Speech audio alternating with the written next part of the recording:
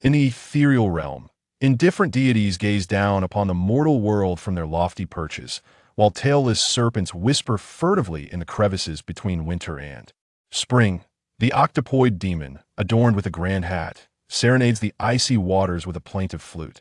The steam engine has just ignited the light of civilization, as swordsmanship and sorcery engage in a fierce duel. Alchemical artillery and sailing ships herald death, while secret societies chase and elude the orthodox divine. The grand epic has unfurled its banner. The age of exploration, the age of expansion, the era of geographical discovery. There are sweeping epics alongside sinister, treacherous schemes. Civilization conquering barbarism? Nay, it is merely a tale of barbarism entwined with even greater barbarism. Aiven awakens from a coastal town, rising as the scion of a once noble lineage, gradually stepping into the eye of the tempest, striving to seize the miraculous crown atop the extraordinary zenith. Chapter 1. A New Beginning. The night is thick with darkness. In a somewhat cramped chamber, a youth lies drenched in sweat, his tightly shut eyelids concealing restless orbs that roll incessantly. His visage contorts, yet he remains trapped in a state of unawareness, desiring no further slumber. Aiven rises from his linen-clad bed, pouring himself a glass of tepid water, his gaze cast into the gloom of the window, shrouded and inscrutable. Shadows, another night of that cursed dream. Aiven Gallet, scion of a waning noble house, or more precisely, a former noble lineage, has seen glory and wealth, even family, slip away since that fateful night of blood and fire. 3 years passed. Once a prominent baronial family in the island kingdom of Elia, the Gallets had once basked in the glow of distinction. Their origin is legendary. As pioneers of the age of exploration, the Commander Explorer Gallet navigated treacherous reefs, storms, and ferocious sea beasts, forging a new route to the southern continent in record time, securing bountiful treasures for the kingdom. The opening of this route flooded Elia with precious metals, spices, agricultural products, and raw materials, transforming it from an underdog in the Tulip League into a burgeoning regional power. For his remarkable achievements, the explorer Gallet was ennobled as a baron, rising from obscurity to noble status, thus adding the Gallet family to the aristocratic lineage of Elia. Alas, the illustrious explorer's capacity for governance paled in comparison to his seafaring prowess. Under his stewardship, the Gallet family failed to shine brighter within the kingdom, instead descending further into decline. Subsequent generations of Gallet barons embodied the spirit of adventure, yet none sought diligently to manage their lands.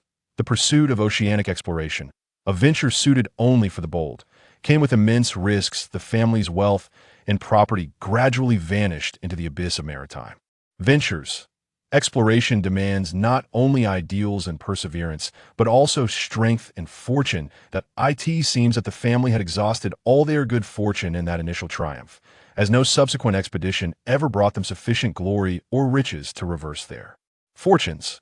After over a century and 8 generations of Gallet barons, the once thriving domain, equivalent to at least 40 nightly fiefs, now dwindled to a mere remote town, Blackstone. Were it not for Elias' lack of restrictions on titles and lands, even a hollow title of baron would have been lost in this generation. The entire Gallet family consisted of a lone baronial father, living with his 2 motherless siblings. The remnants of noble standing lay only with the elderly steward, Leo. Despite their misfortune, maintained his duties with unwavering diligence. Perhaps the heavens could no longer bear witness to their plight, for just as they neared their nadir, fortune turned. A vast iron mine was discovered beneath Blackstone. One can only imagine the unbridled joy that ensued. Yet they rejoiced too soon. Even with the king legally unable to deny the Gallets' claim to the mine, the severely weakened family lacked the means to safeguard this newfound wealth. With a modicum of cunning, the rules established by humankind can always be exploited, especially when the costs are negligible to that time. The kingdom of Elia saw the rise of a burgeoning commercial aristocracy as movements for personal liberation gained momentum, diminishing the power of traditional feudal lords, and even the king himself. A new revolution brewed. In this storm, distinguishing allies from foes proved challenging, even for the most seasoned politicians. Ravenous packs of hyenas eyed the isolated gallants with keen interest, comprising both new aristocrats and some of their former friends. These ruthless predators awaited an opportunity one that would not rattle their rivals too severely. Thus, upon the sudden passing of their patriarch, Firmin Gallet, due to old wounds from past adventures and mounting pressures, the stage was set. Taking advantage of Aiven and his sister's youth, the title became temporarily vacant. The defenseless town of Blackstone fell swiftly to a band of well-armed bandits. The family's last bastion crumbled in an instant. What followed seemed all too predictable. The audacious bandits who dared assail noble lands were swiftly eradicated by zealous nobles. It is unclear what negotiations transpired behind the scenes, but the iron mine conveniently fell into the hands of a self-proclaimed benefactor who ostensibly governed it on behalf of the Gallet family. As for the search for the two legitimate heirs of the Gallet family, Anita Gallet and Aiven Gallet, it was tacitly agreed that their fates would remain unspoken. By this juncture, the outcome was all but sealed, and few cared for their well-being. Aiven drained the glass of water, suppressing the tumult of thoughts within him. In truth, even if the family's assets had multiplied tenfold, it would not have weighed upon his conscience. What haunted his dreams was not the loss of wealth, but the disappearance of his elder sister, Anita, who was 3 years his senior. Amidst the chaos, the old steward, fearful of revealing his quest to find the lady, fled Elia with the fortunate survivor, Aiven, ultimately reaching the coastal town of Leopold in the kingdom of Philetus, also part of the Tulip League. The steward abandoned nearly all possessions that might reveal their identities, utilizing their scant remaining wealth and his herbalist knowledge to establish a modest apothecary, settling into an unremarkable existence until the present day. Yet, just 2 days prior, the old steward, burdened by injuries sustained during their escape, succumbed at last, gently closing his eyes while grasping Aiven's hand. With the last of his kin departed, Aiven was overwhelmed with grief, collapsing into unconsciousness. When he awoke again, the consciousness of a traveler, dormant for 13 years, surged forth, merging seamlessly with Aiven's surface persona. Unlike other transmigrators who lacked a sense of empathy for their past lives, Aiven and the traveler were one. Aiven's experiences were intrinsically the traveler's own. The body, once too frail to accommodate the vastness of an adult's soul and its memories, had given rise to the distinction between Aiven's surface persona and the dormant consciousness of the traveler. Now, unified, Aiven would not remain the fragile youth he once was. He would no longer fear solitude or remain lost in uncertainty. A resilient heart and a wealth of experience afforded him clarity. He knew precisely what he desired and the path that lay ahead. That I shall live well. The handsome youth with chestnut hair, dark eyes, and fair skin gazed at his reflection in the window, softly affirming this to himself. Outside, the night sky still twinkled with stars, and the coastal town of Leopold stirred to life, awakening from its slumber. The streets are adorned with an array of Gothic architecture, predominantly in shades of black, while gas lamps cast a warm, golden glow. Wisps of steam linger in the air, painting a picture of the thriving Victorian port city. The age of exploration has unfolded for 2 centuries, with maritime endeavors and oceanic trade constituting a significant portion of a nation's wealth. The invention of the steam engine seems to have infused this world with a powerful impetus, propelling everything toward a promising future. At least this is the FOD presented to the world, is it not? Chapter 2. A digital perspective. The Whitestone Pharmacy is an unremarkable establishment in the small town of Leopold, as unremarkable as its name suggests. The items for sale within the pharmacy are largely mundane, aside from the signature live fish remedy. The pain relief and hemostatic potions could be considered the Ciarmi de la Ciarmi, while the remainder are hardly worthy of mention. Ding, ding. The bell hanging on the door jingled, and a slightly shy youth, around 18 or 19, set down the ledger behind the counter and looked up with a smile. "Good morning, Mr. Aiven." Though several years older than Aiven, Sanji insisted on addressing him with a title, believing it to be a necessary sign of respect towards an employer. "Good morning, Sanji. How's Aunt Mary Eslek?" A boy dressed in hunting attire and donned in leather boots stepped through the door. "It's much better. She should be able to get up tomorrow. Mother has been saying she wants to personally thank you for the comfort you found for her." The shy youth's expression radiated gratitude, his innocent and clear eyes reflecting a childlike quality even more than Aiven's. "Haha, it's nothing at all. A delicious Leopold-style seafood feast prepared by Aunt Mary would suffice. Aiven waved his hand dismissively. He did not take it to heart, as over the years, Aunt Mary and her family, being neighbors, had provided much assistance to him and old Mr. Leo. Old Mr. Leo? No. I'm just glad to see you're all right. Before Aiven arrived at the shop, Sanji had been pondering how to comfort him. After all, following the passing of the old shopkeeper, Mr. Leo, Aiven had been absent for an entire day, which seemed unlike him. Now, witnessing Aiven's return to his usual self, Sanji felt a genuine joy for him. By the way, Mr. Aiven, do you want to review this week's accounts? Everything else is fine. But the stock of live fish remedy is nearly depleted. As a shop assistant, Sanji was undoubtedly competent. The accounts were meticulously organized and the entries were clear and coherent.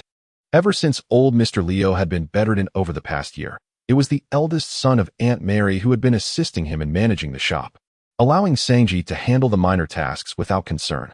All right, Sanji, I understand. I will replenish the live fish remedy in a timely manner. You can take care of the shop. Aiven replied, acknowledging Sanji before turning to exit the Whitestone Pharmacy. In truth, Aiven had been contemplating whether the time was ripe to entrust the pharmacy to Sanji, allowing him to assume the role of the new manager in his stead. After all, Aiven had devised a new plan for his life and could not remain tethered to this small shop indefinitely, languishing in Leopold. Moreover, this pharmacy was a labor of love for old Mr. Leo, and it had been their lifeline during the initial hardships. Thus, Aiven held a deep affection for it. Entrusting it to a stranger was unsettling. Perhaps handing it over to Sanji would be a prudent choice. If possible, Aiven intended to gradually impart the relevant knowledge of remedies to him, ensuring that the shop could continue to operate smoothly even in his absence. As Sanji observed Aiven turn away, the long sword at his waist, the longbow slung over his shoulder, and the animal hide backpack he carried, he murmured to himself. Is he heading into the mountains again? There is something different about Mr. Aiven today.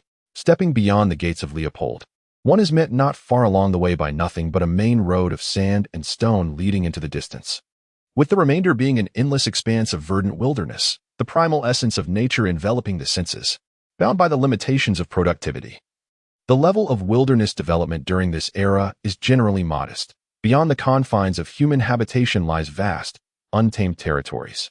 In stark contrast to the cultivation of forests, humanity exhibits a greater inclination towards the exploration of the seas, swiftly realizing that maritime commerce and the exotic treasures of distant lands far surpass the rewards of agrarian endeavors. Thus, in Aiven's eyes, civilization intertwines with the wild, modernity coexists with antiquity, and the world, amidst monumental transformation, possesses an alluring charm.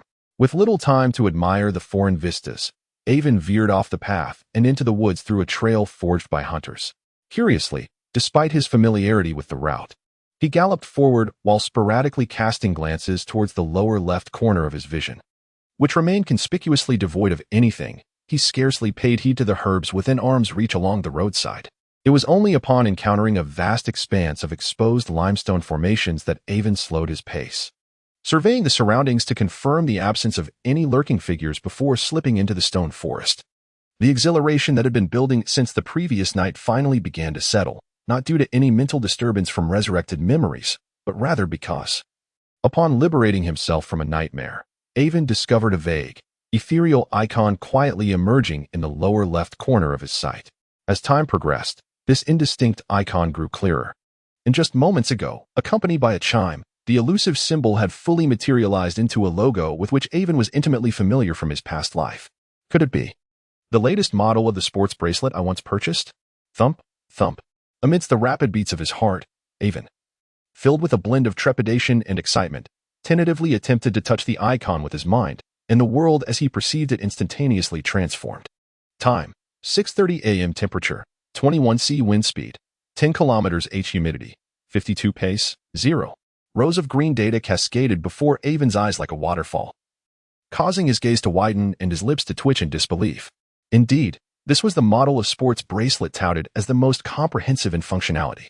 Beyond its futuristic projection onto his retina, the displayed data mirrored precisely what he had seen on the device itself. What a disappointment! A sports bracelet? Surely, this must be a jest. Having traversed into another world, what use could a sports bracelet possibly serve? Counting steps? Clinging to the last vestiges of hope, Aiven conducted a series of experiments, his expression oscillating between sorrow and joy. First and foremost, he confirmed that this inexplicably accompanying object was indeed his sports bracelet. Devoid of the imagined superintelligence, automatic projections, artificial intelligence, or world-traversing capabilities he had envisioned. However, the journey had undeniably instigated a series of changes. Notably, it lacked physical form. The program melded with his soul and intellect, allowing him to realize all its functionalities merely through thought and imagination. Engaging with the external world and sharing experiences through one's senses, it possesses the remarkable ability to precisely quantify various parameters within the range of perception. For instance, while one might only estimate the wind's intensity as a gentle breeze or a strong gust, it can accurately measure wind speed down to 0.1 ms. Similarly, if one can roughly gauge a tree's height at 10 meters, it can pinpoint the exact measurement at 10.13 m.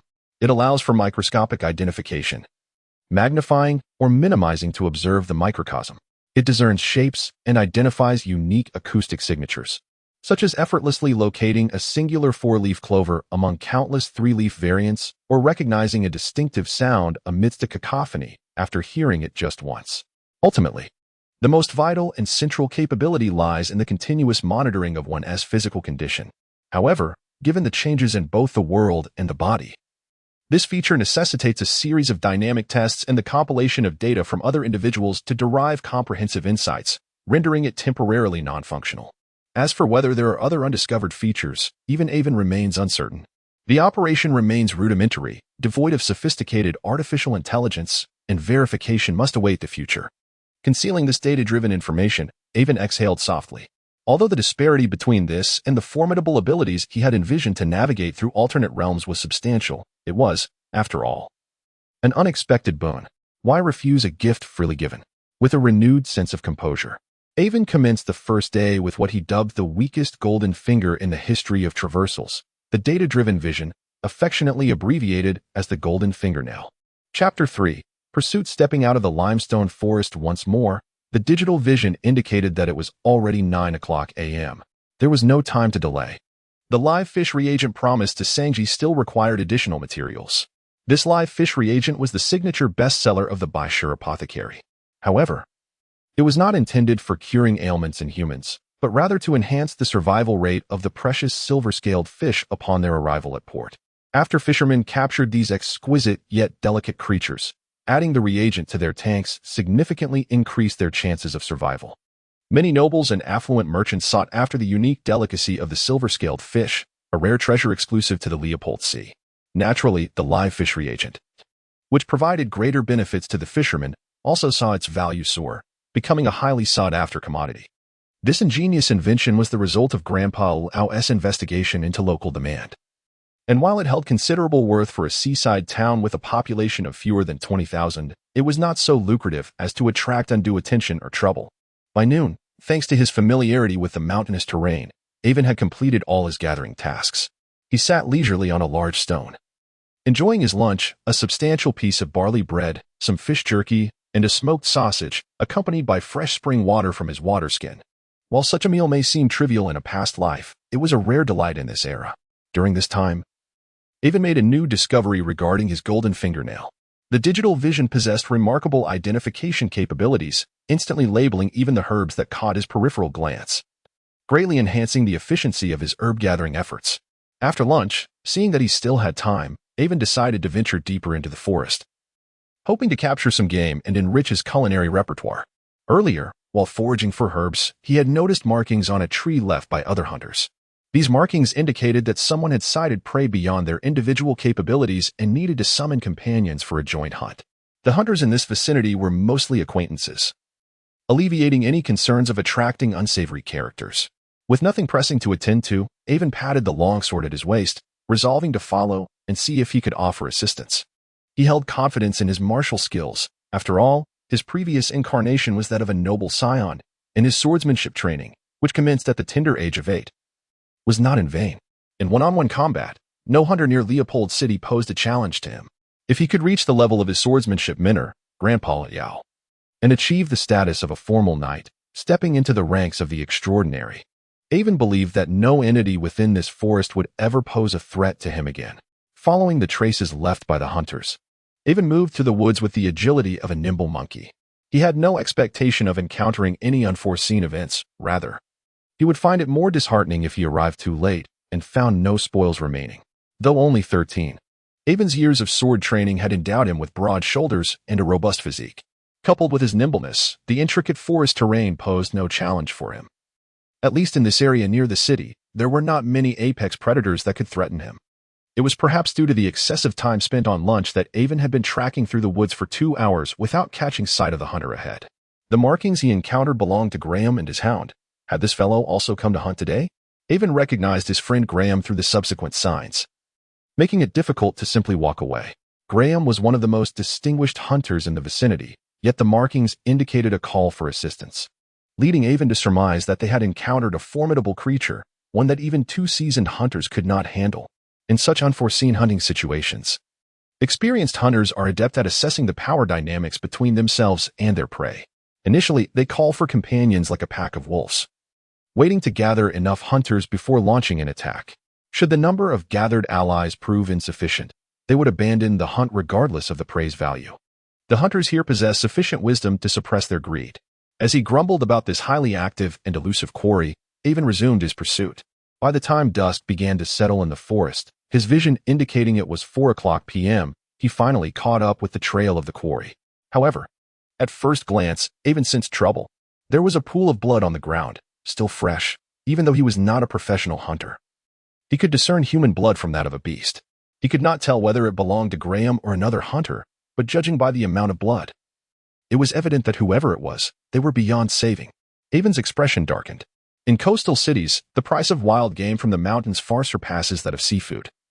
And in this fantastical world, the forest is not a place for the faint-hearted. Every hunter active in these woods possesses considerable skill.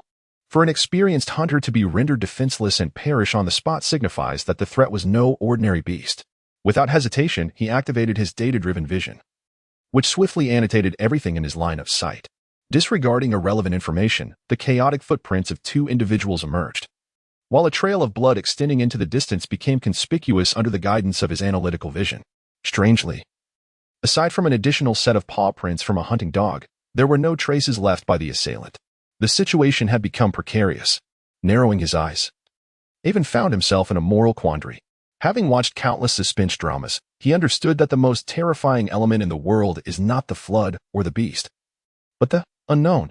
Gritting his teeth, Aiven strode towards the direction where the blood trail faded away. Damn beast, stop. Leave Hank for me. A young hunter in his 20s, armed with a bow and arrow, sprinted through the intricate thicket. Despite his fury, it did not hinder his agile movements. The twisted roots exposed on the ground, the slippery moss, and the winding stream posed no obstacles for him. Yet, even with such prowess, he found himself increasingly distanced from the figure darting among the treetops ahead. Whoosh! An arrow embedded itself in a tree trunk. As he clutched a slender man's enormous black feline creature in his jaws, having deftly leaped to another tree that would require several people to embrace.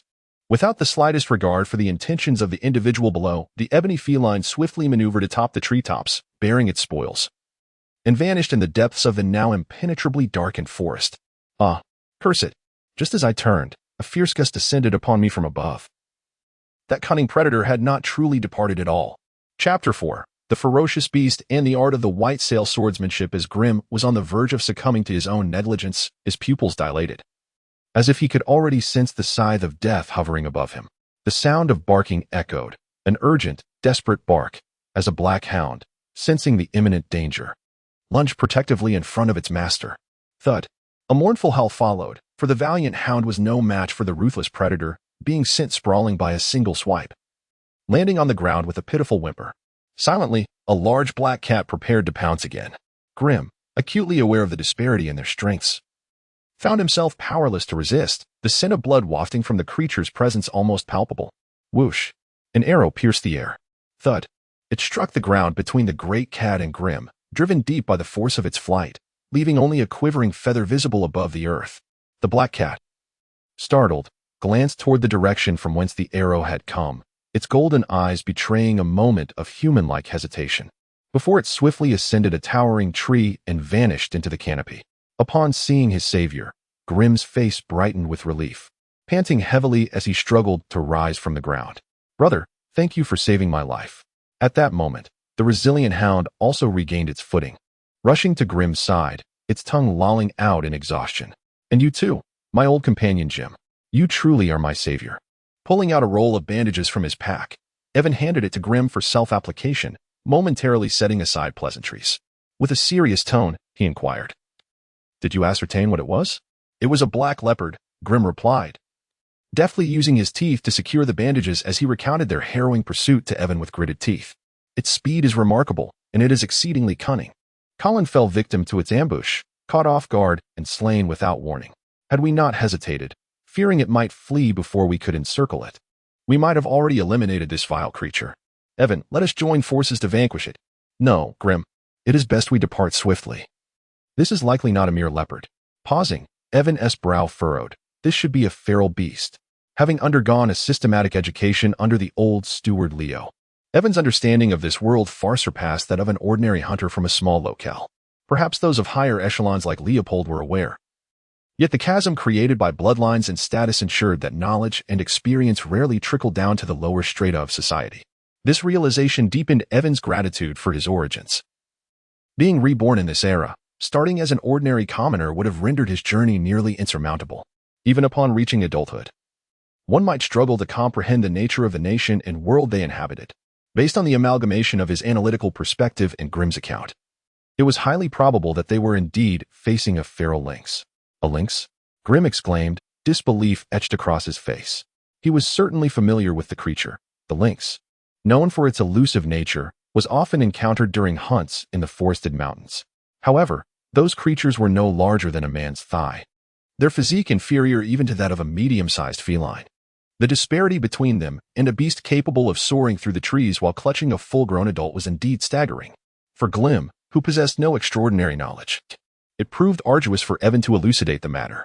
The feral beings were merely ordinary animals, yet, under the influence of the world's elusive mystical factors, they underwent a passive transformation into formidable creatures, surpassing their kin in size, strength, speed, and intelligence, provided they managed to survive. Such peculiar existences have existed since time immemorial. According to the venerable knight and steward, Leo, humans have harnessed the study of this wondrous phenomenon to develop methods involving specialized training and potions, actively inducing their own transformation into powerful knights. While one process is active and the other passive, the corporeal ferocity of human knights greatly eclipses that of their feral counterparts of similar rank. The bobcat, originally categorized as a medium-sized feline, had evolved into a predator larger than a cheetah, and with the physical augmentation bestowed by its ferocity, it had become far beyond what an ordinary person could contend with. Regrettably, the term ordinary person included Aiven himself, a mere apprentice knight. Perhaps the cunning beast's escape was merely a ruse. While the intelligence of feral animals may not rival that of humans, they can no longer be regarded as mere wild beasts. Aiven felt a bitter taste in his mouth. Had he known that Glim and his companions had provoked a feral beast, he would never have pursued them. Even if he were to bind himself with another, they would merely serve as a feast for the creature. As for why he had initially managed to scare it away with a feathered arrow, Aiven speculated that it was merely an instinctual hunting behavior of this nocturnal creature, which, even when faced with weaker prey, habitually concealed itself. Recklessness was not a trait of a hunter, and Glim was indeed a competent one. After a brief clash, he resolutely nodded, deciding to retreat and later return as a guide to Leopold's stationed rifle squad to address the creature. Woof, woof, woof. Just as the trio had taken a couple of steps, the hound Jim suddenly darted forward, baring his snowy fangs and barking furiously into the woods. Observing the grand feline elegantly descend from the trees, striding through the forest like a sylph, the two exchanged wry smiles. They resolved to fight. Since this beast had no intention of letting them go, Aiven felt a surge of ferocity within him, positioning himself at the front of the group, slowly drawing his longsword from its sheath. In a narrow encounter, the brave would prevail, a sentiment Aiven wholeheartedly embraced. "Wait, Aiven." Glim, who was preparing to shoot an arrow in support from behind, suddenly interjected, his tone fervent and rapid. "Perhaps we are not without a chance. I cannot speak for other areas, but this mountain forest is where I grew up. All the adult bobcats here have long, dark tufts of fur on their ears, but this one does not. Look, it truly lacks them." Aiven's vision was sharper than Glim's, allowing him to notice this detail even earlier. Yet he was far from possessing Glim's wealth of experience. In a seemingly hopeless situation, a glimmer of hope finally emerged. allowing Aiven to breathe a sigh of relief while regaining his composure. Strictly speaking, the young lynx, still in its juvenile stage, lacked audacity. However, after a successful hunt, it discerned that these bipedal creatures were not formidable.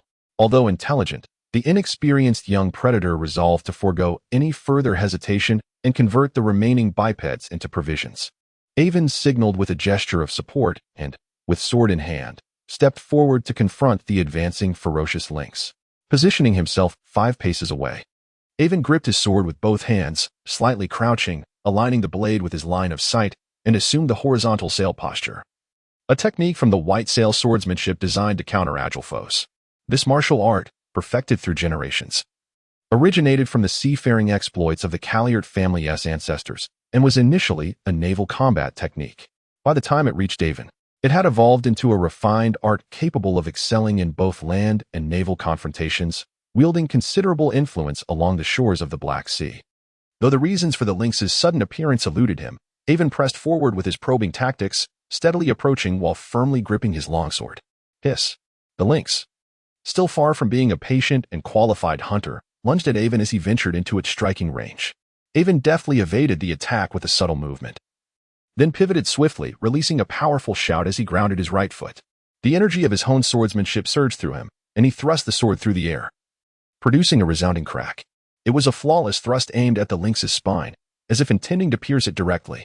The lynx, however, instinctively chose the most prudent course of action. Instead of retreating, it harnessed its substantial yet agile body, propelling itself off the ground with its powerful hind legs, twisting its torso to evade the incoming blade, and launched another assault towards Aiven's face. With the fierce wind rushing towards him, Aiven followed the momentum of his sword and rolled across the ground several times, evading the attack while creating distance between himself and the lynx once more. Chapter 5. The unveiling of new abilities. The first round appeared to be evenly matched. However, Aiven was acutely aware that he was no match for the bobcat in terms of speed, strength, or endurance. Though it was merely a juvenile, it had already become feral, and the disparity in their levels was not something that mere technique could bridge. The rapid exchanges of offense and defense left Grime, who had maintained his bow drawn, utterly bewildered. Despite the beads of sweat trickling down his brow, he refrained from releasing an arrow, fearing he might inadvertently harm Aiven, who was entangled with the bobcat.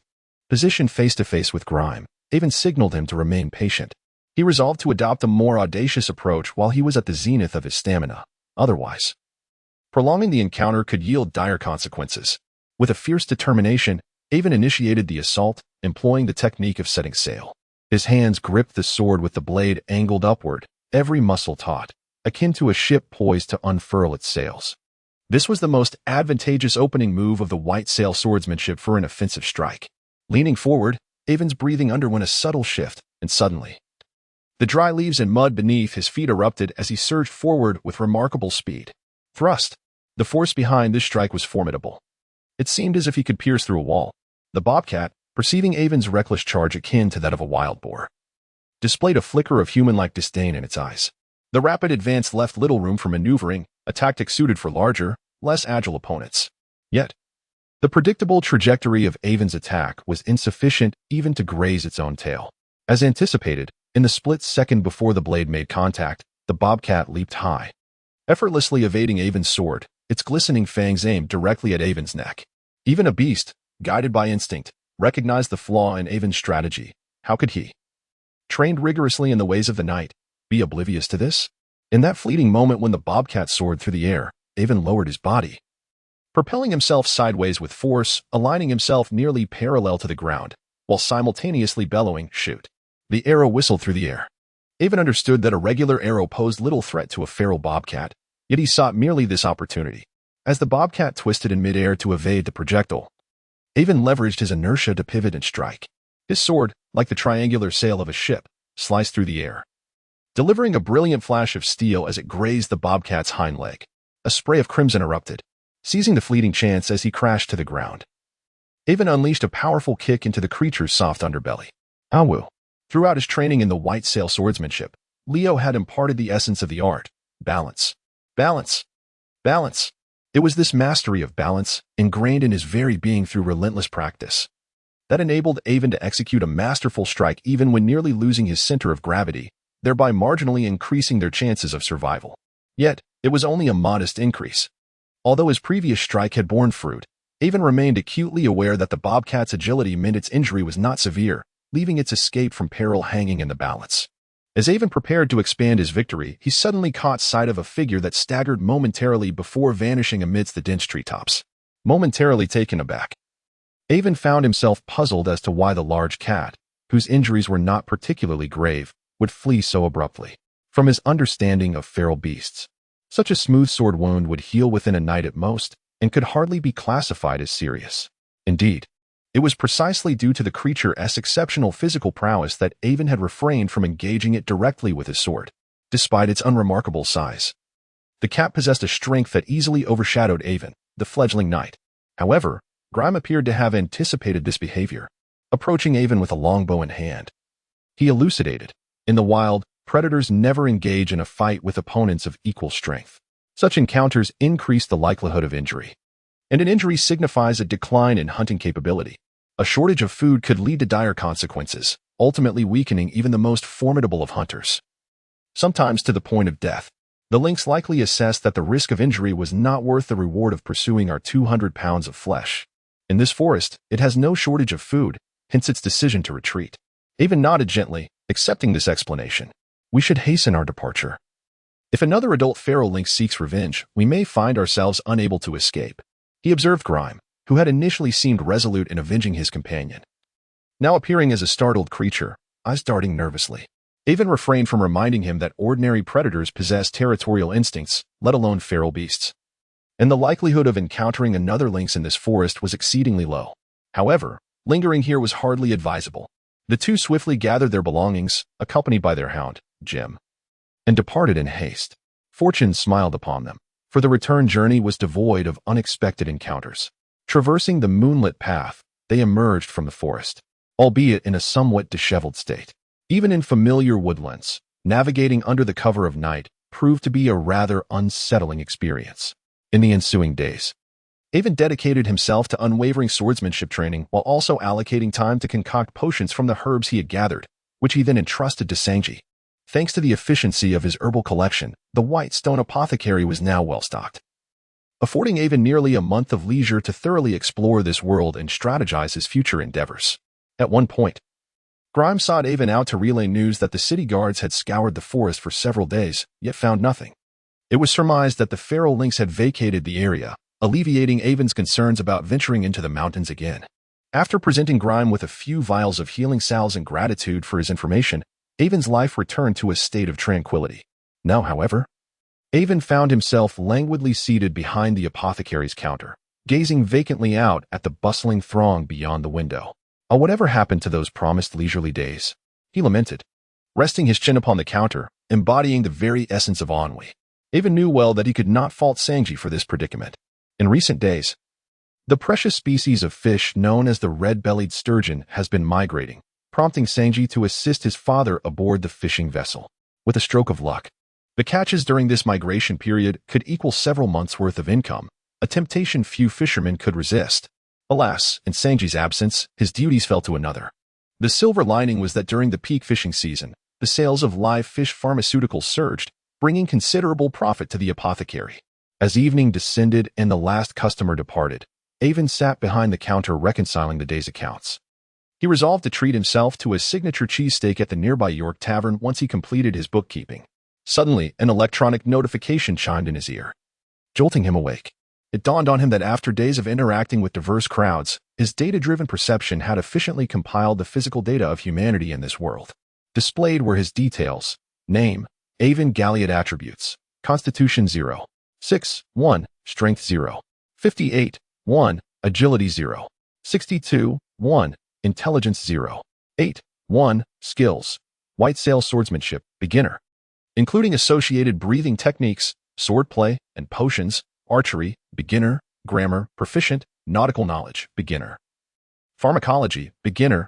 Aiven noted that this notation differed from the assessments of physical attributes in his previous life, surmising it had undergone a magical modification, evoking a sense of gaming data.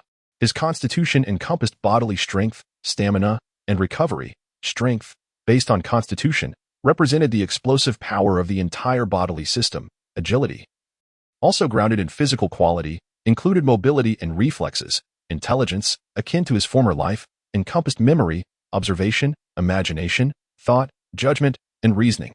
The specific values were based on Aiven's own sensory and cognitive perceptions. For instance, he could not discern another's precise data with a mere glance. Interaction was essential. Furthermore, information beyond his understanding, such as a swordsmanship style he had never encountered, would not be revealed, not even its name.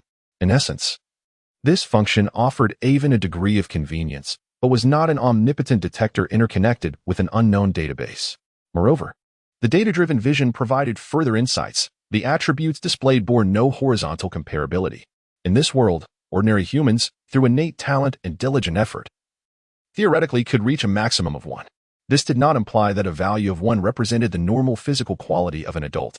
For most ordinary adult males, a value around 0 indicated robust health.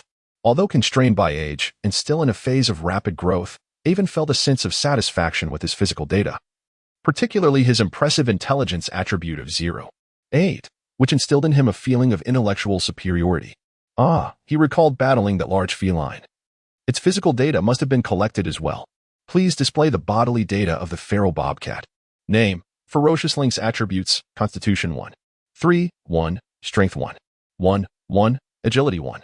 4, 1, skill, hunting proficiency, mastery. Upon examining the data of the ferocious lynx, Aiven felt a cold sweat trickle down his back, lamenting his fortunate circumstances. Indeed, the lynx had already attained extraordinary attributes. Even though its original form was that of an ordinary creature, its ferocity had endowed it with such formidable statistics. It could be said that, apart from intelligence, it had comprehensively surpassed the limits of an average human. An ordinary person would stand no chance against it. Chapter 6. The thorned devilfish. In light of this perilous experience, Aiven found himself increasingly anticipating the physical ferocity that would accompany his elevation to the rank of a knight. Alas, how he wished for the assistance of potions that complemented the white sail swordsmanship. Even now, Aiven felt the weight of the original body's resource scarcity pressing upon him. After all, a skilled artisan cannot create without materials. Having organized the inventory at the apothecary, Aiven locked the door and stepped outside, finding it was already dusk. The gas lamps lining the streets of the downtown area were aglow, and the bell tower at the city center rang out 6 melodious chimes, signaling to the townsfolk that it was now 6 o'clock in the evening.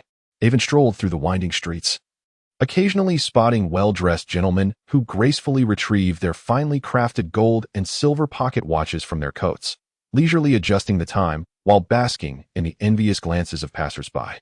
The invention of compact timepieces was still a relatively recent marvel. For most citizens, a delicate and portable pocket watch was a luxury.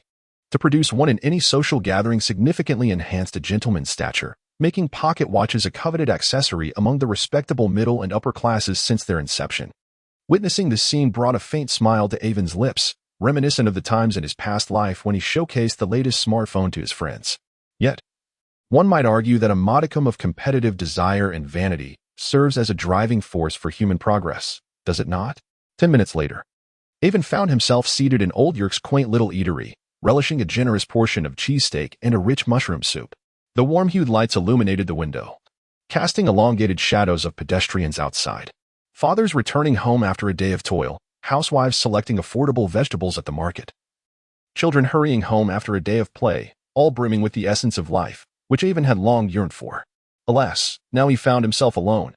"My handsome boy, what are you gazing at?"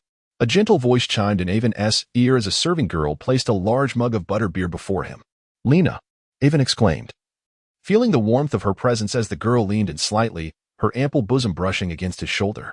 Her cascading crimson hair fell, tickling him and causing a faint flush across his cheeks as he awkwardly resisted her playful teasing. Giggles erupted from Lena, who, feeling triumphant, covered her mouth like a victorious hen before turning with a proud stance to leave. Aiven recalled many similar encounters from the original memories, not solely with Lena, the tavern owner's daughter, but with all the young women in the vicinity who believed themselves to possess a certain charm. In this life, Aiven's physique was exceptional, tall, handsome, and fair-skinned. His training in swordsmanship, coupled with an upbringing steeped in noble education, endowed him with a unique charisma that set him apart from most of his contemporaries in this era. Furthermore, The awakening of his transcendent memories from a past life amplified these qualities. With the ownership of an apothecary, he belonged to the typical propertied class. Various conditions combined naturally create a significant allure for the budding young maidens nearby. However, most of them do not seek to engage in anything with Aiven, but merely wish to display their charm through him. Presently, Aiven's demeanor merely continues the established style of his former self, skillfully avoiding any slip-ups. And the seasoned veteran of theory assures himself that he remains entirely unperturbed. Suddenly, the ringing of bells interrupted his thoughts. Aiven, however, was oblivious to the subtle movements of the young girls and instead found his interest piqued by two newcomers whose bodies carried a faint scent of fish. Could there truly be such large fish in the coastal waters? Surely not a fabrication. Those aboard the same vessel bore witness to numerous monstrous fish chasing after the migrating red-bellied sturgeon, a sight both terrifying and awe-inspiring, resembling creatures from the depths of hell. Their tails bore a long, red spine, and not to mention their bodies, that very spine was longer than the sheriff's sword. A middle-aged sailor, missing a front tooth, animatedly recounted his adventurous exploits, striving to enhance his credibility by providing precise details about time, location, and fellow witnesses. It remained uncertain whether his companions believed him, yet Aiven, ever observant, absorbed every word. They seemed to be speaking of the spine devil ray. Could it be that a deep-sea population had ventured into the waters near Leopold? Surely, it must be true. One could not describe the characteristics of the spine devil ray so vividly without having witnessed it firsthand. The spines of the devil ray are vital raw materials for a novice knight's auxiliary potion, yet due to their unique living habits, acquiring them through trade is nearly impossible. Ever since fleeing to Leopold, even during the lifetime of Old Man Leo, Aiven had never encountered a specimen, unless one specifically sought to hunt it. Even if someone were to capture a spine devil ray in the open sea, no one would bother to preserve a particular part of such a rare fish. It was akin to the sun-dried tails of lizards, reserved for certain clandestine circles. Upon unexpectedly hearing such promising news, Aiven felt invigorated and took a hearty swig of the butterbeer placed before him. He sensed that today was indeed his fortuitous day, and the gloom of being confined to the apothecary for several consecutive days had evaporated into thin air. At the break of dawn the following day, having made ample preparations, Aiven bypassed the apothecary altogether and set off directly towards the location where the sailor had encountered the spine devil ray. In Aiven's mind, the day's earnings paled in comparison to his nightly pursuits. As he traversed the path, information regarding the spine devil ray continually surfaced within Aiven's thoughts. This unique species predominantly inhabits the deep sea, boasting a massive and peculiar form, yet exhibiting a temperament that is not particularly fierce. One might even deem it somewhat timid. Its diet consists solely of small fish and shrimp, with no inclination towards large terrestrial animals like humans. The purpose of the spine on its tail is not for attack. Rather, when fleeing, the spine turns red, drawing the attention of potential predators while detaching, akin to a gecko's tail, thus providing its owner a chance to escape. This time, Aiven prepared to harness the stingray's unique ability to pierce for survival to acquire a sharp spine. Although this large fish species is generally docile, its imposing size would deter anyone from engaging in a physical confrontation unless one were utterly reckless. Upon reaching the coastal area where the devil rays were rumored to roam, the sky had just begun to brighten. News of a colossal creature sighting had spread widely among the fishermen, resulting in a significant absence of anyone lingering in the vicinity, thereby facilitating Aiven's hunting endeavor. However, he was concerned that the devil rays might flee before he could borrow even a modest skiff from an acquaintance for his maritime pursuit. Scanning the surroundings, he found no benevolent souls who had left behind a fishing vessel that he could temporarily commandeer. Yet, this did not faze Aiven. He skillfully wielded his axe to fell two appropriately sized dead trees along the shore, binding them together with rope to create a rudimentary one-man raft. Perfect. Only someone as audacious and skilled as Aiven would dare to venture out to sea on such a flimsy craft, even if it was merely along the near shore where the beach remained visible. With a length of rope and several suitably sized stones in tow, Aiven set out, paddling with a wooden oar he had whittled from a branch. Through careful comparison of the sailor's descriptions and the distance from the shore, he quickly navigated to the very spot where a fisherman had encountered the devil rays the previous day.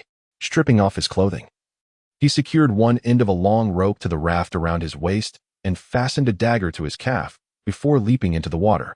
The sea at this location was not particularly deep, and sunlight filtered through sufficiently to allow him to see. Aiven activated his data-driven vision, aiding him in the search for the sharp-spined devil rays that favored lying in wait on the ocean floor. Chapter 7. perilous encounter despite the limited visibility underwater. The intricate topography and abundant aquatic vegetation made it challenging for predators to detect the fish that sought refuge here. However, within the realm of digital vision, this group of spiny devil rays remained unmistakably visible. Lines of data glided through the visual field, stripping away irrelevant information such as seawater temperature, brightness, and current speed. In this augmented perspective, not only were the locations of each devil ray marked, but their outlines were also projected onto the retina. Taking a deep breath, Aiven forcefully pushed several sizable stones off the wooden raft into the sea. He then swiftly retrieved a long, sturdy iron plate and a rod from his backpack, plunging back into the water alongside the stones. Underwater, at the moment of his entry, Aiven gripped the iron plate in one hand and the rod in the other, exerting all his strength to strike them together with a resounding crash. The descent of the stones was significantly slower in water than in air, yet the propagation of sound waves was notably swifter. The cacophony of clanging reverberated through the depths, landing abruptly atop the unsuspecting devil rays. Startled by the sudden onslaught, the naturally timid devil rays instinctively raised their spiny tails, which turned crimson, and launched them defensively. The flurry of their fins disturbed the ocean currents, stirring up a cloud of sediment, and in an instant, the group of devil rays vanished without a trace. Aiven floated on the surface, waiting for the murk to settle before diving back down. To his delight, he discovered 3 or 4 red spines lying quietly on the seabed. As for the others, their fate remained unknown, lost to the depths. Success! Aiven rejoiced, having embarked on this endeavor with merely a spirit of experimentation. He had not anticipated that such a rudimentary strategy would indeed outsmart them. With decisive action, he had inadvertently secured 2 long and 2 short red spines, though not abundant. These spines were irreplaceable auxiliary materials for concocting potions. With these acquisitions, he would not have to worry about shortages for the next few years. Having ventured into the sea, he resolved to gather other materials necessary for the Black Sea potion. The ingredients could mostly be found within the Black Sea region, and he hoped for further discoveries today. With the shop closed in the morning, Aiven decided to spend the day here, aiming to collect all the peculiar components of the potion formula that were unlikely to be found in a pharmacy. The final primary ingredient remained elusive: shark teeth. Aiven had not encountered any this time, nor did he wish to, especially while alone on the raft. In the waters around Leopold, sharks were frequently caught by fishing vessels, so he would simply wait at the dock for his chance. Even if he could not procure fresh teeth, he could find discarded remnants at local processing sites, albeit with slightly diminished effectiveness. The collection task was largely accomplished. To Aiven's astonishment, the process of gathering materials yielded numerous unexpected delights: exquisite shells, a rusted copper key of unknown origin, a vibrant red piece of coral, and even several pearls of less than perfect quality. Though their monetary value was negligible, they bestowed upon him a unique sense of fulfillment. In a surge of enthusiasm, Aiven transformed his medicinal herb expedition into a treasure hunt. As he persistently searched, he unwittingly drifted far from the original aquatic expanse, with the sea's hue deepening around him. Emerging from the water without any findings, he glanced at the slanting sun and resolved to dive one last time, regardless of the outcome, before returning home. Years of practicing the night's breathing technique allowed Aiven to hold his breath underwater far longer than an average person, enabling him to dive much deeper, reaching places inaccessible to ordinary fishermen. Eager to test his limits, he grasped a stone and descended along the ever-expanding seabed, pausing only when his vision began to wane, relying solely on his enhanced perception to discern his surroundings. Even extraordinary strength could not permit Aiven to linger at the seabed for long. He hurriedly sought any potential treasures. Despite the diminishing sunlight, a myriad of colorful fish and crustaceans frolicked among the rocks, showcasing the resilience of life in this extraordinary realm. What was that? Guided by his heightened perception, Aiven soon spotted a shell emerging from the crevices of the reef, an enormous shell, larger than a pumpkin.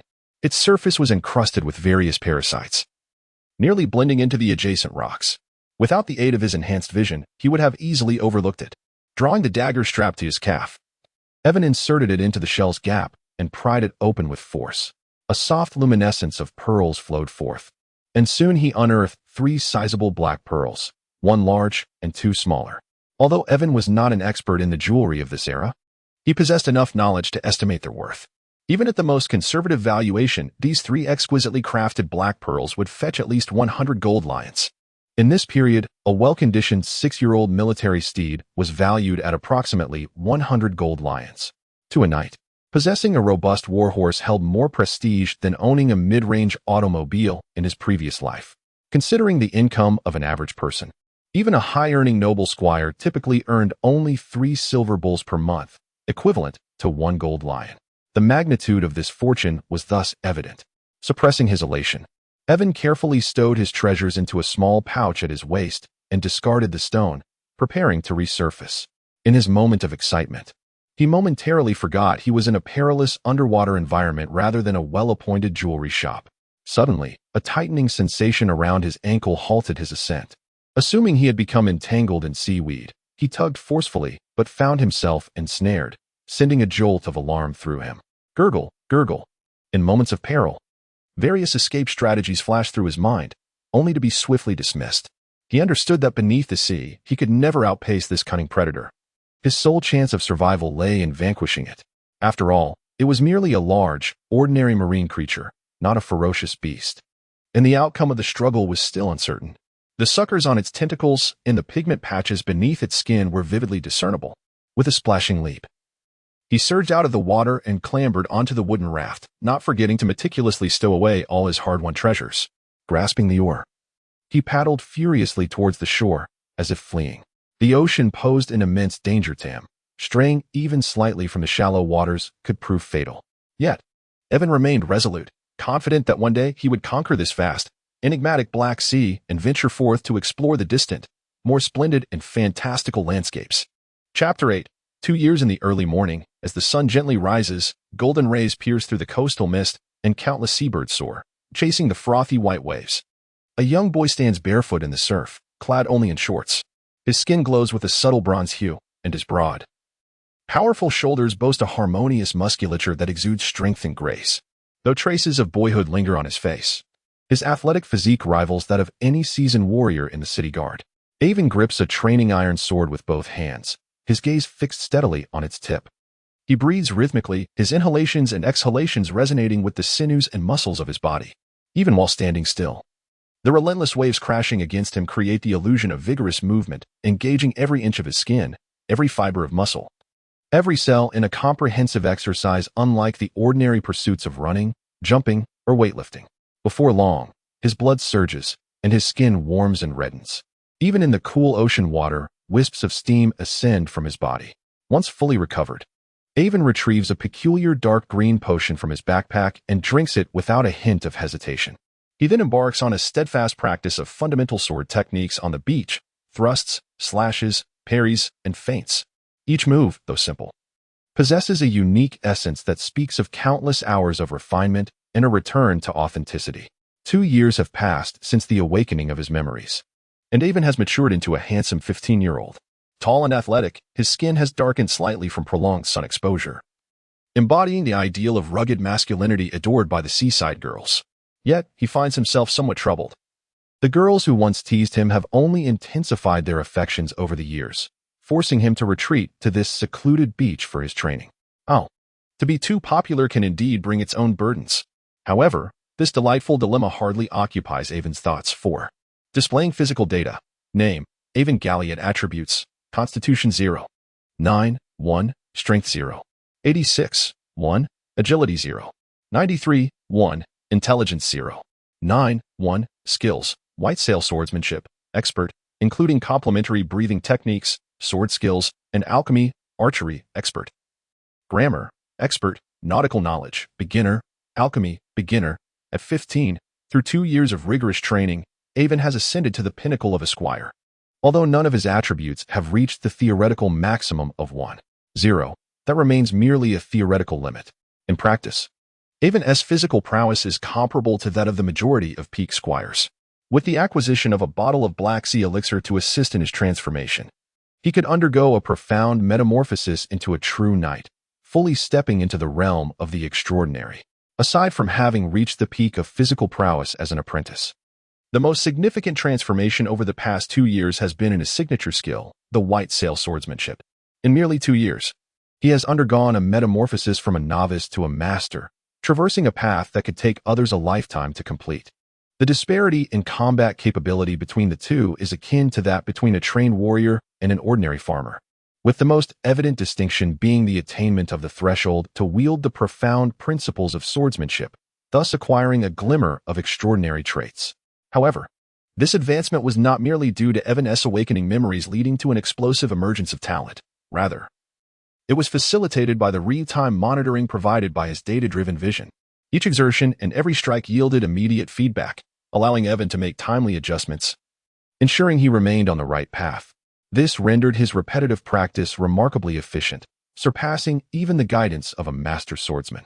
It can be said that in a state of wild self-cultivation, lacking resources and mentorship, Aiven's accomplishments at such a young age owe much to the efficacy of his data-driven vision.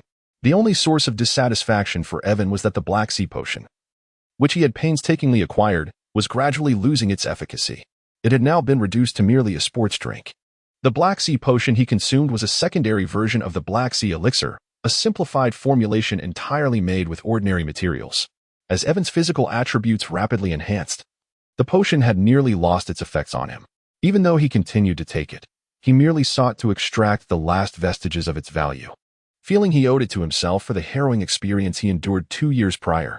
Yet, he inadvertently overlooked the fact that it was the immensely valuable black pearl that had saved him, not the potion's ingredients. As for the fate of the black pearl, Aiven patted his stomach, indicating that its flavor was still satisfactory. As a pragmatist, he had no intention of preserving it as a family heirloom. Prudently, he had sold it in 3 separate transactions to a jeweler. Most of the gold lions he received from selling the black pearl had already been consumed. As ample nourishment was essential to sustain a robust physique, the principle of enriching oneself through martial prowess, even in another realm, held true. This small shop, aside from its slightly weathered doors and windows, had changed little since 2 years ago. Clearly, as the proprietor, Aiven had not invested much thought into the establishment, content to maintain the status quo. However, his only employee, Mr. Sanji, seemed to have realized something significant. He diligently absorbed the knowledge of potion-making that Aiven had suddenly begun imparting to him 2 years prior, and by today, he was nearly capable of managing independently. In this era, any type of knowledge was precious. Even basic arithmetic and literacy came at a steep price, let alone the specialized knowledge of potion-making, which effectively offered Sanji a pathway to transform his destiny. Aiven recalled how moved Sanji had been at the time, almost in tears, as he exaggeratedly contemplated selling himself in gratitude. The doorbell chimed, resonating through the morning air. "Good morning, Mr. Aiven," Sanji greeted. "GLYM has just delivered 2 wild boar legs. Please remember to take them when you leave. I have already settled the payment with him, a total of 80 copper fallis." Although he had humorously declined GLYM's rather peculiar proposal, Sanji found himself increasingly respectful towards Aiven. "Very well, I understand," Aiven replied. For the past 2 years, he had been procuring fresh game meat from GLYM and his hunting companions, who frequently made deliveries, with Sanji typically receiving the orders. This arrangement had become a routine. "By the way, Sanji, have you managed to inquire with the sailors about the local naval recruitment office?" Aiven inquired. Sanji hesitated, fidgeting with the hem of his garment beneath the counter, until he met Aiven's resolute gaze and nervously uttered, "Mr. Aiven, are you truly considering enlisting? My father has a friend who is a retired sailor. Although there is a significant demand for recruits in the Navy, the reality of life at sea is far from the grand adventures we often imagine." Aiven remained silent. Sanji, unable to maintain eye contact, mustered his courage in a final attempt to dissuade Aiven from this perilous ambition. The incessant threat of pirates, diseases, treacherous weather, and even the terrifying sea monsters lurking in the depths all contribute to the Navy's staggering casualty rates. As he spoke, Sanji's voice dwindled, and he nearly shrank beneath the counter. After waiting for a moment and receiving no response from Aiven, he resigned himself to the fact that he could not alter Aiven's determination. He then placed a note filled with scribbles on the table. "Mr. Aiven, please do not mention that I informed you, or my mother will surely have my head." Upon seeing the note, Aiven finally smiled. "Ha ha ha, thank you, Sanji. However, you ought to work on your demeanor. Being so shy won't win you the favor of any young ladies." With a grin, Aiven accepted the note from Sanji and handed him another, which he had prepared in advance. "What is this?" Sanji asked, intrigued. Aiven winked. "The prized recipe from the Whitestone Apothecary. Make sure to keep it safe, Sanji." As Sanji gazed at the recipe for a live fish potion in his hands, a warm sensation enveloped him.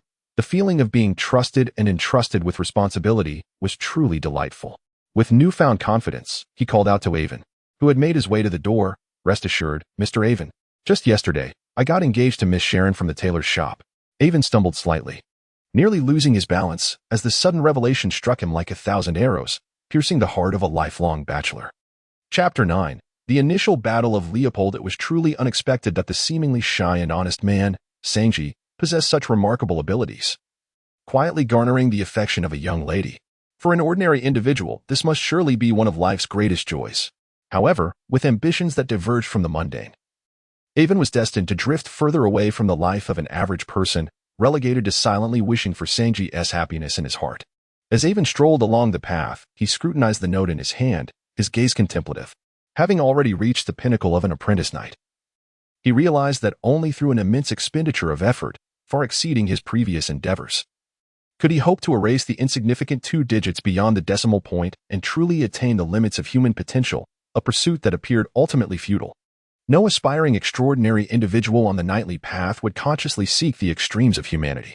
At present, Aiven was confident that, should he acquire a vial of Black Sea elixir, his chances of transcending to the extraordinary realm would be significantly heightened. Even if he could obtain merely the extraordinary organ of a magical shark as a primary ingredient, he could attempt to gather the supplementary materials according to the family's ancestral formula and concoct a potion himself.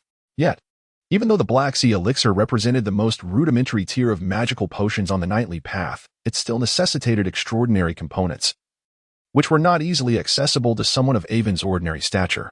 Moreover, the selection of a primary ingredient bore great significance, influencing the trajectory of his extraordinary journey and impacting the entirety of a knight's life, a matter that warranted utmost seriousness. Thus, aligning himself with a formidable faction became Aiven's sole recourse. In this context, the kingdom's navy, urgently in need of recruits due to the recent establishment of new trade routes, the threat of pirates, and the arms race against enemy nations, caught Aiven's attention.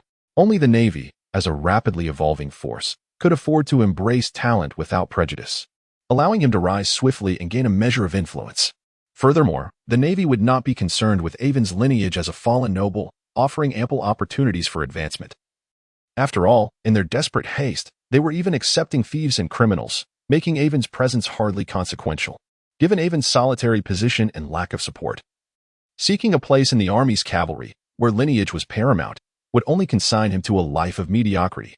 Therefore, whether in pursuit of his sister or seeking vengeance against Ilia's adversaries, the navy appeared to be the most promising avenue. Lastly, Aiven harbored a hidden desire. In this grand epic, as trade routes were ceaselessly explored and the true visage of the world gradually unveiled, with geographical discoveries flourishing, it would indeed be a lamentable fate to remain a mere spectator, unable to partake in the unfolding adventures. After perusing the naval intelligence compiled by Sanji, Aiven had formulated a plan. The following days were consumed with various farewells and the completion of necessary arrangements. Time, in its relentless march, seemed to fly by amidst the busyness, and before he knew it, the eve of departure had arrived. Perhaps it was the melancholy of parting that plagued him. Lying in his bed, Aiven found sleep elusive, his eyes fixed on the ceiling as his thoughts drifted in disarray. Once a solitary figure since his previous life, Aiven had lived alone for so long that he began to feel as though this coastal town was his true homeland. As he prepared to depart from his beloved abode, an involuntary melancholy settled upon him. In the restless hours of the night, as dawn approached, the darkness reached its zenith. Suddenly, a chilling alarm bell resonated through the night sky, followed by the distant rumble of chaos emanating from the docks. Voices cried out, "The pirates are attacking! The pirates are attacking!" Startled, Aiven sprang from his bed, drawing back the curtains to reveal a scene ablaze with fire and cries of battle. It dawned on him that pirates had truly stormed ashore. Piracy along the coast was rampant, with incidents of marauders landing to pillage occurring with alarming frequency. Yet, Leopold, despite its modest size, was a city with standing walls, and given that the coastal waters were patrolled by naval ships, this was Aiven's first encounter with a pirate incursion after 5 years of residence. He quickly donned his attire, grasping his long sword and hunting bow, and rushed outside. He understood that remaining at home during such turmoil was far from safe, especially in the commercial district where he resided, likely to be the first target of the marauders. It was better to take the initiative and keep the pirates at bay. "Hey, Aiven." It was Graham, who had also emerged upon hearing the commotion. The two exchanged brief greetings before hastening towards the city gate on the dockside, the source of the cannon fire. This era was a far cry from peace, and the professional army was only just beginning to take shape, struggling to meet the overwhelming demand for defense. Thus, hunters were frequently conscripted into military roles, serving as scouts and other positions. Graham, an adept hunter with experience in several military endeavors, led Aiven, who was not entirely unfamiliar to him, through the chaos towards the city gate. By the time they reached their destination, the cannon fire from the sea had ceased, but the situation atop the walls was dire. The gate bore 2 large breaches, and the wall, already low, had partially collapsed, likely due to concentrated fire or an explosive mishap, rendering it ineffective against the enemy. On the battlements, a middle-aged captain wielding a saber bellowed, "Fire! Drive those damned pirates back into the sea!" Boom, boom. Soldiers formed 3 ranks, firing their flintlock muskets in alternating volleys. After merely 2 rounds, before the smoke had completely cleared, a dark mass of pirates brandishing curved sabers surged towards them, howling with fervor. "Charge! Ha ha ha! Scourge of the seas, you wretches! Let them taste the wrath of the blood anchor pirates. Gold, fine wine, and maidens belong to you. Long live the captain! Annihilate them!" After the volley, the soldiers, under the officer's command, discarded their muskets and drew their sabers, bracing for the impending clash. Although the current flintlock pistols possess considerable power, their loading speed is woefully inadequate. Attempting to fire within a mere 10 paces is tantamount to risking one's very life. In the next moment, a thunderous clash erupted as 2 torrents of blade and gunfire collided, plunging the battlefield into a gruesome melee. The air was thick with the cacophony of anguished screams and war cries, as blood and limbs were violently scattered. When Aiven and Grime arrived at the city gate, they were met with this harrowing spectacle. Despite his extensive training, it was Aiven's first encounter with the brutality of close combat, causing his body to tremble slightly. The splattering of blood, the chilling cries of the dying, and the sight of mangled bodies struck him with immense force. Though his shuddering was not born of fear, this scene was undeniably a trial for him. Suddenly, Aiven was pushed by Grime. "Aiven, stop dawdling. We must join in and provide support with our bows. Reinforcements will arrive shortly." Taking a deep breath, Aiven nodded with determination, retrieving his purple-wood longbow from his back. Utilizing his agility, he deftly leaped onto the city walls, leveraging the crumbling structure for support. In an instant, his augmented vision clearly delineated friend from foe amidst the darkness, continuously updating the wind speed and direction. Drawing his bow, he released an arrow that soared through the air, striking a blood-soaked, boisterous pirate and piercing through his skull. The young soldier engaged in combat nearby paused momentarily, quickly regaining his composure and rushing to aid his comrades. By this time, Aiven had already shifted his aim, sending another arrow into the eye socket of a different pirate. His movements fluid and focused. The chaotic battleground left no room for him to ponder the sensations of his first kill. In Aiven's hands, the primitive bow transformed into a far more efficient instrument of death than any firearm. Despite the military's widespread arming with guns, it was not due to the inferiority of bows. Rather, it was the superior cost-effectiveness of firearms and their wielders. A proficient archer requires years of training, while an ordinary musketeer can master the weapon in just a few days, leading to a staggering disparity in efficiency. Moreover, the era of lined executions did not demand high precision. A competent archer was expected to fire 10 arrows in a minute, and not in the chaotic fray of battle. However, with the advantage of his physical prowess and enhanced vision, Aiven could release an arrow every 3 to 5 seconds with lethal accuracy, far surpassing the efficacy of firearms. By the time Grime ascended the steps, 5 pirates had already fallen to Aiven's arrows, none of which had missed their mark. In contrast, while Grime also contributed to the fray, his efficiency and lethality paled in comparison to Aiven's. Aiven's extraordinary physical capabilities endowed him with remarkable consistency, maintaining a firing rate of 1 arrow every 3 seconds. Within just a minute of joining the defense atop the city walls, both sides recognized the emergence of a formidable sharpshooter whose dominance was palpable. The morale of the soldiers surged, while the pirates, though fierce and unyielding, began to hesitate, no longer exhibiting their initial arrogance. Miraculously, the defensive line composed of Leopold's soldiers had begun to solidify under the weight of their own flesh and blood. Chapter 10. Black Bear Billy. Yet, the pirates held an undeniable numerical advantage. Although the battlefield was fraught with tension, the initiative remained firmly in their grasp until Leopold's reinforcements arrived. In the rear, upon receiving the captain's command, a small band of pirates swiftly assembled. Led by a fearsome pirate chief adorned with gold earrings and a menacing tattoo etched across his face, they maneuvered through the chaos of the battlefield, advancing towards the city walls under the cover of the larger force. Fire. The sharp reports of firearms erupted, effectively suppressing Aiven's counterattack. As he sought refuge behind the battlements, two distinct sounds echoed beside him. Clang, clang. Iron hooks attached to ropes were hurled onto the parapet, ensnaring the crevices of the stones. Soon, two grinning pirates emerged, their heads peering over the wall, buoyed by their grappling hooks. Ha ha ha, whoever among you takes down that brat shall have the privilege of choosing the spoils first. The pirate chief's laughter boomed, as he envisioned the glory of breaching the city's defenses. However, before he could finish his boast, a resounding thud interrupted him as two dark figures plummeted from the battlements, struggling for a moment before falling silent. His laughter abruptly ceased, replaced by a furious scowl. You utter fools! All of you, come at me.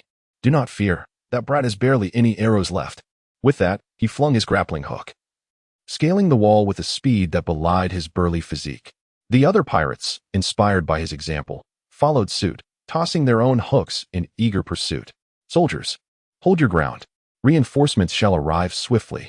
Even as the officer shouted hoarsely to rally his men, the tide of battle seemed irrevocably altered, beyond Aiven's capacity to control. Leave Grim to me. You go join the city guard.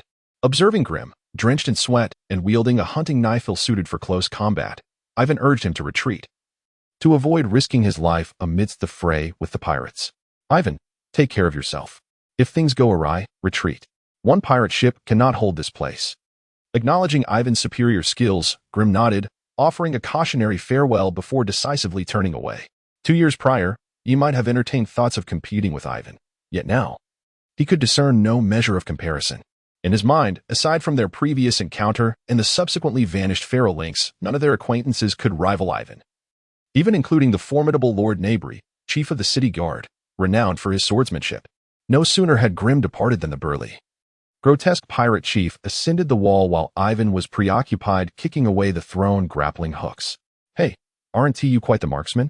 Why not shoot again? His laughter, distorted by his overly fleshy visage, echoed ominously as a long tattoo snaked across his cheek and down his neck, writhing like a grotesque centipede. The arrows in Aiven's possession had indeed run out. Otherwise, he would have launched a ranged attack the moment he saw them charging towards him.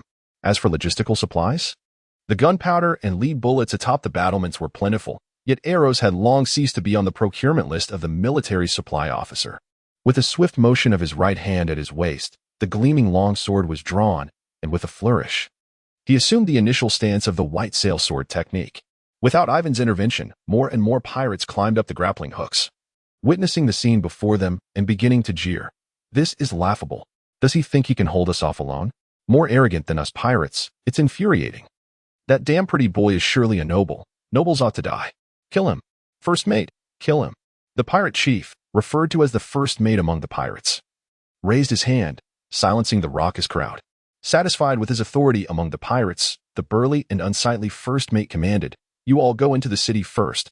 Let me, Black Bear Billy, have some fun with this lad. Before his words had faded, he brandished his curved blade and charged at Aiven, an overwhelming and menacing aura preceding him. Coupled with his grotesque appearance, it would have sent even the faint-hearted into a state of sheer fright. There was no denying that Black Bear Billy, the first mate responsible for close-quarters combat aboard the pirate ship, possessed a certain level of skill. However, Aiven was equally adept. With a swift movement, he evaded the blade as if he were a small boat drifting on the water, narrowly escaping the deadly edge. Billy, undeterred, slightly lowered his stance and charged with the metallic armor on his shoulder acting as a shield. Aiven was somewhat surprised. This seemingly muscle-headed brute displayed a measure of cunning. His feet remained in motion, skillfully slipping away. Yet, Billy was unable to evade this time, crashing thunderously against the battlements. You damn monkey, don't run, he bellowed, shaking his head as he swung his curved blade like a true ferocious bear, unleashing his full brute strength, creating a terrifying spectacle. Swing and miss. Swing and miss. Again. A miss. Panting heavily, the intensity of his slashing had taken a toll on Billy's stamina, causing his grip on the curved blade to tremble slightly. Yet that damned pretty boy remained agile and sprightly. Aiven was not evading out of boredom. Rather, he observed that Billy had exhausted all his capabilities and possessed no further skills. A thought crossed his mind. Display data. Name, Billy. Nickname, Black Bear. Gender, male. Identity, first mate of the Blood Anchor pirate ship. Attributes, Constitution 0. 54, 1. Strength 0. 58, 1. Agility 0. 43, 1. Intelligence 0. 4, 1. Skills, basic curved blade technique. Novice. Billy's physical statistics were only slightly inferior to those of Aiven 2 years prior. Without systematic training, he could indeed be described as possessing innate strength. This is likely the very reason he distinguished himself from a band of pirates and ascended to the position of first mate. Black Bear Billy was the inaugural human adversary with whom Aiven engaged in a life-and-death struggle. For Aiven, who aspired to join the Navy, understanding Billy's physical capabilities provided invaluable insight into the general strength of the pirates inhabiting these waters. The outcome was gratifying for Aiven. If the martial prowess aboard a pirate ship was limited to such a level, then his safety after enlisting in the Navy seemed assured.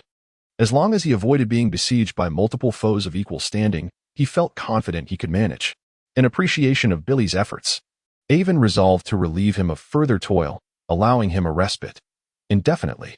As Black Bear Billy swung his blade once more, Aiven, gripping his sword with both hands, deftly maneuvered it close to his side, using the strong blade to parry the incoming strike.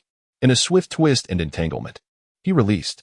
The curved sword flew from Billy's grasp, clattering to the ground. In that moment of disbelief, as Billy faltered, Aiven delivered a powerful kick to his abdomen. It was as if a wild bull had charged him. The robust figure of Billy was sent flying by the seemingly slender Aiven, crashing heavily to the ground. "G.U.H. What kind of monster are you?"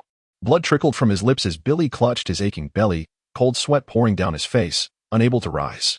Yet, true to his nature as a ruthless pirate captain, he attempted to discreetly reach for his pistol at his waist. With no interest in conversing, Aiven stepped forward, firmly pinning the unruly hand to the ground with his foot, and drew his sword in a flawless arc. With a swift evasion from the arterial spray of blood, Aiven sheathed his bloodstained sword. He forced himself to keep his eyes wide open, watching as the brawny Billy convulsed and ultimately lay still, his eyes wide and lifeless. Aiven did not suddenly awaken to any peculiar inclination. He understood that adapting swiftly to the battlefield was an inevitable threshold to cross. Casting aside any feelings of pity for his adversaries was the greatest respect he could offer to his own life. With many tasks still ahead of him and a desire to avoid an untimely demise, he was resolute, convinced that Billy had indeed drawn his last breath. Aiven advanced to search for his spoils. He discovered a handful of coins from an unknown nation, a tattered bone amulet, a short pistol at his waist, and a curved dagger, with nothing else of note. Chapter 11. The Lord. Without any further delay, Aiven turned and continued his assault into the heart of the city. He could not tolerate the thought of pirates rampaging through the streets, wreaking havoc and plundering, even with the city guard putting up a resistance. The potential for casualties and losses was unacceptable to him. "Spare us. Flee." The once ferocious pirates now fell beneath Aiven's sword like meek lambs. Apart from leaders like Billy, ordinary pirates stood little chance against Aiven's prowess in close combat. Fortuitously, most of the pirates had exhausted their gunpowder during the siege, leaving them unable to reload amidst the fierce fighting, including the dreaded Black Bear Billy. Even in a last-ditch attempt to brandish his weapon, Billy's efforts were thwarted when Aiven confiscated his firearm and discerned this weakness. As long as he was not under concentrated gunfire, Aiven, having reached the limits of human capability, charged fearlessly into the fray like an ancient warrior cutting through enemy ranks. Thus, in the narrow alleys, any group of fewer than 3 pirates faced almost certain slaughter at his hands. It was at this moment that he truly grasped the extent of his own power. With each passing second, the number of pirates falling before Aiven's blade increased, and he occasionally rescued beleaguered city guardsmen who found themselves in dire straits. Wherever the cries of battle and pleas for help arose, Aiven surged forth. Finally, after he had dispatched a pirate who was looting a jewelry store with unbridled ferocity, a series of gunshots echoed throughout the city. Reinforcements had arrived at last. It was not too late. At this juncture, if the pirate captain was not completely daft and determined to fight to the death, a retreat signal would soon be issued. Aiven glanced at the time. His efforts had significantly delayed the pirates from swiftly annihilating the city guard during their initial assault when the walls had crumbled. Although the siege had begun some time ago, only 12 minutes had passed since the city's defenses had been breached. Considering the current state of the troops, achieving a complete assembly and launching a counteroffensive in such a brief span was indeed remarkable. Indeed, A sharp whistle soon pierced the air from outside the city. Regardless of their gains, the pirates began to gather and retreat hastily upon hearing the signal. Grim, covered in dust and grime, burst in with urgency. Upon seeing Aiven, his face lit up with joy as he pulled him towards the exit. Aiven, come quickly. Lord Nabry wishes to see you. It's good news. Hurry, Lord Nabry. Aiven, resigned, allowed Grim to lead him back outside. He was well aware of Lord Nabry, the illustrious commander of the city guard and a renowned swordsman. However, he believed he had little to no connection with such a prestigious figure, especially at a time when the aftermath of battle demanded everyone's attention. He was left wondering why the Lord specifically requested his presence. Along the way, Grim recounted his experiences since their separation. Indeed, it is no surprise that the hunter, more cunning than a fox, Grime, refrained from brandishing his hunting knife against the pirates after witnessing their incursion into the city. Instead, he seized the opportunity to greet the reinforcements under the pretext of reporting battlefield intelligence. As an extraneous hunter-scout, his actions, though perhaps not commendable, were beyond reproach. Once the chaos subsided and the pirates retreated, Lord Nabry, the commander of the city guard, learned from the first batch of soldiers stationed on the walls about Aiven's formidable prowess in dominating the battlefield with nothing but a bow and arrows. Intrigued, he felt compelled to meet this remarkable archer, especially considering the significant contributions Aiven had made during the pirate invasion. Soon, in a small outpost where the city guard was stationed near the collapsed wall, Aiven found himself in the presence of Lord Nabry. This lord, renowned for his swordsmanship, was not clad in military attire. Rather, he bore a finely crafted longsword at his waist, resembling more of an aristocrat indulging in privilege than a military officer of the kingdom. After a brief exchange of pleasantries, the Lord invited Aiven to take a seat on a surrounding sofa. Observing Aiven's hunting attire, yet noting his clean and handsome visage, straight posture, and hands marked with calluses from frequent sword handling, he curiously inquired about his noble lineage. Noticing the absence of any insignia or emblem on Aiven's person, Nabry nodded. Believing he understood the situation, he ceased his inquiries, but his demeanor became noticeably warmer. Unbeknownst to Aiven in that fleeting moment, the Lord had labeled him as a scion of a fallen noble family, someone with heritage, insight, and ambitions to revitalize his lineage, yet lacking opportunity. Much like Nabry in his youth, such circumstances were not uncommon, particularly with the rise of emerging commercial aristocrats, as numerous traditional nobles faced bankruptcy and were forced to abandon their homes. Stripped of their titles, they retained only the essence of nobility, and Aiven found himself categorized among them. For indeed, while one might fabricate their identity, the innate grace and demeanor of a person cannot be concealed. The upper echelons of the Tulip Alliance, including the royal family, have engaged in intermarriage for centuries, resulting in many prominent individuals possessing multiple titles recognized across nations. There exists no barrier among nobles from different countries. As long as one can maintain the dignity of nobility, they can swiftly integrate into the local circles. In Nabry's eyes, Aiven, who could not even uphold the basic facade of nobility yet stood resolute in the face of crisis, epitomized the virtues of traditional nobility. Thus, rather than looking down upon him, Nabry felt a burgeoning appreciation for his talents. A man of traditional noble lineage, well-versed and eager to uplift the younger generation, Nabry found himself unexpectedly discovering numerous shared interests with Aiven, leading to a delightful exchange of thoughts. My lord. Just then, Nabry's aide entered abruptly, casting a peculiar glance at Aiven before leaning towards the Lord to whisper. It turned out that after the battle had concluded, the task of clearing the battlefield had been completed. The assessment of personnel and property losses will only be completed tomorrow. However, the bodies of the pirates have been fully collected. As the soldiers were accounting for the pirate corpses, they unexpectedly discovered the body of Black Bear Billy, the ship's mate from the Blood Anchor, a notorious figure already listed on the Navy's bounty roster. The Lord is convinced that, apart from himself, no one in the city guard could rival Billy. Furthermore, he has learned from the soldiers' intelligence that the captain of the Blood Anchor did not actually disembark, and Black Bear Billy was indeed the mastermind behind the siege. The death of the pirate leader could turn out to be a fortuitous event for Leopold, particularly significant for him as the primary responsible party.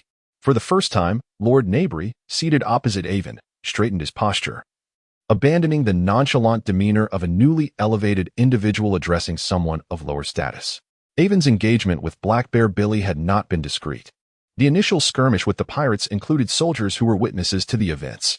Consequently, it was not difficult to deduce the identity of Billy's slayer, especially given the lethal sword wound that suggested the killer's martial prowess far surpassed that of Billy himself, a truly alarming revelation.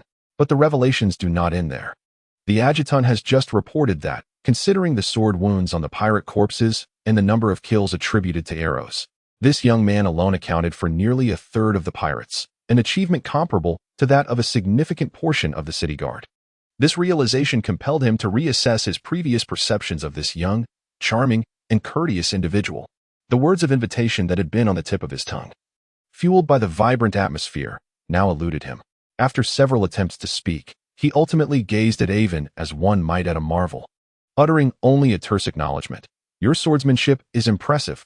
I hope we have the opportunity to spar in the future." Aiven responded with a smile. "There will be an opportunity, my lord." Chapter 12. The gift. Subsequently, Aiven rose and bowed gracefully, turning to lead Graham away. Graham followed Aiven out of the watchtower, somewhat perplexed. To him, their encounter today seemed utterly devoid of substance. They had discussed topics he could scarcely comprehend, while the matter he cared most about, the rewards for Aiven, had been entirely overlooked by both parties. Aiven, however, urged him to remain patient, for he understood that this was the customary manner of noble conduct. For the sake of appearances and the dignity of the aristocracy, Lord Nabry would never broach the subject of bounty directly. The renowned Calliot family, who had held noble status for a century, had behaved similarly. Compared to the nouveau riche, who spoke incessantly of wealth, it was difficult to determine who was superior. Their principles of interaction simply differed. As expected, after a brief wait outside the watchtower, an aide approached, delivering the rewards owed to Graham. In addition to a substantial bounty of 50 golden lions, there was also a seemingly ordinary, yet exquisitely forged hand-and-a-half sword. "My lord Aiven, this is a personal gift from the Lord Baron. Please be certain to accept it." Aiven, skilled in swordsmanship and well-versed in the craft, recalled that his grandfather, Sir Leo, had once wielded an extraordinary sword, but regrettably it had been lost during their flight. Now, he merely possessed a common weapon forged in a blacksmith shop, which paled in comparison to the high-quality military gear that was beyond his financial reach. Had he possessed such a blade while confronting the Black Bear, he would have dared to engage him directly, overpowering him with ease. "Please convey my gratitude to Lord Baron. I find his gift most delightful." Before parting ways, Aiven took out 5 golden lions and pressed them into Graham's hand. The latter's face lit up with joy, surprised to discover he had received a share as well. He hesitated briefly, but ultimately accepted it. Aiven's principles were decidedly modern. The closer the friendship, the less one should quibble over financial matters. After all, Graham had shared the peril of adventure with him today and had introduced him to Lord Nabry, fully deserving of this compensation. Returning, Graham would also be entitled to a reward from the wartime conscription, which would amount to nearly half a year's income, a veritable windfall. The following day, the anticipated journey was thwarted. As expected, Aiven was summoned once more by the governor, the highest-ranking local noble, Viscount Andrea. Through his conversation with Lord Nabry the previous day, Aiven had gleaned that the kingdom of Farletus, like his homeland of Ilia, was embroiled in a conflict between old and new nobility. However, Farletus boasted a formidable royal family that maintained a firm grip on the nation's supreme military power and over 80% of its professional army, serving as an overarching arbiter. Years prior, they had skillfully maneuvered to align all factions, both old and new, within the realm. They established a stringent order, suppressing all unstable elements beneath Her Majesty the Queen's throne, ensuring that all conflicts adhered to the rules set forth by Her Majesty, thereby minimizing internal strife. Simultaneously, the royal family adeptly transformed the discord between the landed nobility and the emerging gentry into opportunities for their own advantage, collaborating with the emerging aristocracy and the bourgeoisie. The old feudal lords' lands were gradually encroached upon through the movement of urbanization. Contracts were forged with the traditional nobility, securing a place in the burgeoning cities and reaping far more bountiful rewards than the previously insular manor economies. Concurrently, through the relentless exploration of new trade routes and overseas colonies, all parties found themselves bound to the chariot of the monarchy, where, regardless of their strength, the royal family in the kingdom emerged as the ultimate beneficiaries, eternally invulnerable. Through a generation of effort, Farletus ascended to become a regional power, gaining substantial influence within the Tulip Alliance. The governor, Viscount Andrea, was a notably successful transformation of a former feudal lord, wielding authority over the city through the Citizens' Council. In the governor's reception room at the town hall, Aiven encountered this esteemed figure of Leopold. The old man exuded an air of formidable authority. Every trait associated with Western nobility that Aiven recalled from his previous life was vividly embodied in him. Rigid, stern, and unapproachable, a quintessential figure of high status. Confronted by Aiven's destitution, he spoke plainly and directly. Though Nabri has already briefed me on your situation, I wish to inquire about your thoughts in person. Are you willing to join my Leopold city as a member of the city guard? Under the weight of the elder's penetrating gaze, Aiven mustered his courage. Leopold is your city, but it is also my hometown. Defending my homeland is my rightful duty, however. I also wish to explore the world while I am still young. Noticing the sincerity and determination in Aiven's eyes, the old man's sharp gaze softened slightly, and the stone-like rigidity of his lips revealed a hint of a smile. Very well, though it is indeed regrettable, as an elder. I understand the aspirations of fledglings who long to measure the heights of the sky and the depths of the sea with their own wings. Thank you, sir. I deeply appreciate your understanding. Regardless of the sincerity behind his words, the mere fact that such sentiments were expressed by someone of the elder's status was remarkable, and Aiven felt no offense. Even if he could not accept the elder's goodwill, he rose and bowed deeply in gratitude. The elder waved his hand, inviting Aiven to sit once more, casually twirling the signet ring on his finger. I have heard that you are considering joining the Royal Navy. I have written you a letter of recommendation. You may take it with you, to use or not as you please. While it may not grant you access through back channels, it can certainly spare you considerable trouble. Aiven hastily exited the town hall, his mind racing. Though I know not what level I have reached, this old man is undoubtedly a master of hidden depths. Facing him is more exhausting than battling pirates. Prepared with the letter of recommendation, even if he could not retain Aiven, the elder would naturally extend his favor towards a talent inclined towards his own camp. Having grown up in Leopold, despite Aiven's astuteness in discerning the elder's intentions, he felt compelled to acknowledge the weight of the old man's goodwill. As for how he had acquired Aiven's information in less than a day, that remained a mystery. As a landlord, it is indeed peculiar not to be informed. Meanwhile, Aiven is diligently finalizing preparations for departure. On the other hand, aboard the Blood Anchor pirate ship, a different atmosphere prevails. Captain Zack of the Blood Anchor is nearly driven to madness. He must quell the discontent among the crew, particularly those who have openly expressed their dissatisfaction, to ensure that the remaining members comprehend who holds authority aboard this vessel. After selecting the obscure fishing town of Leopold as their target, Zack promptly dispatched many dissenters ashore. Regardless of whether the outcome of this battle would be favorable or unfavorable, hoping to restore his tarnished reputation following a series of defeats. To further secure his position, Captain Zack has also deployed his fiercely loyal first mate, the burly sailor Billy, to maintain order, believing he has taken every precaution. Raise the anchor. We shall set forth to plunder merchant ships. Chapter 13. The Huanghu ship. 3 days after the pirate siege, the moment of farewell had finally arrived. Alone, Aiven stepped aboard the merchant vessel Huanghu, which had temporarily docked in Leopold for supplies. Their destination, the third largest naval port on the western coast of Philetus, Gabrid. Standing at the stern, seabirds circled overhead, their calls mingling with the gentle, briny breeze that caressed his face. The white foam of the waves dissipated behind the ship. Just as the place he had called home for 5 years, Leopold, gradually faded from view. Mr. Aiven, let me show you to the cabin. A youthful sailor approached him, his enthusiasm palpable. The weather has been splendid these past few days, and the waves are calm. The captain assures me that with full sails, we shall reach Gabrid in no time. Given that Aiven was a guest of the esteemed Lord Andrea, the crew was eager to accommodate him, their curiosity piqued by his mysterious status. Nodding gently, Aiven followed the young sailor into the cabin, the weight of an unspoken debt to the elder lightening his heart. After all, finding a vessel to Gabrid on short notice would have proven quite challenging. The Huanghu measured 42 meters in length and was designed to carry 200 souls, a well-established, 3-masted sailing ship. Though Aiven was soon to join the Navy, this vessel marked his inaugural voyage on a true sea ship, a far cry from the humble fishing boats he had previously boarded. Recognizing the passenger's unique status, even the most dutiful crew members refrained from interfering with him. Standing in a corner that did not obstruct the crew's operations, Aiven gazed up at the magnificent sails unfurled before him.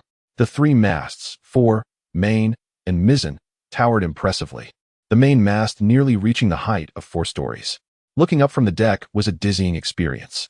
The boatswain, sporting a bushy white beard, directed his crew to continuously adjust the sails, striving to maximize the ship's stability while ensuring swift navigation. Although Aiven had been exposed to maritime knowledge from a young age, witnessing it all firsthand was an exhilarating experience. The boatswain cast several curious glances at the inquisitive passenger, unable to fathom the nature of his presence. Aiven stood firm on the undulating deck, maintaining his balance with ease, akin to a seasoned sailor. Yet, his keen interest in every aspect of the ship, from the planks to the ropes, even the blocks on the masts, betrayed a novice's enthusiasm. Recalling the captain's explicit instructions, the boatswain instructed a nearby sailor to tend to the sails before approaching Aiven, who was engrossed in observation. "Sir, do you harbor an interest in sailing?" he inquired. Yes, indeed. I am bound for Gabrid to enlist in the Navy, and I wish to familiarize myself with life aboard a ship," Aiven replied, momentarily hesitating, realizing there was no need to conceal his intentions. No, that is not the case. However, if you are interested, I could introduce you to this magnificent vessel beneath our feet." The sailmaker unexpectedly displayed a remarkable sense of propriety, proactively suggesting a tour of the ship for Aiven. Delighted, Aiven accepted.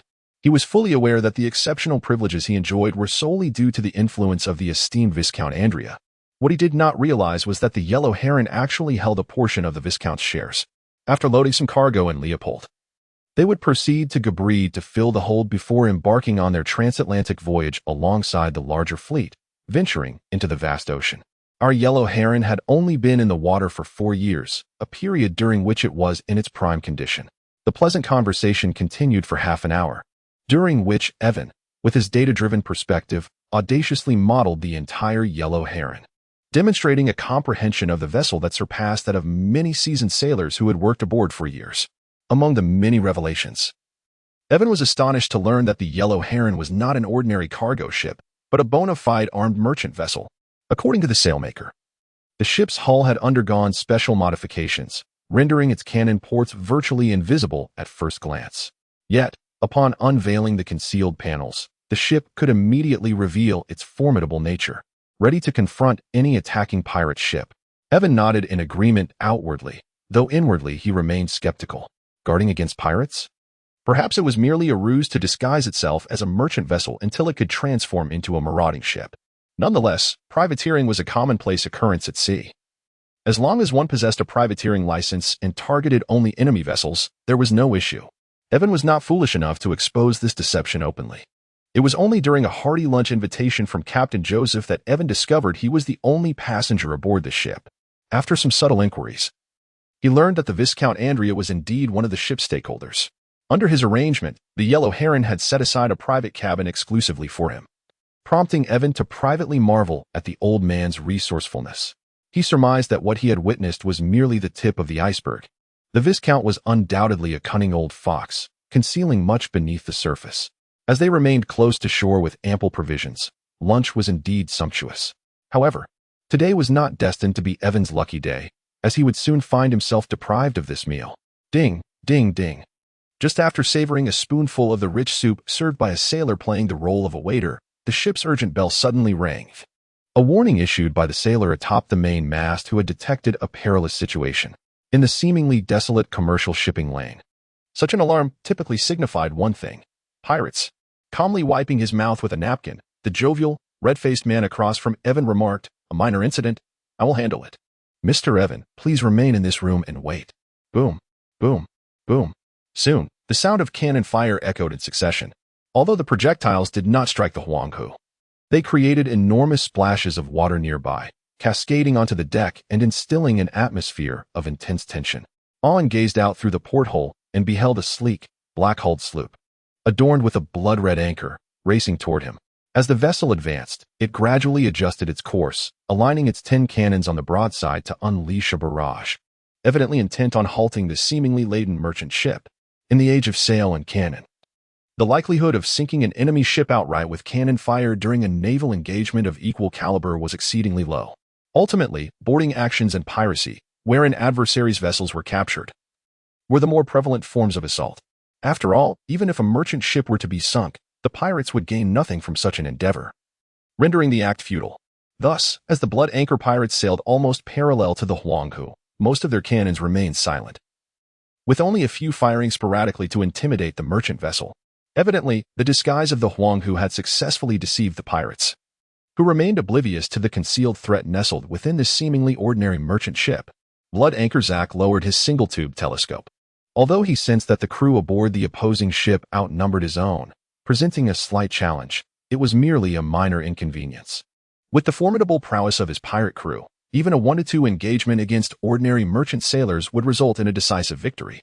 Drawing forth a talisman from around his neck, composed of intersecting black wings, Zack silently uttered a prayer. May the god of the black wings bestow his protection. Chapter 14. The Blood Anchor Pirates. The god of the black wings, known as Sessi, the god of plunder and the god of atrocities, may not appear to be a paragon of virtue, yet he is one of the 7 true deities officially recognized by the nations of the continent. He serves as the guardian of pirates and marauders, presiding over domains of unjust warfare, violence, plunder, and theft.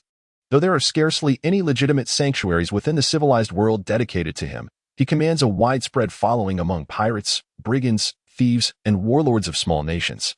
This cult is teeming with dangerous individuals who have been cast out from the civilized realm: ruthless murderers, infamous fugitives, assassins, and notorious pirates. Perhaps as a mockery of civilized society, the nefarious influence of this black wing cult has grown far beyond what a mere small nation could ever hope to contend with. Zack, the Blood Anchor, though merely an ordinary devotee, still draws spiritual encouragement from the god of the black wings, albeit solely of a spiritual nature. As he watched 2 ships draw ever closer, brimming with confidence, he prepared to personally lead his crew in a daring seizure to dispel the streak of misfortune that had plagued them. Suddenly, he observed the opposing vessel, which bore no signs of cannonry, lower its barriers to reveal 12 eager cannon muzzles. Boom, boom, boom. The adversary unleashed a barrage without hesitation. Catching the pirates completely off guard, cannonballs rained upon the unprotected deck, carving a bloody path. As Zack desperately dodged the onslaught, he shouted, "Return fire! Return fire! Ah! Destroy them!" His frantic cries echoed the fury within him. Despite the grim realization that he had once again bitten off more than he could chew, Zack understood he had no alternatives left. Should he fail to lead this band of increasingly ravenous rogues to victory, being marooned on a desolate island to await death would be the least of his misfortunes. As the pirate ship retaliated while swiftly closing in on the Huanghu, Zack felt a flicker of hope. With the wind at their backs, they held the advantage in both cannon and boarding combat. Suddenly, a solid cannonball flew past, decapitating a pirate captain beside him. Unblinking, Zack bellowed with a fierce countenance, "Follow me. Board their ship. Seize it." With a resounding crash, the 2 vessels collided, secured by grappling hooks thrown by the pirates. Impatient crew members, unwilling to wait for the gangplank to be lowered, swung across the gap on ropes, eager for the fray. Oh whoa, ha-ha, bang, bang. In response to the plunging pirates, a volley of gunfire erupted. Some fell into the sea, struck down, while many others, relying on their sheer numbers, withstood the gunfire and successfully boarded the Huanghu. As more and more pirates clambered aboard the merchant vessel, a fierce melee ensued. Armed with a finely crafted half-sword gifted by Lord Nabry and a short pistol seized from the notorious Black Bear Billy, Aiven pushed open the cabin door and emerged into the chaos. In a battlefield awash with blood and carnage, who would dare to speak of certain victory without extraordinary prowess? At the outset, Captain Joseph, brimming with confidence, found himself relying solely on the adept coordination of his crew to mitigate casualties after engaging in battle with the pirates. Ultimately, the outcome hinged on the raw strength of both parties. The sole piece of good news was that the crew of his merchant ship outnumbered the pirates nearly 2-1. Nevertheless, in the face of bloodthirsty and fearless marauders, the situation remained grim. A flash of light glinted off Aiven's sword as he wielded the typically 2-handed broadsword with one hand, expanding his attack radius and swiftly decapitating an unsuspecting pirate. Those versed in combat understand that when 2 opponents possess similar experience and skill, being slightly faster than one's adversary can elevate one's prowess to unprecedented heights. Hence the adage, in martial arts, speed conquers all. How swift was Aiven, who was nearly at the limits of human capability. Only the pirates who fell beneath his blade could truly grasp his speed. During his time with Leopold, Aiven had spent most of his efforts tracking down scattered pirates throughout the commercial district, with engagements that were brief. However, this time, all were crammed onto the deck of the Huanghu, which measured less than 40 meters, and there was no need for Aiven to seek out the enemy. Pirates were abundant everywhere. The circumstances aboard the Huanghu were decidedly unfavorable. Even with a numerical advantage of 2-1, they were being pressed hard by the pirates. The frenzied and fearless marauders possessed a level of ferocious combat prowess that was unmatched by the enforcers of the civilized world. In the heat of battle, they utilized every means at their disposal, leaving ordinary men hesitant and only able to muster half of their full combat potential. Moreover, it was evident that among the boarding pirates, two formidable fighters were ruthlessly targeting the core resistance of the crew, while the Huanghu had no one capable of countering them. In a world of the extraordinary, personal prowess was magnified to an immense degree, where just one or two skilled individuals could sway the tide of a small-scale conflict. Although Captain Joseph exhibited commendable command abilities, exuding a military demeanor, he regrettably lacked capable subordinates. In the complex terrain of a sailing vessel, even the finest strategy could not thwart the enemy's advance when they were not encircled by a substantial number of skilled fighters.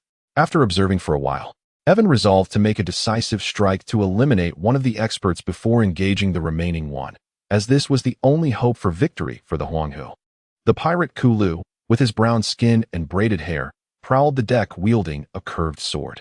Upon spotting any resistance that displayed even a modicum of strength, he would either engage directly or disrupt their formation to create opportunities for his comrades, or eliminate their leaders to minimize losses.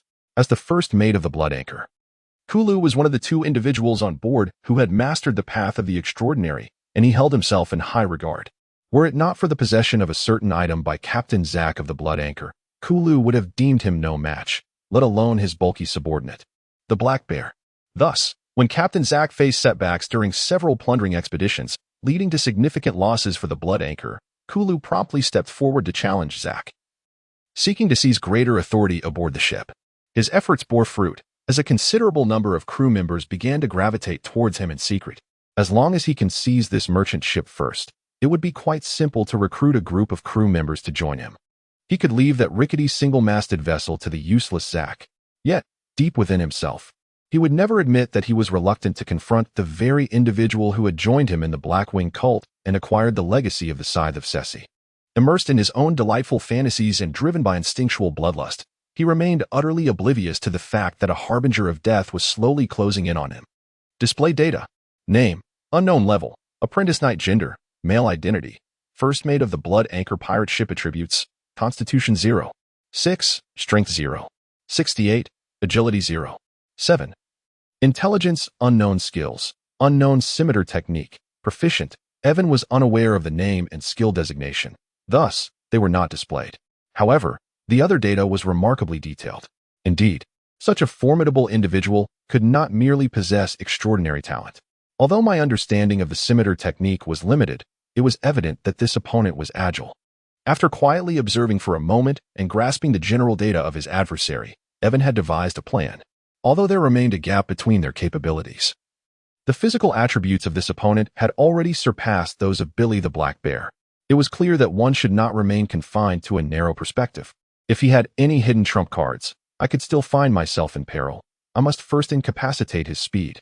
The scimitar cleaved through the robust crew member's cutlass, and Kuru was about to deliver a fatal blow when a chill ran down his spine, prompting him to roll away instinctively. Bang! Kuru's evasive maneuver proved futile against Aiven, who had already anticipated his behavioral patterns. The lead bullet, aimed at his torso for optimal accuracy, instead tore through his thigh, instantly causing a profuse flow of blood.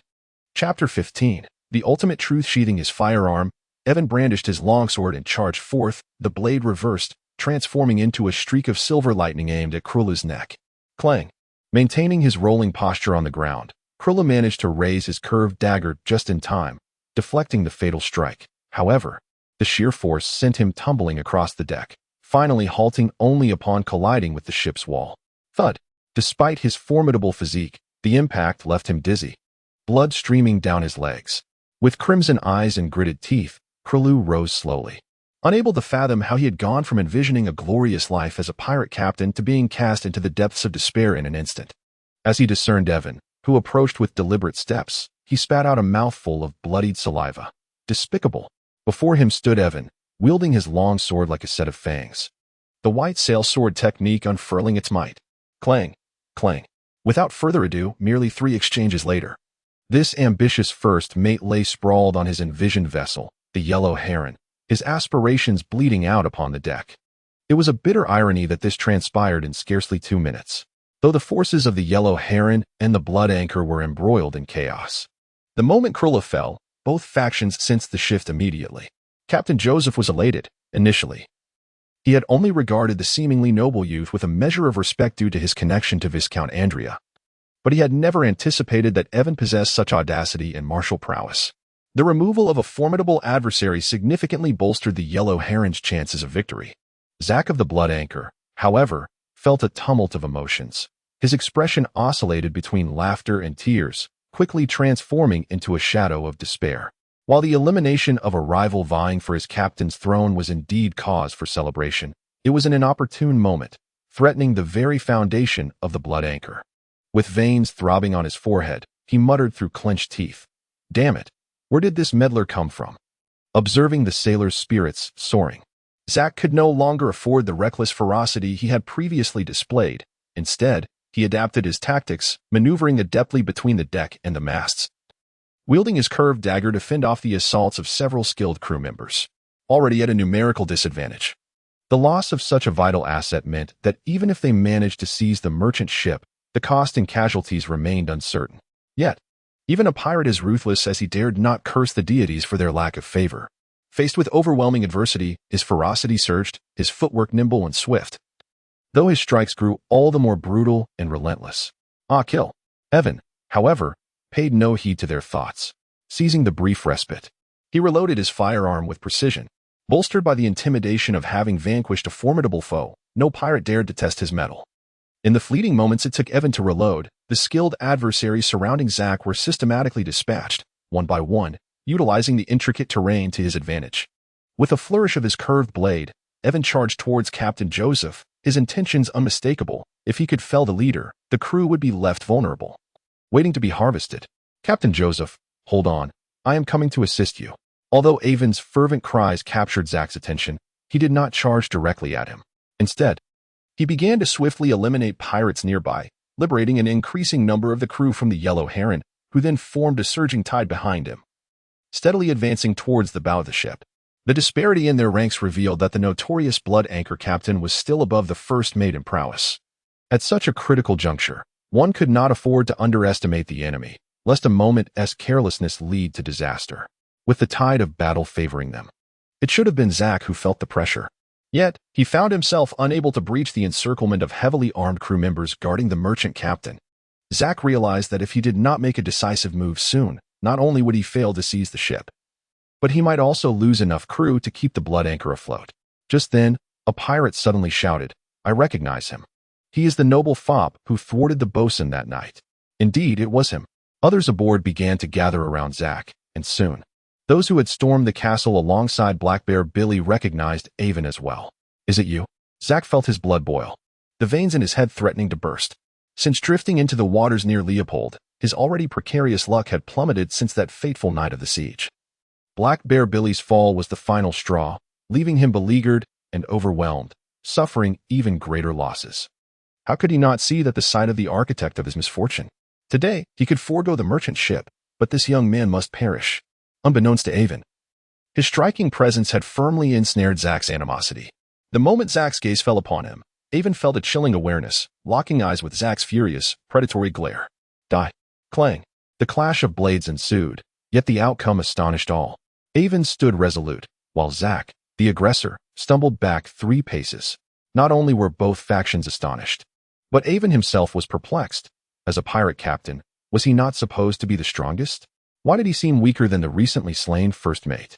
In that moment, Aiven finally had the opportunity to scrutinize his opponent, clad in tight trousers and a double-breasted coat paired with a blood-red cloak. He was clearly attempting to mimic noble attire. However, his pallid complexion and gaunt physique gave no impression of a formidable adversary. Could it be a ruse? Hesitant due to his inexperience in combat against pirates, Aiven unwittingly granted Zack an opening. Amidst the gasps of the surrounding pirates, Zack produced a small metallic vial from his belt, uncorked it, and drained the crimson liquid within. It was the blood of a god. Long live the captain. You are doomed, boy. Haraha. The pirates of the Blood Anchor clearly recognized the substance, cheering with delight even as they gradually retreated from their captain. The difference was palpable. The atmosphere around Zack underwent a dramatic transformation in an instant. His emaciated frame swelled with newfound strength, akin to that of a mighty bull, while his pallid complexion morphed into a vivid crimson. Most unsettling was the serpentine tendrils of blood-red aura that writhed and flickered between his mouth and nose, exuding an eerie malevolence. Gaga, feel the power of the divine. Before the echo of his words faded, Zack propelled himself forward, closing the distance to Aiven with astonishing speed, almost twice as fast as before, and swung his blade in a sweeping arc clang. With both hands gripping his sword, Aiven managed to parry the incoming strike. Yet he was still jolted back half a step. Astonished, he realized that a mere vial of enigmatic potion had endowed Zack with the strength of a peak apprentice knight. Indeed, this must be the trump card that allowed him to subdue the first mate. Instinctively, Aiven considered retreating to gather data on his opponent before re-engaging. But a surge of indomitable courage halted him in his tracks. Ever since the advent of his data visualization, he had grown accustomed to acquiring detailed intelligence on his adversaries, meticulously planning his approach before taking action. This had proven effective. Both Black Bear Billy and the first mate Krula had fallen easily to him when he possessed precise information. However, as a knight, he could never place himself in the role of a hunter, for on the intricate battlefield, one could never hope to maintain complete control over the situation or expect the enemy to remain perpetually weaker. In addition to anticipating the enemy's moves, a knight must embody an unwavering will to persevere and possess the audacity to charge forward in the face of formidable foes. Thus, Aiven resolved against retreat. His breathing subtly shifted, as if a gentle breeze of strength surged forth from every fiber of his being. The long sword in his hand drooped slightly, and he quietly entered a new state of readiness. The white sail swordsmanship's secret technique, sword style, floating boat. With a swift motion, he moved as if stepping upon a small vessel afloat on water, his form flowing like clouds in the wind. In an instant, he unleashed 3 strikes, the brilliant sword shadows emitting a piercing cry as they aimed for Zack's head, chest, and abdomen. This was the essence of the swordsmanship he had comprehended upon reaching mastery level in the white sail swordsmanship. Different schools of thought had various names for it. Sword style, secret techniques, and profound truths all fell under this category. The floating boat style emphasized the practitioner as a boat, the enemy as a turbulent wave, maneuvering with grace and maintaining balance without faltering. This principle formed the foundation of a series of advanced techniques within the white sail swordsmanship, embodying the quintessence that Aiven had grasped after 2 years of diligent training to attain mastery in swordplay. Chapter 16. The conclusion of naval warfare with a wild cry. Zack, having transformed, disregarded the impending onslaught of the swift swords. He abandoned his initial agile attack style, instead charging towards Aiven with a whirlwind of scimitars, akin to a raging tempest. His approach, resembling that of a brutish bear, appeared reckless, as if he sought mutual destruction with Aiven. Such an irrational tactic, especially for a seasoned swordsman, seemed to come naturally to Zack. Evidently, the peculiar potion had bestowed upon Blood Anchor Zack immense strength, albeit not without its drawbacks. As the blade wave surged forth, Aiven understood that matching Zack's reckless audacity was futile. He swiftly withdrew his sword, his footwork allowing him to glide backward like a small vessel riding the crest of the waves, dangerous yet effortless. Both combatants, extraordinary beings with physical capabilities far beyond the norm, found the limited space on the deck no longer confining. They danced around each other like agile monkeys, relentlessly pursuing their duel. With a swift clash, they ascended the rigging, leaping onto the horizontal beam of the main mast, where they became entwined in a cacophony of combat, reminiscent of a battle upon a precarious tightrope. For an ordinary person, merely standing on such a narrow perch would be challenging. The instability of the ship bobbing on the ocean's waves added to the peril. Yet Aiven, having chosen this battlefield, had certainly considered his own advantages. Though the main mast crossbeam was substantial enough to accommodate 20 men, Zack's enhanced strength came at the cost of his agility and reflexes, effectively constraining his movements on the narrow footing. In stark contrast, for Aiven, who had honed his skills in the art of white sail swordsmanship, this terrain was tailor-made for him. He was truly in his element. His mastery of the white sail swordsmanship not only granted him the ability to wield essence, but also endowed him with an unparalleled sense of balance. In this moment, the 4 layers of sails and rigging transformed into Aiven's stage. His movements were as nimble as a monkey's, darting up and down, his attacks unpredictable. The long sword sliced through the air like a flash of lightning, and in a brief span, The once formidable blood anchor Zack was left battered and bleeding. Yet, Zack seemed impervious to pain. Despite the multitude of sword wounds marring his body, his expression remained unchanged as he continued to taunt. Ha ha ha, boy. Are you merely tickling me? Don't run away. Come here and let Uncle Zack take your head. In response, Aiven unleashed an even more ferocious barrage of sword strikes, preferring to silence his adversary with steel rather than words. The unique terrain rendered Zack an unwieldy target, allowing Aiven to showcase his swordsmanship to its fullest extent. Even when thrust into a seemingly insurmountable disadvantage, Zack's obsession kept his hatred firmly fixed upon Aiven. He harbored no thoughts of abandoning the main mast for a more advantageous battleground. Instead, he clung to the rigging, relentlessly pursuing Aiven upward. Perhaps, within the simplicity of his mind, he firmly believes that if he can seize Aiven just once, he will swiftly bring an end to him. Zack pursued Aiven all the way to the top of the main mast, where the sails were located, at least 6 stories above the deck. In that moment, his gaze was solely fixated on Aiven, consumed by hatred, completely disregarding the cries for help and the agonizing screams emanating from the pirates below. Ah, Captain, help! The sound of thuds echoed. Indeed, Captain Joseph, though not particularly formidable in strength, proved to be a competent ally. After Aiven distracted the clearly disoriented Zack, he began rallying his subordinates to command the crew in encircling the remaining pirates, overwhelming them with superior numbers. Had Zack and Krulu not disrupted their formation at the onset of the battle with their exceptional skills, Joseph's leadership might not have led them to such a perilous situation. If it weren't for Aiven's intervention, it is likely that the battle would have already concluded, with him on the losing side. Now, seizing the opportunity, how could he not seek to redeem his previous disgrace?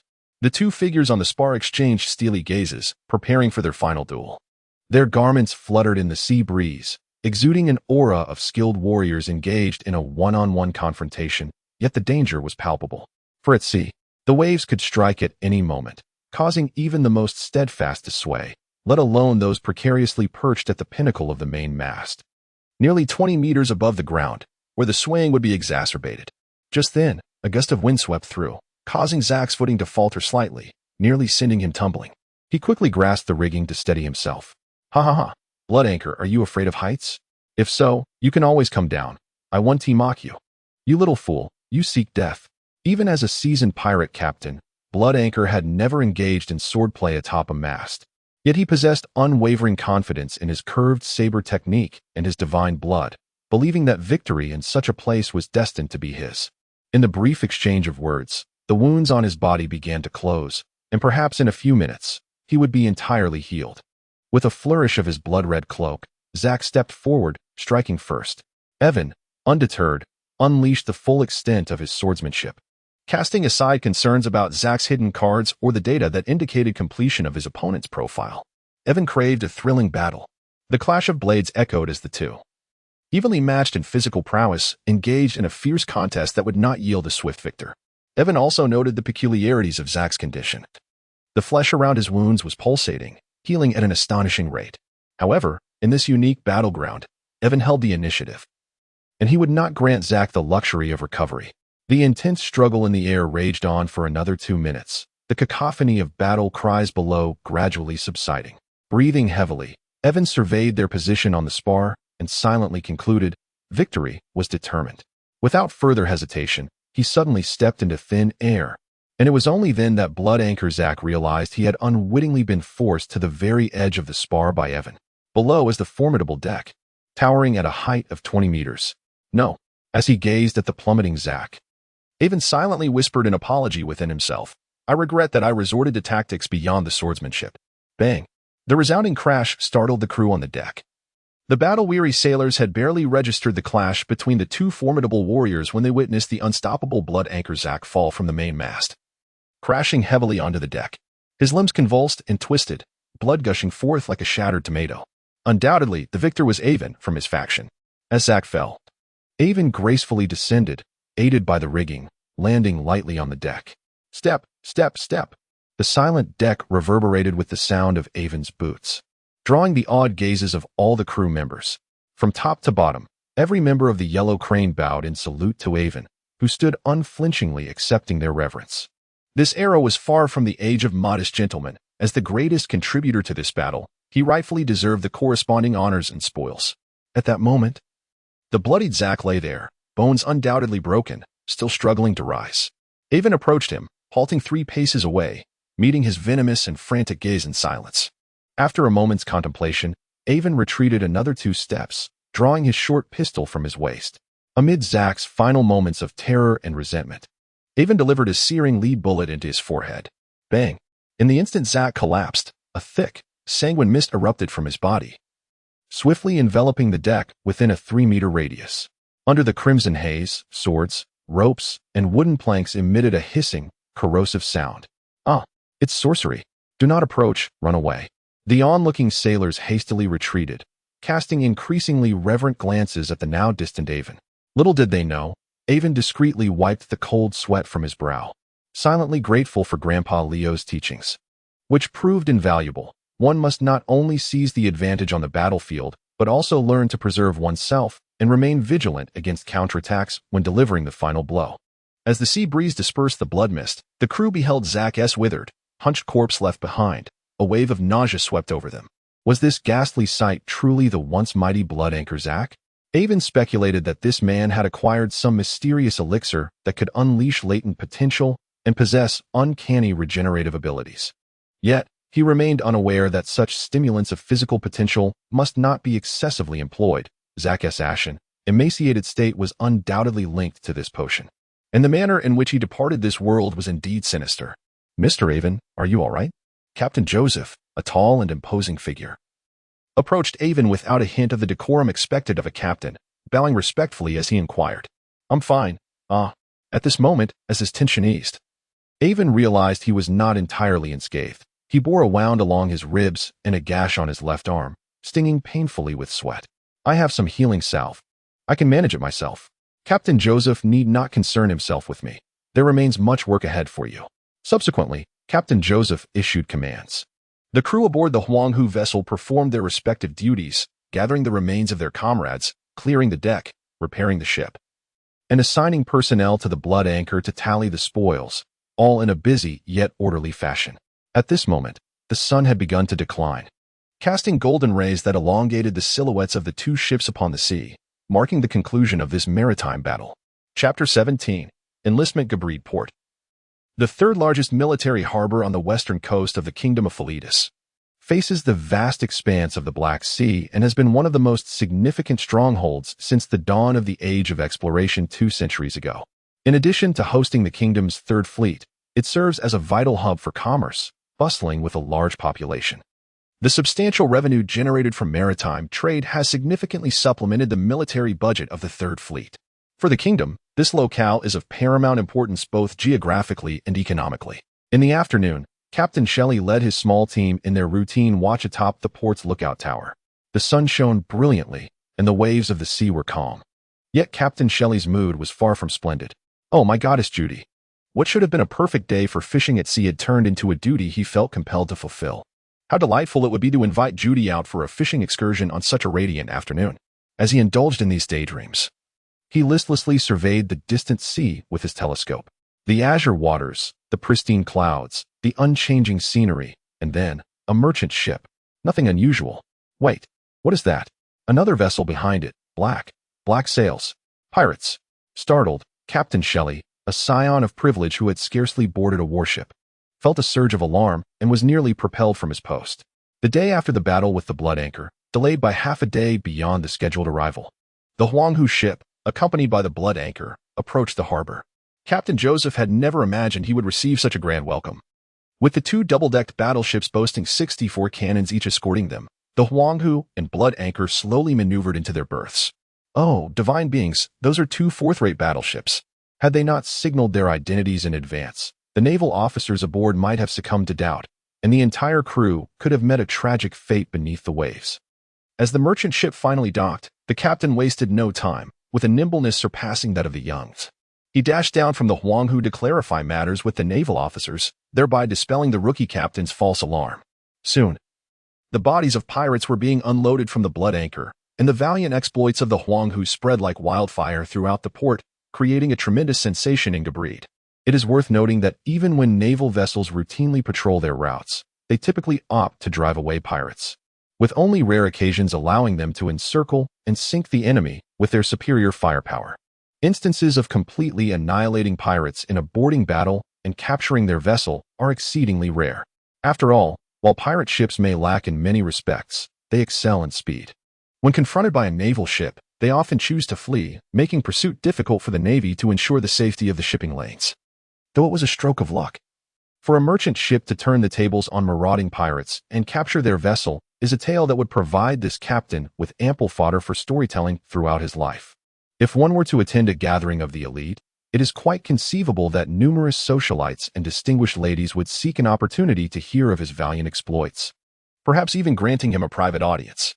Should the conversation flow amiably, a serendipitous encounter steeped in romance might very well ensue.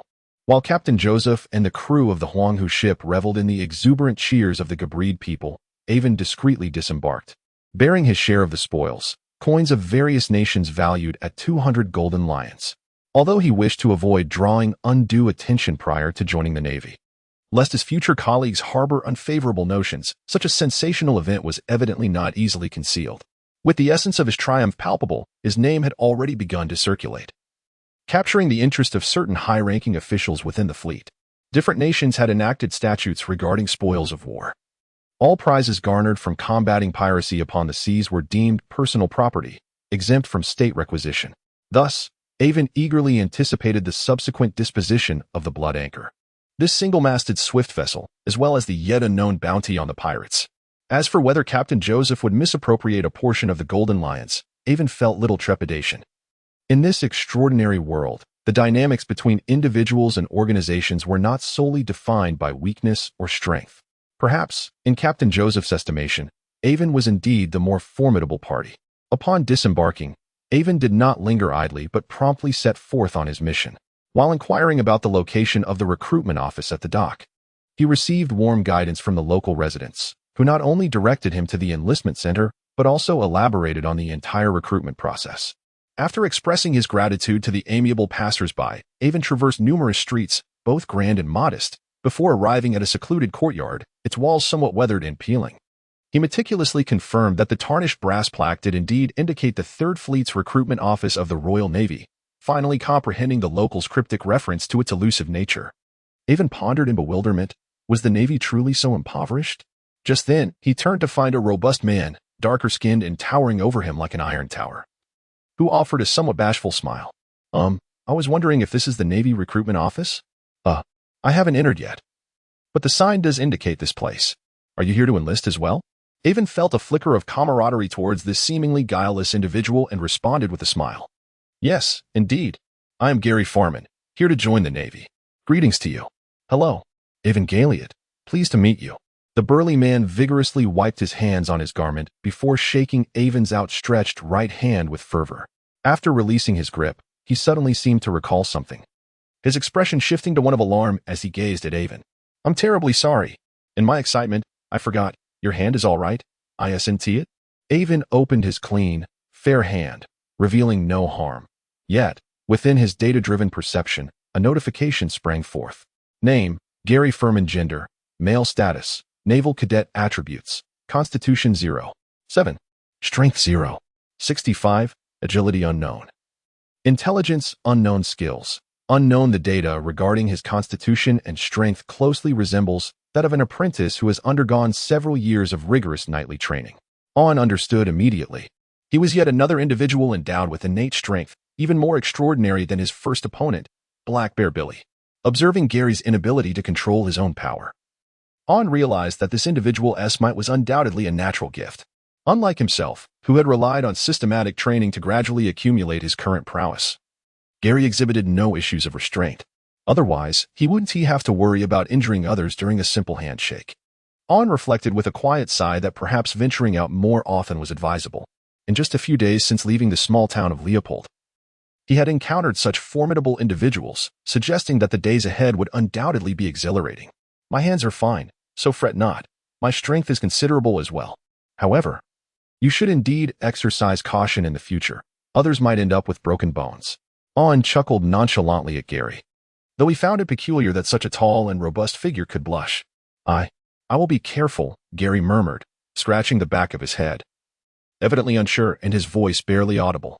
Let us proceed. Since we've arrived at the entrance, it's time to explore, On declared as he stepped into the courtyard, traversing the long corridor lined with shrubs towards the depths of the yard.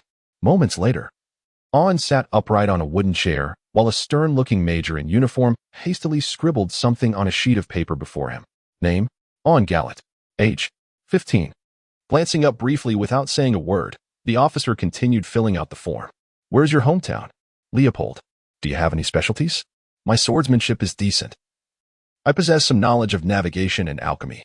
The officer displayed a look of understanding, concluding his inquiries, and inscribed his own name at the bottom of the form, not bothering to ask On the obvious question of whether he could read, prompting him to write his name as well. Now, produce the documents. What? Oh. All right. Though puzzled as to how the officer knew, On recalled the instructions from Viscount Andrea before his departure and obediently retrieved the so-called letter of introduction. Noticing On's confusion, the officer shot him a disapproving glance. Are you not aware of the vast differences between you noble youths and ordinary young men in terms of appearance and demeanor? You incessantly aspire to masquerade as commoners, seeking to forge your own paths without relying on your families. Do you not realize how much trouble this causes us in our work? Chapter 18. New recruit training. Although his demeanor was rather indifferent, Major Eugene did not impose any difficulty upon Aiven. Upon receiving the letter, the major merely glanced at the wax seal affixed to it and, without breaking it, inscribed a few words before placing it in the drawer to his right. With his keen eyesight, Aiven caught a glimpse of several similar letters within, all unopened. It became evident to him that he was not the only recruit in such a situation. This, perhaps, was the function of the letter of introduction. Very well. I shall be your instructor for the next 3 months of basic training. You may address me as instructor or Major Eugene. Remember to report here tomorrow for your physical assessment. Although it may seem a waste of time to you, it is a procedure we must adhere to. Now, please summon the next individual. Yes, Major Eugene. Aiven responded, adapting well as he stood, saluted, and exited the room. Standing in the corridor of the courtyard awaiting Gary's emergence, Aiven reflected that connections were indispensable no matter the realm, even in this foreign world. From the moment they exited the doors of the recruitment office, the new naval recruits had already been stratified into various ranks. It was apparent that Major Eugene had misinterpreted his identity due to the letter.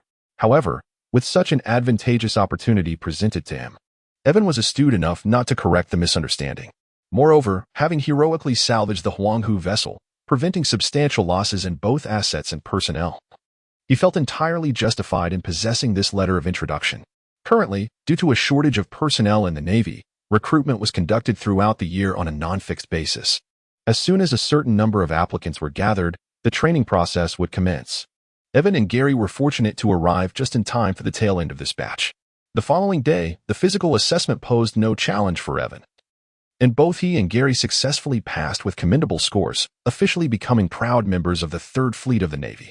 Awaiting these recruits was a rigorous 3-month training period before boarding the ship, designed to ensure that novices like themselves possessed a fundamental understanding, thus preventing chaos or even fatality once they set sail. After enduring the trials of battle, as long as they survived, they would essentially qualify as competent naval soldiers. Aiven was unaware of the higher-ups' arrangements. However, through the staff's complaints during the testing, he learned an intriguing tidbit and finally understood why the recruitment office appeared so shabby. It was all attributed to the base's logistics chief, General Snyder. The staff remarked on his influence. Hailing from a family of merchants, General Snyder was not only a competent quartermaster but also a successful businessman. He habitually marked goods with clear prices and, leveraging the Navy's unique position, transformed them into profits many times their original value, including the once grand and spacious recruitment office that had brought prestige to the Navy. His philosophy was simple. When we profit, the buyer is our god. When we spend, we become the gods of others. This straightforward, yet pragmatic ideology propelled the rapid development of Gabried and provided the 3rd Fleet with substantial funding, earning him the title of a veritable god of wealth in the hearts of all. The personnel at the recruitment office could only express their concerns in a few words. Regardless of the dismal work environment, they dared not voice their frustrations. Aiven perceived that the base's quartermaster was indeed an astute individual. He understood that what compels young people to eagerly enlist in the military is not the opulent naval base, but rather the promising future that awaits them as naval soldiers, or even officers. Aiven had an inkling that he would inevitably engage with this quartermaster in due course. On the training ground, The current cohort of naval recruits sat in a circle on the ground. With a resounding clap, wooden swords clashed as two combatants sprang back, only to rebound swiftly and re-engage in their duel. It was evident that the physical prowess of these two fighters was far beyond that of ordinary individuals. Their swift movements and the impact of their wooden swords were such that the average person's reflexes could scarcely keep pace. Though they wielded training swords, they emitted a piercing shriek with every swing, suggesting that the injuries inflicted upon the body would be no less severe than those from genuine blades. Yet, the two remained undeterred, displaying remarkable confidence in their swordsmanship. Enough. Halt. With that command, the swirling dust settled to reveal two figures clad in naval training uniforms. One was Major Eugene, the instructor for this batch of recruits, while the other was Aiven, the fortunate individual selected as a sparring partner.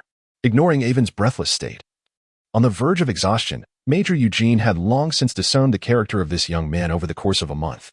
Aiven was diligent, hardworking, and possessed both perseverance and tenacity, qualities that set him apart from many privileged youths he had encountered, save for the universal truth that one must rise early for personal gain. In the beginning, when Major Eugene proposed to impart the unique military swordsmanship of the Navy, Aiven had been a model of diligence and receptiveness, always eager to learn.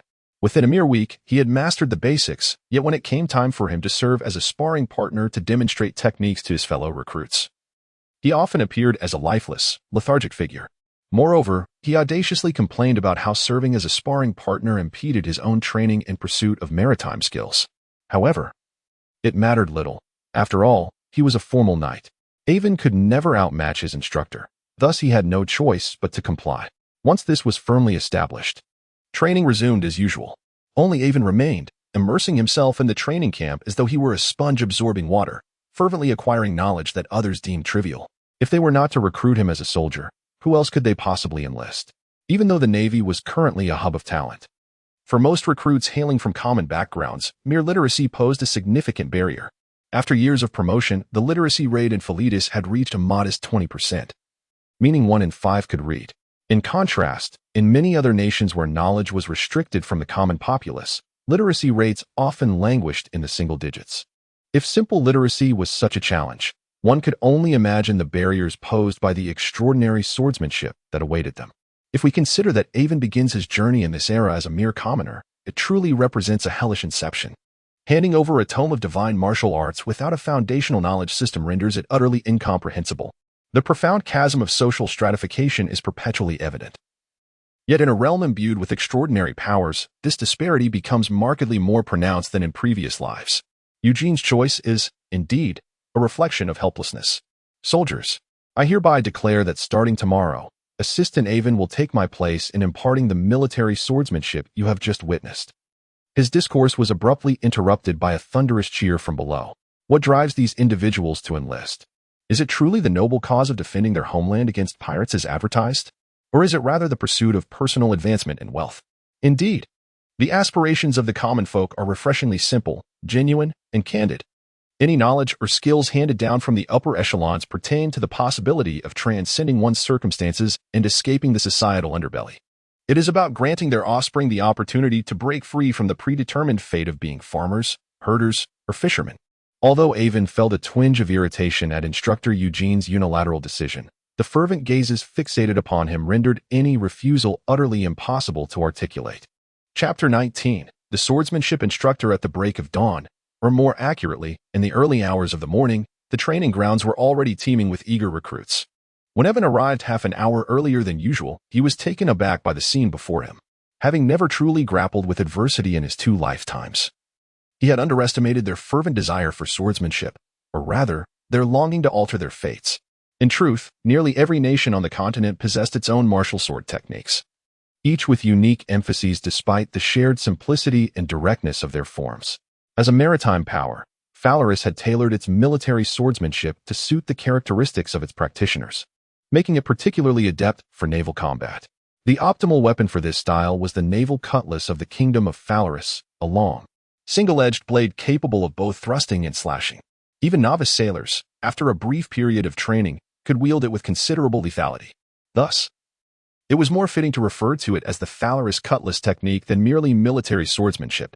Upon his arrival, amidst the eager gazes of the recruits, Aiven distributed wooden training cutlasses to each prospective soldier, instructing them to form in orderly formation as swordsmanship training commenced. At this moment, no one questioned Aiven's capability to instruct them, despite being a fellow recruit. Although Eugene wished to shirk responsibilities, he was reluctant to undermine himself. Through their public sparring sessions over the past few days, he had thoroughly impressed the recruits with his remarkable sword skills, demonstrating the vast chasm that lay between them. By this time, there was no doubt cast upon Aiven. The instruction began with the fundamental grip of the sword. It was then that Aiven realized this task was not as daunting as he had anticipated, nor as monotonous. The grip must be firm, yet not overly tight, lest the arms fatigue swiftly. One should only tighten their hold during strikes or parries. And the art of relaxing one's hands after executing a movement, known as the gentle hand, was essential. This was a necessary talent for learning swordsmanship, allowing for greater agility without succumbing to fatigue or stiffness. Loosen your grip a bit more, and a bit more still. Do not keep your arms too rigid, and avoid fixating your gaze solely on the sword. After ensuring that everyone held their swords correctly, Aiven proceeded to elucidate the three defensive stances of the Faller's cutlass technique: the high guard, the outside guard, and the inside guard. With a touch of personal inclination, he called upon Gary, his closest acquaintance, to assist him in demonstrating the techniques. "Aiven, the leader," Gary exclaimed as he stepped to the front of the line, momentarily flustered under the watchful eyes of many. Despite his rugged and towering appearance, Gary was of the same age as Aiven, even younger by a month. Shortly after enlisting, he had become an admirer of Aiven's superior skills, effectively becoming his devoted follower. Yet, to onlookers, Gary was less a follower and more someone who had latched onto a formidable ally. Even the most unassuming individuals possess their own survival wisdom. With that single exclamation of boss, Aiven resolved to transform Gary's bashful demeanor from this moment forth. He gestured for Gary to relax and commenced a series of demonstrations, explaining each move in succession. The high guard position serves as a defense against all manner of slashing attacks aimed at the body and arms, with the sword ideally positioned to protect both the head and feet. When an opponent's blade approaches, a slight elevation or lowering of one's hand suffices to deflect the strike. The position with the sword on the right side is termed the outer guard, while that on the left is referred to as the inner guard. In both stances, although one side of the body may be exposed to the adversary, one cannot expect the enemy to strike only when one is properly positioned. Thus, mastery of every defensive technique is imperative. "Gary, the high guard," Aiven continued, punctuating the air with the sound of wooden swords clashing, making Gary repeat each defensive stance 3 times before pausing. At this juncture, he elucidated the essence of defensive techniques. All guards must be executed with the strong part of the blade, which is the unsharpened section near the handguard, commonly called the strong blade, in contrast to the weak blade, which refers to the sharpened tip. During his earlier combat with Billy the Bear, Aiven had employed a close stance to disarm his opponent's curved sword using the strong blade. The final segment of the lesson addressed offense, a realm both simple and intricate. Thrusts and slashes constitute the most fundamental techniques, yet they can only be perfected through relentless practice, as there are no shortcuts. Aiven imparted his insights on swordsmanship to the recruits, hoping they would glean valuable lessons. He emphasized the critical aspects of offensive maneuvers. One must never allow the front foot to touch the ground before the sword reaches its target, and the blade's tip must always remain on the optimal path for attack. Only by adhering to these principles can one strike faster than the opponent and safeguard one's life. With sword in hand, Aiven demonstrated the proper execution of thrusts and slashes, showcasing remarkable strength despite his unassuming physique. Can we achieve such power? The new recruits pondered. One day, I too shall be strong. Aiven, disregarding the recruits' restless emotions, planned to impart this foundational knowledge over 3 days, after which they would gradually internalize these techniques through practical training. Following this period, he aimed to identify and rectify any deficiencies in their performance, even planning to utilize data analytics to provide targeted corrections for each individual.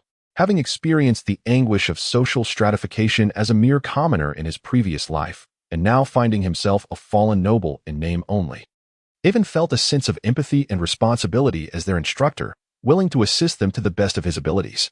Naturally, the collection of data on each recruit to enrich the database was also an essential endeavor.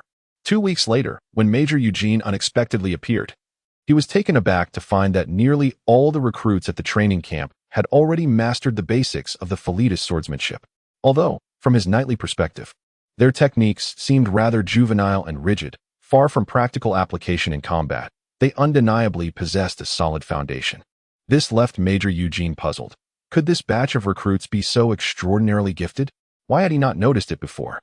However, upon resuming the remaining training, he soon realized it was merely an illusion. They were still the same clumsy lot. Nevertheless, this was no longer of concern to Aiven. Throughout this 2-week stint of substitute teaching, Aiven experienced a subtle shift in attitude, evolving from initial impatience to complete immersion. In the process of instructing the recruits, he not only earned their heartfelt gratitude, but also finally grasped the essence of reciprocal learning. Each individual possessed unique physical conditions, perspectives on understanding, and cognitive approaches, necessitating that an educator must thoroughly comprehend their own knowledge to address each student's queries effectively. During this journey, Aiven discovered that his understanding of the 2 swordsmanship styles he had mastered, white sail swordsmanship and military swordsmanship, had progressed remarkably, even bringing about changes in his long-stagnant physical fitness. Name: Aiven Gallat. Gender: male. Attributes: Constitution 0, 91 Strength 0, 88 Agility 0, 93 Intelligence 0, 90 Skills. White sail swordsmanship: Proficient, includes associated breathing techniques, swordsmanship. Potions: Military swordsmanship: Proficient, includes associated breathing techniques, swordsmanship. Potions: Archery: Proficient, grammar: Proficient, nautical knowledge: Beginner, pharmacology: Beginner. His constitution increased by 0.01, finally reaching 0.91, while his strength rose by 0.02 to 0.88. Unlike the arduous breakthrough of white sail swordsmanship, the military swordsmanship easily advanced to the proficient level. The military swordsmanship imparted by Eugene included a complete set of sword techniques, breathing methods, and associated potions, which, in principle, was a form of extraordinary swordsmanship aimed at transcending the ordinary. However, upon comparison, Aiven found that although military swordsmanship was simple and easy to learn, it leaned heavily towards battlefield combat and fell short in delivering the crucial transformative effects associated with the extraordinary. For instance, the 5 variations of the military swordsmanship paled in comparison to the 12 variations of the white sail swordsmanship, a disparity that was starkly evident. Furthermore, Eugene had authorized Aiven to teach only the sword techniques to the recruits, strictly prohibiting the dissemination of the accompanying breathing methods and potions. This policy from the naval hierarchy, akin to possessing techniques without the means to utilize them, effectively severed any direct pathway to the extraordinary. Chapter 20. Instruction and embarkation to those who already possess. Grant them more. To those who lack, impose additional restrictions. Indeed, within the Navy, unless one attains a certain rank and tenure, even the existence of extraordinary realms shall remain concealed from them. Aiven distinctly recalls Eugene solemnly imparting to him that this is not merely to uphold the steadfast dominion of the elite, but because the world inhabited by humankind is far more complex than it appears on the surface. Beyond the civilized world lurks unspeakable horrors. Ignorant and clandestine explorers may invite chaos and calamity. The witch-hunting campaigns fervently endorsed by various churches are certainly not without foundation. However, even the most stringent regulations have their exceptions. After discreetly obtaining Major Eugene's consent, Aiven summoned Gary privately. "Young man, I perceive extraordinary potential within your frame. You are destined to become a paragon of martial prowess, entrusted with the noble task of upholding cosmic justice and peace. I possess a complete manual of military swordsmanship, and I shall offer it to you at a modest price. There exists a maritime adage. Even the most valiant warrior at sea cannot rely solely on his strength to maneuver even the smallest of vessels. If Aiven aspired to be a solitary wanderer, it would be of little consequence. Yet, this is the grand age of exploration, where securing power or acquiring greater strength necessitates the presence of reliable companions. After nearly 2 months of camaraderie, Aiven believed he had come to know this towering young man well, rugged in appearance yet possessing a pure heart. With proper guidance during his formative years, he could become a significant ally. Simultaneously, Aiven held unwavering confidence in his analytical vision, convinced that the data it provided would not betray him. For his sole subordinate, Aiven was willing to invest early, affording him an opportunity. What Aiven did not anticipate was the remarkable compatibility Gary had with military swordsmanship. Initially, during sparring sessions with the recruits, his prowess was not immediately evident. At most, he exhibited a slightly more vigorous approach. Often, in the heat of practice, he struggled to temper his strength, leading to instances where he would hurl his opponent, sword and all, across the training ground. Consequently, Gary earned an unflattering moniker among his peers and instructor Eugene, the mountain boar warrior. Despite his undefeated record in sparring, his brutish style was difficult for the newly inducted recruits, who revered military swordsmanship as the gold standard, to accept. Yet, when Aiven imparted the accompanying breathing techniques of military swordsmanship to Gary, allowing him to harness the unique power within his body, he seemingly discovered the key to mastering his innate strength, resulting in rapid advancement. In just a week, Gary's physique transformed from merely robust to leaner and more formidable. He exuded an aura of fierce vitality, akin to a jungle predator. The two stood face to face in a secluded corner, swords drawn, embarking on their daily practice. Gary, come at me. Yes, boss. Who? A fierce and tempestuous sword sliced through the air, its simple downward strike imbued with a distinctive flare in Gary's hands. With a swift sidestep, Aiven evaded the attack, his wooden sword striking the ridge of Gary's shoulder, forcing him back a pace. Again, with a deft maneuver, he deflected Gary's thrust from the side, the blade gliding effortlessly to rest beneath his armpit. Again. It was only when Gary lay sprawled on the ground, gasping for breath, that Aiven sheathed his sword and reviewed the latest data collected. Name, Gary Furman. Gender, male. Identity, naval rookie. Attributes, Constitution 0. 7, Strength 0. 65. Agility 0. 4, Intelligence 0.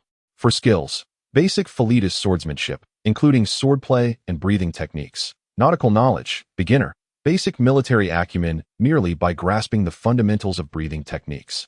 Gary's strength surged by 0.06, bringing his total to 0.71, while his agility experienced a remarkable leap from 0.4 to 0.52. Although still lacking in comparison to other attributes, this enhancement significantly compensated for his deficiencies, positioning him well beyond the average adult. The Constitution data saw no change. Yet this attribute remained the cornerstone for an extraordinary knight's path, essential for the expression of all other attributes, demanding greater exertion on his part. It was akin to a wealthy heir who, having inherited a fortune, first learns to manage his wealth efficiently before contemplating its expansion. Gary's situation mirrored this. Through the introduction of breathing techniques, he would experience rapid progress in the short term. However, to truly transcend the threshold of the extraordinary, a grounded and prolonged effort was imperative. Enough lying around. Remember your current limits. You have a month to fully unlock the potential of your innate constitution. Understood, Captain. I shall strive to do so. As Gary embarked on earnest training, his admiration for Aiven grew, feeling dwarfed by Aiven's constitution, strength, skill, and knowledge. Not to mention the transformative gift of the breathing technique. Gary had completely become Aiven's fervent admirer. While he might hesitate to act on the instructor's words, he would undoubtedly leap into action at Aiven's command. Thus, for the ensuing month, aside from essential training and time spent in the library, Aiven frequently carved out moments to mentor Gary.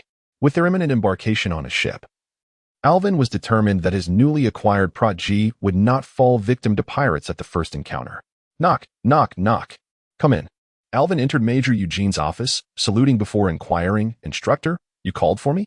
Stop the formality, shut the door, and take a seat. Over the past 3 months, Aiven had been of considerable assistance to Eugene, and as their true natures revealed themselves, their bond had deepened significantly.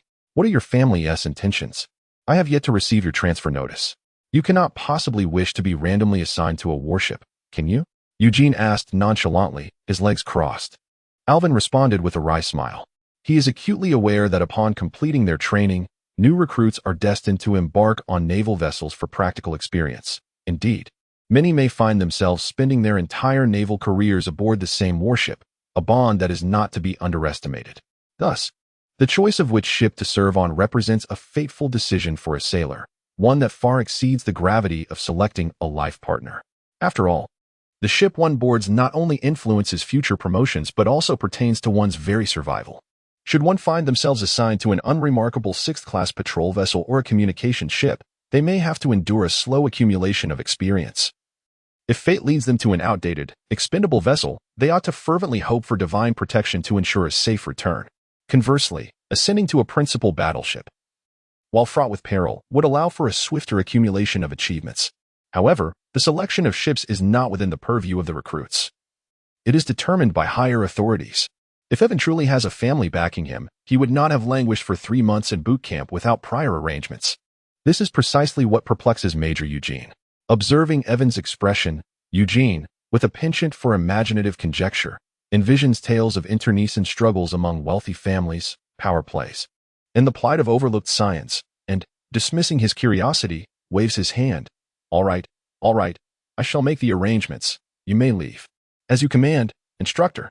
Aiven replied with a playful grin, saluting before turning to exit. Just as he reached the door, a thought struck him. Oh, Instructor, Gary. Get out. Upon stepping out of Major Eugene's office, a significant weight lifted from Aiven's heart.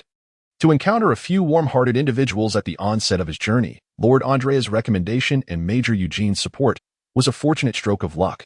Without them, he could have easily stumbled through years of confusion. As for the tales he had read in his previous life, where protagonists, fresh and unblemished, effortlessly vanquished foes and outwitted numerous malevolent adversaries, such occurrences are not entirely implausible, yet they remain steeped in the realm of fantasy. Chapter 21. Conflict. Amidst the anxious anticipation of the newly enlisted recruits, the day of boarding finally arrived. Contrary to expectations, there was no grand ceremony. Each warship in need of reinforcements had its own pressing duties. The vastness of the oceans often necessitated months at sea, making it impractical to convene all the recruits for a lavish send-off. Nonetheless, apart from Eugene, the Third Fleet dispatched a civilian lieutenant colonel to oversee the boarding of each batch of new soldiers, signifying a degree of importance. Of course, this would have been a different matter had the recruits been scions of nobility or distinguished graduates from the Royal Naval Academy. It was not until a week after the boarding activities commenced that Aiven, having achieved the top score in comprehensive training among his cohort, was directly granted the rank of warrant officer, acting officer, and entered the combat roster aboard the Silver Wing cruiser. Aiven was acutely aware that, without the introduction letter from the Viscount, such an outcome would not have been so straightforward. The acting officers on board were predominantly offspring of the elite or graduates from prestigious institutions. For an ordinary civilian recruit, no matter how capable, it typically required 2 years of enduring the tumultuous seas before attaining such a rank. Unlike most of his contemporaries who boarded 6th-class communication vessels, the Silver Wing belonged to the 5th-class cruiser category, with an overall length of 45 meters and armed with 40 cannons. It was one of the principal warships of the internationally recognized privateer fleets. Although designed to accommodate 250 personnel, the actual crew numbered less than 200. Among the Navy's 6th-class warships, the first 4 classes are battleships, officially termed main battle line combat vessels, qualifying them to engage in large-scale fleet naval battles. While the Silver Wing did not achieve the status of a battleship, it nonetheless stood just beneath that tier. Given Eugene's solemn assurance regarding his arrangements, it was evident that the significance of this vessel extended beyond mere classification. Colonel Geller, the ship's captain, was an exceptional individual. Colonel Geller was not only a formidable veteran knight, but also a former captain of a 4th-class battleship. The official narrative suggested that his previous ship suffered severe damage during combat, necessitating extensive repairs. However, the true circumstances were not disclosed to the public. With the Third Fleet lacking a temporary substitute 4th-class battleship, Geller was compelled to command this 5th-class vessel. Otherwise, it would have been exceedingly difficult for Aiven to be assigned as an acting officer aboard a 4th-class ship under ordinary circumstances. Furthermore, Aiven had a vague recollection of Colonel Geller's name but thought little of it. After all, the world was replete with individuals sharing the same name, and encountering a familiar moniker was hardly unusual. When Aiven, with his personal belongings in tow, boarded the Silver Wing alongside Gary, he soon discovered that among the 30 personnel being assigned to the ship, he and Gary were the only new recruits. The remaining 28 were seasoned sailors drawn from 6th-class communication vessels. Though referred to as veterans, they were still quite young, the eldest perhaps no older than 20. However, their prolonged time at sea gave them an appearance that belied their actual age. The seasoned sailors regarded Aiven and Gary with a peculiar demeanor.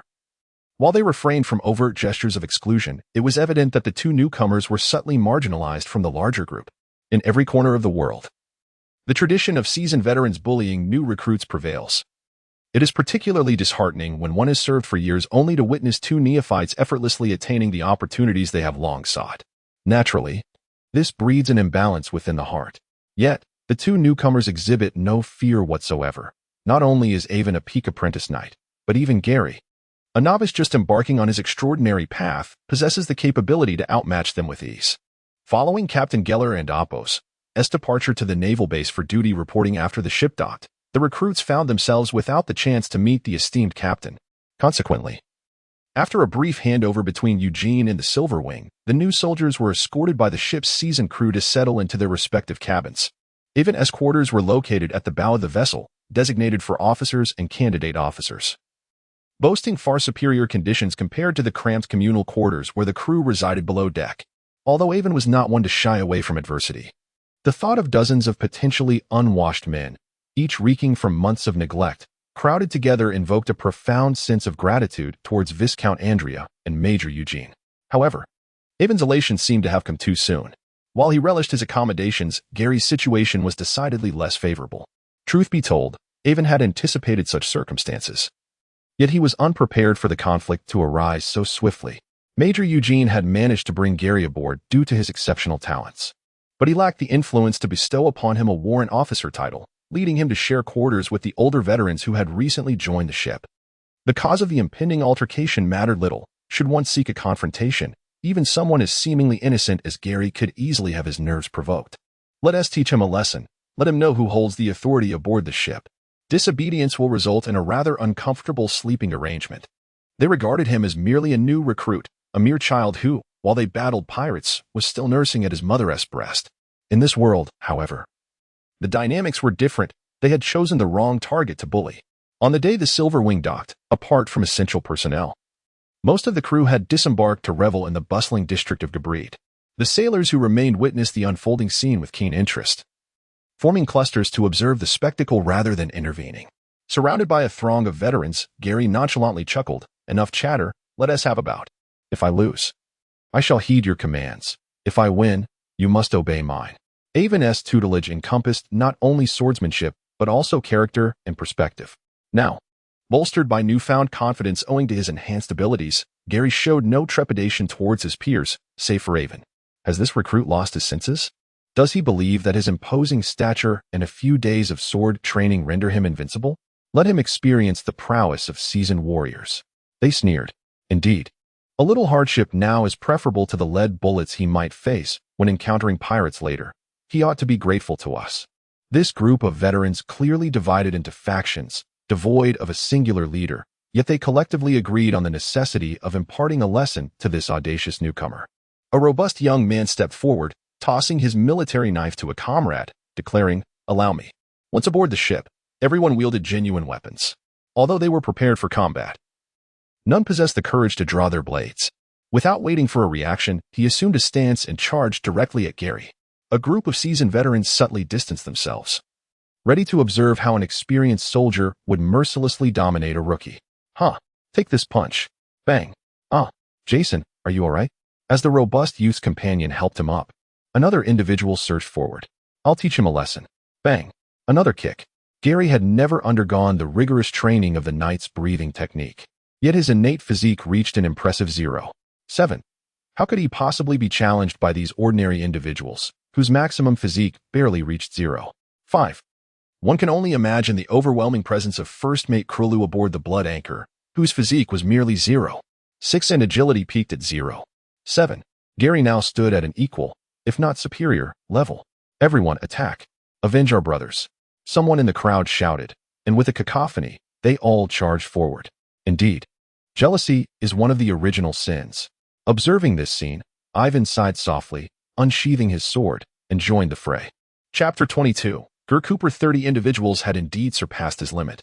As Aiven charged into the fray, the battle-hardened veterans, consumed by fervor, momentarily forgot that he was both a reserve officer and their superior, and promptly dispatched a portion of their ranks towards him.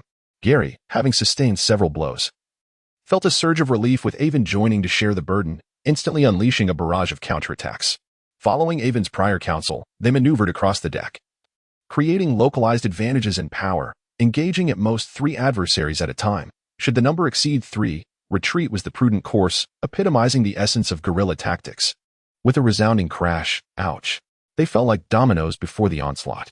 Aiven's agility was unparalleled. Even amidst the siege, he effortlessly identified openings to dispatch his foes. Grasping the wrist of one veteran, he deftly twisted, and as the soldier contorted in pain, Aiven delivered a precise blow to his ribs, rendering him incapacitated. The cries of the engaged veterans echoed loudly, yet their injuries were surprisingly minimal. Aiven and Gary targeted their opponent's vulnerabilities, causing pain severe enough to induce unconsciousness. But a night's rest would suffice for recovery. Amidst this chaotic melee, or rather, one-sided slaughter, a tall middle-aged man clad in an officer's uniform and draped in a greatcoat observed them from the aft cabin for quite a while. Colonel Gur was a statuesque figure with short gray hair, standing resolutely at the rear of the ship. He resembled a towering cliff that had withstood the test of time at the edge of the sea, unfazed by the tempestuous waves. Throughout his service, the crew felt an unparalleled sense of security in his presence, firmly believing that he could navigate them safely through even the most treacherous conditions. As the combatants exhibited a measure of restraint, Captain Gur preferred to refrain from interference, recognizing that competition within the ranks was not inherently detrimental. Once they set sail, he would ensure that this exuberance was tempered. At your command, sir. By the way, here is the roster of personnel added today. Would you like to review it? Chris, the bosun, who donned a blue cloth headscarf instead of a sailor's hat, saluted and presented Gur with several sheets filled with names and brief descriptions. Very well. Hand it to me. Thank you for your efforts, Chris. Gur accepted the papers and turned to leave the aft cabin, returning to his captain's quarters. He listened to the distant sounds of youthful brawling echoing from outside, momentarily lost in thought. His gaze fell upon a prominent portrait hanging in the room. It depicted a two-masted exploration vessel bravely navigating tumultuous seas beneath a somber sky, where two spirited young men, seemingly indifferent to the rough weather, were animatedly pointing towards the horizon, their camaraderie evident. One of them, tall with gray hair, bore a striking resemblance to a younger Colonel Gur, while the other, slightly shorter with brown hair and dark eyes, did not conform to the typical appearance of the Philetus people, instead reflecting traits of a minority from the neighboring nation of Aleia. Yet, the bond between the two was unmistakably strong, proving that nationality was no barrier to friendship. Moreover, belonging to the Tulip Alliance, intermarriage has been prevalent for centuries among both the elite and the common folk, rendering any distinct ethnic characteristics unique to a single nation obsolete. My dear friend, had it not been for unforeseen circumstances, your son would have reached the age of conscription by now. I wonder, does he engage in brawls like those boisterous lads outside? Has he mustered the courage to pen love letters to his beloved, as you once did? No. If you were still among us, you would surely prevent him from joining the military, allowing him instead to inherit your exploration vessel and continue your legacy as a great adventurer, just as we did in our youth, would you not? You once mentioned that the spirit of adventure flows through your family's veins. I am well aware of that, Furman. Calyptus, stirred by the youthful frolics, he reminisced about his like-minded yet prematurely departed friend. After a long moment, Gel reluctantly shifted his gaze from the painting and slowly opened the long-ignored list of new recruits on the table. Dimspark, 20 years old. 5 years of service aboard the battleship Sunflower. Gunner, evaluation, excellent. Oliver Jard, 19 years old. 3 years of service aboard the battleship Reef. Rigger. Gel meticulously perused each page. He had already submitted his criteria for recruitment to the logistics department, and these candidates indeed met the requirements. Yet none possessed that extraordinary quality which would captivate one's attention. Gary Furman, 15 years old, recruit, second in overall scores at the training camp. Rank, junior knight, late stage.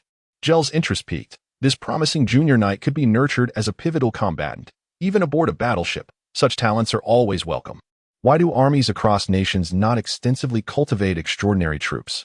Beyond the previously mentioned external factors, an individual's aptitude, their affinity for the extraordinary path, and the resources for subsequent training all render such idealistic approaches impractical.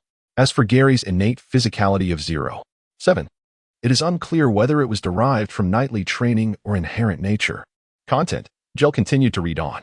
Evan Calyptus, 15 years old, second lieutenant. Merely seeing the name sent Gel's heart racing, and he stood up abruptly. Moments ago, he was lost in thought about his dear friend and his offspring, and now he confronted this familiar yet alien name. How could he maintain composure? He chuckled softly, pinching the bridge of his nose. Am I still the unflappable Gel Copper, who remains composed even in the face of calamity?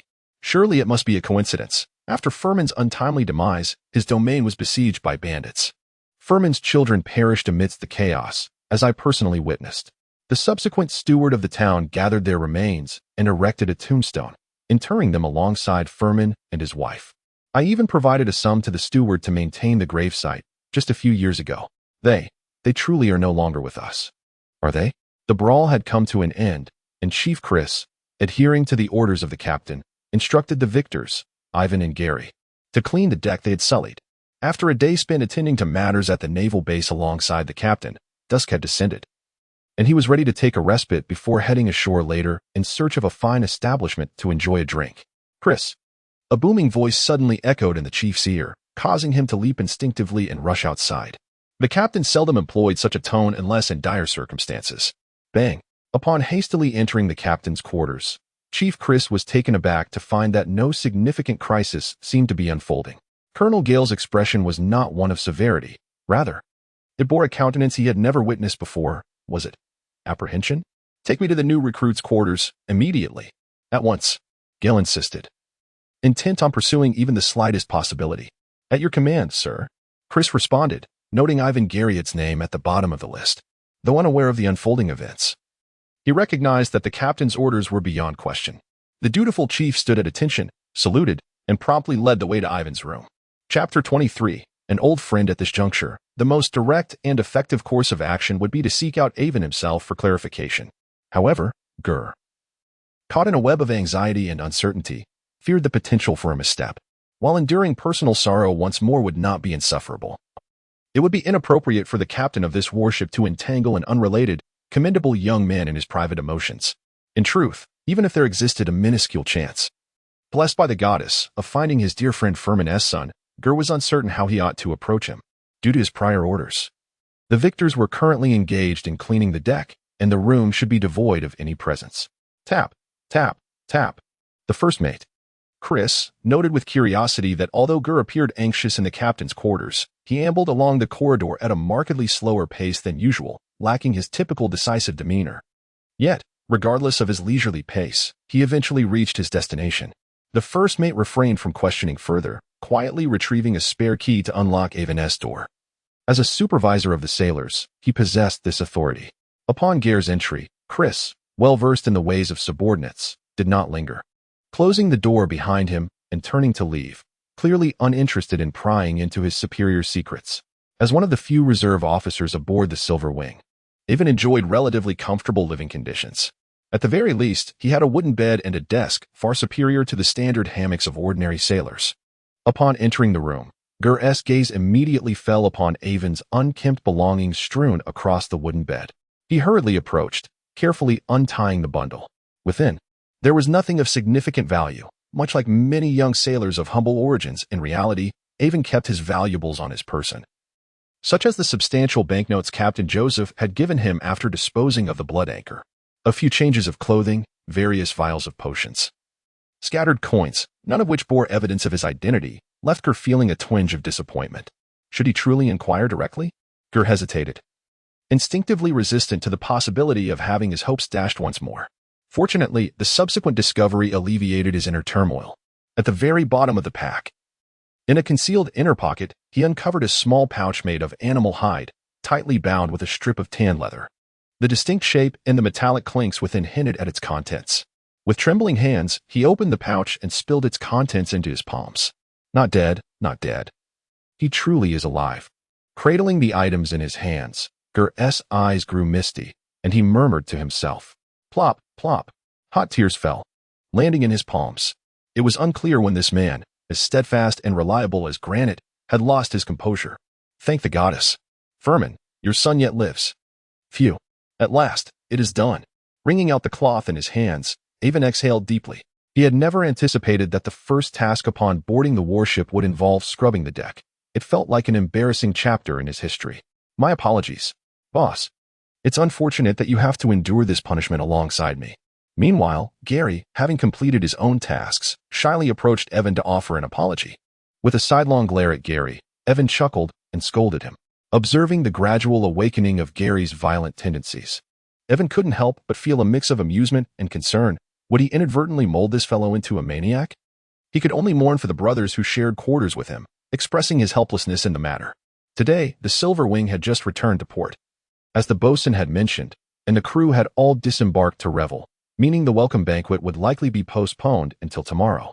Lost in thought, as he reached the threshold of his cabin, Aiven's expression shifted dramatically. The lock on his door was ajar, indicating someone had entered his quarters. Having only just boarded the ship, he was entirely in the dark about the situation aboard. Was it a thief or an acquaintance? Could it possibly be a vengeful veteran seeking retribution? Unable to ascertain friend from foe, Aiven cautiously drew his sword and gently pushed the door open. Yet, he promptly closed it again. What on earth was happening? Why was there a grown man sobbing in his room? Furthermore, he bore a striking resemblance to someone he knew. Was there anyone other than Gary aboard whom he recognized? Taking a few steps back, he scrutinized the brass nameplate on the door once more. With his augmented vision, Aiven was quite adept at avoiding such blunders. He could hardly have mistaken the door. Convinced there was no imminent danger, he sheathed his sword and re-entered the room. Inside, the same man remained, but the atmosphere had transformed entirely. He sat rigidly on Aiven's bed, exuding an air of authority as if he were not in a bedroom but rather a command center on a battlefield. Aiven found himself doubting his own senses. Had he truly seen this man weeping moments ago? Though he had not encountered most of the ship's crew, he recognized the officer's uniform worn by the man. Having overlooked it earlier, he could no longer feign ignorance. He must adhere to the basic tenets of military discipline. Immediately, Aiven stood at attention and saluted. "Good day, sir." After what felt like an eternity, the officer appraised Aiven from head to toe, causing him to shiver involuntarily before he finally spoke. "Aiven Gallet?" Yes." Although the officer's tone seemed peculiar and his demeanor odd, Aiven reminded himself that he would soon be under this man's command, and thus he must acquiesce. Though it felt strange to have a stranger confirm his name, Aiven found no cause for alarm. Most associated with it were long gone, with only distant adversaries in Ilya remaining, and they could hardly reach him here. Chapter 24. Dinner in the captain's quarters. Due to the astute judgment of the seasoned elder, Grandpa Leo, it was determined that after acquiring the iron mines of the Cagliostro family, the remaining members of that family had lost all value and were no longer worthy of the enemy's attention. Furthermore, even among the members of the Tulip Alliance, the nobility of the kingdom of Ilya lacked the capacity to engage in extensive hunts within Phalaris, a kingdom that subtly held the strongest comprehensive power within the alliance. Thus, after settling in the quaint town of Leopold in Phalaris, Aiven and the elderly steward Leo retained their names, having only disposed of certain items tied to their noble heritage. The 5 years of serene life from ages 10 to 15 proved that the name Aiven Cagliostro had not brought him any trouble. Perhaps sensing the potential for misunderstanding regarding his status, Gur stared into Aiven's dark eyes, a mix of reminiscence and lament crossing his features. "I suppose no one has ever told you that you resemble your mother more as you grow older," he mused. Without the name and family crest, even if he encountered Aiven in public, Gur would not draw any connections, as many shared the same name and many bore similar appearances. Yet in this moment, he saw so much of his dear friends in Aiven's visage. "What did you say?" Aiven, momentarily bewildered, failed to grasp the significance of Ger's words. Naturally not one for expressing emotions, Gur ceased his prattling. "Behold the sword." In an instant, the bedroom was illuminated by a flash of white light as Gur unsheathed his sword. His robust form glided through the air like a leaf upon water. The long blade aimed directly at Aiven's left shoulder. Sword technique. Floating boat. The deeply ingrained instinct of swordsmanship propelled Aiven's body backward even before his mind could catch up. With the same technique executed flawlessly, a small vessel danced with the waves, deftly evading the strike. As he retreated to the doorway, he gracefully leaped, switching positions with Gur. Yet the distance between them remained unchanged. A smile played upon Ger's lips, and with that strike, the last vestige of uncertainty in his heart dissipated. He was indeed the son of his old friend Furman, and also his nephew, Aiven Cagliostro. Conversely, Aiven appeared astonished, the familiar swordplay stirring memories long buried within him. "You are." The passage of 5 years had wrought significant changes in the appearance of a growing youth, akin to a transformation, yet for an adult like Gur, the changes were minimal. Even the expanse between two nations could not deter a naval captain from visiting, and as a close friend of Aiven's father, Furman Cagliostro, Gur made it a point to visit the Cagliostro estate at least once a year. In truth, Aiven had encountered Gur on multiple occasions, with the last being 5 years prior at Furman's funeral, shortly followed by the night of blood and fire that marked their demise. Thus, even though Aiven was still quite young and Ger's visits were brief, he retained a fond recollection of his uncle Gur, who always brought him gifts. Although the impression of the gift is far more profound than that of the individual himself, what could young Aiven who had yet to awaken his past memories and was still a genuine child, possibly demand. Under Gare's expectant gaze, Aiven finally pieced together the inexplicable sense of familiarity and slowly uttered the words he yearned to hear, Ger, uncle, with a clap of his hands. Gare's excitement was palpable, almost causing him to leap with joy. Wait a moment, tell me, are the star-shaped black spots on Katie located on her left or right hindquarters? Aiven, feeling somewhat disoriented, struggled to grasp the situation.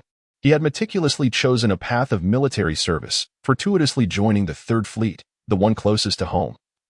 And upon completing his training, he found himself assigned to a ship belonging to an old acquaintance of his father. Caught in the intricate web of destiny, Aiven instinctively wished to resist further. Unexpectedly, Ger lunged toward him, enveloping him in a powerful embrace and playfully patting his shoulder, stating, Katie is a pure black mare. Your birthday gift when you were 8. Those black star-shaped spots may very well be adorning her adorable little forehead. As the two sat across from each other at the captain's table, which gradually filled with various delicacies that Ger had specially instructed the sailors to procure from shore, Aiven's head felt somewhat hazy.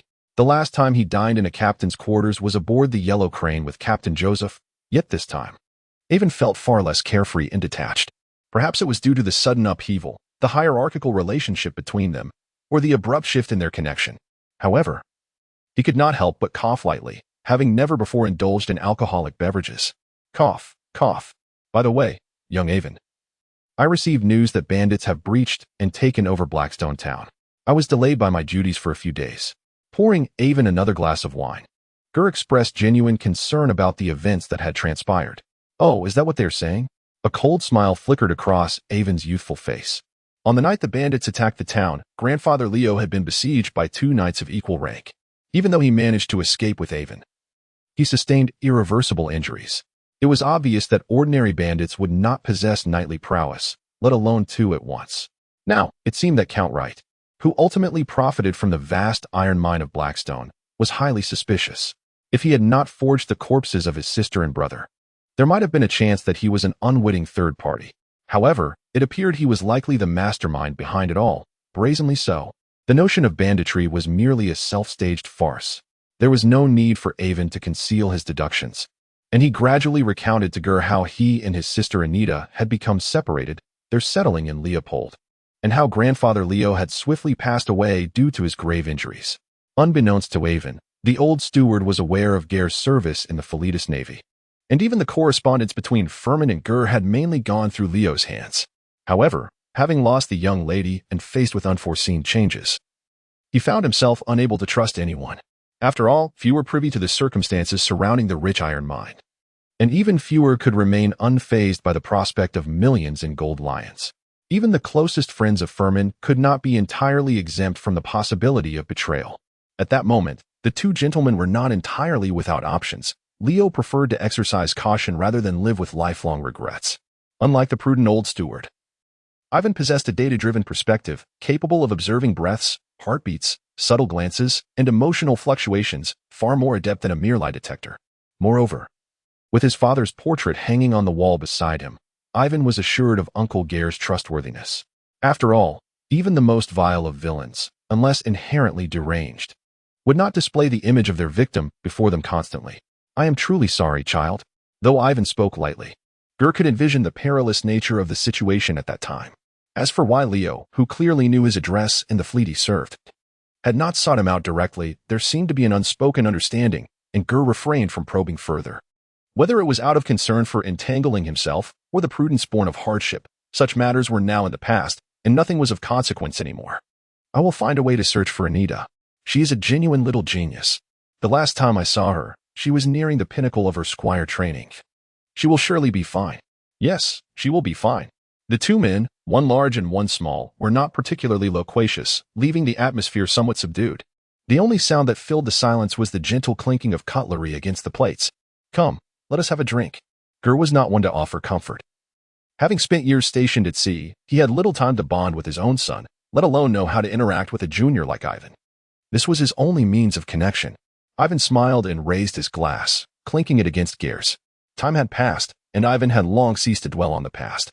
Looking forward was the path to hope. The enemies lay ahead, and Aiven was not foolish enough to strike against stone with an egg. Yet he firmly believed that Anita was somewhere in the world, waiting for their reunion. His naval career had already taken a promising start. Now, his focus was on becoming stronger, constantly stronger. Downing his drink in one gulp, Gur regarded Aiven with hesitation. Aiven, what are your plans for the future? What?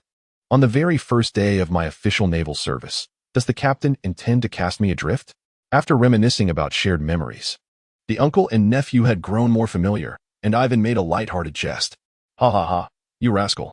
Just like Furman, you possess an audacity that knows no bounds. Daring to speak thus on your first day as a recruit. This manner of conversation evidently put Gur at ease, beyond Aiven's identity as the son of a deceased friend. He began to appreciate Aiven for who he was. Unlike the regimented army knights and musketeers, being a sailor required such boldness and adaptability. Have you no desire to become an explorer? Gur teased. Every Galilean is a courageous explorer, a sentiment that has even been inscribed in the family motto.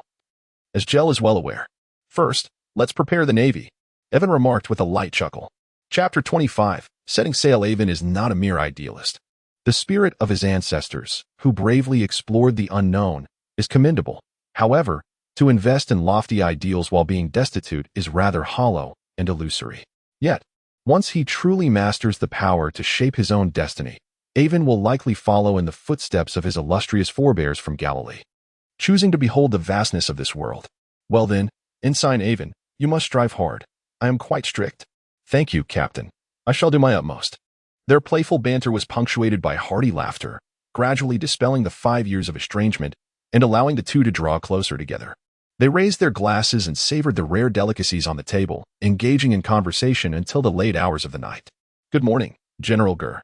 Upon seeing General Gur enter the room, Major Eugene, engrossed in paperwork, immediately rose to pay his respects. The rank of colonel, the status of a knight, and the title of a flagship captain all demanded his utmost respect. It was at this moment that he noticed Aiven, who trailed behind Gur with his head bowed, seemingly reluctant to meet his gaze, leading Eugene to believe that the young man had caused some trouble aboard the colonel's ship. Has this lad already stirred up trouble upon boarding? Leave him to me. I shall deal with him. Ha ha, Major Eugene, Aiven has caused no trouble, on the contrary. I must thank you for bringing him aboard my ship. Come, let us head to the tavern and discuss this further. Both Aiven and I owe you a drink. Ignoring the fact that it was still breakfast time, Gur insisted on going for a drink with Major Eugene. He viewed Eugene as the benefactor who facilitated his reunion with Aiven, providing him with an opportunity to compensate for years of neglect before their voyage commenced. Before long, the three found themselves seated in the tavern, where Gur had already briefed Eugene on Aiven's situation during their journey. The boy is quite naive. He ran away without informing his family, and thankfully, you brought him to my ship. You have been a tremendous help. Gur sincerely raised his glass towards Eugene. General, you were too kind. I was merely fulfilling my duty. At that moment, I did not think much of it. I simply could not bear to see Aiven squandering his youth aboard a communications vessel.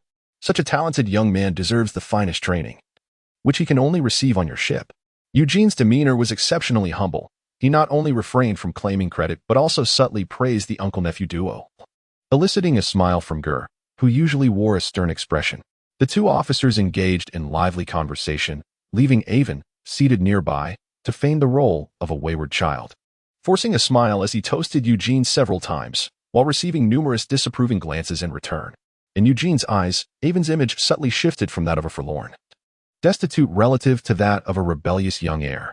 Had it not been for Ger's presence, Eugene would have been tempted to give Aiven a good kick. Oh, so I extend my benevolence, leveraging connections to secure you a promising future, only to deliver you to your relative's ship? Is this some sort of jest? Yet, Eugene was not genuinely angry. After all, young people possess a certain fearless spirit akin to that of a newly born calf, eager to venture forth independently and prove their capabilities without relying on familial support. This inclination is quite understandable. In retrospect, the unforeseen circumstances they encountered ultimately turned out to be fortuitous. My admiration for Aiven has always been profound, and with Colonel Ger's presence, his military career is bound to proceed more smoothly, allowing him to avoid numerous pitfalls. I genuinely feel delighted for him. Moreover, considering Colonel Ger's exceptional skills, the peril associated with their mission's route is relatively high. The crew comprises individuals who are audacious and, given the right incentives, would not hesitate to explore notorious pirate havens such as Shipwreck Bay. Amidst such an atmosphere, Aiven embarks on his maiden voyage as a naval officer. Today marks a significant turning point in his life. During the past 2 days, while the Silver Wing was docked for resupply, Gur has introduced Aiven to the general workings of the ship, facilitating his swift integration into this new collective. The seasoned crew members aboard have transitioned from the original 4th-class battleship under Ger's command. It remains a mystery what they have endured, as the vacancies have yet to be fully filled. Official military officers have gradually received internal promotions through Ger's appointments, and key positions such as Chief Navigator, Helmsman, Sailmaster, First Officer, Second Officer, Third Officer, Bosun, Gunnery Officer, and Artillery Officer have all been adequately staffed. However, Aiven remains the sole candidate officer for the time being. Upon boarding, under Ger's direction as captain, Aiven's provisional role has been designated as Signal Officer. He is tasked with relaying certain commands from the captain and is permitted to observe and learn from any position aboard the ship, making it an ideal role for a candidate officer's development. It must be said, this is the advantage of having influential connections. Otherwise, being cast into a ship's hold by a superior would result in deplorable conditions devoid of any educational opportunities, a truly unfortunate fate. The officers aboard the warship, while puzzled by the captain's particular regard for this newcomer, do not find it excessively peculiar. After all, he is the only candidate officer on board, and they merely assume the captain is inclined to nurture a young talent. This is Aiven's preference. While it does not extend to the point of demanding equal treatment from Gur, temporarily concealing the nature of their relationship aids Aiven's integration into the collective. Once he becomes thoroughly acquainted with the crew, any revelation of their connection would not create a significant distance. Only the bosun, Chris, is aware of the underlying details. He is Ger's staunch confidant and the overseer of the ship's crew. And it is inevitable that Gur will eventually seize the opportunity to inform him to keep an eye on Aiven during potential battles at sea. As the Silver Wing gradually departs from the military port, the waters widen and the wind intensifies. The sailors must readjust the rigging to control the sails, ensuring a stable course to achieve optimal sailing speed. A rhythmic chant resonates across the deck, with about 10 sailors managing the rigging beneath each mast. My Lord Jab, may I assist in controlling the sails? Having observed for quite some time, Aiven approached Jab, the rigging master, who was directing the sailors and adjusting the sails. During the 3-month training for recruits, Aiven had absorbed a wealth of knowledge, both from the instructors and through his self-study in the library. Although he had experimented a few times on a small training vessel, this was his inaugural experience aboard a true warship, and he was uncertain whether the rigging master would permit a novice like him to try his hand at the task. The bearded rigging master cast a glance at Aiven, contemplated briefly, and ultimately acquiesced. After all, they had just set sail, and the risk was minimal. It was indeed an opportune moment for a novice to hone his skills. Very well, I grant you permission, but young man, you need not assist the sailors in hoisting the rigging. Simply stand beside me and observe. I shall elucidate the methods and the reasoning behind them, the rigging master stated with a commendable demeanor, clearly stipulating his conditions. Aiven understood that the rigging master was not so much concerned about potential damage to his sails, but rather acknowledged that the actual labor of raising and lowering the rigging was arduous. The true art of sail control lay in discerning when and where to manipulate the lines. Thank you, Master Jab. Standing beside Jab, Aiven gradually began to correlate the knowledge he had acquired in the training camp with the practical realities before him. The sail was the most technologically sophisticated apparatus on the vessel, serving as the sole source of propulsion for many sailing ships, its significance rivaling that of modern engines. It would not be an exaggeration to describe the sail as the heart of the ship, albeit one that was somewhat exterior. The dynamic lines on the warship were white, while the static support lines were black, with the primary adjustments made to the white dynamic lines. To an outsider, the multitude of rigging on a sailing ship might appear bewildering. However, to adeptly command the sails amid the capricious forces of wind and waves, one was utterly reliant on the intricate system of lines, both large and small, high and low. Let us consider the number of lines on a 3-masted ship. Controlling the sail yard requires halyards, downhauls, and braces. Managing the sails necessitates foot ropes, luff lines, and sheet lines, and furling the sails involves 3 sets of lines: foot lines, bottom edge lines, and side edge lines. A 3-masted sailing warship possesses 11 horizontal sails across its fore, middle, and aft sections. Consequently, these rigging lines must be replicated 11 times, requiring at least 99 lines, not including spare lines and additional double lines for extra support. While the rigging may seem complex, it is, in fact, a harmonious system. Regardless of the wind direction or weather conditions, seasoned sailors can swiftly locate the appropriate lines and adjust them to their optimal positions. Thus, The sailors working upon the three masts bear the most critical responsibilities, rendering them some of the most skilled technicians aboard the sailing vessel. Aiven recognized that his aspiration to become a proficient rigger was a path laden with challenges ahead. Chapter 26. Sudden developments in the following days.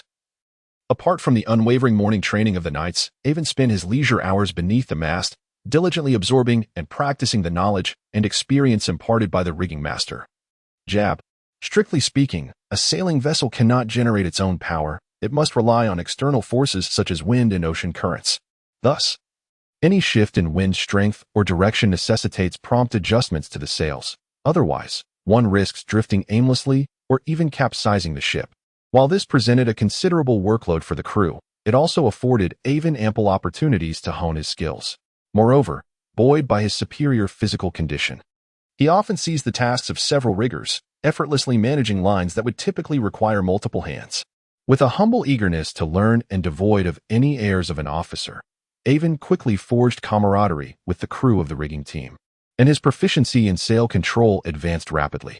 The sky was high and the clouds sparse, marking yet another peaceful day. The Silverwing's voyage had reached nearly one-third of its journey. Despite traversing a busy coastal shipping route, Aiven longed for the chance to encounter a pirate ship. Yet none had appeared on the horizon. This was hardly surprising, as the coastal naval ports were heavily fortified, making them the stronghold of naval power. The previous encounter with the blood anchor in the thriving waters was merely a stroke of luck. Most pirates would not dare approach these waters unless desperate. As dawn approached, Aiven, after completing his training, climbed to the lookout tower to scan the sea. In the gentle morning light, the surface shimmered with no signs of disturbance. The unobstructed expanse of the ocean gave the impression that the sun rose significantly earlier than it did on land. Where are the pirates? Aiven mused aloud, feeling a sense of anticipation as the sea breeze brushed against him. Hey, lad, isn't peace a good thing? Came the voice of Gur, who had also risen early to inspect the warship, as he gently patted Aiven on the shoulder. So engrossed was Aiven in his thoughts that he had not noticed Gur's approach. He chuckled sheepishly. He dared not voice his desire to confront pirates for a test of skill. Engaging with pirates was no mere tale. Combat invariably results in casualties. The sea is never a tranquil sanctuary. Threats to seafarers abound, from pirates and diseases to inclement weather and the unfathomable horrors lurking beneath the waves. A typical fourth-rate battleship carries 350 crew members, yet fewer than 200 had transferred with Gur to the fifth-rate vessel, the Silver Wing. The fate of the remaining crew was all too evident. Uncle Gur, something's amiss. Just as Aiven was about to inquire about maritime curiosities, his peripheral vision caught sight of something unusual on the water. With a mix of anxiety and excitement, he called out. Stay calm. Gur responded sharply, raising his brass-cased monocular to the direction indicated by Aiven. Debris floated on the surface, shattered planks, wood shavings, canvas, barrels, and wooden crates, all signs of a merchant ship in distress. The seasoned Gur swiftly deduced that this was the aftermath of a maritime disaster. Condition 3. Ding, ding, ding. At once, Aiven heeded the call and struck the alarm bell. Subsequently, the two slid down the mast and dashed towards Ger's command station at the stern of the ship, the vantage point that housed the helm. Upon hearing the tolling of the bell, the once tranquil Silver Wing, shrouded in the pre-dawn darkness, stirred like a colossal beast awakened from slumber. Countless crew members surged forth from the cabins like a tidal wave, hastening to their respective stations. Initially, Aiven believed that the crew under Captain Joseph aboard the Yellow Crane had been exceptionally well trained. However, witnessing the swift and coordinated movements of the Silver Wing and Oppos, sailors compelled him to re-evaluate his standards for proficient training. There was no need for Gur to utter a single word. Standing resolutely at his post, each individual below instinctively understood their roles and who to collaborate with.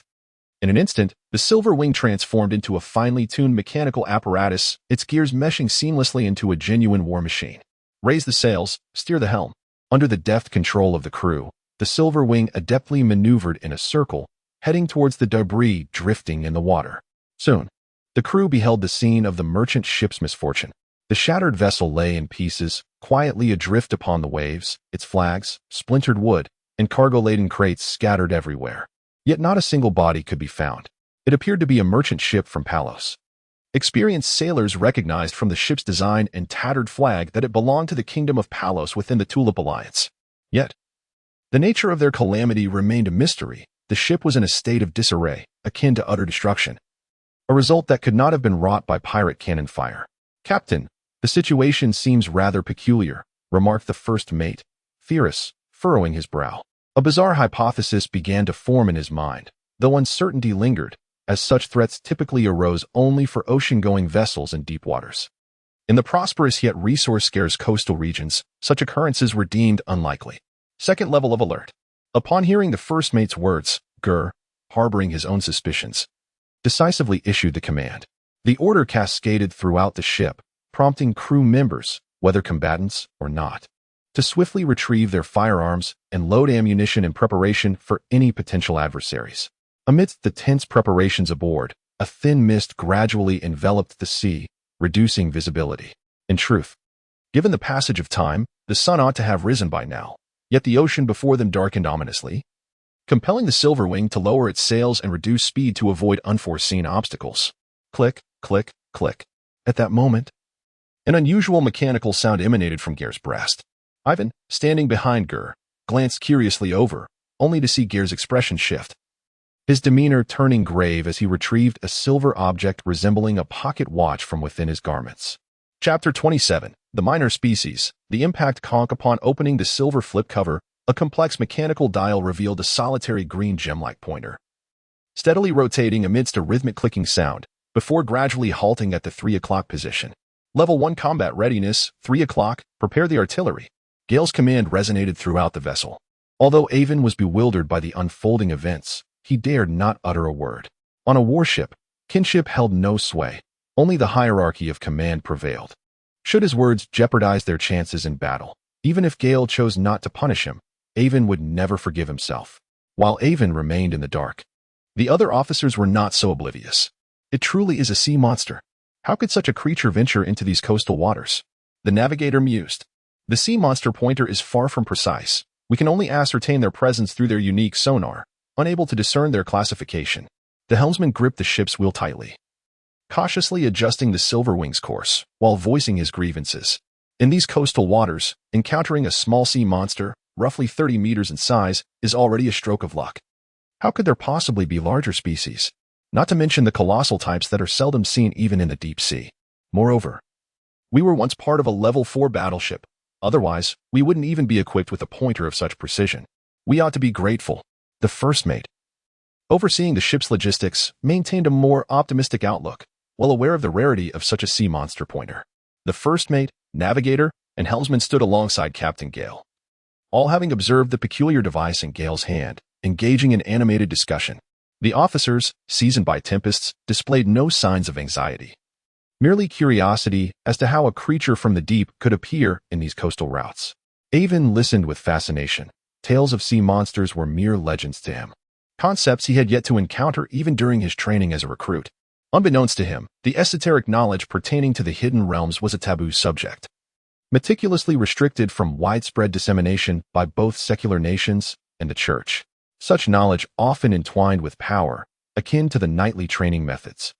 Without foundational understanding and a guiding hand, reckless exploration of the unknown could yield catastrophic consequences. The dangers of knightly training were not overly severe. The most dire outcome merely resulted in a knight losing their sanity during advancement, becoming a savage beast, unable to harm many others. However, within the realm of arcane and indistinct knowledge, the lurking gaze of terrifying eldritch entities was not unusual. It was evident that should such power spiral out of control, it could unleash an inescapable horror, potentially dragging an entire city into oblivion. Aiven's family lineage had faltered, leaving him with little more than the core teachings of knighthood, devoid of the hidden esoteric knowledge embedded deep within the world. In the prevailing circumstances, Butler Leo would not impart such seemingly superfluous wisdom to him. Within the naval training camp, this was not knowledge designated for recruits. When they are truly confronted with such levels of mystery, most are already crew members or even officers of at least a 4th-level battleship, having ample time to learn from their predecessors. Thus, since his arrival in this world, apart from the genuine and extraordinary powers of a knight, Aiven had not encountered much in terms of maritime technology and science that exceeded that of his previous era. It is only now that he begins to feel the essence of being in a fantastical realm. His initial thought was, wow, my first battle as a recruit is against a sea monster. How splendid am I? Here it comes. Ignoring the discussions behind him, Gur quickly spotted the sea monster. which showed no intention of concealing its presence. With a tremendous splash, a colossal sea snail, towering above houses, burst through the mist of the sea, coming into the view of the onlookers. Its black shell gleamed with a metallic sheen, while long, deep blue tentacles swirled beneath the surface, churning the waters. Complemented by its astonishingly immense size, truly a sight to behold. Upon its appearance, the giant sea snail expelled an unfathomable volume of seawater, accelerating as if it were an unstoppable battering ram, intent on crashing into the silver wing with overwhelming force. Astonished and in disbelief, Aiven could finally envision the dire circumstances faced by the merchant ship that had encountered such a creature. Understanding the sheer despair of being struck by a battering ram larger than a house amidst the vast ocean. Identify the creature as a small species of impact snail. Gunners. Concentrate fire on the starboard side. Fire. Gur, a seasoned former battleship captain, swiftly assessed the creature's type and calmly commanded the artillery assault. His powerful voice, bolstered by the knightly stature, resonated like thunder across the entire vessel. Received. Distance, 0.5 nautical miles. Target directly ahead. The impact snail, fire. The gunner's response followed promptly, as the crew executed the orders without hesitation. Perhaps this sea monster lacked experience in combating human vessels, as it chose an attack angle precisely at the forefront of the ship's starboard side, where the artillery's might could be maximized. Boom, boom, boom. Amidst the continuous roar of cannon fire, orange-red flames sliced through the sea's surface. The first volley of 20 cannons fired in unison, with most of the whistling solid projectiles crashing into the waters beside it, and only 3 struck its shell, creating a resounding metallic clamor. Aiven observed fragments of the snail's shell breaking away, and its speed began to diminish. The cannonade proved effective. The sea monster was not invulnerable after all. Gur remained composed, having faced similar scenes countless times before. Although the sea monster was indeed the true sovereign of the deep, this referred to the colossal species or even the offspring of sea deities. Such smaller varieties could still be managed by the firepower aboard the battleship. After another barrage, as if aided by divine intervention, 5 shells simultaneously struck the sea monster, even damaging a section of its formidable shell and injuring its core. The creature emitted a high-pitched, piercing wail reminiscent of an infant's cry, despite being less than 500 meters from the silver wing, seemingly on the verge of smashing it to pieces. The sea monster no longer dared to charge recklessly. With one last cry filled with hatred, it sank into the depths of the ocean. Had it fled? Aiven glanced around, uncertain of the creature's behavioral patterns, unable to predict its next move. In nature, animal instincts vary widely. Some retreat to seek other prey after a minor setback, while others stubbornly cling to vengeance. Aiven could not discern to which category this sea monster belonged. Prepare the alchemical bombs and remain vigilant underwater. Understood. Alchemical bombs ready. The first batch of 10 sets. Bombers prepare.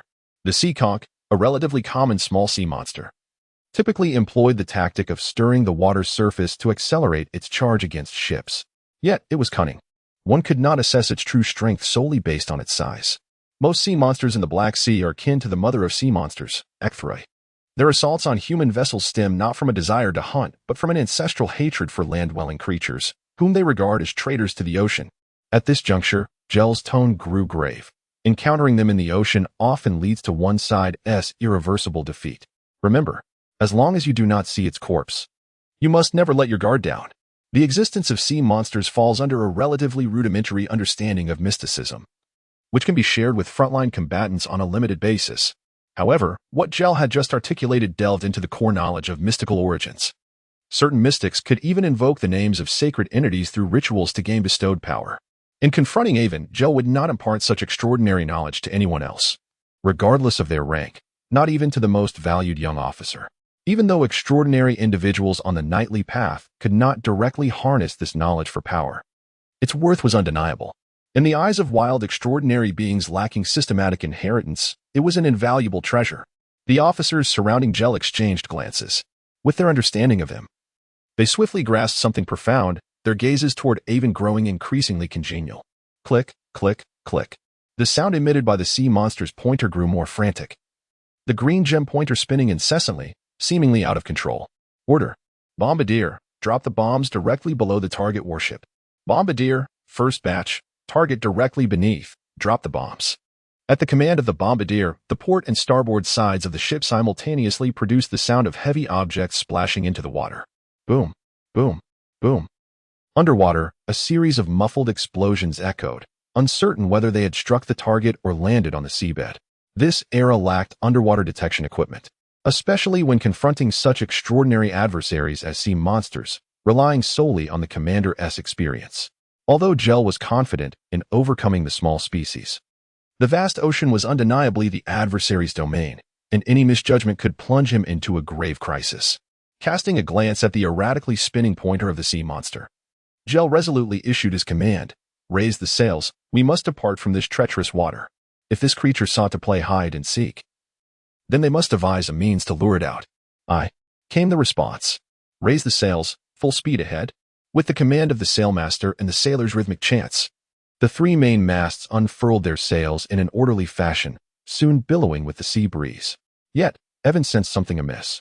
Although the fog was thick and the wind gentle, it also meant the waves were not high, allowing for the sails to be fully raised, a state commonly referred to as full sail.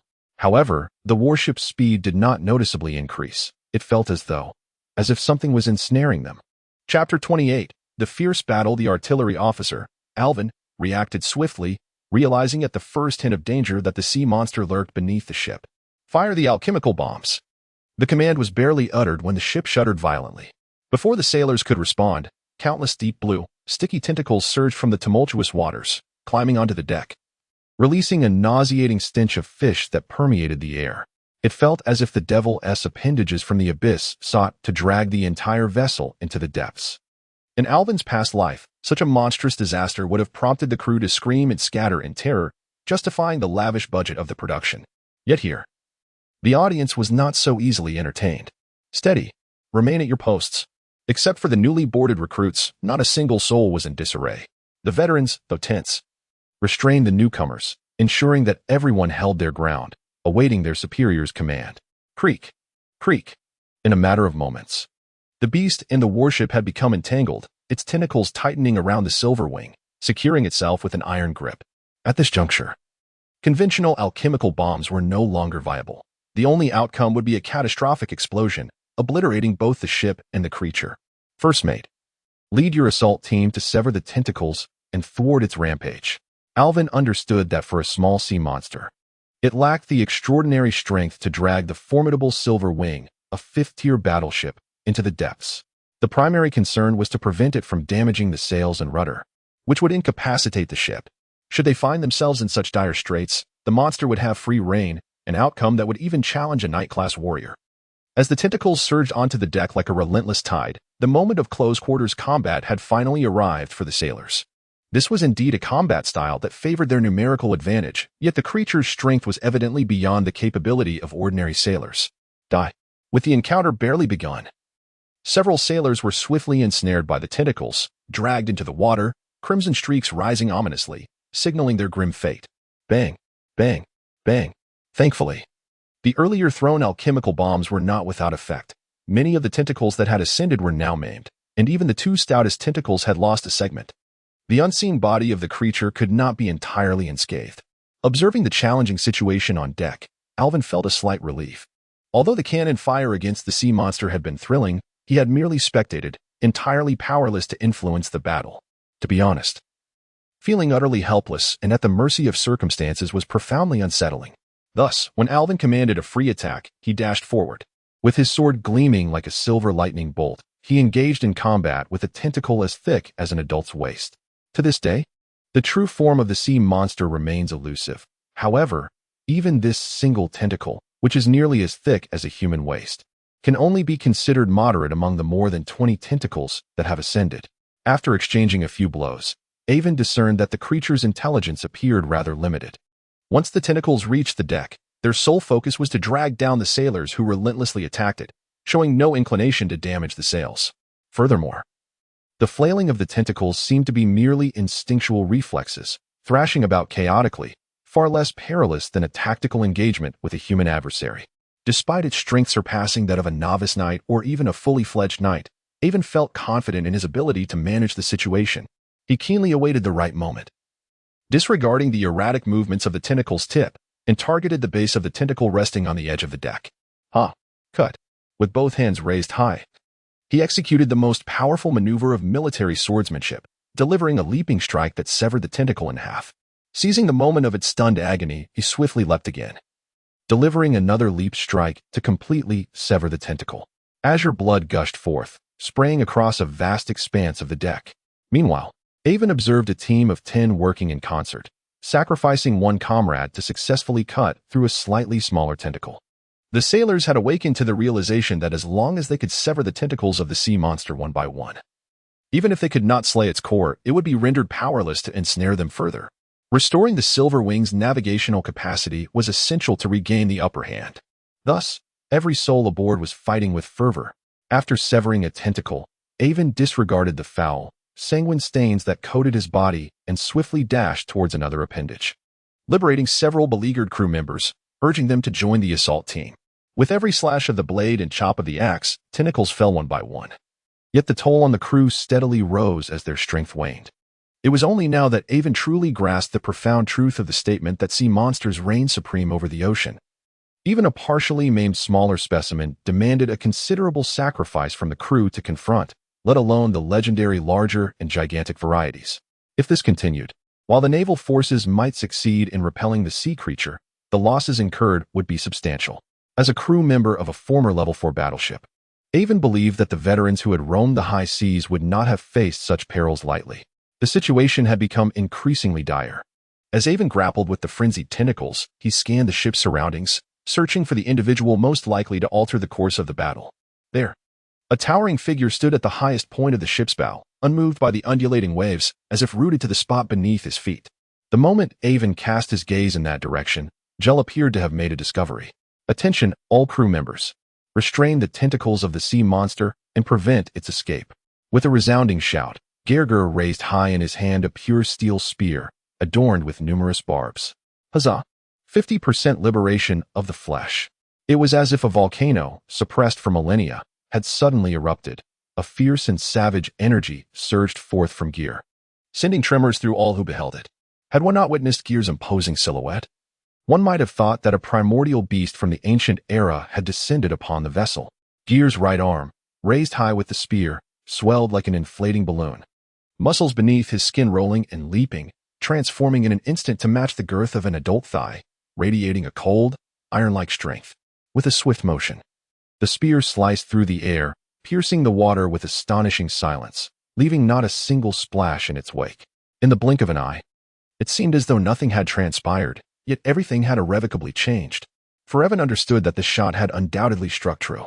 At the very moment the spear entered the water, the tentacles that had been wreaking havoc upon the deck froze momentarily, as if all their vigor had been drained, and they slumped lifelessly into the depths. The Silver Wing was liberated, resuming its course with the sails billowing in the wind. Victory! Hooray for the captain! The sea monster is vanquished. Laughter and cheers erupted, drowning the ship in jubilant fervor.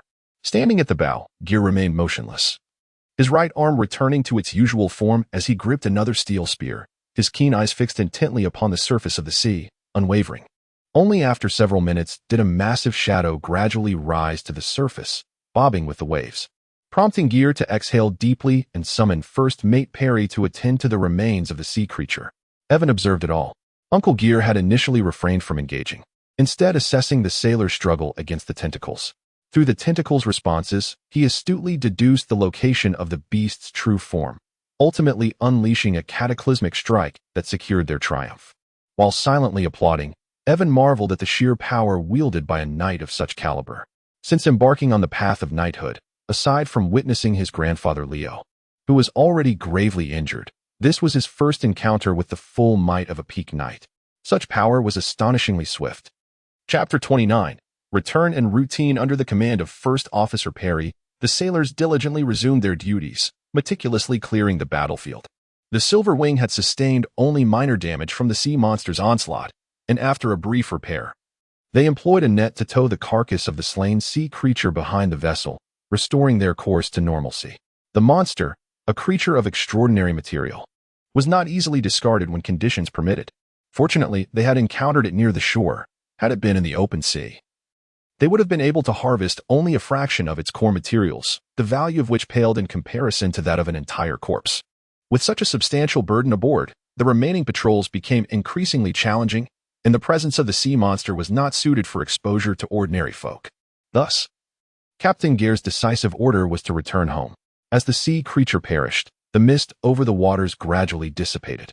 The Silver Wing traced a graceful arc across the sea, veering towards a less trafficked rapid route, and set sail for home at full speed. On the deck, First Officer Perry clapped Ensign Aiven on the shoulder and mysteriously suggested, "Come now, Aiven, go rest for a while. At lunch, you shall experience a rare delicacy that our ship has to offer." The camaraderie forged in battle, coupled with Captain Gare's noticeably different demeanor, had transformed Perry, who was typically known for his stern and unapproachable nature, into a figure of warmth and amiability towards Aiven. "Is that so?" I eagerly anticipated. Aiven responded, seizing the opportunity to better integrate into the crew. As expected, during the celebratory feast prepared in honor of their hard-won victory, the table was adorned not only with the ship's high-quality provisions but also with freshly caught fish from the sea. The chef presented each table with a covered dish, cloaked in mystery. This was the renowned delicacy that Perry had mentioned, seldom found elsewhere. Curiosity piqued, Aiven lifted the metallic cover before him. A generous portion of snow white tender meat floated in a ginger-hued sauce, accompanied by a few green vegetables. An unusual aroma wafted forth, awakening his appetite and causing his mouth to water. It was, in fact, a grand feast crafted from the tentacles of the sea monster, not only delectable and succulent, but also possessing remarkable properties that could slightly enhance physical constitution. The seasoned sailors regarded it with nonchalance. During their time on a level 4 vessel, they had indulged in such fare once or twice a year. And even now on a level 5 ship, their rations were considerably better than others. Meanwhile, Aiven and Gary, experiencing it for the first time, relished the meal with great delight. As Aiven felt a gentle warmth coursing through his body, he fancied that if he could consume such meat daily, he might swiftly reach the limits of mortal potential. However, he quickly realized the improbability of such a notion. The sea monster was the sovereign of the ocean, a top-tier predator. Encountering it in a desperate battle was understandable, but intentionally hunting it would be tantamount to courting disaster. Nevertheless, indulging in a meal or two of such exquisite meat was not necessarily more beneficial than the corresponding medicinal supplements. It was merely an ephemeral pleasure for the palate. Even so, Aiven finished his portion with remarkable speed, leaving not a trace behind. Seated at the officers' exclusive table, he took advantage of their mildly inebriated state to engage in lively conversation, reveling in the camaraderie of his fellow officers. Aiven, intrigued, inquired about the past experiences of the elderly officers in the depths of the ocean. Today, his valor was evident to all. He single-handedly severed 3 tentacles of the sea monster, thus saving at least a dozen crew members. Regardless of any special rapport with the captain, he had garnered the recognition of the majority among them. If you wish to ask, you have come to the right person. I was among the first to accompany His Excellency the Captain on adventures across the seas. The sailing master, tailless, had indulged in considerable drink, his eyes now somewhat glazed. "Young man, remember this. While there are many colossal beasts in the ocean, not all harbor animosity towards humanity. The coexistence of shells and tentacles is a hallmark of the progenitor of sea monsters. Their hatred of mankind is instinctual and immutable. Yet there exists a plethora of other wild sea creatures." As he spoke, tailless sliced off a generous piece of pallid sea monster flesh, dipped it in sauce, and devoured it, followed by a hearty gulp of rum, releasing a loud belch. Moreover, the courageous sailing master imparted his wisdom. The powerful sea monsters share a common trait. They are all quite delectable. Observing tailless reveling in his feast, the boatswain, Chris, jested with him, prompting a wave of laughter to ripple through the table. "Ah, how splendid were the days when we commanded a fourth-rate battleship on the open seas. Such diminutive sea monsters could be dispatched to the abyss with a single broadside. There was no need for the captain to intervene personally." The gunner, sipping amber rum, expressed a sentiment of nostalgia. "I wonder when we might subjugate a large wild sea monster. That would certainly elevate our existence." The helmsman chimed in, eager to join the revelry. As it appeared the small vessel had sufficiently explored the seas, yearning to indulge in the thrill of being a sea monster knight. Dream on. Just harnessing a large sea monster would be sufficient to rival a semi-legendary battleship. The group erupted in merriment, mocking the helmsman's lofty aspirations. Unlike the small breeds such as the conch, which could be dispatched with a specially crafted spear, Each large sea monster possessed the capability to annihilate a battleship single-handedly in the absence of powerful, extraordinary beings aboard.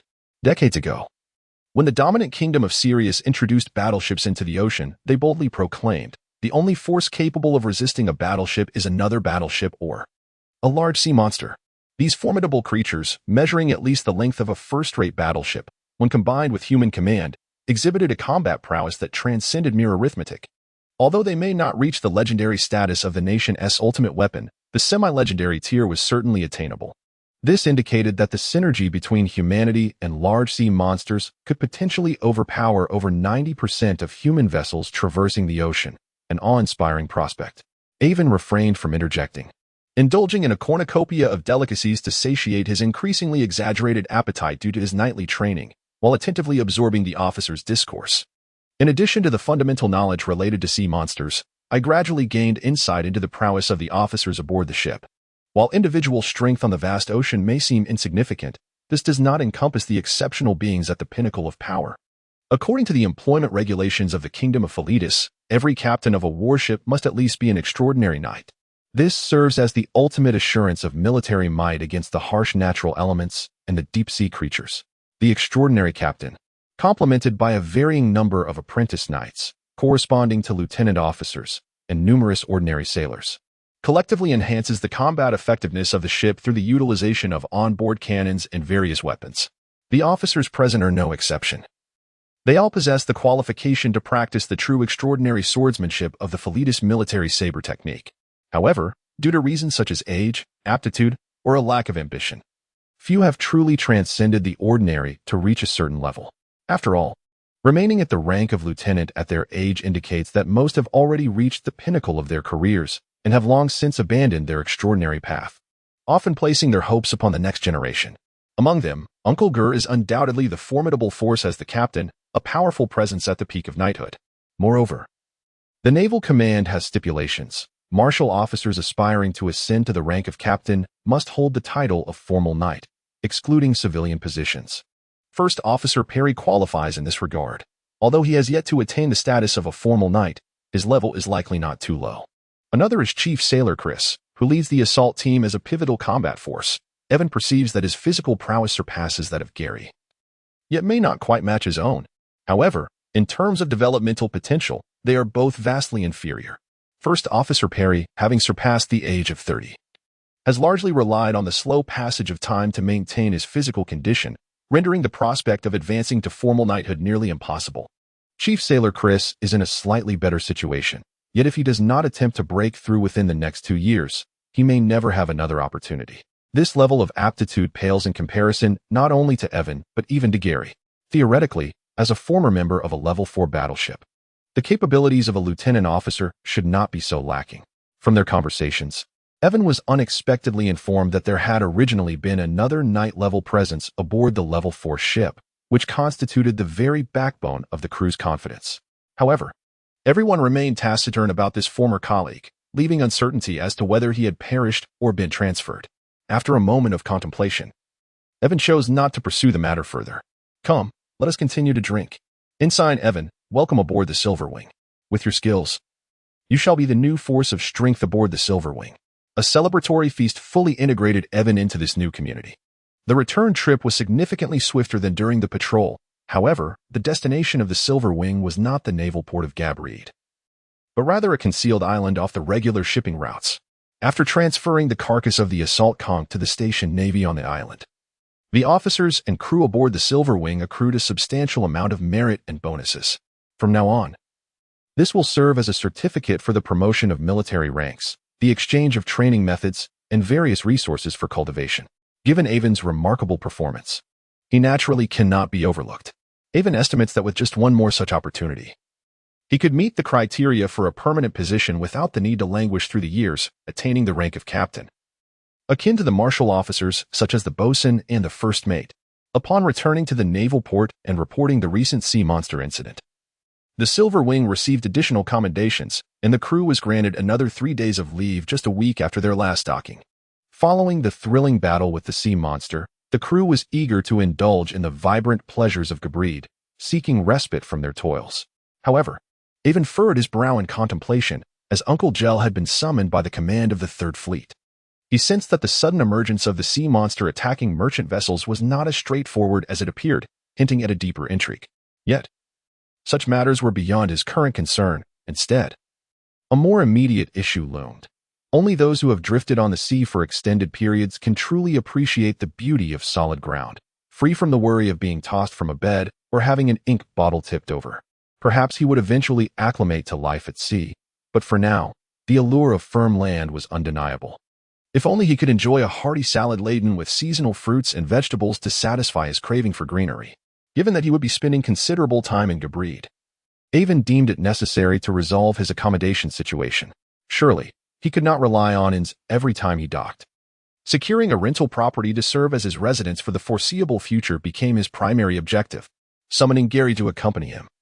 The two disembarked from the Silver Wing and began to meander through Gabrid. It dawned on him that despite having been in Gabrid for several months, he had yet to explore the city. "Look, this exquisite floral fabric would suit you perfectly, beautiful maiden," cried a vendor. "I have a glass mirror for sale." A silver bull's glass mirror for just 90 copper furlahs. Only 90. Indeed, it was a renowned hub of commerce, where one could procure any imaginable goods from both the civilized world and distant colonies. Beyond the major trade, the bustling markets thrived due to the abundant foot traffic. Fruits, vegetables, trinkets, and garments, while somewhat chaotic, brimming with the vibrancy of life, provided a refreshing contrast to the monotonous sea. "Gary, what kind of house do you think we should look for?" Aiven inquired. Something inexpensive?" Gary replied, his suggestion eliciting a sigh from Aiven, who knew his companion lacked reliable advice. Aiven himself was not short of funds. With the spoils from the Blood Anchor and the 2,000 gold notes from selling the vessel still safely tucked away. A sum of 2,000 gold notes was a considerable fortune anywhere. In this thriving commercial landscape, it was only natural that there would be no shortage of housing agencies. "I found a relatively pleasing agency, and the two of us began a half-day tour of Gabrid with a young clerk.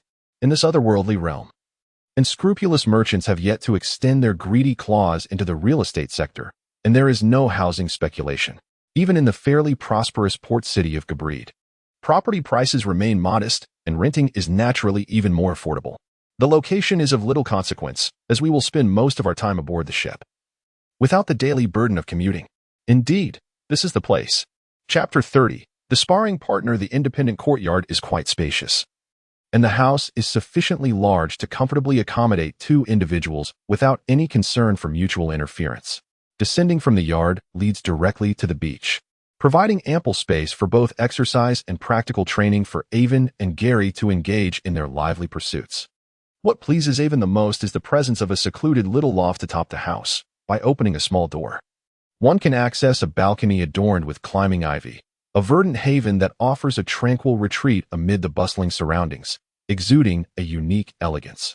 He intends to transform this space into his apothecary, as Aiven is not only an apprentice knight, but also a skilled apothecary capable of concocting various supportive potions tailored to specific needs. Moreover, the elderly landlords reside next door with their grandson, allowing them to assist in overseeing the property during Aiven and Gary's maritime ventures, thus preventing the house from falling into disrepair. "What do you think, Gary?" I'm all for it." Gary, having already resolved to take advantage of the housing arrangement, naturally had no objections. Subsequently, with the assistance of a clerk, they signed a leasing contract, officially establishing their residence in Gabrid at a rental rate of 1 silver bull per month. Aiven would bear the cost of the rent while Gary would contribute by performing manual labor, maintaining the courtyard, cleaning, and procuring household necessities. They each had their designated roles, ensuring a fair division of responsibilities. From Aiven's understanding, the monthly salary for an ordinary sailor in the Third Fleet hovers around 3 silver bulls, equivalent to 1 golden lion, while Aiven, as a reserve officer, earns 5 silver bulls. 1 silver bull is equal to 100 copper farls, and in terms of purchasing power, a single copper farl can buy approximately 2 barley loaves, which serve as staple food. For sailors, relying on their monthly wages for sustenance is indeed necessary, leading to frugal living. However, officers benefit from a generous distribution system of war spoils. The captain retains 1/4, while the officers aboard share another quarter. Of course, the actual implementation of this system is not as straightforward, yet the officers certainly enjoy considerable additional income. It is improbable that the kingdom of Philetus could ascend to become a dominant maritime power within the Tulip Alliance in just a single generation. Declining the landlord's invitation to dinner, the two sought out a restaurant where they ordered a lavish array of vegetables, indulging their somewhat weary stomachs. Gary, having spent months on end subsisting solely on potatoes in his homeland, did not find the absence of variety particularly concerning. Aiven, however, maintained the dietary habits of his previous life, striving to ensure a balanced intake of nutrition. The scarcity of fresh vegetables at sea poses a significant challenge, even for short-range cruises like that of the Silver Wing. Should they embark on long ocean voyages without adequate supplies, it would become a grave issue. Although humanity in this world, influenced by enigmatic factors, generally possesses superior physical resilience compared to the past, ailments such as scurvy still persist, limited by relatively primitive medical conditions.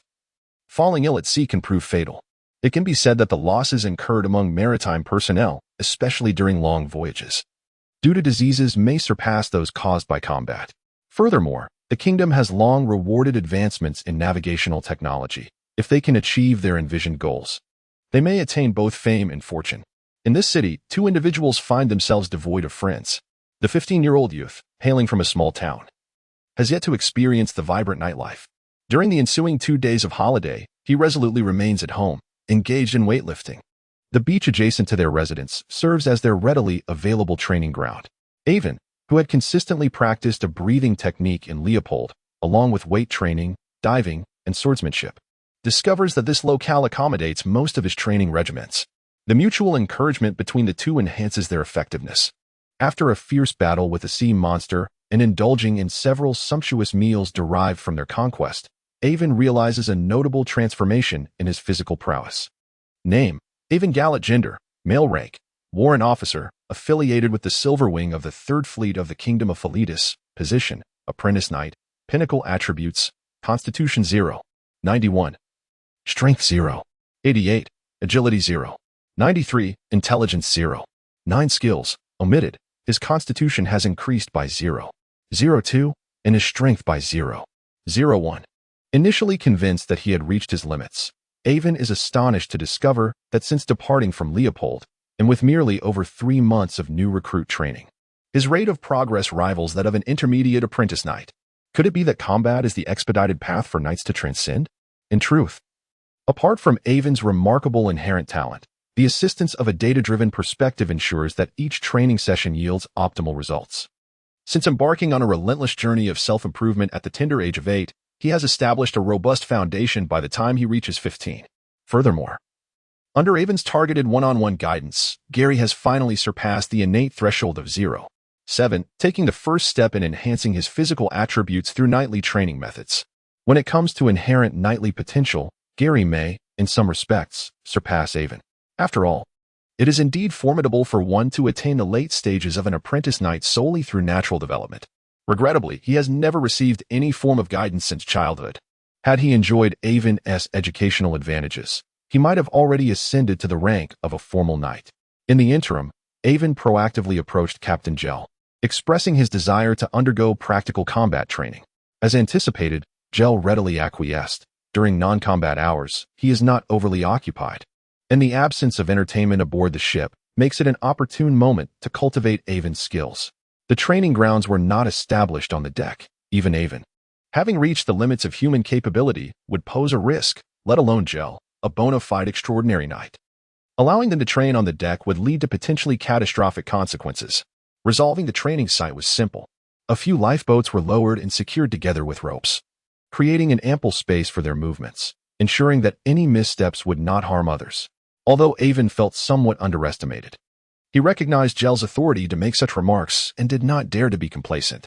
He silently drew his sword, adopting an aggressive stance. At this juncture, the distinction between a training sword and a real blade becomes negligible. To ensure Aiven experiences adequate pressure, Gel insisted on the use of real swords for their training. The disparity between the two was immense. He was confident in his ability to control the situation. Clang! Amidst the sparks flying, the proactive Aiven was struck and sent flying. Performing a mid-air turn to leverage himself against a lifeboat, rising anew from the splashing water. With both hands raised high, he executed a powerful downward slash. Clang! Once again, he was caught single-handedly by Gur, who skillfully countered, sending Aiven tumbling away with the momentum of his sword. In truth, Aiven's current approach to combat starkly contrasted with his previous agile swordsmanship. He now sought to enhance his physical prowess rather than refine his techniques. This direct, confrontational style of combat was more conducive to understanding the application of knightly strength, allowing him to perceive subtle changes through physical confrontation. Gur neither endorsed nor dismissed Aiven's method. He merely restrained his own power to Aiven's limits, providing authentic and robust feedback. The rest was left for Aiven to comprehend on his own. In the process of data-driven self-assessment, the list that ultimately materialized before Aiven was merely the result of stabilization. During training, it would continuously reflect the effects of his efforts. Even though the minute variations beyond 3 decimal places were not visible, the trends were perceptible to Aiven. A reading of 0.93 was effective. Aiven rejoiced inwardly. In past real battles, he had been consumed by the struggle for survival, lacking the energy to notice subtle changes. Now, in this utterly safe environment, he had finally unveiled the secret to enhancing his physical capabilities.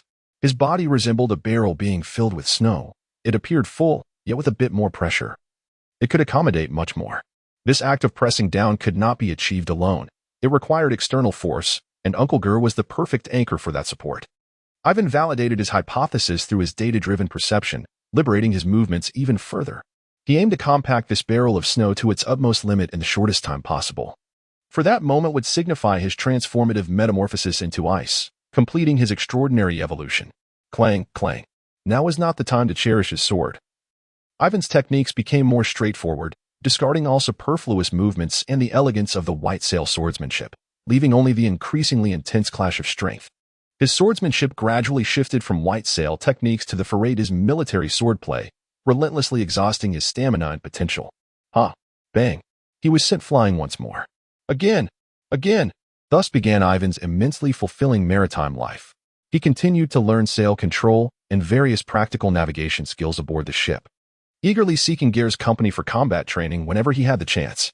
Sensing that Aiven had reached a critical juncture, with the pinnacle of his apprenticeship nearly within reach, Gur set aside less important tasks to dedicate time to immerse himself with Aiven in that training ground confined to mere inches.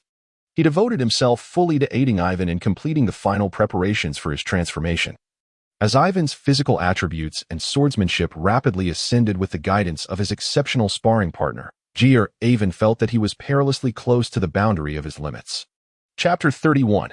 Entering the Maritime Chronicles at the outset, the sailors aboard the vessel gazed in astonishment at the newly arrived ensign, questioning what his significance could possibly warrant such dedicated training by the esteemed captain. It seemed as though he had been transformed into a full-time sparring partner. In the past, even when scions of noble families from the kingdom came aboard for their practical training, such an extraordinary spectacle had never been witnessed. Whispers circulated among the crew. The realization dawned upon them during a particular instance when both Aiven and Gur utilized the secret technique of the white sail swordsmanship, the floating boat style. They became mere phantoms, seemingly defying gravity as they pursued and engaged each other atop several lifeboats, which remained undisturbed by their movements. It was then that the sailors comprehended the profound implications of their distinctly formidable swordsmanship. This was not merely the offspring of nobility as they had presumed, but indeed the captain's own kin. At this moment, Aiven was oblivious to the crew's speculations. After 2 weeks of rigorous training, constantly immersed in intense combat, his physical attributes had significantly advanced, bringing him tantalizingly close to the limits of human capability. Yet, throughout this process, Aiven uncovered the mysteries within Uncle Ger's swordsmanship system. Similar to himself, Gur had initially grounded his technique in the white sail swordsmanship. Although an individual's sword style could evolve in myriad ways, the foundational style cultivated during their early forays into the art remained indelible. It was evident that this was a testament to his father's legacy. The ability to bestow a family tradition of nearly 2 centuries' extraordinary swordsmanship upon Uncle Gur spoke volumes of their profound bond. However, prior to achieving formal knighthood, Uncle Ger's expertise had subtly transitioned from the agile white sail swordsmanship to the direct and forceful flute saber technique. After experiencing this firsthand, Aiven speculated that the enhancement effects of the white sail swordsmanship were likely far superior to those of the flute saber technique. Why then did Uncle Gur forsake the easier path for the more arduous one? With these questions swirling in his mind, Aiven directly inquired of Gur. Do not be overly enamored with common knowledge and experience, Aiven. Gur chuckled. Indeed, The white sail swordsmanship is an exceptionally powerful, extraordinary technique. However, swordsmanship is also subject to compatibility with the practitioner. If we were to quantify our physical attributes, while my agility is commendable, my greatest asset lies in strength. Advancing to the extraordinary level through the flute saber technique allows me to better harness my strength advantage. Gur showed no hesitation in revealing his extraordinary foundation to Aiven, continuing. Moreover, do not presume that what was imparted to you at the training camp constitutes the entirety of the flute saber technique. Within the Navy, there are many formidable warriors and numerous practitioners of this military swordsmanship. After generations of masters have refined and evolved it, its potential is certainly on par with the rigorously honed white sail swordsmanship.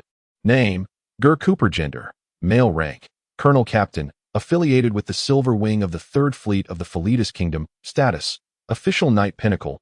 Extraordinary Stage 2. Attributes: Constitution 4. 5. Strength 4. 8. Agility 4.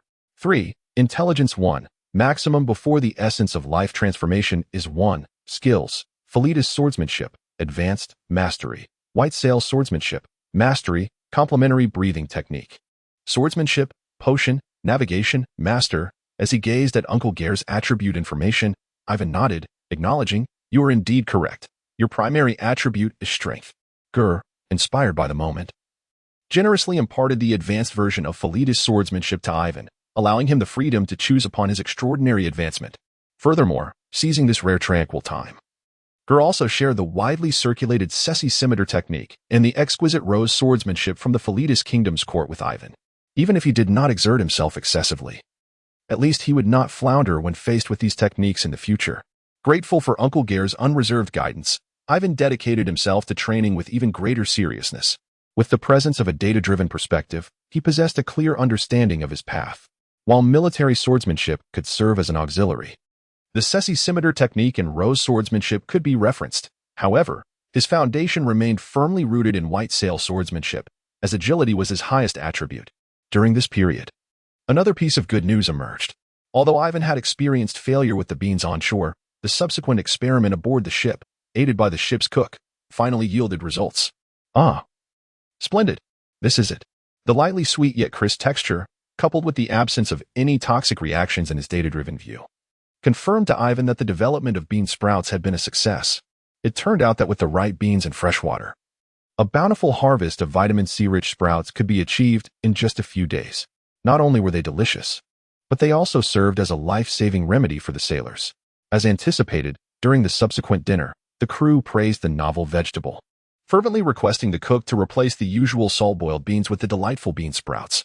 In nature, animals instinctively consume items outside of their typical diets when their bodies signal distress, such as carnivores eating grass or gorillas consuming clay. This behavior is driven by the need for essential trace elements absent from their usual fare. Humans, as the most evolved primates, are no exception. Their cravings for fresh vegetables signal their body's alarms. Mr. Aiven, do you realize the significance of your invention? While the ordinary crew lacked a broad perspective, the ship's doctor, Martin, who possessed a keen sensitivity to such matters, eagerly approached Aiven, expressing his excitement. In this age of extraordinary powers, people have begun to acknowledge the existence of septicemia and had vaguely sensed that fresh fruits and vegetables could protect sailors from this affliction. However, under the conditions of a wooden sailing ship, the prospect of storing a substantial supply of fresh produce for the entire crew was simply unrealistic. The ease of storage and the remarkable ability of legumes to transform into vegetables within a short cultivation period make them the perfect companion for long sea voyages. Countless sailors, who must endure drifting on the ocean for 4 to 5 months, will find salvation in this small invention. As the discoverer of this vegetable, Aiven will undoubtedly be immortalized in the annals of maritime history alongside its dissemination. Dr. Martin, your arrival is most timely. I lack adequate channels to promote this invention, and the upper echelons of the kingdom do not offer reliable connections. Do you have any suggestions?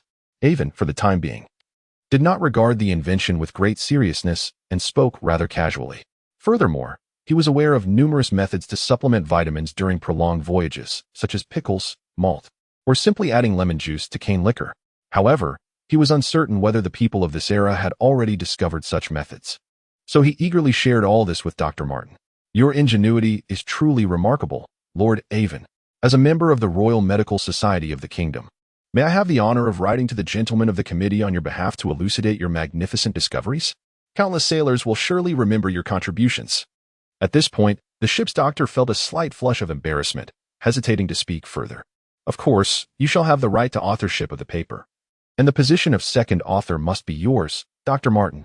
Aiven generously granted him the authorship he sought, fully aware of the aspirations of such a professional.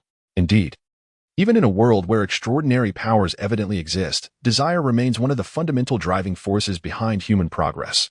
Chapter 32, Bounty Notice, Second Update. The wind-powered warship relies solely on the force of the wind, making its speed somewhat unpredictable. Coastal patrols are considered relatively time-efficient and safe tasks.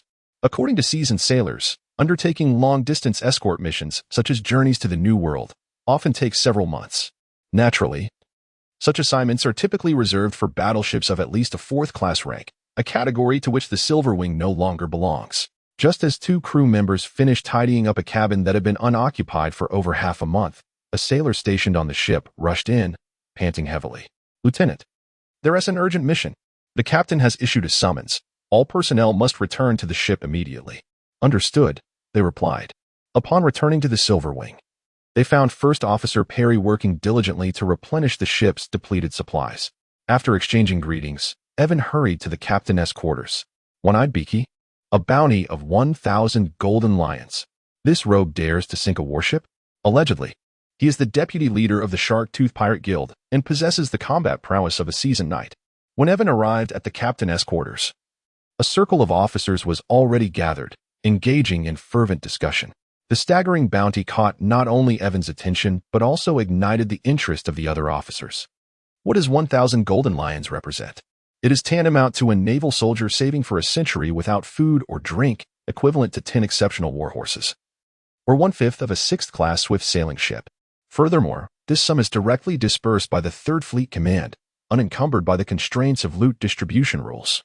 The individual who eliminates this foe will claim the entire bounty for themselves.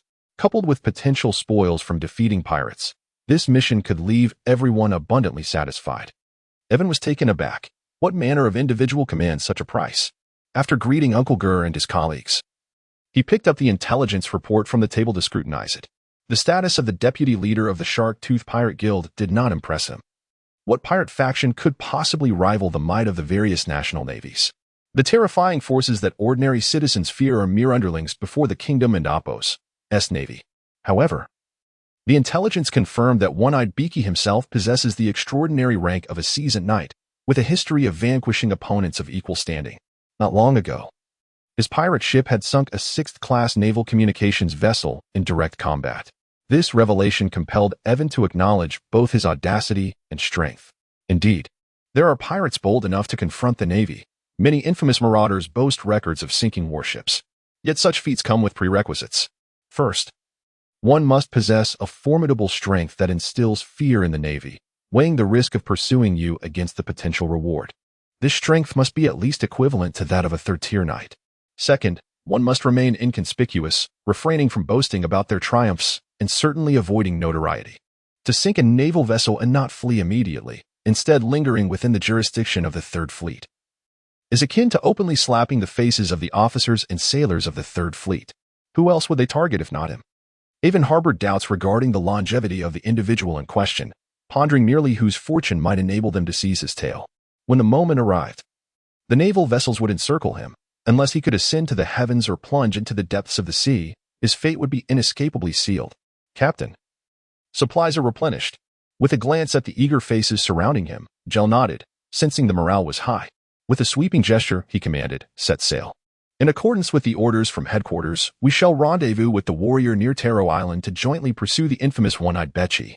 Gentlemen, the dignity of the Navy is not to be sullied. We shall cleanse it with the blood of One-Eyed Beaky. At your command, Captain."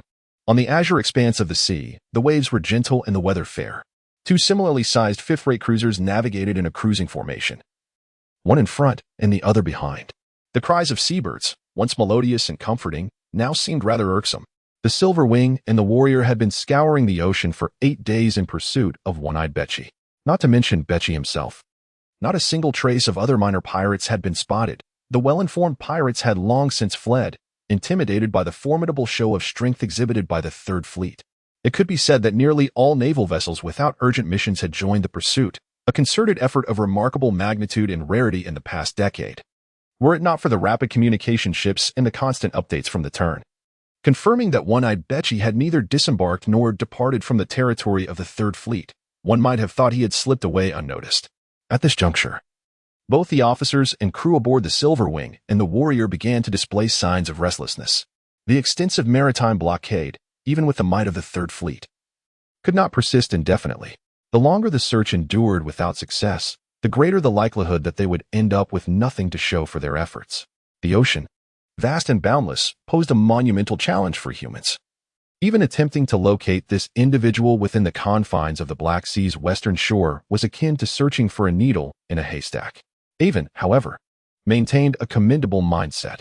Even in the absence of a target, he regarded the experience as invaluable training. He had swiftly mastered the art of sail control, now capable of assisting the sailmaster, Jab, and was only lacking in experience to be deemed a proficient sailmaster himself. Having been aboard the ship for over a month, Aiven had fully acclimatized to the life at sea, feeling increasingly at ease, as if he were a fish in water.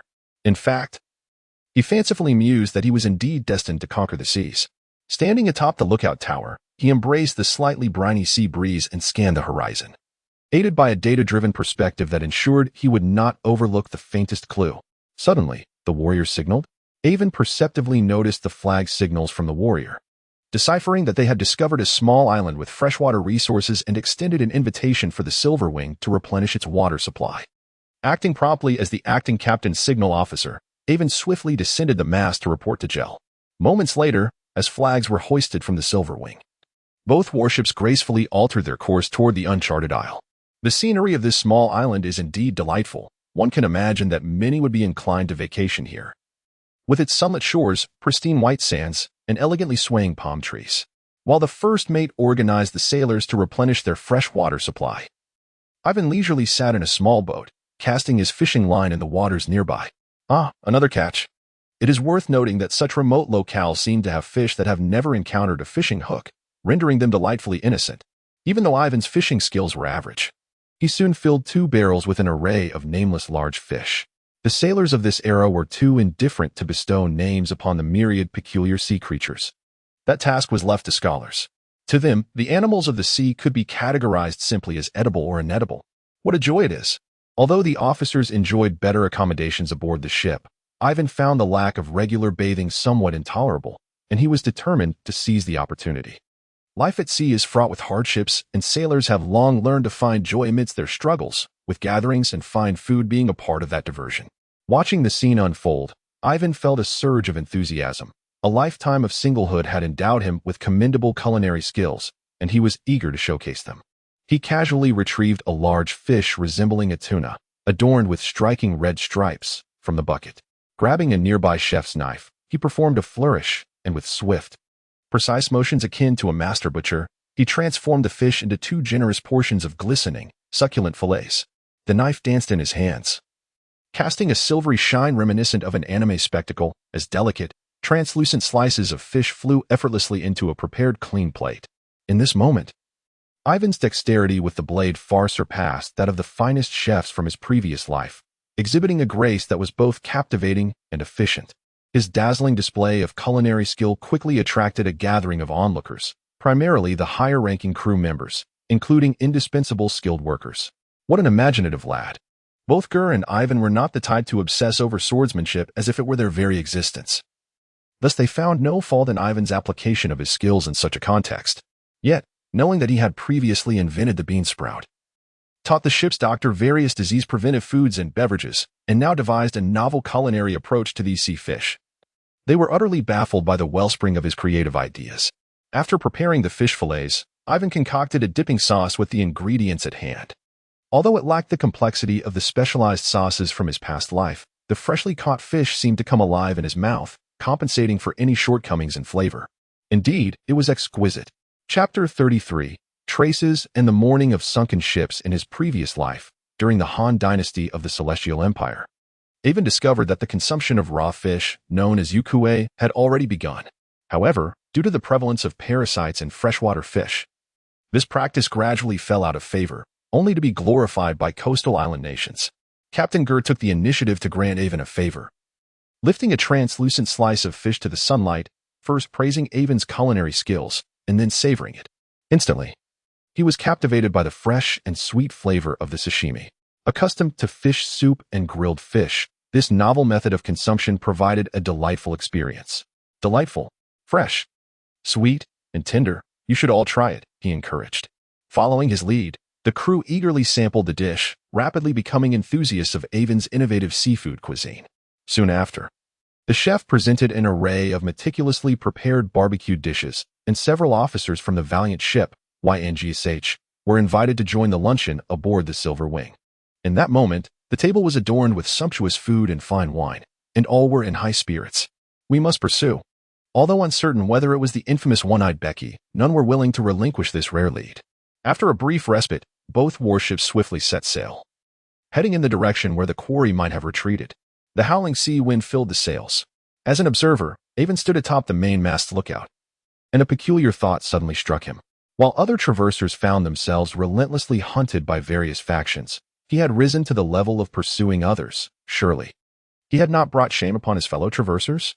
He promptly dismissed this jesting thought, rubbing his chin. The 3 years of experience as a hunter incessantly reminded him that the roles of hunter and prey are not fixed. Even as a hunter, one must remain vigilant against the potential counterattack of the hunted, especially when that prey is also a cunning predator. The mannerisms of One-Eyed Becky instilled in him a vague sense of unease. This individual was not fleeing but lingered within the jurisdiction of the Third Fleet, undoubtedly with ulterior motives. The pursuit persisted for an entire day, and near a vast expanse of scattered rocky isles, they finally detected traces of other vessels. It was a half-filled oak barrel, seemingly having accidentally plunged into the sea, now drifting into the line of sight of the warship. The crew fished it from the water. With a thud, they opened the seemingly ordinary barrel, and a fragrant aroma wafted out. Even Aiven, who seldom indulged in alcohol, recognized it as the most common rum at sea. However, First Mate Perry solemnly poured a glass, inhaled the scent, and took a small sip, confidently asserting, "This barrel does not originate from the Black Coast, at least not from the rum produced by the nations of the Tulip Alliance." Facing the puzzled gazes of the majority of the crew, the first mate poured a glass of the ship's reserve rum, placing both glasses side by side. He explained, "The nations of the Tulip Alliance engage in frequent interactions with numerous wineries. However, their distilleries are predominantly located in the colonies of the southern continent, where ample sugarcane serves as the raw material, and both the sugar and rum industries flourish. Regardless of how the craftsmanship evolves or whether it undergoes blending, the raw material of sugarcane remains singular. Thus, the sugarcane wine produced by the Tulip Alliance possesses a distinct aroma, setting it apart from other regions." Upon hearing this, Aiven raised 2 glasses to his nose in an attempt to discern any differences between the two, yet he found himself at a loss. He could only silently admire the seasoned first mate, acknowledging that experience indeed trumps youth. In essence, an outsider, having deviated from the conventional route, inexplicably arrived in this desolate locale. "I suspect he is likely a pirate, and the most probable candidate is our target, One-Eyed Beach," the first mate posited. While there are numerous interpretations for the presence of this foreign liquor, the majority of the crew aboard the ship seemed to concur with the first mate's assessment, prompting Aiven to refrain from interjecting in matters he was less versed in. "Notify the courageous," the captain commanded. "Is that truly advisable, Your Excellency?" After all, it was the Silver Wing that first uncovered this lead. The sailing officer aboard the Courageous hesitantly queried. He was among the officers invited for lunch aboard the Silver Wing, and he now deemed his captain's actions rather unsporting.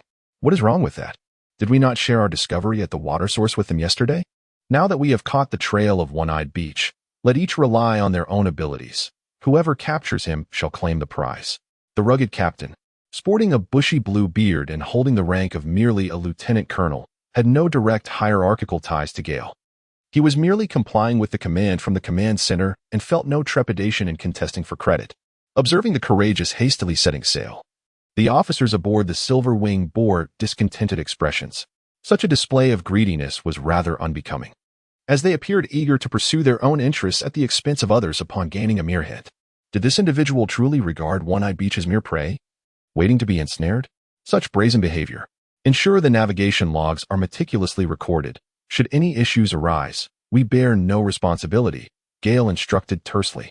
merely directing the officers to document the events, prioritizing the delineation of responsibility. Let them go. Dealing with someone as unpredictable as One-Eyed Beach is no trifling matter. We shall take the inner route. Simultaneously, aboard a vessel adorned with black sails, a voice rang out, "Captain, good news. Gagong reports fish are biting." The first mate, covered in tattoos, dashed up to the forecastle, bowing at a 90-degree angle to relay the message to the captain, who donned a triangular pirate hat and possessed only one eye. Upon hearing this, the one-eyed captain pivoted, and the piercing gaze from his soul eye seemed venomous, causing the first mate to avert his gaze instinctively. The formidable and unhinged reputation of One-Eyed Beach was 100-fold more terrifying than the rumors circulating outside, instilling a sense of dread even in those who had followed him for many years. Go tell Gagong that if his internal divination proves inaccurate this time, he shall use his own entrails next time. Do you understand? The oppressive, nauseating sound reminiscent of rotting sludge from the ocean floor echoed in the first mate's ears, inducing discomfort, yet he dared not display any sign of distress on his face. Indeed, I shall convey the message to him forthwith. The first mate nodded vigorously, not daring to utter a single word or hesitate, and promptly descended the ship's foredeck. However, he silently mused that although Gagong was merely a native sorcerer with a rudimentary understanding of magic, he was nonetheless the second most formidable figure aboard this vessel. Observing the retreating figure of the first mate, the one-eyed Becky felt a profound satisfaction with his own intimidating presence. He turned to caress a black stone sculpture positioned at the aft side of the ship's bow, a spark of eagerness flickering in his eye. If he could sink yet another warship and complete the ritual, the unlocking of the powerful maritime relic, the lament for the sunken ship, would be within reach. Furthermore, the illustrious Captain Becky could embark on the path of transcendence, transforming into a rare and formidable wraith of the sunken ship. Chapter 34, The Trap. By the time that moment arrives, titles such as the Vice Captain of the Shark-Tooth Pirate Crew and the Invincible Knight, White Shark Cook, will merely be ephemeral wisps in my memory. I possess the capability to venture to any destination of my choosing, to establish a pirate crew that is solely my own, free from the scrutiny of others. Most importantly, the farther I am from that already deranged captain, the better. As I caressed the obsidian sculpture, I was acutely aware that within this shipwreck-like effigy lay a malevolent spirit, filled with contempt for order and the civilized world, perpetually yearning to unleash the most severe vengeance upon humanity. Yet, whether it be blind faith, unwavering confidence, or sheer desperation, I felt assured that after my transformation, I would be able to subdue it completely. With this power, One-Eyed Beachy shall undoubtedly ascend to become a formidable transcendent being, destined to claim the throne of the Black Sea Pirate King. Greed propelled me to disregard all caution, for the potency of this oceanic treasure was unparalleled. Each naval vessel of the civilized world that I sunk would bestow my pirate ship with significant enhancements. By relentlessly hunting these ships, it was not a mere dream to eventually transform into a true legendary warship.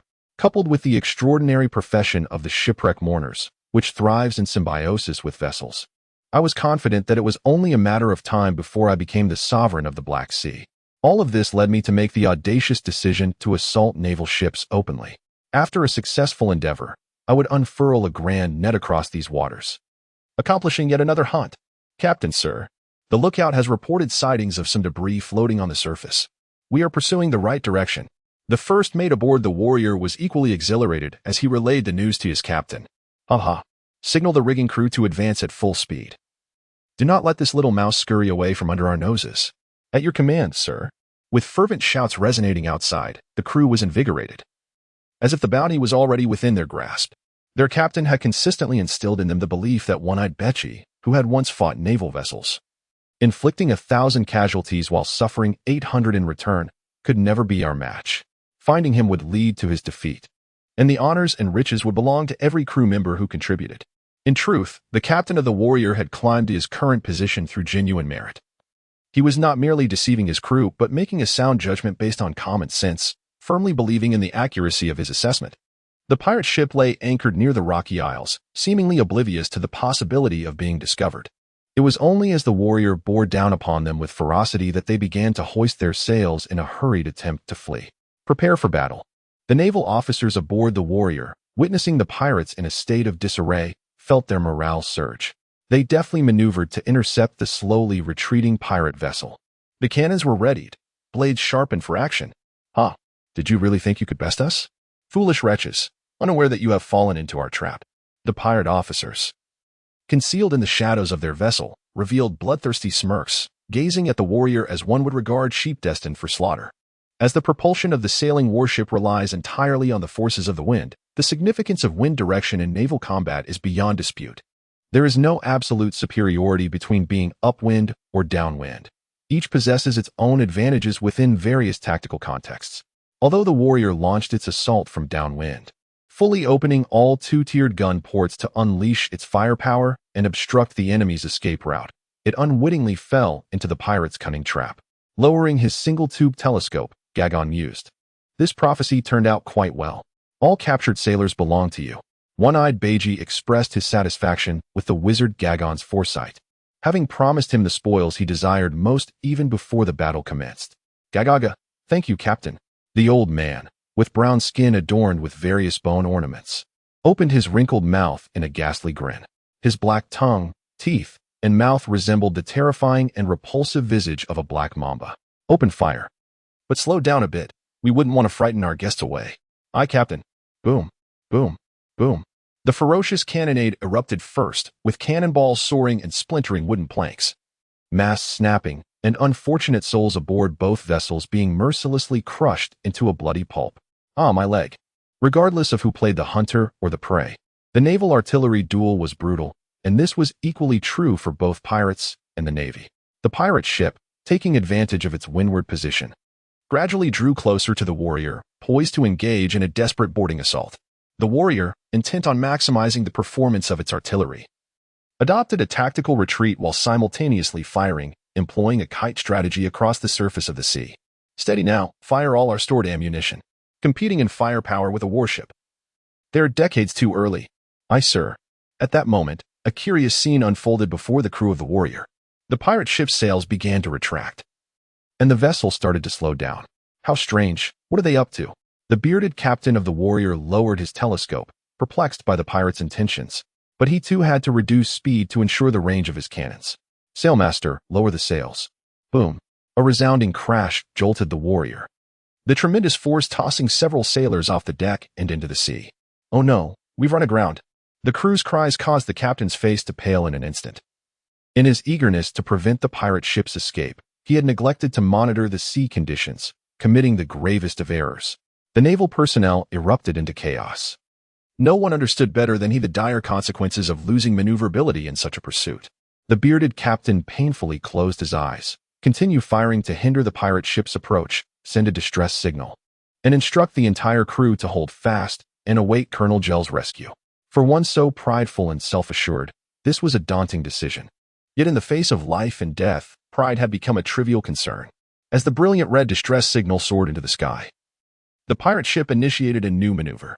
A fleet of 7 or 8 specially crafted wooden boats was launched into the water, each manned by 3 pirates, one wielding a torch while the others rowed fervently. Concealed beneath tarpaulins within the boats lay some ominous cargo. This time, without the need for the captain's orders, the seasoned officers instinctively recognized the nefarious intent of these wretched pirates. They were nothing short of arsonists. What vendetta drove them? Their own warship lay marooned upon the rocks, yet they dared to dispatch a suicide squad to set it ablaze? Quick, fire the cannons and sink these incendiary vessels. The gunners' frenzied command nearly cracked under the weight of desperation, but the gunners themselves were scarcely in a better state, hastily loading ammunition and unleashing a torrent of cannon fire toward the horizon. However, due to the ship's grounding, the valiant vessel listed perilously, its broadside cannons pointed skyward. Although they had previously managed to sink 2 of the arson boats shortly after their launch, as the pirates drew closer, their cannons became ineffective.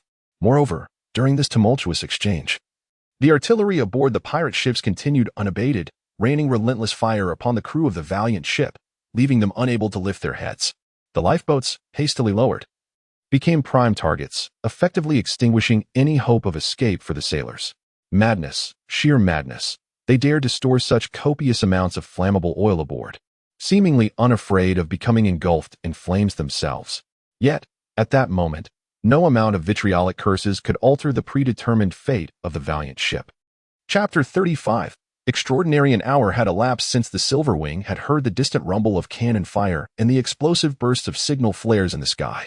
As it bravely navigated through the treacherous rocky archipelago, it finally reached the battlefield. Crackling flames. Help. Amidst the inferno, the once mighty battleship, the Valor, had been utterly reduced to smoldering wreckage. The air was filled with anguished cries for help and the chilling sounds of despair. Countless sailors, deprived of lifeboats, were forced to leap into the tumultuous waters in a desperate bid for survival. Before the Silver Wing could render aid to the drowning casualties, the Valor's ammunition magazine ignited, resulting in a catastrophic explosion that reverberated across the battlefield. Boom. A moment of eerie silence enveloped the scene. On stood Agape. A vessel that had been filled with laughter and camaraderie just the day before had been annihilated before his very eyes. The shock of this destruction far surpassed the trivial skirmishes he had previously engaged in with the Blood Anchor and was beyond the scope of any mere war reports. Target the pirate ship. All hands to battle stations. Open fire and seize the wind. Blood for blood. Blood for blood. Blood for blood. The harrowing sight before the crew of the Silver Wing ignited a profound fury within them. Internal conflicts were one matter, but the audacity of the pirates to brazenly sink a naval vessel and attack the Navy was intolerable. With their eyes ablaze from a sense of shared grief, the officers and crew of the Silver Wing vowed to avenge their fallen comrades. Captain Gel's command to seize the advantageous position further illustrated his resolve. There would be no retreat, only a fight to the bitter end. For to flee while in such a position would only lead them into the line of fire of the pirates, rendering escape impossible. Gagging. Explain to me why there is a second naval vessel. Is this the prey you foretold? Grasping the tattered robes of the indigenous shaman, the one-eyed Captain Becky hurled him to the ground, his face contorted with rage. The thrill of having unlocked the oceanic treasure was swiftly overshadowed by his ire. As captain, he could not afford to revel in the joy of a dream realized, having overlooked the dire implications behind the Valor's signal flares. This burden could only fall upon Gagong. An unexpected disruption to their plan would dim anyone's spirits, yet he understood that anger would solve nothing. Moreover, with the aid of the oceanic treasure scourge, he believed that his own casualties in the ensuing battle with the Valor need not be insurmountable.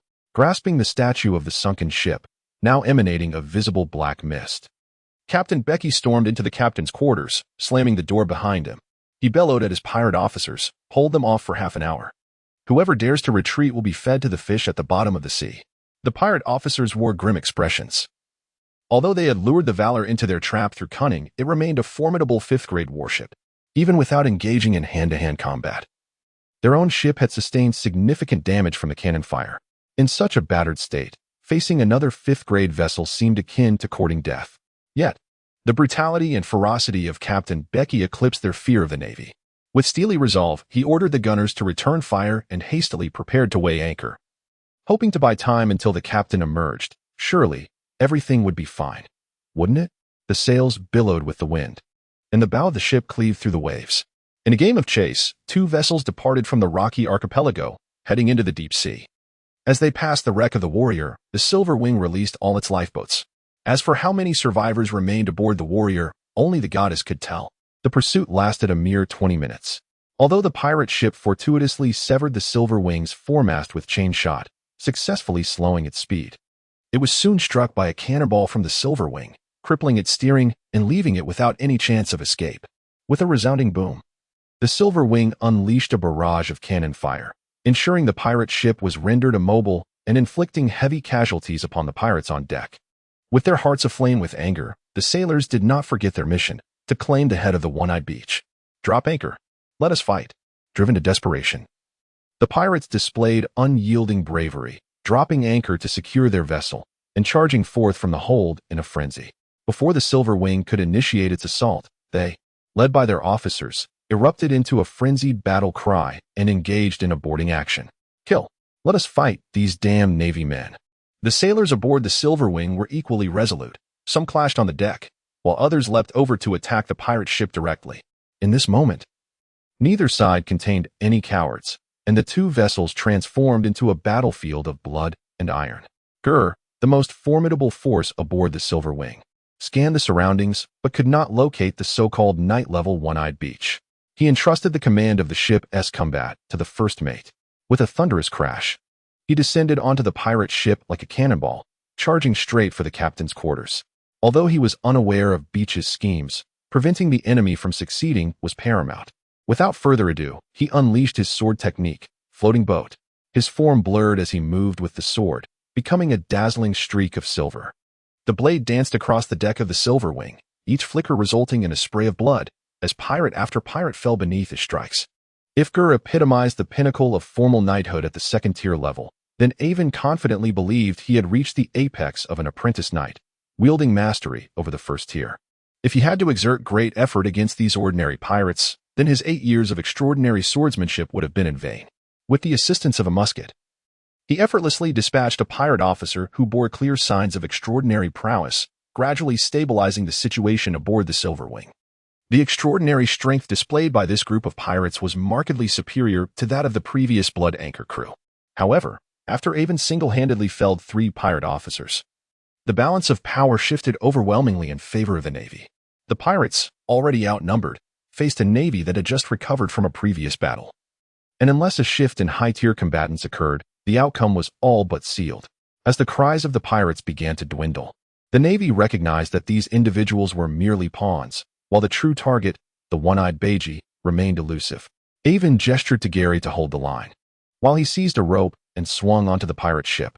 Even if Uncle Gur did not require his assistance, witnessing the clash of knights was an invaluable experience. Block him. Do not allow him to enter the captain's quarters. Up, everyone up.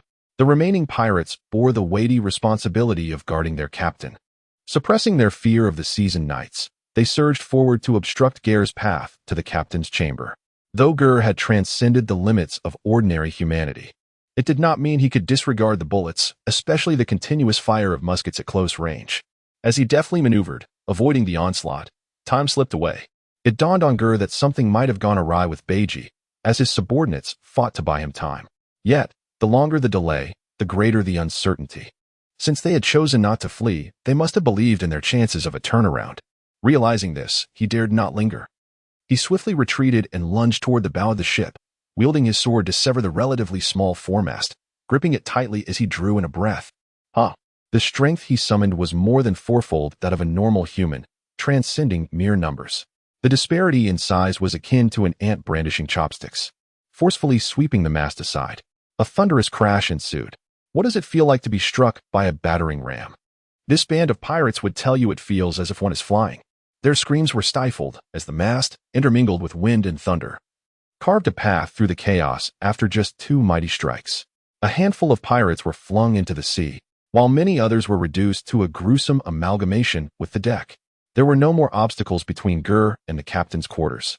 Like a valiant armored knight from centuries past, Gur wielded the long mast as if it were a lance, charging towards the heart of the enemy, the captain's domain. With each thunderous step upon the oak deck, it resonated as if a war elephant were trampling through. Boom.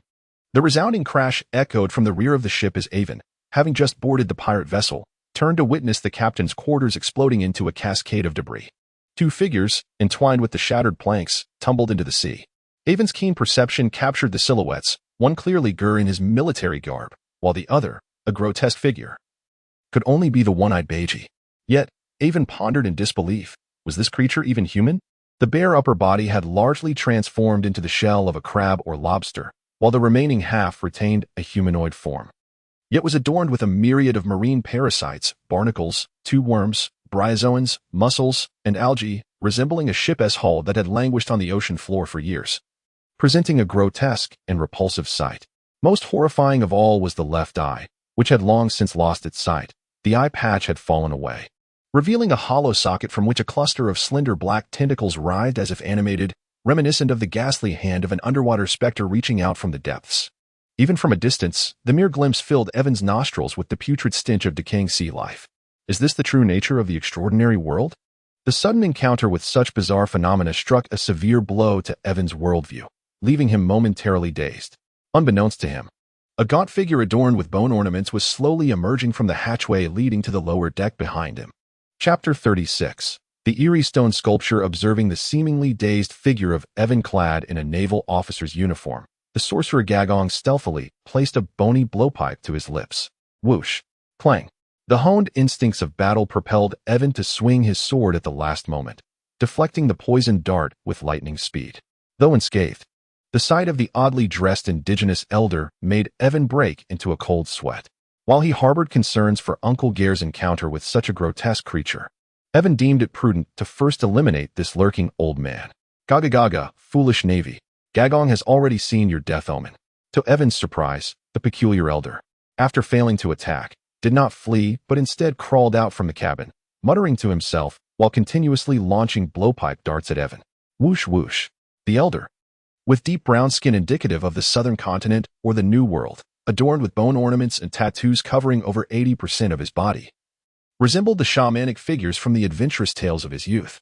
Aiven remained cautiously vigilant, for in legends, such bizarre beings, rare in the civilized world, might lack direct combat prowess but possessed a myriad of sinister and mysterious sorcery that could catch one off guard. Even with his confidence in his peak mortal combat skills, Aiven did not dare to underestimate this entity. Blade style, floating vessel.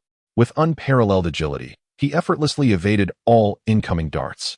Indeed, upon seeing his successive attacks failing to harm Aiven, the old shaman cackled as he retrieved a deep green sphere from his snakeskin pouch and hurled it at Aiven. Die. Your death omen shall manifest here.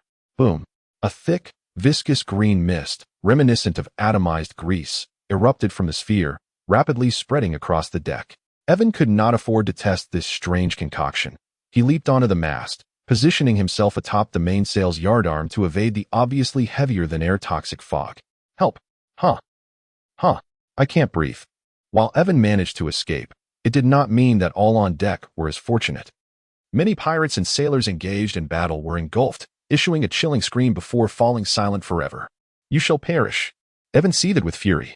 Although he recognized this as a sorcerous effect, he could not ignore the act of transforming kin into materials for casting spells. Nor could he stand idly by as his comrades were mercilessly slaughtered. The sea breeze soon dispersed the toxic fog, and the surviving pirates and sailors, shaken and terrified, cowered in corners, unwilling to emerge. Yet, from his elevated vantage point, Aiven was the first to spot the shaman's whereabouts. The old sorcerer lurked behind several wooden barrels, peering surreptitiously at the movements aboard the ship, muttering to himself, "My divination cannot be mistaken. Death, a powerful and youthful body." The crow, do these symbols not signify that I shall reap the corpse of a young warrior and master the formidable art of the undead? Aiven, having stealthily approached overhead via the rigging, found the scene absurd. Was this man ensnared in a dream? An obviously non-combatant spellcaster confronting him, a warrior, merely because he envisioned his own defeat in a divination? If sorcerers were all such whimsical and nonsensical lunatics, it was no wonder the various churches had issued witch-hunting decrees. A man like this, who regarded human life as mere chaff, certainly should not exist. Aiven's thoughts raced, yet they did not impede his swift actions. Gripping his long sword with the blade reversed, he pounced down from the mast like a predatory golden eagle, utilizing the force of his descent. The sword traced a graceful arc, sweeping past the sorcerer's neck. Thud! The withered head tumbled to the ground, its face etched with disbelief, eyes now devoid of life. Aiven used the tip of his foot to pivot on the deck, rolling forward to distance himself from the sorcerer's position. Wary that this sorcerer might be like Blood Anchor Zack, dragging others down with him in death. Fortunately, whether due to the sorcerer's incompetence or some other reason, Aiven's fears did not materialize. The half-hearted sorcerer was decisively felled by the warrior's assault, daring not to touch anything on the body of such a character. And being utterly ignorant of sorcery, Aiven knew that rather than discovering useful spoils, he could easily find himself ensnared in a tragic fate. He located the remaining oil on the pirate ship and ignited the old sorcerer's corpse and belongings, ensuring they were thoroughly consumed by flames. While the fire blazed, Aiven collaborated with the sailors who had boarded the pirate vessel to clear away the remaining pirates, encountering no further formidable opponents. The quality of the pirate's oil was commendable, and by the time everything concluded, the sorcerer's body had been reduced to nearly nothing but ash. The fire-resistant deck bore singed patches, but thankfully, Aiven had moved any nearby flammable materials before igniting the fire. Otherwise, the ship too might have met the same fate as the gallant. Yet, amidst the remnants, something remained unburned. What could it be? Within the ashes of charred bone, a black stone sculpture resembling a sunken ship lay quietly, its smooth surface devoid of even a hint of scorch. Step, step, step. Aiven approached, gazing at this peculiar object. Compelled by an unseen force, he placed his hand upon it. It felt cold to the touch, as if the flames had been but an illusion to it. Plop. In an instant, it was as if he had stepped into an abyss, plunging into the briny depths of the sea, feeling himself swiftly sink, until he found himself at the ocean floor. An unfathomable darkness enveloped him. The murky depths of the ocean's sludge writhed around him, enveloping him in a suffocating embrace. Cold and reeking, as a multitude of negative sensations assailed his senses, drowning him in despair. Time seemed to accelerate abruptly. Countless barnacles, polychaetes, bryozoans, mussels, and various parasitic organisms frantically proliferated upon his body. He raised his hands, one transformed into a claw encased in a hardened shell, the other disintegrating into a myriad of unknown black seaweeds. His mental state shifted. Alarms blared. Alarms blared. In an instant, he became aware that he was ensnared in an inexplicable illusion. Summoning all his strength, Aiven struggled fiercely. Pop. Chapter 37. The ocean's secret treasure. Shaking his head to regain composure, he stood up and realized that only a fleeting moment had passed. While the sailors nearby busily tidied up the remnants of the battle, entirely oblivious to his peculiar state. With a sudden thud, Aiven plopped down onto the deck, his mind swirling with strange and cryptic murmurs, remnants of the enigmatic messages that had flooded his consciousness upon touching the statue. Extraordinary path, the wailing ghost of shipwrecks, cost, forever unable to set foot on land. Level 1. Water Ghost. Ritual 1. Personally ensure the drowning of at least 100 individuals representing the Order. Level 2. Shipbinding Spirit. Ritual 1. Personally command the sinking of at least 3 ships representing the Order, sacrificing all crew members. Level 3. Wailing Ghost of Shipwrecks. Ritual. Ocean's secret treasure, the lament of shipwrecks. For each Order ship sunk, one's flagship would receive a boon, the extent of which would be determined by the strength of the destroyed enemy vessel. Minutes later, Aiven finally processed the information swirling in his head and understood why the one-eyed Becky had brazenly attacked the warship, disregarding the potential repercussions on the Navy. Were he an ordinary person untouched by extraordinary powers, Aiven believed he too would succumb to the allure of this oceanic treasure. After all, it required no qualifications or effort. Fulfilling its rituals would grant one a powerful transformation into an extraordinary being, akin to a pie falling from the sky. However, as a peak apprentice knight, with a promising future safeguarded by Uncle Gel and the Navy, Aiven found such a path, likely to lead to monstrosity, utterly unappealing. A mere glance at the now level 2 ship-binding spirit, the one-eyed Becky, in his grotesque form, sent a shiver down Aiven's spine. The very thought of becoming like him was unbearable, unless one had lost their mind. Perhaps, in exchange for never being able to return to shore, one could attain considerable strength, but power is but fleeting, while charm endures a lifetime. Aiven wholeheartedly agreed with this profound adage. Most importantly, this path was inherently flawed, capping out at level 3, in stark contrast to the knightly path that could ascend to level 4. Although puzzled as to why this artifact belonged to the one-eyed Becky rather than the shaman, Aiven chose not to dwell on it. He dared not touch the eerie statue again. Instead, he procured a wooden box, stuffed it with straw, and carefully enclosed the statue within.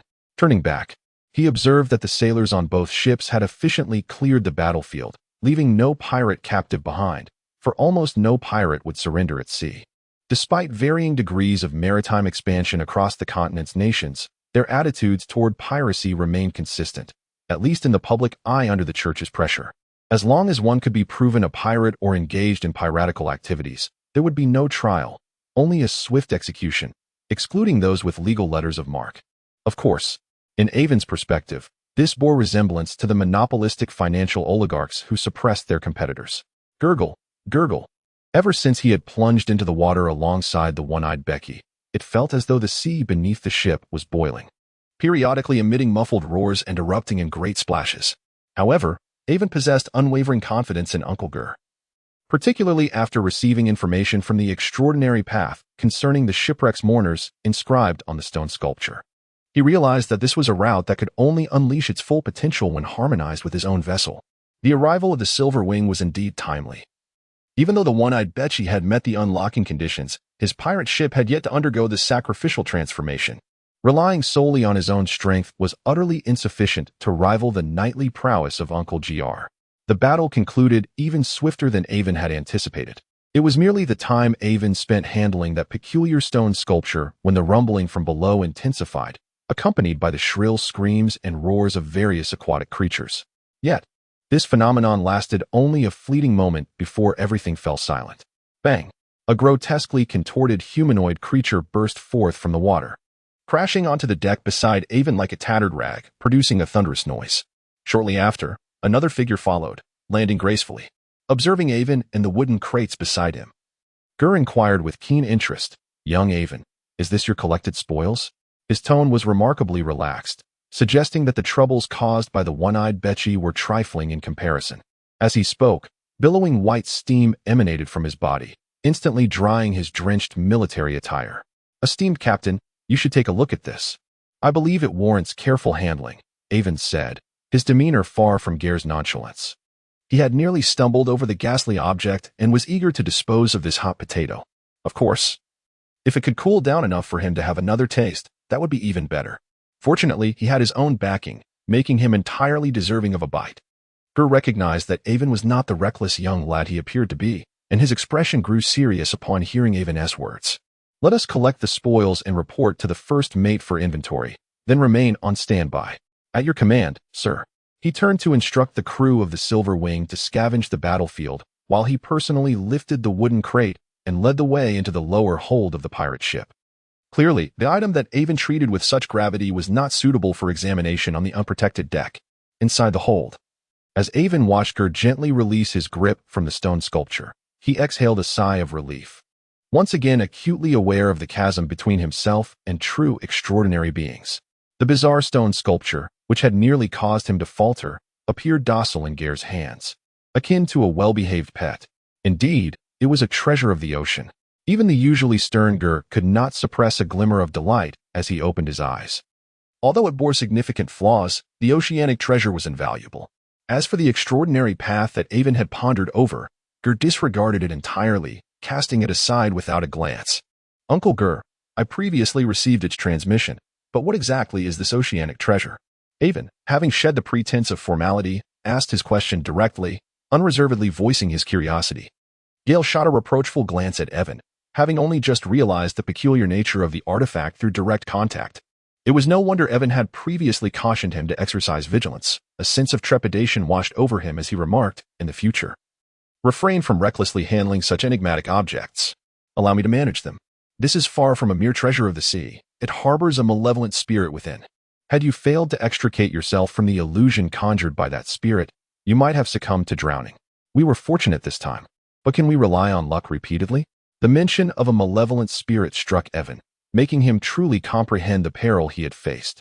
Had it not been for the vigilant monitoring of his physical and mental state through the data visualization, he might have met with a tragic fate. He understood that Gale's intentions were rooted in concern for his well-being, and he earnestly assured him that he would refrain from impulsively engaging with such strange entities in the future, though not overtly revealed. The presence of the spirit could not elude the perception of a genuine extraordinary being. Observing Aiven's improved demeanor, Gale's expression softened as he began to recount the legends surrounding the oceanic treasures. According to the Tales Chapter 38, the so-called treasures of the ocean are not human creations, rather. They are extraordinary artifacts influenced by the mysterious elements of this world, birthed under specific conditions. Their origins are as diverse as they are intriguing, potentially arising from unique geographical environments, significant historical events, or even the mass extinction of life. The forms they take are equally varied, ranging from sculptures reminiscent of shipwreck elegies to shells, stones, pocket watches, and any conceivable object that might exist in reality. Yet, they share a singular characteristic: they are exceedingly difficult to destroy. Each oceanic treasure possesses its own unique and enigmatic powers, formidable and mysterious in nature. Given their maritime prefix, these abilities are predominantly related to the sea, particularly bestowing unparalleled advantages upon the vessels that possess them, making them highly coveted by all who traverse the ocean. Oceanic treasures have nearly become synonymous with power and wealth. However, not all treasures of the sea harbor malevolent spirits like the mournful shipwreck. Some treasures subtly reveal their secrets through unique, extraordinary pathways, enticing others to wield their dark powers for unspeakable ends. Most oceanic treasures belong to the category of inconspicuous artifacts, so much so that laymen are unable to discern their true nature, although they are inherently opposed to the forces of order. As long as two individuals do not intend to betray their kingdom to become pirates, their status as naval officers prevents them from utilizing these treasures, a regrettable circumstance. Yet, engaging in beneficial exchanges with nobles possessing special needs poses no issue. Once the malevolent spirits hidden within are dealt with, a lucrative trade is certainly achievable, Garrett concluded. As for swapping for a usable treasure, neither party held any illusions. The chances of such an opportunity were exceedingly slim, making it more prudent to convert it into tangible wealth and resources that could be utilized presently. By the way, Uncle Garrett, how do you intend to handle the extraordinary pathway associated with this? Upon hearing this, Aiven noted that Garrett had not mentioned the mournful shipwreck's extraordinary pathway again and curiously inquired. When it came to the extraordinary powers concerning his own future, Garrett grew markedly serious and countered Aiven's question. Aiven, there are numerous extraordinary pathways in this world. Why do you think the Knight's Path has dominated human civilization? Despite possessing a vision that transcended time, Aiven had never contemplated this question. After reflecting on his childhood teachings from Grandpa Leo, he tentatively responded, is it because of stability? Correct. Yet, that is merely one facet of the truth. In reality, both internal and external factors determine the extraordinary state of civilized existence. The internal factor lies in the fact that although the Knight's Path is extraordinary, the powers involved pertain to the human body in a relatively pure and fundamental manner, minimizing the risk of loss of control and ensuring stability. Even in the event of a breakdown, the resulting destructiveness would be limited. Girton allowed Aiven a moment to digest the information before continuing his explanation. The external factors are largely attributed to the contributions of the true God Church, the paramount extraordinary force among the ruling elite of our continent. Although knights possess formidable power, our paths have become irrevocably fixed, akin to the blades held in one's hand. Even a rank for extraordinary knight is merely a divine weapon, incapable of threatening their standing. In his words, Girton, as an old-fashioned officer of the kingdom, subtly expressed his dissatisfaction with the church, a sentiment that could lead to significant repercussions if voiced publicly, but Aiven chose to feign ignorance concerning those extraordinary paths prone to catastrophic outcomes or displaying immense creative potential, including the Black Iron Cross Church that governs our Tulip Alliance, the Dawn Church of the Sac Empire, and the Eternal Flame of the Maritime Sovereign Sirius Kingdom. The attitude of the Seven True Gods Church is one of suppression and eradication. Paths such as the sunken ship mourner are fraught with flaws, and as I previously mentioned, the further one strays from the civilized world, the more eccentric extraordinary beings emerge. These incomplete paths, riddled with various fatal defects, pose a terrifying likelihood of losing control. Such knowledge cannot be found in any book. It is entirely a synthesis of Girton's personal experiences. As a seasoned extraordinary captain who has navigated the seas for many years, Girton illuminated Aiven's understanding with his profound knowledge and unique perspective, leaving him grateful for such a guide. Leave the troublemaking to the children, Girton finally said, patting Aiven on the shoulder and placing the carefully packed sculpture into his hands. We are saved. Upon boarding the ship, the crew learned that after they abandoned the vessel, the officers aboard the original warrior had been specifically targeted and exterminated, including the captain, leaving only the former navigator from the Silver Wings, who now stood as the highest-ranking survivor. Girton offered them comforting words, as their early engagement with the pirates had undoubtedly inflicted significant losses, ultimately serving as a boon for the Silver Wing. However, the spoils of war were no longer a concern. In the days that followed, Girton, adorned with the honor of having slain the deranged pirate One-Eyed Becky, mingled frequently with the nobility and merchants of Gabrade, ostensibly to expand his social connections. Yet, Aiven understood the truth. Girton was seeking buyers for their spoils. While Aiven found himself temporarily sidelined, he too had a crucial task at hand. At the Third Fleet's headquarters, the corridor's walls, predominantly in shades of blue, were adorned with grand oil paintings depicting landscapes, figures, and scenes of warfare, each representing a significant moment in the fleet's history. For the Third Fleet, this place was indeed a wall of honor. Walking through it felt akin to traversing a corridor of history, evoking a profound sense of honor in being part of such a legacy. Even Aiven, who harbored a certain detachment from this otherworldly identity, instinctively softened his footsteps. Before a room adorned with a brass plaque, Aiven paused to adjust his navy uniform, then gently rapped on the door. Knock, knock, knock. The sound was neither too soft nor too loud, a perfect threefold echo born from his past experiences in the workplace. Come in, resonated a calm, elderly male voice. Upon entering, Aiven found himself in a simply decorated chamber, where curtains shielded the sunlight outside, yet a gas lamp illuminated the space, creating an atmosphere of serene solemnity. Three elderly gentlemen, clad in officer uniforms, were seated behind a long table draped in green velvet, each with an open notebook before them. Aiven approached the vacant chair at the table, stood at attention, and saluted. "Good day, gentlemen. Warrant Officer Aiven Garriott of the Silver Wing has come to take the examination. Do not be anxious, young man. Please, have a seat." The middle officer, with hair completely white and wearing a monocle, spoke kindly, gesturing for him to sit as he indicated that the assessment was about to commence. "Before we begin in earnest, I hope you will approach this evaluation with utmost seriousness. Although your accomplishments have already met our standards, which is no small feat for someone who has only enlisted for a few months. Every officer bears the honor and lives of their subordinates during critical times. Should the evaluation not satisfy us, we cannot entrust such responsibility to you," stated the gray-haired officer seated to the right with an air of gravity. "I fully comprehend. Please proceed," Aiven replied, signaling his understanding and remaining unfazed. He speculated that this sternness might be part of the assessment to deter any notion of it being a mere formality, thereby ensuring a thorough and earnest examination. "Please enumerate 3 types of rigging aboard a warship and their functions. To control the yards, one requires halyards, lifts, and braces. During a battle in the main battle line, if your ship is under concentrated fire from the enemy, would you order an evasive maneuver? No. At that point, the topsail of the main mast can only be raised to half sail to elevate the bow and minimize submersion, thus preventing capsizing." Throughout the questioning, regardless of how the 3 examiners probed, Aiven responded with poise and confidence. Having learned of the examination format from Gur, he had prepared diligently. What might have posed a significant challenge to many aspiring officers was merely a trifling task for Aiven, who had navigated through the sea of knowledge in his previous life.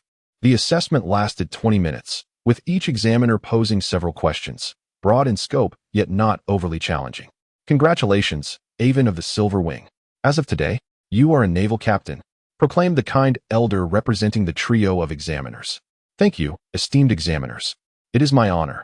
Aiven beamed, rising to shake hands and embrace each examiner before bowing once more and retreating to the door, turning to depart.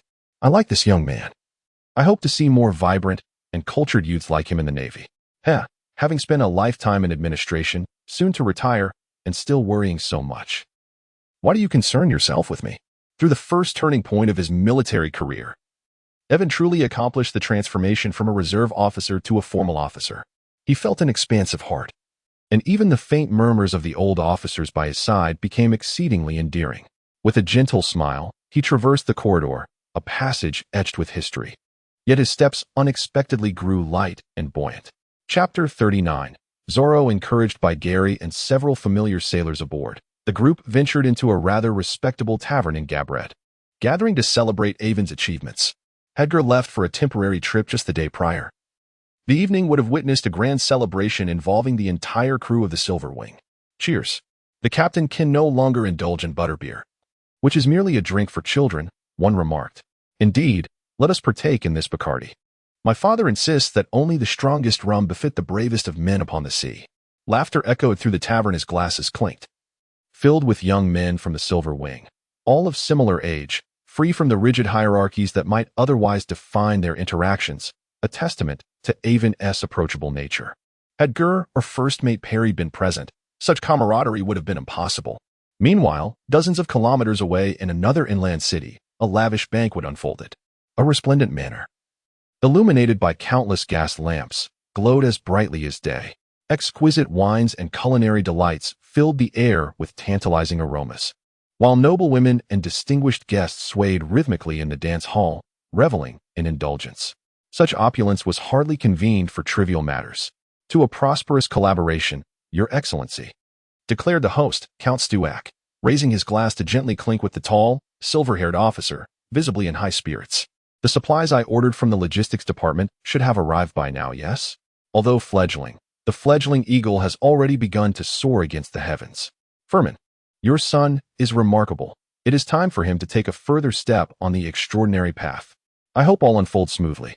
As the modest yet heartfelt celebration at Aiven's gathering drew to a close, the bonds among the attendees visibly deepened. Having indulged in potent Bacardi, the slightly inebriated sailors, arms draped over each other, wobbled toward the harbor. In this moment, whether out of admiration for Aiven's innate abilities or influenced by his officer status, he found himself naturally enveloped by the crowd. The adulation of his companions instilled a sense of elation in the once unassuming class monitor. "Oh, I suppose I am just an ordinary fellow, he mused. The sailors followed his gaze. Indeed, a supply ship had just docked, having arrived as they departed. Perhaps due to the late hour, it remained unloaded, as the nighttime operations were deemed unsafe. A shadowy figure, shrouded in a black cloth, stealthily descended the ropes tied to the dock's mooring post. The late hour had rendered the dock nearly deserted, and the rotating guards were oblivious to the intruder. A thief! After him! Let us seize him together! Someone shouted, and without hesitation, several rushed forward in a unified surge. The shadowy figure, caught off guard by the sudden arrival of a group of individuals, was startled and could no longer maintain its concealment. It leapt from the cable and fled with great haste. Halt! Thief, stop! The shouts of the sailors fell on deaf ears. The figure was nimble and swift, quickly darting to the outskirts of the port area, plunging into the intricate maze of residential buildings. In the blink of an eye, it vanished into the winding alleys. What an odd character! With the data-driven vision already activated, Aiven had discerned a portion of the shadow's attributes. Its agility displayed a striking 0.76, indicating that this individual was also a seasoned apprentice-level extraordinary being. It was indeed curious that such a novice knight resorted to thievery aboard a supply ship and opted to flee rather than confront a group of ordinary sailors in pursuit. Aiven himself was confident he could dispatch the drunken sailors before the patrol arrived and depart with a swagger. Now was not the time to ponder the thief's intentions. Aiven too accelerated, charging forward. The low walls and buildings within the residential area posed no obstacle to him. The chase had entered its latter stages. The majority of the robust yet fundamentally ordinary sailors had gradually fallen behind, and the somewhat inebriated Gary was hardly a speedster, soon losing himself in the dilapidated alleys. In the end, only Aiven remained in pursuit of the thief. Perhaps realizing that only Aiven was following, the shadow gradually came to a halt. As it passed over a small stone bridge, it gracefully leapt down onto the dry riverbed, left parched by the season's low water levels. Is the Navy's treatment so generous nowadays that you would chase me halfway across the city, young captain? Aiven, upon leaping down from the bridge, discovered the shadow standing nonchalantly, displaying no sign of guilt typical of a thief. At that moment, Aiven had the chance to see the figure's face. Clad in a long black cloak with a broad-brimmed hat, a black eye mask obscuring its eyes, and a swift sword at its waist, it exuded an air reminiscent of a modern-day Zorro. Ha ha ha, how amusing! When did the Navy produce such an intriguing character? Aiven's unexpected words caused Zorro to pause momentarily, a smile of genuine interest curling at the corners of his mouth. You desire it? Quite simple. This item, while of no use to me, holds great value for certain individuals. If you can best me in combat, I shall bestow it upon you, and you may do with it as you please. What do you say? As soon as the words left his lips, Zorro tossed his satchel to the ground, drew his swift sword in a flash, and lunged at Aiven. The black cloak billowed behind him, resembling a colossal bat swooping down from the night sky, his strikes sharp and rapid, clearly demonstrating impressive swordsmanship.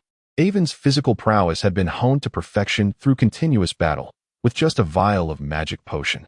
He was on the brink of confidently ascending to the rank of a formal knight. Before advancing, an encounter with a seasoned apprentice knight, a rival adept in agility, did not deter Aiven from engaging in a playful duel. As Zorro lunged towards him, a glint of steel flashed at Aiven's waist. The finely crafted arming sword was already in his grasp. For an ordinary individual, the disparity between the arming sword and a rapier is immense, differing greatly in weight, purpose, and the martial arts that suit their use. The arming sword, robust and primarily employed on the battlefield, contrasts sharply with the rapier, which is nimble and often seen in dueling. However, in the hands of beings who have nearly transcended humanity, the type of sword wielded bears little influence on the execution of their swordsmanship. The blade shimmered like a silver lightning bolt as Aiven boldly met Zorro head-on. In a flash, the two appeared to merge with the night breeze, almost simultaneously becoming phantoms, entwined in a fierce chase and clash beneath the bridge. In an instant, the battle escalated to a fever pitch, yet astonishingly, the edges of their swords never crossed.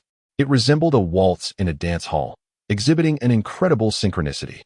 Secret technique, circular step, sword style, floating boat. In the next moment, both combatants instinctively unleashed the secret techniques of their respective sword styles, executing rapid attacks and defenses. To an onlooker, only two blurred figures were visible, their footwork too swift to follow, let alone the pure white flashes of their blades as they intertwined. After a minute of intense swordplay, Aiven began to discern the patterns of Mr. Zoro's technique, and the stalemate was swiftly shattered. With a clang, Aiven advanced a half-step into the danger zone beneath Zoro's blade, using his formidable sword to parry Zoro's weaker one. With a twist, he lunged. A century prior, the sword Saint Derniel had pioneered a revolutionary swordsmanship philosophy, where swordsmen no longer exchanged singular offensive and defensive moves, but seamlessly integrated both within a single stroke, skillfully countering an opponent's attack while executing a lethal strike. This philosophy was also absorbed into the white sail swordsmanship. With a swift motion, the two separated, their figures now clear. Unlike Aiven, who stood composed and poised, Zoro spun around and vanished into the darkness with remarkable speed. "I shall remember you. A token for you. I shall return for more lessons," echoed Zoro's feigned calm voice from afar. Aiven merely scoffed, choosing to disregard him. This was not solely due to his initial leniency towards the naval soldiers, but also because, after their encounter, Aiven discerned that this fellow wielded a rather impressive style of swordsmanship known as the rose sword technique. While the name may seem unassuming, in the kingdom of Philetus, it is renowned by another illustrious title, the legendary court swordsmanship. Chapter 40. The secret of the notes. This swordsmanship is renowned for its intricate and graceful techniques, which are notoriously difficult to master. While many may refer to it merely as a form of martial art, it resembles a unique dance. However, if learned proficiently, it transforms into an exceptionally refined and superior swordplay. Mastery of this art could serve as a stepping stone to garner the favor of a prominent figure within the royal court, consequently, akin to a hallmark of high society. This swordsmanship is fervently pursued by the aristocracy and the esteemed ladies of noble families, its practice confined to the upper echelons of power. Even Colonel Gel, while elucidating the nuances of swordsmanship to Aiven, could not present the complete lineage, instead offering a cursory overview of its characteristics and countermeasures. For Aiven, the notion that a skilled thief, hailing from a distinguished background and adept in courtly swordplay, would venture onto a naval supply ship to pilfer items hinted at a tangled web of complications.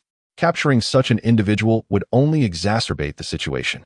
Thus, Aiven opted for the path of ignorance, pondering instead what this thief had stolen. His curiosity piqued. He surmised that anything capable of prompting someone like Zoro to engage in theft must be of considerable significance. Upon unwrapping the black cloth bag, Aiven discovered that what appeared to be a sizable package was, in fact, meticulously wrapped layers of fabric. What on earth?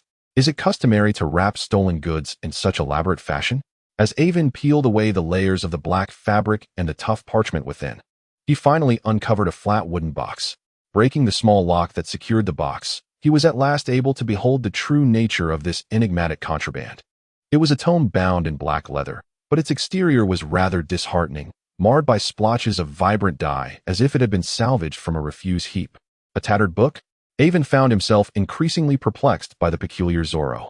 Risking exposure by infiltrating the naval supply ship, Zoro bypassed the valuable magical potions in the warehouse, the high-end pocket watches allotted to the officers, and the military payroll to instead steal this seemingly inconsequential old book. Either Zoro was not of sound mind, or the book itself harbored some hidden significance. Convinced that a secret lay within, Aiven resolved to keep the book for himself, intending to observe the reactions aboard the supply ship the following day before deciding on a course of action. Disposing of the extraneous wrappings, he wrapped the tome in a piece of black cloth and tucked it into his coat. Letting the thief escape was regrettable, but Aiven shook his head, not feeling the need to lie. At that moment, he noticed that the supply ship was ablaze with lights, indicating that the sailors on duty had sensed something amiss. Well then, you coordinate with them. Should they discover any missing items, do not forget to inform me as well. Rest assured, boss. Gary assumed Aiven shared his curiosity and did not delve further into the matter. Upon returning to his rented abode, Aiven found sleep elusive. Instead, he lit the gas lamp, retrieved the book from his coat, and seated himself at his desk to peruse its contents. Turning the pages gently, Aiven discovered that this was, in fact, a compendium on pharmacology. Having previously studied the art of apothecary under Grandpa Leo to manage a pharmacy, Aiven had already acquired his pharmacist certification. Coupled with the medical knowledge from his past life, he was no stranger to the field of pharmacology. The formulations for improved analgesics, antidiarrheals, and hemostatic ointments. From his perspective, while most of these concoctions were commendable, they merely addressed common ailments, comparable in quality to the live fish remedy invented by Grandpa Leo. They held some value, yet were certainly not worthy of the exceptional efforts required for Mr. Zorro, of noble lineage, to pilfer them. Finding nothing particularly extraordinary for the time being, Aiven immersed himself in the preceding improved remedies. As a licensed pharmacist, the innovative ideas presented in these modified prescriptions captivated him greatly. After all, pharmacology was an immensely valuable knowledge in this era. Aiven and butler Leo had thrived in Leopold thanks to this skill, and he had no intention of letting it languish. Moreover, the three pillars of the knightly path, breathing techniques, swordsmanship, and potions were intricately connected to pharmacology. He had even gathered most of the raw materials needed for the advanced Black Sea potion, preparing to concoct it himself. At this moment, the significance of pharmacology was even more pronounced. The sound of rustling pages filled the air, and as Aiven became engrossed in his reading, he was oblivious to the gradual dimming of the gas lamp on the table, which ultimately extinguished, plunging the room into darkness. How unfortunate, he thought, that the lamp had run out of fuel at such an inopportune time. Well, he decided, it was best to rest for the night and resume his reading in the morning. This minor setback disrupted Aiven's enthusiasm for reading, and he realized it was quite late. Even though the Silverwing had no missions in the upcoming days, he still needed to rise early for his training. Suddenly, Aiven's heart raced. He felt he might have uncovered a hidden secret within the book. Carefully, he turned to the glowing page. And in the previously blank space where the potion recipes were inscribed, several lines of faint blue text gradually emerged. However, this text was not in the common tongue of the Tulip Alliance, but was inscribed in an extraordinary script known as Spirit Script or Cartajon, a language that had existed since the advent of extraordinary knowledge in the world. Some claimed it to be the language of the divine, while others believed it to be the tongue of an ancient civilization from a bygone era. Even the most erudite scholars could not ascertain its true origin, yet the peculiar power inherent in this script was indeed palpable. Consequently, it served as a universally accepted language for documenting extraordinary powers across the various nations of the continent, having endured through the ages. Coming from a prestigious family of extraordinary knights, Aiven naturally received education in this realm, which accounted for his proficiency in grammar on his skill panel. A new potion, perhaps? An apparition potion? Although the recipe was still recorded in Cartajon, Aiven dared not underestimate it, for anything inscribed in an extraordinary language, even if not of extraordinary caliber, could not be trivial. Reflecting on the peculiar transformations of the notebook under the moonlight, Aiven surmised that the key to uncovering the deeper secrets of this tome lay in concocting a developing potion. Alas, the formula was not overly complex, and the required ingredients were rather commonplace. Regrettably, Aiven possessed none of them at present. He could only carefully safeguard the notebook and retire to bed with a heart full of anticipation. Resolving to visit the apothecary at dawn to procure the necessary materials for the potion, for without it, he would find no inclination to engage in any other pursuits. Chapter 41. The sorcerer. At this moment, he could no longer concern himself with the book, likely registered as contraband by the supply ship. Ding ding ding. Good morning, Mr. Kredov. Upon entering one of the top 3 private apothecaries in Gabred, he greeted the busy shopkeeper behind the counter. Good morning, Mr. Aiven. Ah, you have been promoted to captain. It is indeed an honor for our humble shop. What a splendid way to commence the day with such delightful news. The elevation of his customer status undoubtedly signified an increase in purchasing power, and Kredov's congratulations were heartfelt. Mr. Aiven, you have arrived just in time. The last herb you asked me to procure has finally arrived. Just a moment, let me fetch it for you. Suddenly, as if recalling something, Kredov rummaged for a while before retrieving a box from behind the counter and offered it to Aiven, saying, Behold, the iron moss with roots that have turned a deep purplish black after at least 30 years of growth. This specimen is indeed rare. Had it not been for my extensive supply channels, very few would even be aware of such obscure materials. Upon opening the wooden box, Aiven's eyes sparkled with delight. Initially seeking merely to gather ingredients for a revealing potion, he had inadvertently secured the final auxiliary ingredient necessary for concocting the Black Sea potion. Furthermore, the quality of the iron moss far exceeded the basic requirements for the Black Sea potion, leaving Aiven thoroughly satisfied. Indeed, this is precisely what I sought, Mr. Kredov's diligence is truly commendable. After securing the wooden box, Aiven casually handed him another list of materials. I must trouble you with these as well. These are common herbs, readily available in the shop, Kredov replied with a smile, swiftly assembling Aiven's requests and presenting them to him. A moment later, Aiven settled the balance with the shopkeeper, emerging from the apothecary with a cloth bag in hand. Truly, the old adage rings true, the impoverished in intellect are rich in martial prowess. Aiven weighed the bag, realizing that the modestly priced ingredients for the revealing potion, combined with all the auxiliary components for the Black Sea potion, had cost him a staggering 100 gold lions, almost equivalent to a common sailor's earnings over a decade. Although Aiven had amassed a considerable amount of gold coins, he could not shake off a pang of regret. This expenditure pertained only to ordinary materials, and contemplating the value of the extraordinary primary ingredients made him lament the inevitable depletion of his purse. Regardless of the wealth amassed, it all served the purpose of his extraordinary aspirations. He had not forgotten the primary objective of joining the Navy. When the time came to spend, he would not hesitate in the slightest. Upon returning to his modest courtyard, he found Gary still exercising by the sea. Aiven chose not to join him, for he had more pressing matters at hand. Safeguarding the iron moss, he eagerly ascended to his independent loft on the top floor. Retrieving the complete set of alchemical tools he had previously acquired, and commenced the preparation of the revealing potion. Thanks to the absence of extraordinary materials and Aiven's solid foundation in pharmacology, the process unfolded with remarkable ease. Half an hour later, fixated on the notebook immersed in the developing solution, which was rapidly undergoing transformation, Aiven held his breath in anxious anticipation. Amidst the rustling sounds reminiscent of tiny insects, the metamorphosis commenced. Initially, the vibrant hues of the contaminated dyes peeled away, dissolving into the water, as the original text on the pages gradually faded, giving way to new illustrations and words that slowly emerged. Unsurprisingly, the newly revealed text was entirely inscribed in the ancient tongue of the Cathars, imbued with extraordinary power. By the time the final transformation concluded after 2 minutes, every character in the tome had been replaced by the verdant ink of the Cathar language, and the text was now densely packed, with content at least doubled compared to the original. Upon extracting the volume to dry, the unique paper showed no signs of damage from the immersion. Rather, it appeared as though it had been meticulously restored by a skilled artisan, emerging as a completely new tome. Aiven exhaled deeply. The fresh words enveloped him in a captivating embrace, causing him to forget all else. Hours slipped by unnoticed, even as Gary knocked on the door several times, which Aiven skillfully deflected.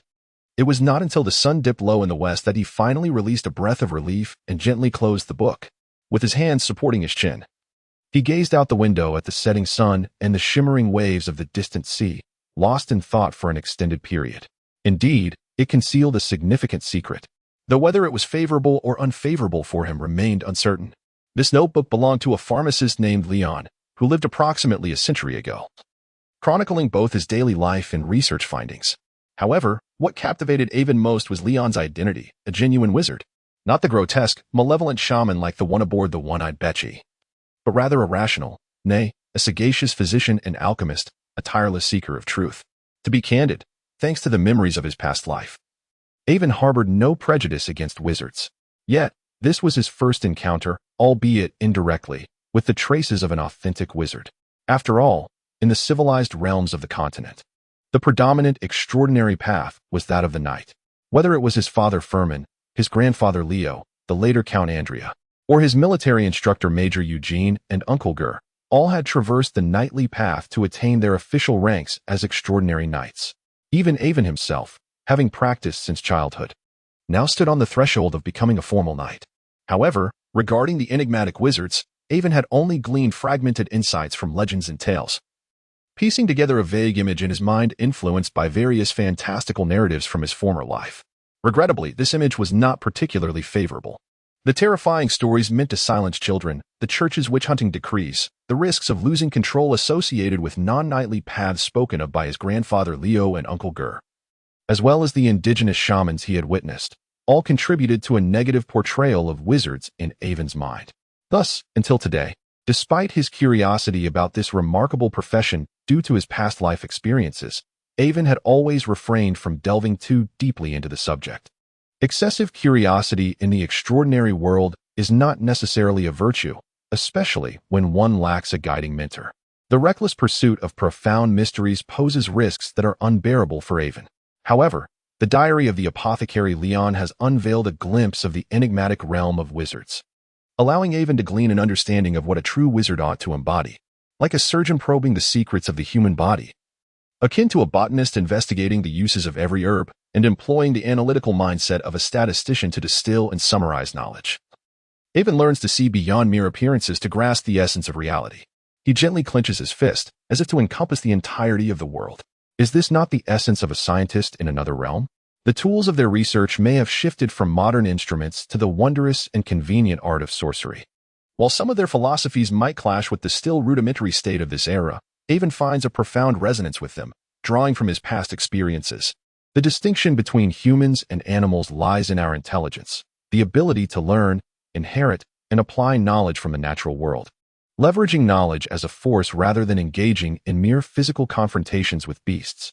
It is this harmonious path of power and wisdom that captivates Aiven profoundly.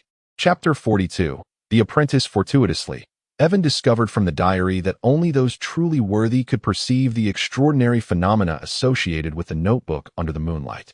This indicated that Aiven possessed the fundamental prerequisite to become a wizard. The only aspect that left Aiven somewhat wistful was that the knowledge contained within this tome consisted solely of a rudimentary meditation technique and a mere 3 potion recipes. Should Aiven choose to embark on the path of a part-time wizard, he would need to seek out the esoteric knowledge required for advancement on his own, lacking the conveniences afforded to knights during their training. However, after considerable reflection, Aiven ultimately resolved to pursue this dual path. While it may entail certain risks, the potential rewards were undeniably greater. After all, a wizard exists at the pinnacle of the extraordinary hierarchy, and only a fool would forego such an opportunity.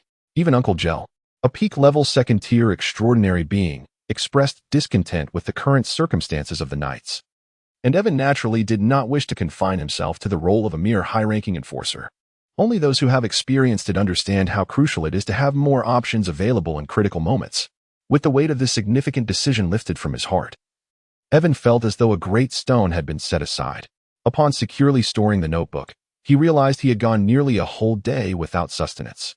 After patting his growling stomach, he decided to invite Gary to join him for a long-overdue meal that would encompass breakfast, lunch, and dinner. This presented an opportunity to glean insights from Gary regarding the events of the previous night. We waited at the docks for half the day, and curiously, after their inventory, they claimed nothing was missing. I distinctly saw that thief carrying a package. Last night, the officers aboard the supply ship had conducted an inventory and found no valuable items missing. They assumed the thief had been frightened off before he could pilfer anything. After expressing gratitude for Gary and his companions' reminders, the matter was left unresolved.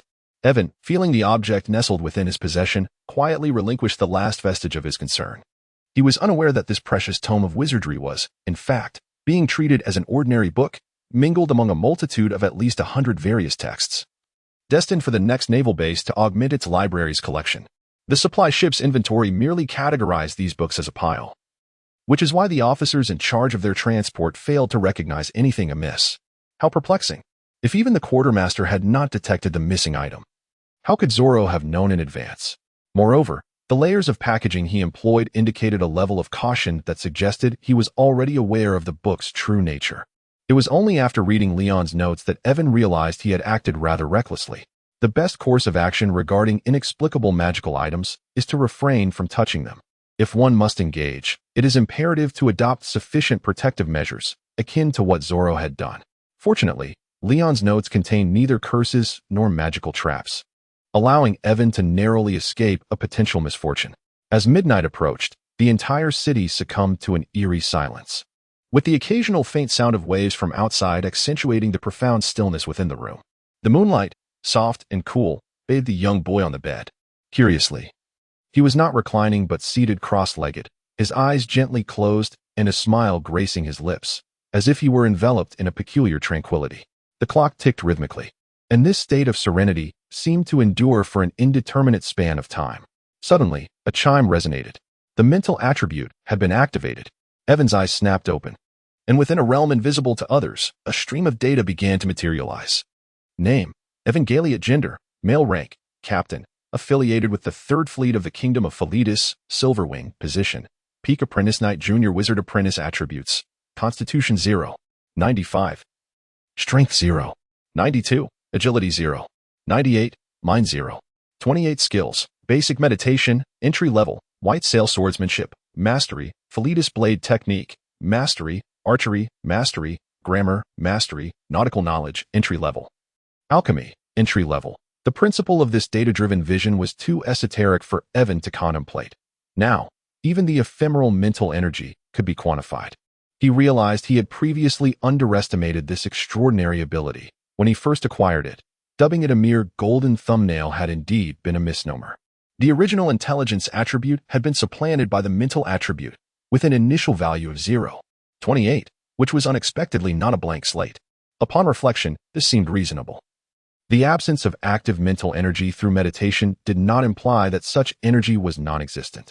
It was akin to possessing foundational values in constitution, strength, and agility prior to nightly training. Though Aiven was unaware of the significance of this initial 0.28 value among wizards, the fact that he swiftly activated his mental attribute after just one meditation session suggested that his potential was commendable. After dismissing the attributes list, he realized that his senses had sharpened significantly with the awakening of his mental energy. The world around him became vibrant, and he could hear the faint rustling of insects outside the room, while his sensitive skin seemed to perceive the imperceptible flow of air within the space. This was an experience he had never encountered in his nightly training. For some reason, a phrase from the scriptures of his past life flashed in his mind: to cultivate the fate without nurturing the nature is the foremost ailment of cultivation. To cultivate the nature without nurturing the fate, the spirits of the underworld cannot ascend to sanctity. Could it be that the dual cultivation of magic and martial prowess was the correct path? Yet, it would be much later before Aiven discovered the answer to this question. He leapt from the bed. Although he did not possess the extraordinary combat abilities he had imagined a wizard would have, he felt no regret. An apprentice-level wizard's combat prowess might not surpass that of an armed, ordinary sailor, and as a fully-fledged knight, he did not lack for combat skills. The 3 potions were as follows. The first was the bird language potion. This potion was not intended for human consumption but served as a supplementary concoction to nurture birds, fostering sentient flying creatures. It enabled these skybound spirits to become exceptional scouts, significantly expanding their reconnaissance capabilities. The second was the whale potion, a training aid designed for formal knights. The daily existence of an ordinary knight revolves around combat, training, and an equally vital aspect: sustenance. For a knight, nourishment is paramount, as an ample supply of energy forms the very foundation of their formidable physical prowess. The consumption of food significantly accelerates the digestion process. The more one consumes, the more ferocious one's physique becomes, ultimately allowing them to stand shoulder to shoulder with majestic beasts such as lions and tigers. To Aiven, this resembles a fortified version of digestive tablets, best taken before and after meals. The third variant is known as the extraction elixir, designed to be used in conjunction with whale potions. This elixir transforms the essence of ferocious animals or colossal sea creatures into nutritional components that can be assimilated by humans, serving as a divine remedy for those on the nightly path and providing remarkable support for the relatively fragile bodies of wizards. Chapter 43. Extraordinary Traits. After meticulously examining the effects of 3 potions, Aiven concluded that the alchemist Leon, who lived a century ago, was undoubtedly a genius. The effects of the birdsong potion were not immediately apparent, yet the subsequent 2 potions were nothing short of revolutionary, holding significant importance for knights who emphasize physical cultivation. Aiven sensed that these 2 potions would play a pivotal role in his future path as a knight, perhaps even benefiting a peak knight as formidable as Uncle GR. However, Aiven had already discovered that on the last page of the diary, Leon had recorded his decision to journey to a newly explored continent in search of novel substances. Although there were blank pages that followed, the diary abruptly ceased there. Aiven pondered what experiences Leon might have encountered afterward and whether he still roamed the earth. Yet he firmly believed that had he survived, he would undoubtedly have become a master alchemist of the highest order. In truth, Aiven realized that his knowledge of the deeper secrets of the extraordinary world was rather limited. Numerous large factions, kingdoms, and churches possessed their own secret potions, each focusing on different aspects, and their effectiveness might rival Leon's inventions. Should he ascend to knighthood and gain entry into the Navy's corps, he would likely be granted access to their unique potions. At present, however, he was unaware of this, treating those potions as invaluable treasures that could bring about peril. In that moment, Aiven felt an otherworldly presence. He silently chanted, "Safety first, safety first. May I inquire if Captain Aiven is at home?" Judging by his attire, the speaker appeared to be a messenger from the fleet's logistics department. Although Aiven felt a pang of concern that his notebook might have been discovered, he feigned nonchalance as he approached. "Hello, I am Aiven. How may I assist you?" "Greetings, sir. I hail from the fleet's logistics department. A scheduled item for Colonel Gurr has arrived in the warehouse, and you, Mr. Aiven of the Silverwing, are requested to collect it. The item is of considerable importance and requires your personal presence to complete the receipt procedures. Very well, please wait a moment while I change my attire. Though he found it peculiar what Colonel Gur could have ordered during his absence, Aiven did not hesitate, quickly refreshing himself and donning a clean, tidy military uniform before hurrying alongside Gary to follow the messenger to the logistics department. Unfortunately, upon arriving at the supervisor's office, they found it occupied by a guest, forcing them to wait outside temporarily. Major, I urge you to reconsider. If you could expedite the exchange of that item, you would gain the friendship of the McNish family. We will compensate you with merit points as per regulations. We would not wish to complicate matters for you. Though the office was well soundproofed, Aiven's heightened senses, recently enhanced, clearly captured the voices within, regardless of where you have obtained your information. I have reiterated numerous times that this item does not belong to the logistics department and is not on the exchange list. Even in the face of the first voice's aggressive tone, the younger voice remained composed. What does that matter? I am aware that others have already made reservations. It suffices to inform them that it has been claimed in advance and refund their deposits. Such occurrences are not uncommon in the fleet's logistics department. Why cling so stubbornly to the rules? The previous voice, refusing to concede, maintained an air of superiority, then deliberately lowered his tone as if engaged in some clandestine transaction, after which Aiven could no longer discern his words. Subsequently, Aiven faintly overheard the murmurs of the major within the room. Bah, what a farce. Those vampires who pounce at the sight of benefits, where were your fervor during battle? A few individuals lingered outside the door for a moment, waiting for the awkward atmosphere to dissipate before they knocked again. Knock, knock, knock. Upon entering the supervisor's office and identifying themselves, the major's demeanor was noticeably more amiable than when faced with the butler, efficiently processing their paperwork. Lieutenant Aiven, please extend my regards to Colonel Gur, the major remarked as he shook Aiven's hand upon their departure. After half the morning and several subtle hints from the major, Aiven began to comprehend the truth. The failed clandestine transaction he had heard about was indeed aimed at the very item in his possession. A tumult of emotions surged within him. He had nearly lost it without even knowing what it was. Regardless of the major's motives for rejecting the curly-haired butler's request, both he and Uncle Gur owed him a debt of gratitude. Thank you, Major. I will inform Uncle of the situation, Aiven expressed, his address toward Gur subtly shifting, while he keenly noted the fleeting glimmer of delight in the major's eyes. A great man once said that within a party, there are no factions. Yet the naval forces of this kingdom are hardly a bastion of purity. Naturally, factions exist. Had he not fortuitously boarded Uncle Gur and Appo's warship, given his displayed potential, he would have likely been compelled to choose a faction and embroiled in various troublesome conflicts. The situation he narrowly escaped, with his reservation nearly intercepted, was shrouded in mystery, and he lacked the means to intervene. Nevertheless, he felt it prudent to relay the entire affair to Gur, confident that this formidable ally would handle it. His primary task now was to ascend to the rank of formal knight. The key to this endeavor undoubtedly lay within the box he held. After all, if Aiven could not deduce the nature of this item after such experiences, it would be quite foolish. What could possibly warrant official escort and provoke the ire of those lofty dignitaries to the extent of a fierce contest? It was all but certain that this was the main ingredient for the Black Sea potion, preordained by Uncle Gur, an entity infused with extraordinary properties from enchanted organs. And it certainly would not be of ordinary quality. Chapter 44. The Black Sea elixir and transformation months of rigorous training have sufficiently tempered a reckless and naive country lad, instilling within him an understanding of the complexities of human relationships. Perhaps this is the price one pays for maturity. Gary and Aiven both embody this transformation. Upon opening the wooden box, as anticipated, there lay a fist-sized, semi-crystallized heart, meticulously processed, resting upon a silk cushion within the box. A faint crimson luminescence shimmered over its surface, exuding an air of the extraordinary. Could it be the blue flag demon shark? Retrieving a label from the box, Aiven found it detailed the provenance and capture site of this remarkable material. It was sourced from a blue flag demon shark captured along the windward route, not more than a fortnight prior.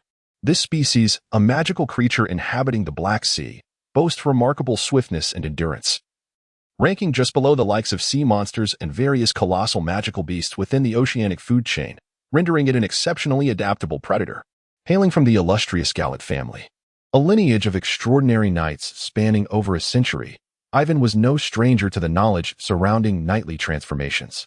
his primary attribute being agility. The blue-flagged demon shark resonated perfectly with him. Furthermore, among extraordinary materials emphasizing agility, the blue-flagged shark is among the finest available. This does not imply that the magical creature itself is inherently powerful. Rather, it belongs to a category of materials that are most conducive for apprentice knights undergoing extraordinary transformations, yielding optimal results with minimal side effects. Magical creatures share a fundamental essence with the feral beasts Aiven has previously encountered. The latter were once ordinary beings that underwent a transformation due to mysterious influences. In contrast, magical creatures are born extraordinary, capable of normal reproduction and forming stable populations. Whether magical beings or human extraordinary individuals, upon advancing to true extraordinary beings, they develop their unique extraordinary organs. However, these organs transcend the conventional understanding of bodily organs such as eyes, arms, hearts, or livers. They exist as conceptual entities.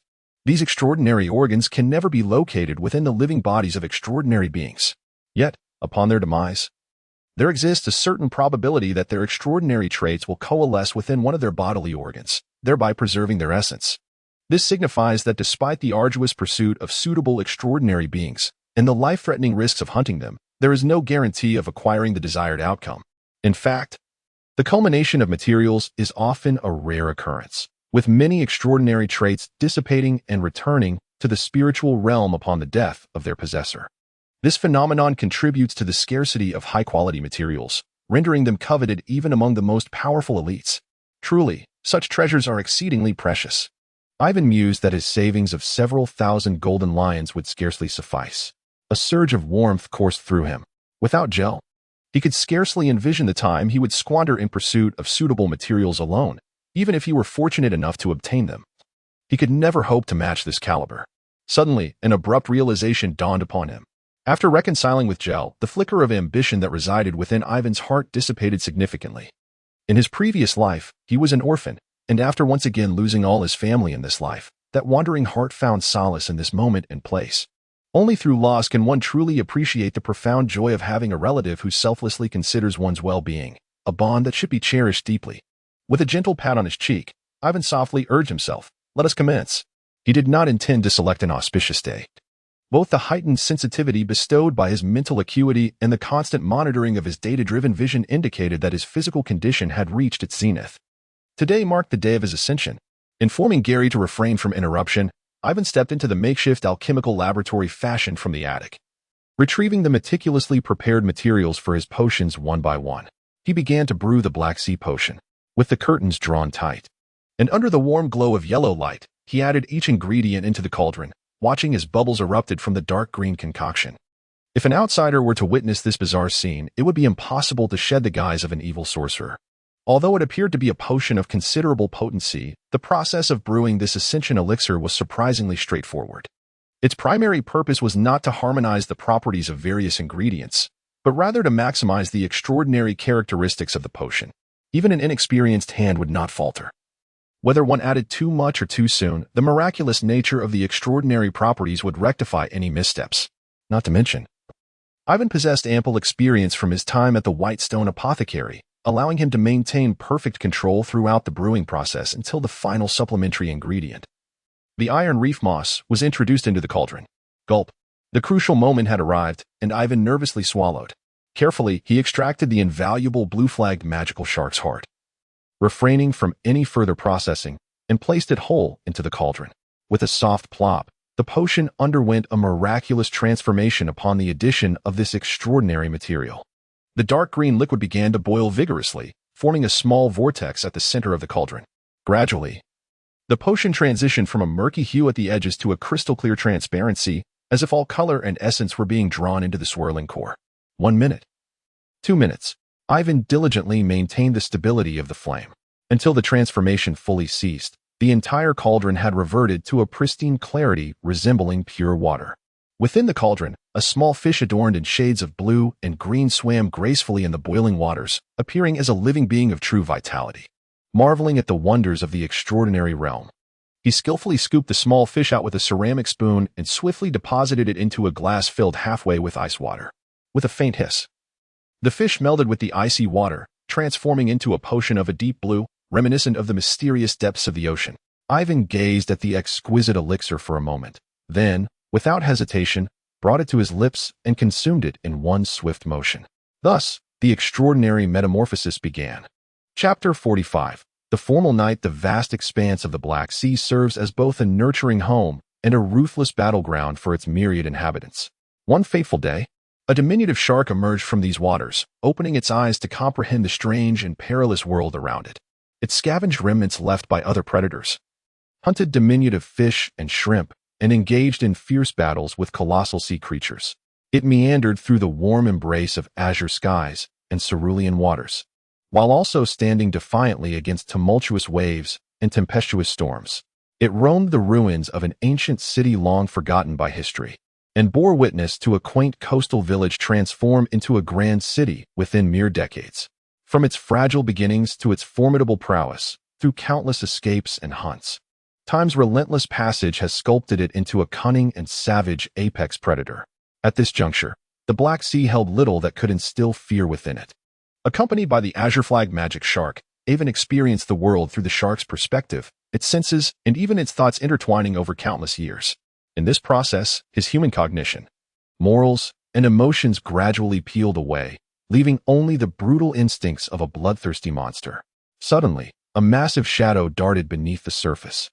The frigid currents flowed through the gills of the magic shark, offering no resistance. Rather, the surging whirlpools became a powerful impetus, propelling its streamlined body through the water with remarkable speed.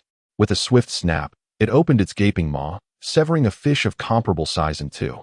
At that moment, the sweet and delectable taste exploded in its mouth, ensnaring it in a rapture of delight.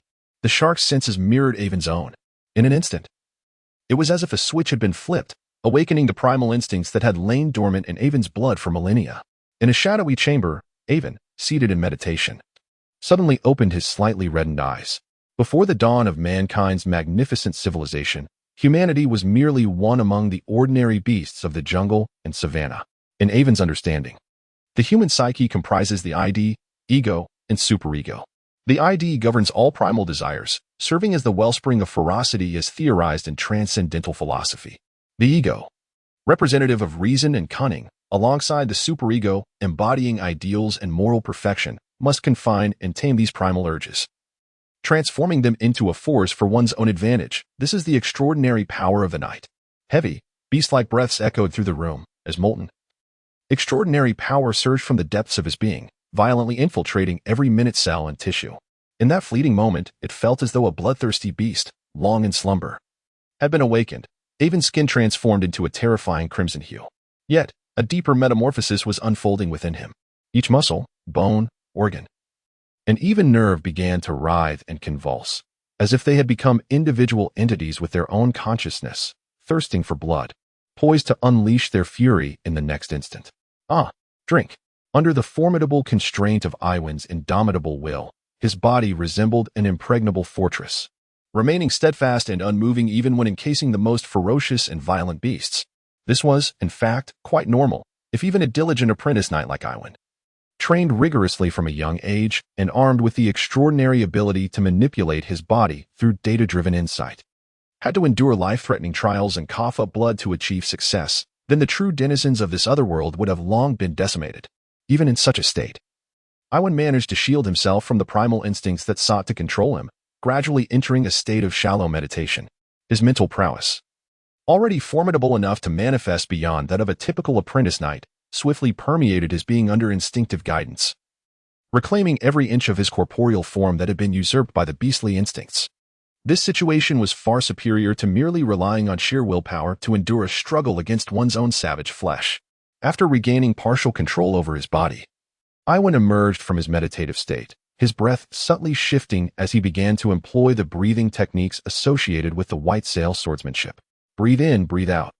In the face of a rebellion from even his nervous system, the bioenergetic system, manifested through breath, remained the ultimate reliance of every knight. Different schools of breathing techniques possess their own unique characteristics, necessitating harmony with the knight and oppos, as strengths in the extraordinary traits they wielded.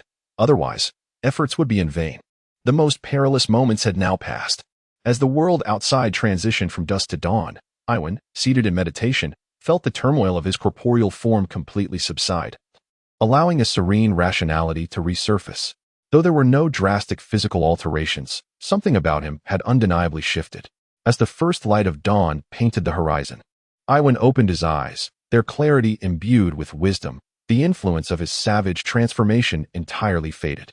Thus, the initial breakthrough was accomplished. The most formidable hurdle in a knight's ascension had been surmounted, yet Aiven was not yet a true extraordinary knight. Nothing could be achieved in a single leap. The metamorphosis into the extraordinary was no exception. Over the subsequent weeks, subtle changes within his body would persist, culminating in a significant cellular transformation. By that time, his physique would become stronger, more agile, and more astute, adapting seamlessly to the extraordinary forces at play. It would be as if he were undergoing a complete redevelopment from head to toe, erasing all traces of imperfection, ultimately manifesting the most sublime form encoded within his genetic information. Clang. The first to notice Aiven's transformation was undoubtedly Gary, his close companion. Upon rising early to fetch water and wash his face, Gary was momentarily struck dumb upon first seeing Aiven, until the basin of water slipped from his grasp and fell to the ground, jolting him back to reality. Had Aiven remained merely the strong, rustic lad he once was, Gary might not have been so astonished, perhaps even oblivious to the change. But now, having embarked on the path of the extraordinary, he immediately recognized the transformation within Aiven. Boss, you have officially become a knight? The term extraordinary is a broad expression. In the civilized world, the overt path to the extraordinary is singular, that of the knight. To a certain extent, the knight has become synonymous with the extraordinary. Aiven smiled and nodded. The strength of a knight is a power laid bare, deeply intertwined with one's status, reputation, and interests, kept hidden only to play the role of a cunning underdog when needed. Aiven had no intention of concealing the news of his breakthrough. That's fantastic, boss. I knew you had it in you to achieve this breakthrough smoothly. Gary exclaimed, laughing heartily. I'm off to the Silver Wing to share this wonderful news with everyone. Without even washing his face, he dashed out. Having accomplished his short-term objective, Aiven decided not to impose excessive pressure on himself. He leisurely made his way to the washroom for a refreshing shower. Draped in a bathrobe, he headed to the kitchen to prepare a generous plate of fried eggs and sausages, pouring himself a glass of fresh milk just delivered by the milkman, and began to relish his breakfast. My culinary skills remain impeccable. For cultivation must adhere to fundamental principles. The notion of suddenly transforming into a superhuman overnight, as depicted in Western films, is simply non-existent. If such individuals did exist, they would ultimately become not extraordinary beings, but uncontrollable monsters. Rushing into the room, upon seeing Aiven leisurely enjoying his breakfast, a weary Gare's expression instantly softened, and he enveloped him in a warm embrace. Aiven, I am proud of you. Chapter 46. A reunion with Zoro and Truth. Gel had already devoted considerable time, financial resources, and connections over a month ago, collaborating with Aiven to seek out suitable extraordinary attributes. If one merely sought to settle, it was not difficult to find either magical creatures or ferocious beasts. However, discovering high-quality magical materials that resonated with his own essence was a daunting task, both financially burdensome and reliant on fortune. The magical heart of the blue flag magic shark was already a rare and superior item within the realm of agility and extraordinary traits, and Gel had expended immense goodwill and a premium to acquire it. Had Aiven relied solely on his strategy of gradually exchanging military merits, he would only have been able to procure inferior materials, far from possessing such quality. It was no wonder that the more informed individuals within the Navy felt envious. Willing to risk offending Gel, a former level 4 captain and Navy colonel, in order to intercept the acquisition prematurely. This was precisely why Gel insisted on notifying Aiven to sign for the materials as soon as they were stored. The supervising major in charge could deter the butler of the Manison family, but could not guarantee to fend off all others. However, his preliminary preparations for the extraordinary attributes were merely the first step for Aiven's breakthrough. The subsequent tasks of gathering auxiliary materials, concocting potions, imparting breakthrough experiences, and selecting venues and timing all required careful deliberation. Gel had never anticipated that Aiven would possess such swiftness. Concocting the potion on the very day he obtained the extraordinary attributes and achieving a successful breakthrough by the following day. Yet, unlike the reactions of other crew members, Gel's initial response was not one of joy, but rather profound shock and even fear. The transition from a level 1 apprentice knight to a true level 2 extraordinary knight marked a qualitative leap from the mundane to the extraordinary. Yet it was also the most precarious advancement along the knightly path.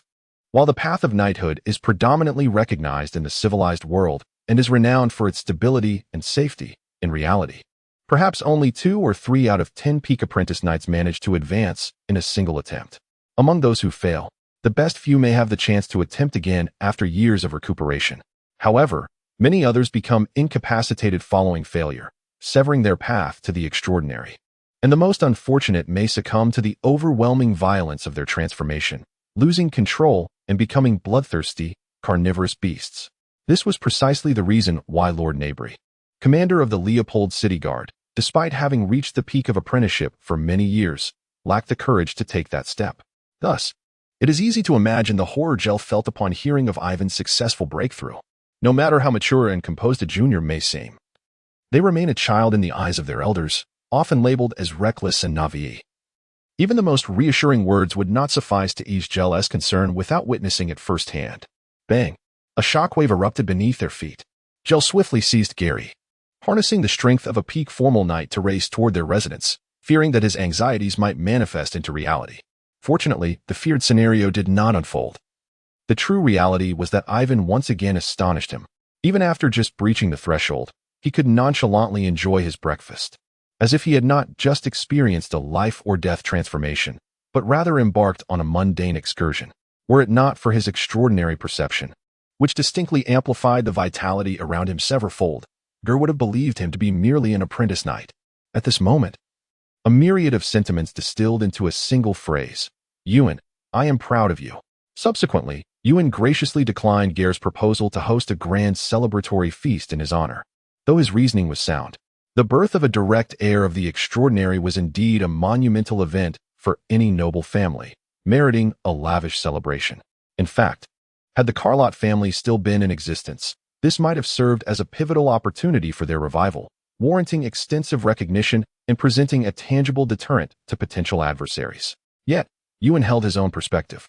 They were no longer the aristocrats of a bygone era, obsessed with power and ostentation. In the Navy, one's standing was determined by strength and merit. It was precisely because Gur was a peak extraordinary knight, with the prospect of ascending to a third-tier grand knight, that he could procure superior extraordinary materials for Ewan.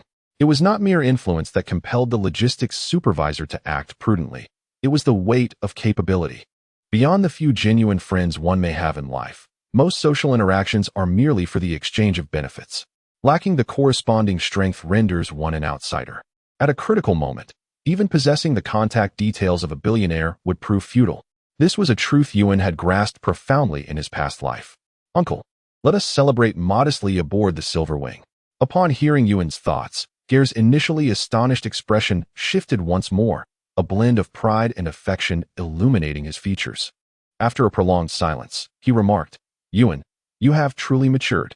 Ewan's perspective and approach to life had rendered it difficult for Gur to regard him as merely a teenager. He instinctively connected Ewan's present maturity to the misfortunes of his youth, simultaneously feeling a sense of compassion for his old friend while gradually placing him on an equal footing as an adult. No longer a tender youth in need of constant guardianship. Just as Ewan had articulated, the fledgling eagle was now poised to soar. What reason would the eagle have not to set him free? Cheers. Wishing Captain Ewan great success in his endeavors. The celebration aboard the Silver Wing for Ewan's promotion to captain and his dual breakthrough to formal knighthood was indeed jubilant, but the details need not be elaborated. Following this, Gur granted Ewan an extended leave. While the transformation period did not necessitate seclusion akin to a woman's confinement after childbirth, it was certainly not conducive to life at sea. At the very least, the culinary offerings on the ocean paled in comparison to those on land. Ewan acquiesced readily. Aside from his daily regimen of training, he indulged in feasting.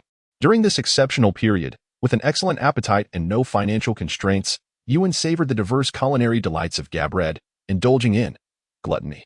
Yet, a week has passed, and he has not gained a single pound. Instead, his physique has become increasingly harmonious and exquisite. Isn't that frustrating? What shall we dine on today? It must be not only delectable but also nutritionally rich, which presents quite the dilemma. As dusk descends, strolling through the streets of Gabred, a week has provided Aiven ample opportunity to sample the more renowned eateries, balancing his training with the indulgence of culinary delights. leaving him somewhat in a state of blissful distraction. That figure appears rather familiar. While observing the roadside restaurants, Aiven suddenly catches a glimpse of a known silhouette fleetingly at the corner of his eye. Swiftly turning his head, he spots a young man hastily entering a secluded alleyway. However, today he is devoid of his signature attire. Yet, the data-driven vision allows one to discern more than just a face. It encompasses body type, height, gait, stride length, and other parameters, rendering it far more precise than mere facial recognition. Without a moment's hesitation, Aiven pivots and follows. Since becoming a wizard's apprentice, he has increasingly sensed that this individual harbors a significant secret. Perhaps within him lies the opportunity to connect with the world of wizards. A chance he simply cannot afford to miss. Chapter 47. The Crow Market. Today, Mr. Zorro's appearance starkly contrasts with that of the petty thief from days past. Yet, the actions of this impeccably dressed gentleman are utterly incongruous with his attire. After veering off the bustling main road of Gabred, he persistently delves into the secluded alleyways. He is indeed an enigmatic figure. However, to exercise caution, Aiven maintains a safe distance, ensuring he remains within sight without being overtly conspicuous. After traversing 5 or 6 narrow alleys, too constricted for even a carriage to navigate, Aiven finally witnesses Zorro pausing before the entrance of an abandoned courtyard. Although the location is remote and the structure dilapidated, it is surprisingly spacious. The weathered and crumbling decor suggests that this place once thrived in the heart of the old city, now long forsaken, with various shrubs having taken root over the years. Standing at the threshold of the desolate abode, Zorro retrieves a black hooded cloak from his satchel and drapes it over himself. He then approaches the securely locked wrought iron gate and strides forward, disappearing amid a ripple of shimmering water, as if the weathered door ceased to exist altogether. Is it sorcery? An illusion? Emerging cautiously from his concealed vantage point, Aiven carefully observes the scene. As he draws near, his keen mental acuity detects the lingering essence of magic in the air. This place has been ensorcelled with a permanent, solidifying spell. In truth, while this locale shields the ordinary from its secrets, it stands as a beacon to the extraordinary, particularly to those with awakened mental faculties, becoming glaringly apparent within a 5-meter radius. No wonder this fellow exhibited little awareness of counter-surveillance. It seems this venue is, in fact, semi-public, accessible to anyone who can discover it. Moreover, having perused Leon's notes, Aiven, no longer a complete novice, begins to speculate regarding the nature of this place. Fortune favors him, as he finds himself well prepared, thankfully attired in a hooded civilian outfit rather than military garb, allowing only his chin to be visible when he pulls down the hood. Perfect. With determination, he steps inside, as if passing through a flowing membrane of water, and is immediately enveloped by a cacophony of vibrant sounds. How much? Too expensive. And the side effects are too severe. Don't touch unless you intend to buy. The diverse stalls and throngs of people imbue Aiven with the sensation of having arrived at a bustling marketplace. However, this market is unlike any other. The buyers and sellers, shrouded in mystery, engage in hushed conversations, the overall ambience leaning towards the shadowy. Stalls display an array of bizarre and even macabre wares, and an unusual aroma permeates the air, all contributing to the peculiar atmosphere. Indeed, this is a marketplace, but not one for the ordinary. It is the Crow Market, exclusively catering to the extraordinary. In Leon's notes, there exists a record of the Crow Market, where he himself is a frequent visitor and actively participates as a seller. Despite the differences in time and place, the essence remains strikingly similar. If Aiven were to draw a parallel from the mundane world, it would be akin to the ghost markets of a past life, where gatherings occur at dusk and disperse at dawn. And any transactions made here are devoid of responsibility once the crowd has dissipated. Aiven feels that Mr. Zorro is indeed his fortunate star, as he provides him with a metaphorical pillow during his slumber.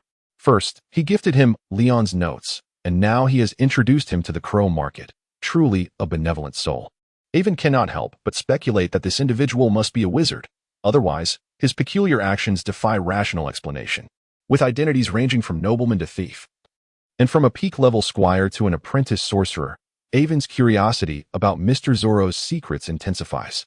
It is rather strange, though, that such a figure, clearly targeted by the church and the kingdom, can appear so brazenly in an important city like Gabred. However, Aiven has never been one to delve too deeply into the intricacies of matters. Such underlying reasons are likely beyond the grasp of a novice newly entering the extraordinary realm. After exercising a modicum of caution, he formally steps into the market. Entering the crow market for the first time, he is filled with a sense of novelty. Paying little mind to Zaro's whereabouts as he blends into the throng and wanders aimlessly. "How much for this chickweed?" he inquires of the vendor at a herbal stall. Pointing to a bundle of herbs resembling sparrow tongues, adopting a deliberately subdued tone to disguise his voice. Chickweed is one of the 3 primary ingredients in the bird tongue potion, a concoction documented in Leon's notes. While not a rare herb, encountering it here is an opportunity not to be missed. Initially, he had worried that purchasing peculiar herbs frequently might draw attention, but in the crow market, where everyone conceals their identity, such concerns dissipate. Once he leaves the market and removes his hood, no one will recognize him. 20 stocks for 2 gold lions. "You can take them all," replies the vendor, also shrouded in a black hood, without lifting his head. Aiven is unfazed by the vendor's demeanor. Most vendors he has encountered display a similarly brusque attitude, which would have driven customers away in the outside world, yet here it is the norm. 2 silver bowls. Aiven states his anticipated price, though he has effectively slashed it by 2/3. The vendor glances up, and Aiven can indeed feel 2 icy stares emanating from beneath the hood. After a moment, the vendor concedes, "Take them." The exchange remains as unperturbed as ever. Still too high. Although Aiven has endeavored to overestimate the unscrupulousness of the crow market, the vendor's attitude suggests that his offered price exceeds the vendor's expectations by a considerable margin. Nevertheless, he harbors no feelings of disappointment. After all, knowledge acquired from paper feels superficial, and the insights recorded in Leon's notes merely reflect his own experiences. Moreover, a century has elapsed. Had I remained confined to the knowledge recorded by Leon, the repercussions would have been dire. Subsequently, Aiven perused each stall, acquiring a few familiar herbs, while the peculiar trinkets remained untouched, as they evoked a sense of foreboding. In the Raven market, discernment is of paramount importance. In an antique market, one might incur mere financial losses, but here, purchasing obscure and dubious artifacts could be fatal.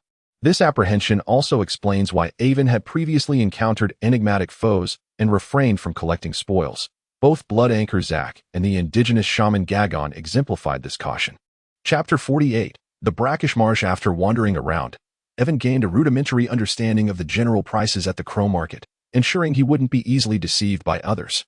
It is worth noting that the universal currency used for transactions in the crow market is the same as that in the outside world: gold lions and silver bulls.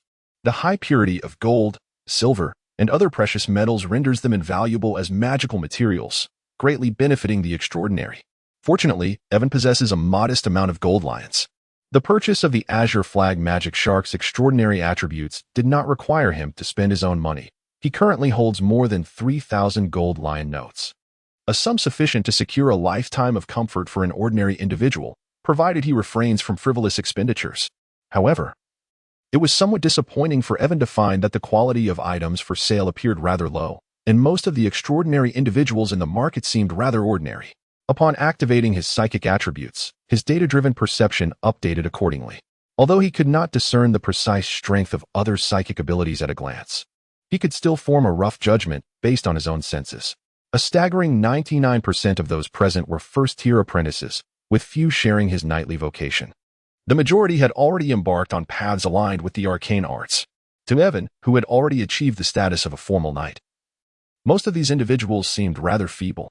As apprentice-level wizards, they could cast spells using potions or prepared magical tools, conducting rituals that thrived on their unpredictability. Yet, in sudden combat, their tangible offensive capabilities might not surpass those of an ordinary sailor wielding a firearm. This embodies the awkward predicament faced by apprentice-level spellcasters, with the majority of those captured and executed by the church falling into this category. Had Aiven not pursued dual paths, he too would have confronted similar challenges. After perusing the stalls, Aiven turned his gaze towards the surrounding shops in the crow market, which evidently catered to a more permanent clientele. Just as established businesses instill greater confidence compared to roadside vendors, his instincts suggested that these shops might offer more sophisticated wares. However, upon casually entering the first shop, he was taken aback by the scene that unfolded before him. The establishment was, in fact, a divination booth. Since entering the crow market, he had not encountered Zaro, who now sat confidently behind a table adorned with a crystal ball, assuming the role of a fortune teller, draped in a red curtain embellished with golden tassels. The aromatic smoke from incense wafted through the air, creating a mystical atmosphere so profound that even among wizards, it was deemed enigmatic, compelling one to hold their breath. Moreover, Zoro's attire had changed. His face was obscured by a silver mask adorned with white crystals, and he wore a flowing white robe, embellished with various ornaments, presenting a distinctly androgynous appearance. In the deliberately cultivated air of mystery, onlookers could scarcely discern whether he was male or female, young or old. Could it be that Zoro is a fortune-teller? This discovery somewhat took Aiven by surprise. Yet it elucidated how he was able to learn of the hidden diary of Leon aboard the supply ship without the knowledge of the military officer. Moreover, whether in the fantastical works of his previous life or in this life's understanding of the extraordinary realm, the soothsayers of the prophetic sect were not renowned for their combative prowess. Greetings, dear guest. Would you like to partake in divination? A voice, utterly androgynous, resonated, leaving Aiven with a lingering sense of profound expectation embedded within the words. As long as you direct your inquiry towards no more than one level, be it an object or a person, my divination skills are remarkably effective. Noticing Aiven's hesitation, Zoro added, Very well then, allow me to assist you. Indeed, Aiven had a matter that required reliable intelligence, and out of goodwill towards an acquaintance, he was willing to offer Zoro an opportunity. The Crow Market was indeed a hub for practitioners of the arcane arts. Previously, while foraging for herbs, Aiven had managed to gather an array of avian elixirs, and he was merely one ingredient shy of the whale potion that enhances a knight's digestive absorption. However, this final ingredient, the scales of the saltwater crocodile, had proven elusive within the market. Perhaps he could discover answers from Zoro, and even if complications arose, he could simply seek elsewhere. Following Zoro's guidance, Aiven settled into a chair opposite him. You need not disclose what you seek. Please gaze into my crystal ball and envision your query. The more intricate and profound your thoughts, the more potent the outcome. I shall provide you with the answer thereafter. As Zoro spoke in a tranquil tone, Aiven focused intently on the crystal ball resting upon the oak wood of the table, striving to visualize the shape, texture, and purpose of the saltwater crocodile scales. Done. 5 kilometers to the northeast, you shall find what you seek. Aiven was swiftly jolted back to reality by Zoro's voice, abruptly emerging from what felt akin to a meditative trance. For a fleeting moment, he sensed the intertwining of his spiritual awareness with the crystal ball, which nearly caused him to lose his focus entirely. Thankfully, Zoro harbored no ill intentions. Otherwise, the consequences could have been dire. A slight sheen of cold sweat trickled down his back, hastily settling the payment for the divination. A still shaken Aiven refrained from engaging Zoro further and hastily departed the divination shop. As he navigated the bustling market outside, he suddenly recalled, in his flustered state, that he had neglected to inquire whether Zoro could divine the whereabouts of his sister, Anita. However, with the knowledge of such a remarkable individual within his acquaintance, Aiven felt confident that finding him again would not pose a challenge. Strangely, there lingered a sense of familiarity about this person. Observing Aiven's retreating figure, Zoro too experienced an inexplicable sense of recognition.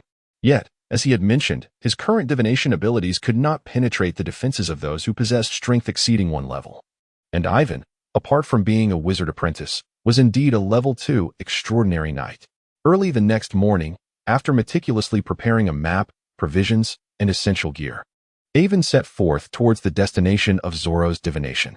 The whale elixir promised to significantly accelerate Aiven's extraordinary metamorphosis. Previously, he had refrained from gathering the necessary materials merely to avoid exposing himself. However, now, serendipitously close to his goal, he was unwilling to squander any more time. Thus, upon learning the location of the final ingredient, he eagerly embarked on his journey. The map indicated that a marshland lay 5 kilometers to the northeast, not far from the northern harbor. Due to its low-lying terrain, this area frequently experienced seawater intrusion, and over the years, various creatures had inhabited it, transforming it into a complex saline marsh.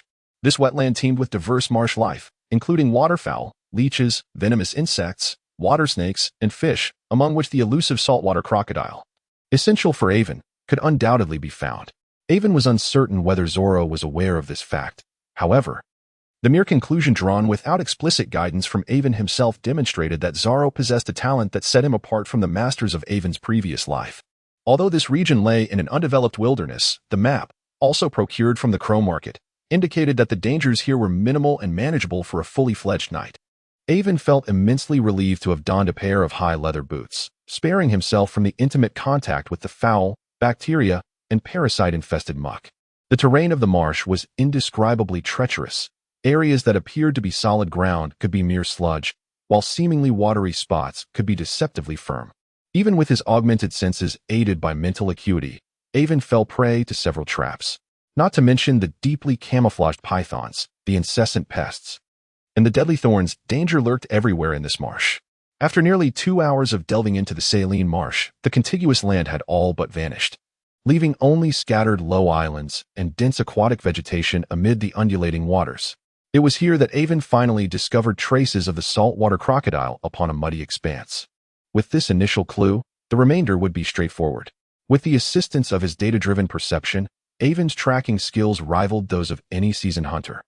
Identifying these creatures was merely a matter of time. After a brief search of several minutes, Aiven soon spotted a few languid saltwater crocodiles basking on a sandy rise above the water's surface. These magnificent beasts exhibited the remarkable traits of fantastical creatures, each boasting an impressive size. Observing their trunk-like bodies, thick scales, and dagger-like teeth, Aiven concluded that engaging in direct combat with such formidable beings during his transformation phase would be unwise. Fortunately, humanity's distinction lay in its capacity for wisdom and the use of tools. Removing a plump waterfowl from his belt, which he had hunted along the way, he concealed a 4-pronged harpoon within its belly, securely binding it with a sturdy rope before casting it at a distance towards a group of crocodiles. The splash echoed as the tantalizing morsel incited a frenzy among them. Alas, in their scramble, the water bird was torn asunder, and the harpoon fell away unceremoniously. The initial attempt had proven a dismal failure. Anticipating such a setback, Aiven set forth once more to hunt another water bird, employing the same cunning strategy. Seizing the opportunity when a lone crocodile drifted away from the pack, he tossed the bait directly before its gaping maw, and without a moment's hesitation, the greedy creature lunged forward to engulf it. The crunch was resounding. The sheer force of a crocodile's bite is nothing short of astonishing. Its powerful jaws pierced cleanly through. Aiven instinctively recoiled, wincing at the thought of such excruciating pain. The anguished roar was enough to bring tears to the eyes of those who bore witness. The creature thrashed and writhed in agony, sending sand, twigs, and stones scattering in its wake. Then, the hunter Aiven transformed into the fisherman Aiven. He meticulously managed the rope, neither allowing it to slacken excessively to lose sight of his quarry, nor tightening it too much to give the beast a chance to break free. This was a test of patience. At last, after a stalemate lasting over half an hour, the crocodile, overwhelmed by pain, succumbed to a death roll, floating lifelessly upon the water's surface. With a heave, he dragged it ashore, unsheathing a sharp dagger to meticulously scrape enough scales from his prize. Only then did Aiven exhale a sigh of relief, although he had surpassed the limits of human endurance and was in the midst of a rapid enhancement of his attributes. Wrestling with such a formidable beast for so long had undeniably been taxing. Nevertheless, the victor remained himself. Chapter 49. The raven, which occasionally venturing out to gather materials for potions, serves as a pleasant diversion. However, to toil endlessly in search of rare herbs that flourish in distant lands proves to be an imprudent expenditure of time and energy. Perhaps a more suitable path for me lies in seizing riches from the vast ocean and subsequently transforming that wealth into various resources for cultivation. Despite having just completed a successful hunt unscathed, Aiven is already contemplating a future distance from such daily pursuits. Aiven is not in haste. As an aspiring naval officer, his destiny is inevitably intertwined with the boundless sea, where fortunes, treasures, and power await his discovery. This is precisely the allure that compels generations to venture forth in relentless exploration of the ocean's depths. Sustenance will be found, as will the bread of life. With a swift leap onto a fallen, decayed log, Aiven glides through the scattered islands with the grace of a nimble cheetah. What might take an ordinary person an entire day to traverse, Aiven can accomplish in merely an hour. The paths he has traversed before hold no secrets for him. He knows precisely where to find a resting place, and where dangers may lurk, all is transparent. Yet today, fortune does not favor Aiven. The weather shifts more rapidly than his return. As he steps onto solid ground after departing the chain of islands, an inexplicable fog descends upon the marshlands, shrouding everything in darkness. While visibility has not yet reached the point of complete blindness, it significantly impairs his sight. After all, his data-driven vision is grounded in his senses but cannot enhance his sight. In such conditions, he cannot afford to rush heedlessly. Exercising caution, Aiven halts his progress, gathers branches rich in oil, and fashions a torch, then slows his pace to continue onward. His hunt for crocodiles has already consumed considerable time, and he is keen to avoid spending the night in such a sinister place. According to his data-driven vision, it is now 2:54 in the afternoon. He must endeavor to vacate the marsh by 5 o'clock. Otherwise, the encroaching darkness could descend before he is prepared, bringing with it unforeseen perils. Unlike the phantoms and legends of his previous life, which existed solely in fantasy or folklore, this world is one where extraordinary powers manifest. Knights and sorcerers have made their appearance. How far can the grotesque and terrifying be? Aiven is not eager to encounter the inevitable horrors that surely dwell within this fantastical realm. Regrettably, events unfold beyond Aiven's control.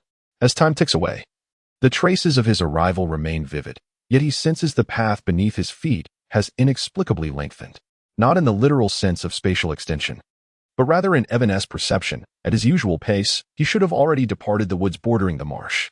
Yet, illuminated by the flickering torchlight, the view remains a dismal expanse of tangled trees, devoid of birdsong or the hum of insects, steeped in an eerie silence. As he came to a gradual halt, Aiven could not help but acknowledge that something occurred which he could not comprehend. Was he caught in a labyrinth of illusions? For a moment, even his audacity faltered, and an unsettling chill crept over him. Venomous creatures and ferocious beasts paled in comparison to the terror of the unknown. Furthermore, whether it was merely a figment of his imagination, at the instant he paused, he felt as if countless pairs of eyes among the treetops had suddenly opened, fixating on him with unwavering intensity. Aiven's expression darkened. This area was clearly marked as a non-hazardous zone on the map, and there should not be any extraordinary creatures posing a threat to him. He could only curse the unscrupulous merchant who sold him the map. However, that was a concern for another time. The imminent peril was upon him. With a sudden flurry, a vast cloud of birds took flight from the thicket. Crows. Not merely crows, but an overwhelming multitude of them. Resembling small hawks in size, hundreds, if not thousands, ascended simultaneously, their wings forming a dark veil that obscured the sky, swallowing the last vestiges of light.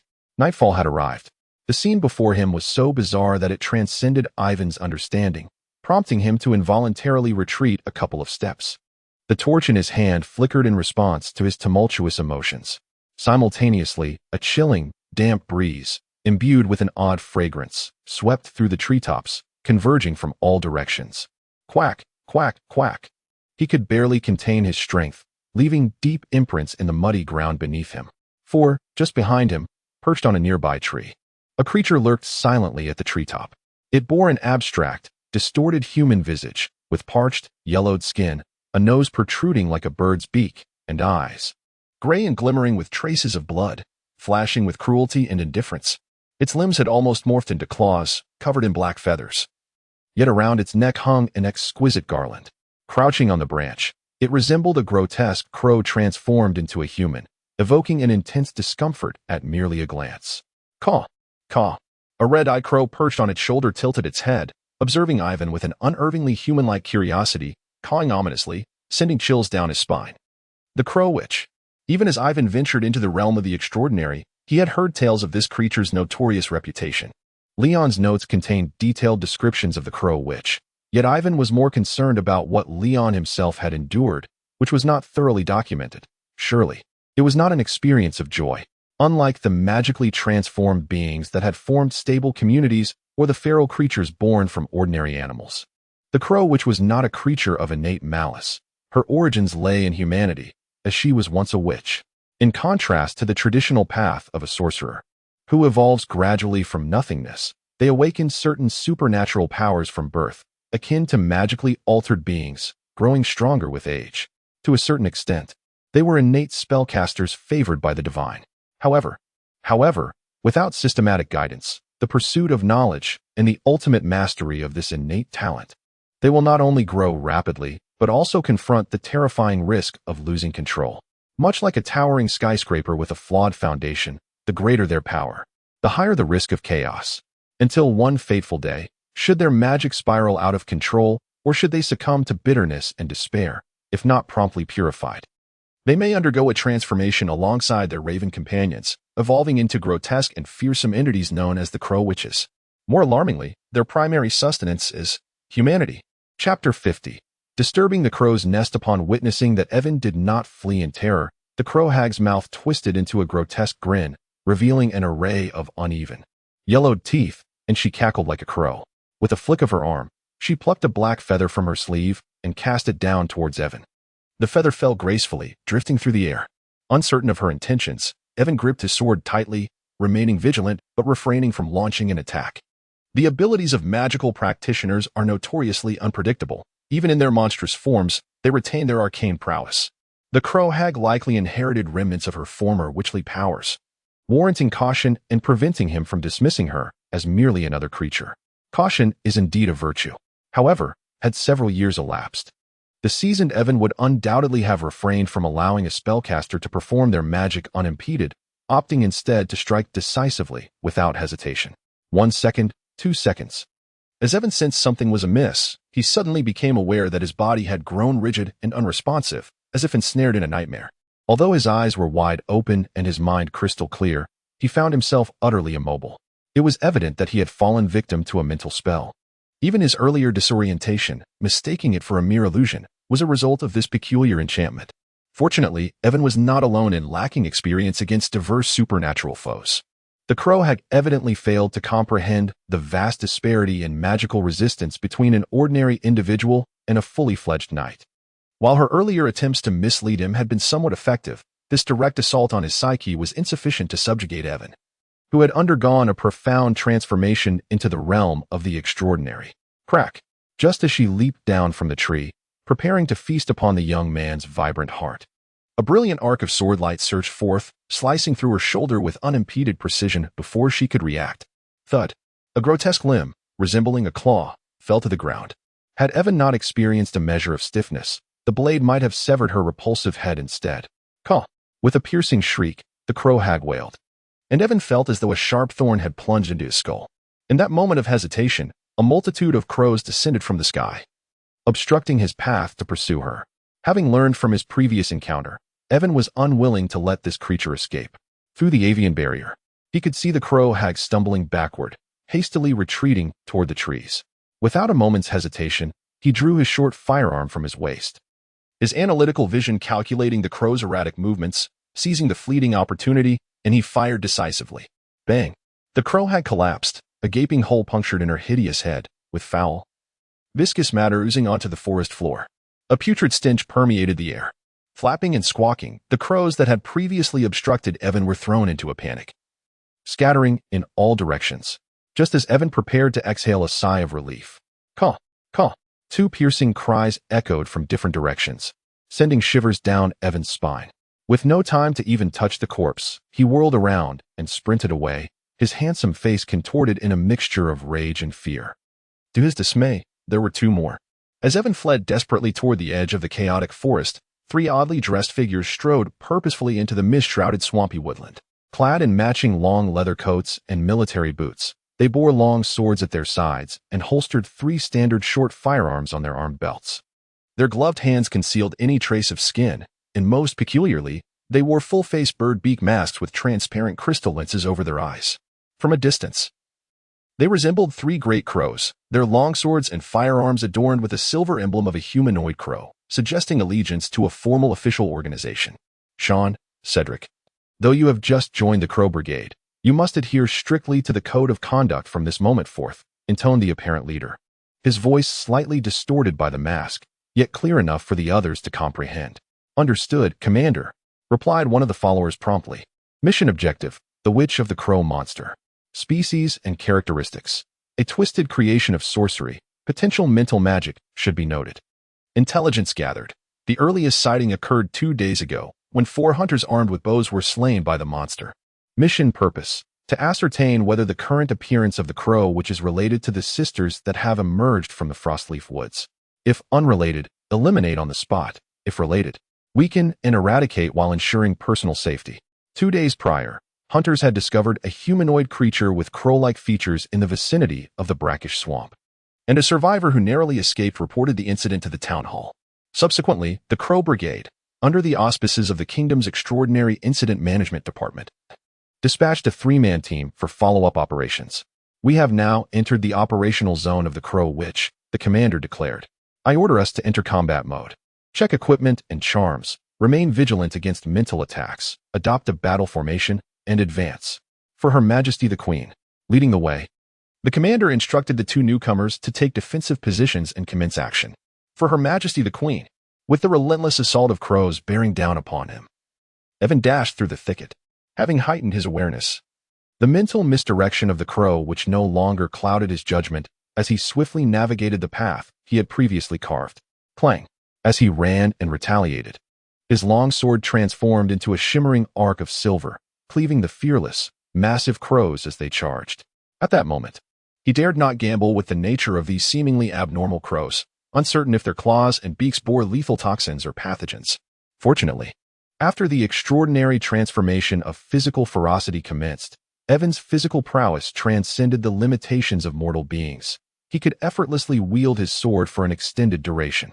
Yet, Aiven dared not to relax even for a moment. Shortly after dispatching the first Crow Witch, he found himself encircled by an even larger swarm of crows. His retreat severely impeded. Knowing that two Crow Witches could pursue him at any moment, slaying additional ordinary crows would bear no significance. If there were only one Crow Witch behind him, Aiven might have contemplated an attack, but alas, there were at least two. He wagered that should he attempt a counterstrike, they would undoubtedly take turns incapacitating him, commanding the endless flock to swarm him and rend him asunder. The battle royale persisted for nearly 30 minutes. Aiven estimated he was nearing the outskirts of the forest, where even the sporadic puddles of mud had nearly vanished, confirming his directional choices were sound. Perhaps realizing that the ordinary crows could no longer impede him, 5 crows, larger than eagles, surged forth from the forest behind him, propelled by ominous caws. Maintaining his pace, Aiven summoned every ounce of his focus, ever vigilant of the colossal crows soaring above him. Caw! Caw! As the crows cried out, the anticipated assault commenced. But it was not the physical attack he had envisioned. Rather, it was a malevolent mental incantation, the kind that belonged to the Crow Witches. And its effects were disturbingly grotesque. Spell Despair. 5 waves of assault descended simultaneously, enveloping Aiven in a relentless tide of despairing emotions. Despair. Utterly despondent. He could muster no enthusiasm whatsoever. His once nimble strides grew heavy. Wielding his long sword felt akin to maneuvering a mountain, while a chorus of negative, dejected voices echoed within him. What is the point of running? Escaping is exhausting. Why not just give up? Every life must end eventually. What difference does it make whether it's sooner or later? My arms are weary. This cumbersome sword feels as though I long to discard it. Were a common person to endure such an assault, they would have surrendered their necks long ago, but Aiven gritted his teeth, wielding immense willpower to stave off the encroaching despondency. In truth, this situation bore resemblance to the trials faced during a knight's formal breakthrough, wherein one must harness their will to suppress negative emotions. With prior experience, Aiven could still grit his teeth and persevere. Curse it. I must find an opportunity to eliminate these wretched birds.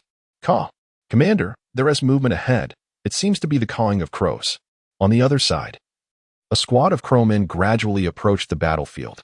Upon hearing this, the crowman commander gestured for silence, and the team moved cautiously towards the direction of the sound. Their movements were efficient and adept, clearly indicative of their professional training. As they drew nearer, the cawing of the crows and the flapping of wings grew ever louder, soon bringing the stealthy crowmen to the very edge of the battlefield, where the clash between man and bird unfolded. Hiss, such enormous crows. Although Sidres was among the elite of his rank, he was still young, despite having encountered numerous bizarre creatures in the monster compendium. Witnessing one in person was a novel experience. Someone was engaged in combat with a raven, showcasing impressive swordsmanship. Each individual's focus was evidently different, prompting Sean to inquire, "Sir, shall we assist?" Unbeknownst to him, the mercilessly scrutinized Aiven had just executed a surprise attack, successfully slaying 2 large ravens that wielded psychic sorcery. Although these creatures possessed unique abilities, they were fundamentally mundane. Their combat prowess was not significantly superior to that of ordinary ravens, aside from their larger size. Aiven was immensely relieved that the attack range of these large ravens was quite limited, as their debilitating strikes required close proximity to him. If they were to employ debilitating spells from a distance, akin to a sorcerer supported by a flock of ordinary ravens, even Aiven would find himself in dire straits. Swish. The third one fell. Seizing the opportunity as they approached once more, Aiven executed his previous tactic, springing from the treetops like a nimble monkey, brandishing his sword, poised to strike down the third large raven. To his surprise, after several encounters, the already astute ravens had learned from their experiences. Upon seeing Aiven leap high, they immediately flapped their wings and ascended rapidly, narrowly evading his blow at the last moment. Aiven merely managed to graze the wing of the raven with the tip of his sword, causing it to flail awkwardly in an effort to maintain balance before tumbling to the ground. With a deft pirouette atop the treetops, Aiven propelled himself downward, akin to a fierce raptor. His murderous intent surged. Upon the raven's descent, there would be no mercy. Caw, this is bad, it's a death cry. Quickly step back. Keep your distance. By a twist of fate, the injured large raven wobbled and landed precisely where the ravenfolk squad was concealed. Shortly thereafter, Aiven was startled as three peculiar black figures leaped from the underbrush. Goodness, have I disturbed a raven's nest today? Aiven felt that the expletives he uttered today exceeded those of his entire lifetime combined. However, the ravenfolk were unconcerned with Aiven's dismay, as the trio deftly evaded. The silver amulets around their necks mitigated the effects of the death cry. The experienced ravenfolk commander swiftly drew his firearm, retreating while quickly firing. Bang! Caw! The abrupt raven's call ceased abruptly. Chapter 51. Cooperation. The demise of the third enchanted raven evidently instilled fear in the last two, causing them to soar above without daring to descend. The ordinary crows, upon encountering the sudden appearance of unfamiliar figures, ceased their desperate assaults, transforming instead into a dark cloud, cawing ominously to envelop the entire sky. At that moment, Aiven could only express his frustration with a silent exclamation of exasperation. Above him were crows, behind him were crows. And now, several oddly dressed humans had emerged, also resembling crows. It seemed as though he had unwittingly stumbled into a nest of these creatures. As the flock departed, only Aiven and a few individuals donning bird-beaked masks remained, creating an atmosphere thick with peculiarity. Who are you, and what is your purpose in hiding here? Despite the oddity of the situation, Aiven chose not to regard them as enemies, at least for the moment, given that these peculiar figures had assisted in slaying the formidable raven. Brushing off the raven feathers that clung to him, he inquired, his tone far from cordial. Just as Aiven's companion Sean was about to speak, he was gently nudged by the officer standing behind him, prompting him to step aside. The officer, a raven man, found it challenging to ascertain Aiven's identity. Although his hunting attire appeared somewhat disheveled, it was crafted from fine materials and tailored impeccably. His fair complexion and handsome features sharply contrasted with those of a typical hunter who braved the elements. In his hand, he wielded a finely crafted half-sword, typically employed by naval officers, and the swordsmanship he had displayed bore the hallmarks of military training. Logically, he should be an official, or at the very least of noble lineage. Yet Aiven's evident unfamiliarity with his own attire left the Raven Man officer puzzled. Tentatively, he queried, "Sir, we are part of a secret force under the kingdom's authority. My name is Saberk. May I ask how you are addressed?" If Aiven were merely an ordinary hunter, he would have long since been conscripted by the royal mandate. However, in light of the young man's subtle superiority and strength, the Raven Man officer refrained from being overly assertive. As a peak trainee knight, he understood that only formal extraordinary beings surpassed him. In any context, a second-tier powerhouse was a rare commodity, and within the Navy, one could even attain the rank of a captain with a stroke of good fortune. In this world, might constituted the utmost authority, and despite his inability to discern Aiven's true nature, the officer maintained a courteous demeanor. "There's no need for introductions. I believe it would be prudent for you to make a hasty retreat. 2 raven witches are pursuing me, and if you linger any longer, escape may become impossible." Are you familiar with the Raven Witches? Though they were strangers, Aiven harbored no desire for the Raven Witches to inflict harm upon the innocent. Particularly, these individuals exuded an unmistakable air of official military presence. While they might not be under his command, they could at least be considered tenuous allies. The 3 individuals exchanged glances, realizing that this was indeed their target. Rather than heed Aiven's advice to flee, they appeared rather eager to engage. It was the Crowman officer, Sabak, who spoke first, his tone unmistakably laced with joy. "We have come precisely for this purpose. We have been tracking the 3 raven witches that have escaped from the Frostleaf Forest. Could you provide us with some intelligence, my lord?" The 3 sisters? No wonder the remaining 2 were so furious after one was slain. "Is your mission to eliminate these 3 raven witches?" "Indeed, that is our task." Sabak promptly shared the background of himself and his companions with Aiven. In the ongoing war between humans and monsters, such disclosures did not violate any confidentiality regulations. Encountering someone like Aiven, a potential ally, was a fortunate surprise for the crowmen, especially since he had single-handedly vanquished a particularly troublesome raven witch, significantly alleviating their mission's burdens.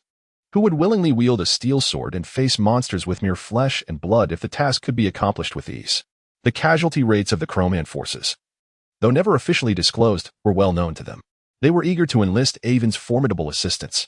From Sabac's account, Aiven gleaned a general understanding of the nature of their organization. Typically, the world perceived by ordinary individuals could be termed the surface world, where mortals lived in peace and order, adhering to the dictates of reason and maintaining a faade of tranquility. In contrast, the realm inhabited by various extraordinary beings, magical entities, and creatures of nightmare was known as the underworld or the mysterious side. Strictly speaking, the distinction between the two was not always clear-cut. Although most extraordinary beings adhered to the principle of concealment under the pressure of the major divine churches and official regulations, many still existed who were unwilling to comply, demonstrating reckless abandon. The organization known as the Crowman Corps functioned as official monster hunters, tasked with purging troublesome magical creatures, feral beings, and even extraordinary humans. For those who had spent any significant time in the realm of the extraordinary, the name of the Crowman Corps would resonate loudly. Aiven, having only recently stepped into the world of the extraordinary and begun to unravel these secrets, had not recognized their identities until now. Upon hearing of their origins, Aiven felt a deep sense of respect. These individuals had forged a sturdy dam of flesh and blood, safeguarding ordinary lives from the eerie and perilous extraordinary world.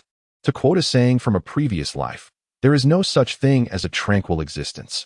It is merely that someone bears the weight for you. With this thought, Aiven found no rush to depart. With their collaboration, the likelihood of him dispatching the remaining 2 raven witches was significantly heightened. Beyond his admiration for their profession, Aiven was unwilling to accept the indignity of fleeing after being hunted for the first time since his arrival in this world. Saga, the captain, already possessed the strength of a peak apprentice knight, while the other 2, though slightly less formidable, had also embarked upon the path of the extraordinary, making them more than capable companions. After exchanging intelligence, they formed a temporary alliance, and their strategy was straightforward, with 2 raven witches remaining. Aiven and the Crowman squad would each take responsibility for one. After all, none of us are children. Although we share a common adversary, a necessary vigilance towards strangers remains, especially in such desolate wilderness. Neither Aiven nor the Crow people can fully trust one another, without making them wait long. Just as Aiven seized the opportunity during the brief absence of the crows to reload his firearm, a chilling and damp wind, infused with an eerie fragrance, swept through. The 2 crow witches, who had been closely trailing Aiven, glided gracefully toward him, their limbs resembling both wings and claws, brushing against the treetops as they approached. Caw, caw, caw. Chapter 52. Death Struggle. However, observing the diminutive wings of the crow, which, it was clear that they lacked the capability to generate sufficient lift, Aiven could only surmise that this must be a manifestation of some innate magical ability. They descended upon the treetops at least 30 meters away from Aiven and his companions. Even in their monstrous forms, the instinct of spellcasters to maintain distance was evidently intact. The 2 crow witches bore a profound recollection of the harbingers of their demise, the Ravenfolk, who had relentlessly pursued their kin from the frost leaf growth. Although they appeared to be akin to their kind, they were, in truth, demons intent on their annihilation. On their home turf, with old grievances and new enmities converging, the crow witches were hardly inclined to exhibit hospitality. Naturally, they greeted their foes with unrestrained fervor. Caw, caw. With 2 eerie cries, the vast army of crows that had been circling like a thick cloud above suddenly descended like a deluge, heedless of casualties, charging toward the advancing Aiven and the Ravenfolk squad. With their master present, the crows exhibited a reckless bravery, even the 2 massive crows occasionally swooping down, undeterred by the threat of being struck down, to bolster their comrades' morale. The battle escalated into a fervent clash once more. At this juncture, Aiven and the Ravenfolk adopted starkly contrasting strategies. Aiven twirled his longsword, enveloping himself in a protective sphere of silver light before seeking to strike down his foes. Conversely, the 3 Ravenfolk, clad in impenetrable armor, disregarded the attacks of ordinary crows, forming a line with their firearms, bellowing "Long live the Queen," as they charged directly toward the rear of the crow witches. What audacity! Though he inwardly lamented their recklessness, Aiven had no choice but to brave the onslaught of crows and follow suit. It was then that he noticed, unlike his own sporadic halts, the raven folk exhibited a remarkable resistance to the demoralizing effects of the corrupted crows, their charge uninterrupted and unwavering, truly the mark of professionals. Realizing he had identified a shortcoming, Aiven resolved to rectify this in the future. Just as their charge reached its midpoint, the crow witches, far from mere ornamental figures, took advantage of the cover provided by the crows to launch their assault. Boom! A black ceramic jar was hurled, exploding upon impact and releasing a vast cloud of green mist that swiftly spread. As Aiven nimbly retreated, the three raven folk, undeterred, plunged headlong into the verdant haze, their pace remaining unaltered. Seeing the two factions divided by the poisonous fog, the two crow witches cackled maniacally as they flew toward Aiven, clearly perceiving him as an easy target. Bang! Bang! The sound of gunfire echoed from within the green mist. The raven folk having realized the peril and attempting to provide distant support, though their efforts proved futile. Under the obscuring veil of the toxic fog, the gliding crow witches were far from easy prey for the sporadic gunfire, effortlessly evading the shots. Determined to avoid encirclement and no longer able to attend to the raven folk squad, Aiven leapt to the treetops, leveraging his agility. Like a nimble monkey, he swiftly evaded, matching the speed of the crow witches gliding through the air. As he instinctively dodged the poisonous mist, the density of the crows noticeably diminished, allowing Aiven to fully exploit his speed advantage. Two grotesque creatures, follow me. Whoosh! With a swift motion, three figures leapt and darted among the treetops. Aiven remained vigilant, maintaining a safe distance as a precaution against their arcane sorcery. Suddenly, he struck down the last two surviving corrupted crows, inciting further wrath from the witch-like beings. Their cawing grew increasingly frantic. Aiven surmised that since the crowfolk's target was these witches, they must possess their own hidden cards. He had already afforded them an opportunity. Surely they would not fail to seize it. Just as this thought crossed his mind, a prickling sense of impending danger washed over him. Watch out for the bomb. A booming voice echoed in Aiven's ear. Out of the corner of his eye, he spotted a fiery object hurtling towards the two witches behind him. Recognizing the peril, Aiven cursed under his breath and dove from the treetop to the ground. He barely managed to take cover behind a tree trunk when boom. The explosion resonated with a thunderous roar. Ever since he had encountered the alchemical bombs on the Silver Wing, he had suspected the existence of a miniature version. And now he had unwittingly stumbled upon one. Surely, the two creatures were doomed now. Peeking from his hiding spot, Aiven realized his elation was premature.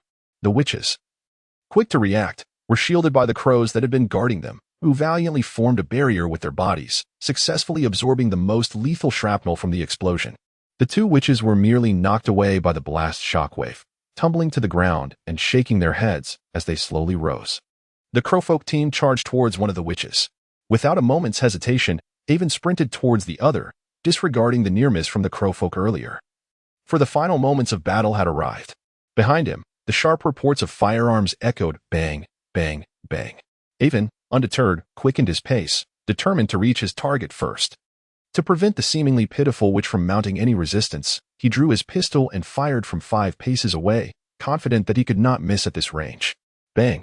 However, the witch merely gaped with her yellowed, withered mouth, as if mocking him silently, while the bullet had already vanished into the ether.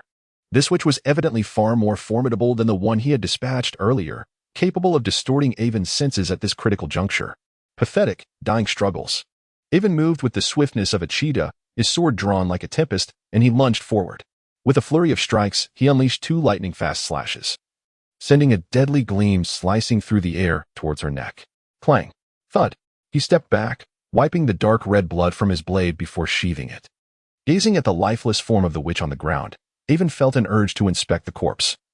It would be a waste not to examine the remains of a magic user he might not encounter again. Moreover, he recalled Leon's notes describing the witches, which indicated they were not adept at cursing. Noticing that the battle on the other side had not yet concluded, Aiven chuckled softly as he rubbed his hands together, reaching towards the corpse of the crow witch. Chapter 53. The transformation of the crow witch without directly touching. He cautiously picked up a twig and delicately sifted through the belongings of the crow witch. He refrained from disturbing the unlabeled jars and bottles. But there were some well-prepared herbs that he could potentially utilize. However, Aiven was uncertain whether he would have the courage to consume any concoctions made from the materials in the crow witch's possession. Just as he thought there might be no rewards, he discovered a finely preserved parchment hidden within her embrace. The slightly yellowed parchment was encased in a reddish-brown leather cover, starkly contrasting with the other disordered items surrounding her. There was no time for a thorough examination, so he promptly stashed it into his backpack. He had heard that the battle nearby had concluded, and he was unsure how the crow folk would handle such peculiar spoils. Aiven was not keen on engaging in another skirmish with them. Indeed, shortly after the battle ceased, a fierce blaze erupted, and the acrid stench that followed caused Aiven to frown, as he lacked the protective gas masks that the crow folk possessed. While one individual remained to tend to the fire, Sabrek and another crow person approached, both smelling of smoke. "Are you injured?" Aiven inquired, noticing the bandage wrapped around Sabrek's left arm, which seemed to hinder his movement. "It's nothing serious, just a minor wound." The crow witch's mental deception was quite potent. Even the silver talisman failed to provide complete protection. Sabrek was candid, revealing no intention to conceal anything from Aiven. As they conversed, the other crow person had already doused the crow witch's corpse in oil and ignited it. The roaring flames, accompanied by the foul odor, compelled the onlookers to instinctively step back. "Is this how you crow folk handle monsters? Do you not even collect the spoils?" Aiven pondered their approach, questioning whether they were simply unconcerned about material wealth. The crow witch's original form was predominantly that of a naturally awakened witch, and upon her transformation, she retained her intelligence. The magical organs of all sentient beings are challenging to extract post-mortem, as most dissipate entirely. Regardless, they had fought side by side, and their bond had deepened somewhat, prompting Sabrek to patiently elucidate. However, as a creature of magic, even in death, their remains and residual magical energy pose a form of contamination, potentially giving rise to further aberrations. Thus, they must be incinerated thoroughly. He refrained from mentioning another method of disposal. The flames illuminated the faces of those present, stirring a sense of reflection within Aiven. The practice of witchcraft in this world is fraught with peril. The transformation of beings into grotesque forms, like the crow witch, is merely one instance of the myriad dangers that far exceed the specter of death. Yet, the notion of relinquishing the power of a wizard was utterly inconceivable. "Aiven, I thank you for your contributions to the kingdom. It is no trouble, it is my duty." Their exchange succinctly encapsulated the collaboration. As they prepared to part ways, Sabrek provided Aiven with an address, should he encounter similar anomalies in the future, allowing for direct communication. Despite having established a basic rapport, Aiven wished to maintain a certain distance from them. He had not forgotten that, in addition to being a formal knight, he was also a wizard apprentice whom they sought to vanquish. When their intentions remained unclear, it was prudent to keep his distance. By the time he returned to Gabriel's abode, the hour was quite late. After hastily bathing and changing into fresh attire, Aiven eagerly retrieved his spoils for examination. The parchment, having undergone special treatment, was typically the finest medium for wizards to document arcane knowledge, and Aiven was confident that this scroll was no exception. As a newly appointed wizard apprentice, he found himself lacking in esoteric wisdom. If this parchment contained the mental sorcery once wielded by the crow witch, it would be utterly invaluable, swift and discreet in execution, yet formidable in power, which greatly intrigued Aiven. It was evident that a mere apprentice like the crow witch could exert a significant influence over someone of his knightly stature, if utilized by an equal. Its potency would likely be even more pronounced. Coupled with his knightly combat prowess, the results could be extraordinary. However, Aiven understood the slim odds of this outcome. Mental sorcery was inherently a gift, a natural awakening for witches, unless transformed into a universal spell through the expertise of a learned wizard. It was nearly impossible for others to learn or document. As expected, once Aiven donned his protective measures and unfurled the parchment, he discovered it was inscribed with intricate, finely pinned characters detailing a form of mysterious knowledge. The title read Thesk's Crow Transformation. Upon closer inspection, the scroll was densely filled with text and illustrations, wherein the author, Thesk, meticulously described a form of avian transformation sorcery centered around crows. The applications of potions, requisite rituals, and accompanying incantations were thoroughly detailed. Aiven's mind immediately conjured images of the enchanted crows that employed despair sorcery. They were likely the fruits of this very research. The notion of transformed pets capable of wielding sorcery left a profound impression upon Aiven.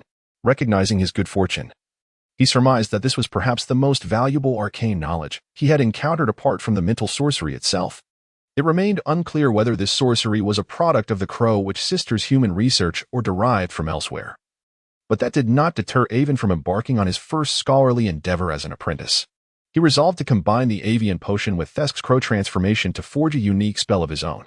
With audacity, Aiven even devised a name for his new sorcery, God-Eclipsed bird transformation. Thus, over the ensuing fortnight, Aiven found himself engrossed in relentless activity. The following day, he began his culinary adventure anew, armed with the prepared whale potion. Within just a few days, the legend of the super eater began to circulate among the various restaurants of Gabriel, speaking of a figure towering 8 feet tall and equally broad, sweeping through establishments without encountering a rival. For others, consuming 2 standard meals is already considered a substantial appetite, while competitive eaters can devour 4 to 5 times that amount in a single sitting, a feat that is simply astounding. Remarkably, this is the outcome after Aiven dines at a minimum of 3 different restaurants for each meal. Chapter 54. Return and New Tasks. Aiven had contemplated the idea of purchasing ingredients to prepare meals at home. However, after a single attempt, he promptly abandoned the notion, realizing that the time invested in cooking was excessively disproportionate to the benefits reaped. He deemed it far more advantageous to dedicate that time to physical training or to delve into the newly acquired arcane knowledge. The silver lining was the astonishing efficacy of the whale elixir, which, under conditions of ample nutrition, had managed to have the duration required for Aiven's extraordinary transformation. Moreover, throughout this process, his physical attributes were undergoing rapid enhancement. This alone rendered the expedition into the marshes worthwhile. Time sped by, and soon 2 weeks had elapsed. In the confines of his room, Aiven gazed at his reflection in the mirror. His facial contours were soft yet exuded a resolute gaze. His skin was fair and supple, devoid of any semblance of frailty. He possessed a tall and robust physique, harmoniously proportioned, with muscles that were distinctly defined, embodying immense explosive power. In the span of less than a month, Aiven seemed to have undergone a complete metamorphosis, erasing all adverse influences from his developmental journey and attaining the pinnacle of what his innate genetic potential could offer. No, he had surpassed the limits dictated by heredity. His appearance approached perfection, and his attributes had undergone a profound transformation. Name: Aiven. Gender: male. Rank: lieutenant, affiliated with the 3rd Fleet of the Kingdom of Flute. Silver Wing. Occupation: junior knight, intermediate wizard apprentice. Attributes: Constitution 1. 82, Strength 1. 65, Agility 1. 95, Spirit 0. 34 Skills: Basic Meditation, Novice. White Sail Swordsmanship, Expert. Filitis Saber Technique, Expert. Archery, Expert. Grammar, Expert. Nautical Knowledge, Novice. Alchemy, Novice. Previously, Aiven's attributes as an aspiring knight had approached a peak limit of nearly 1 point. Now, they had nearly all doubled. Not to mention, a mere casual fist strike now surpassed the strength of his former full-force attacks employing secret techniques. With a whoosh, the wind from his punch caused the windows in the room to resonate faintly. How formidable! Observing his fair fist, Aiven fell into contemplation. Strength was merely a superficial manifestation. His immune capacity, bodily circulatory systems, cellular vitality, and other latent data had undergone a qualitative transformation. The extraordinary metamorphosis was complete, and he had taken a small step on the path to becoming something beyond human. Aiven was confident that he could now single-handedly defeat at least 5 versions of his former self, while remaining unscathed. This exemplified the chasm that separated the extraordinary from the mundane. Furthermore, the recently developed mental attribute had surged in tandem with the enhancement of his physical properties. The human body is a complex and intricate system. A single change can affect the entirety. Thus, the attributes could not be distinctly separated.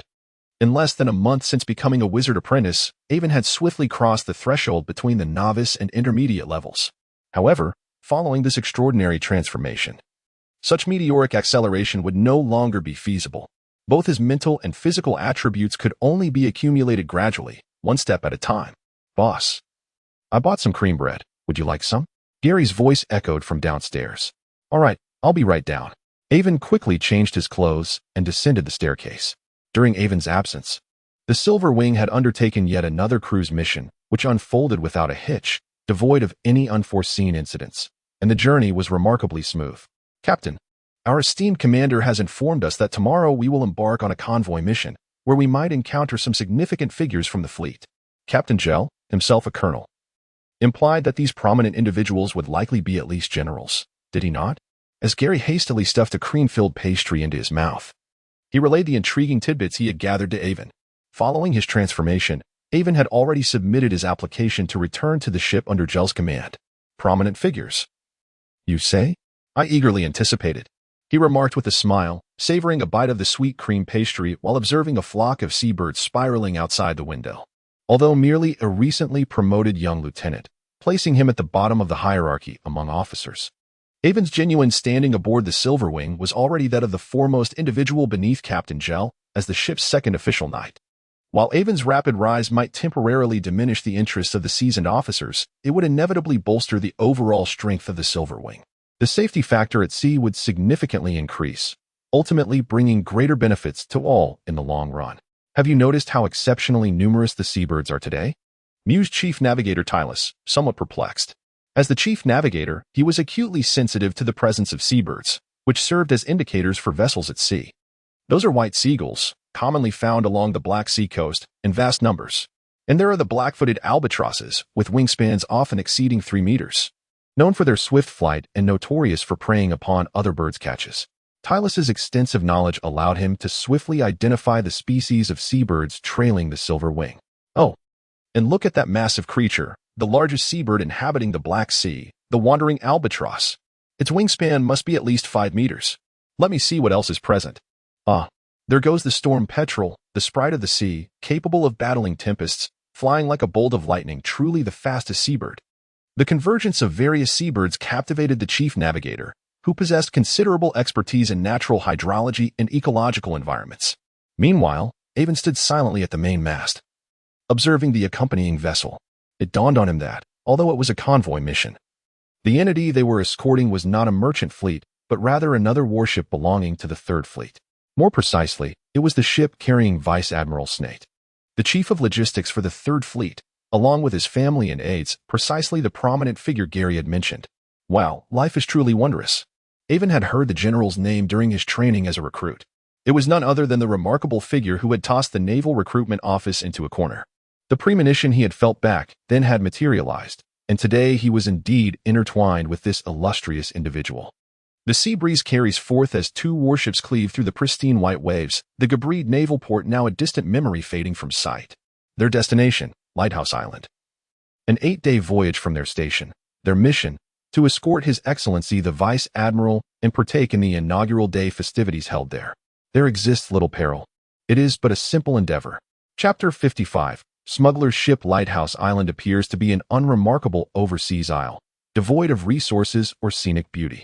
Yet, it holds the distinction of being the birthplace of the maritime endeavors of the Kingdom of Philitis, as well as the first officially discovered offshore island, possessing extraordinary significance in the annals of naval history. The annual commemoration of Departure Day symbolizes the kingdom's enduring spirit of exploration and its commitment to relentless discovery.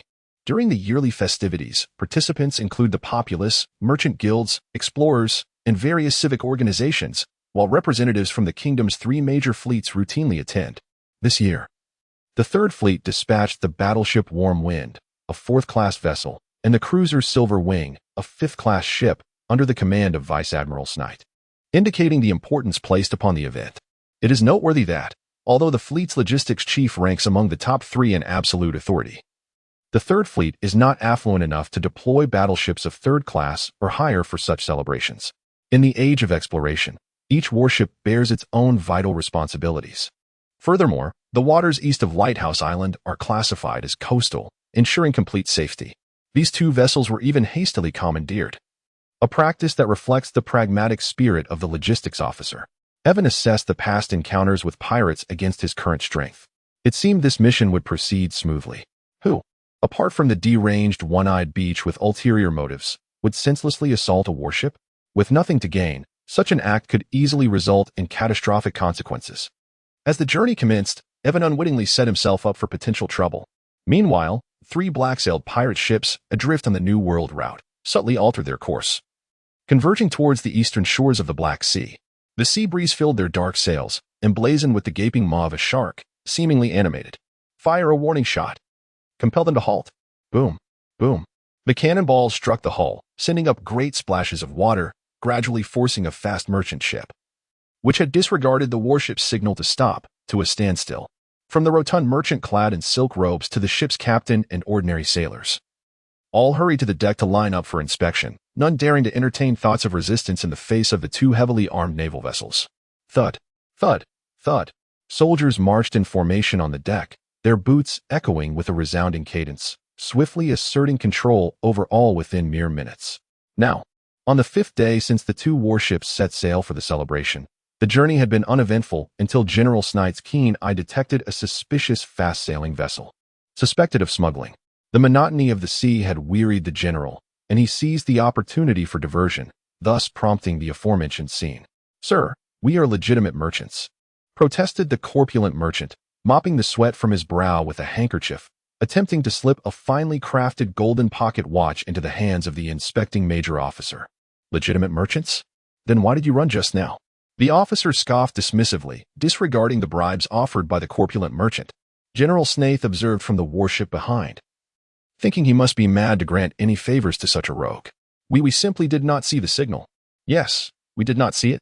The merchant's perspiration intensified, sensing the precariousness of his situation as the officer rebuffed his bribe. "Report to the commander. The upper hold contains mere barrels of ordinary liquor, but only a scant layer. The rest of the ship is filled with premium whale oil." Upon hearing this, the major officer chuckled, patting the fat merchant on the shoulder. "Pray, honorable merchant, could you elucidate why your actual cargo differs from the tax documents you presented?" The merchant, now pale, collapsed to the ground, wailing, "My entire fortune. Woe is me.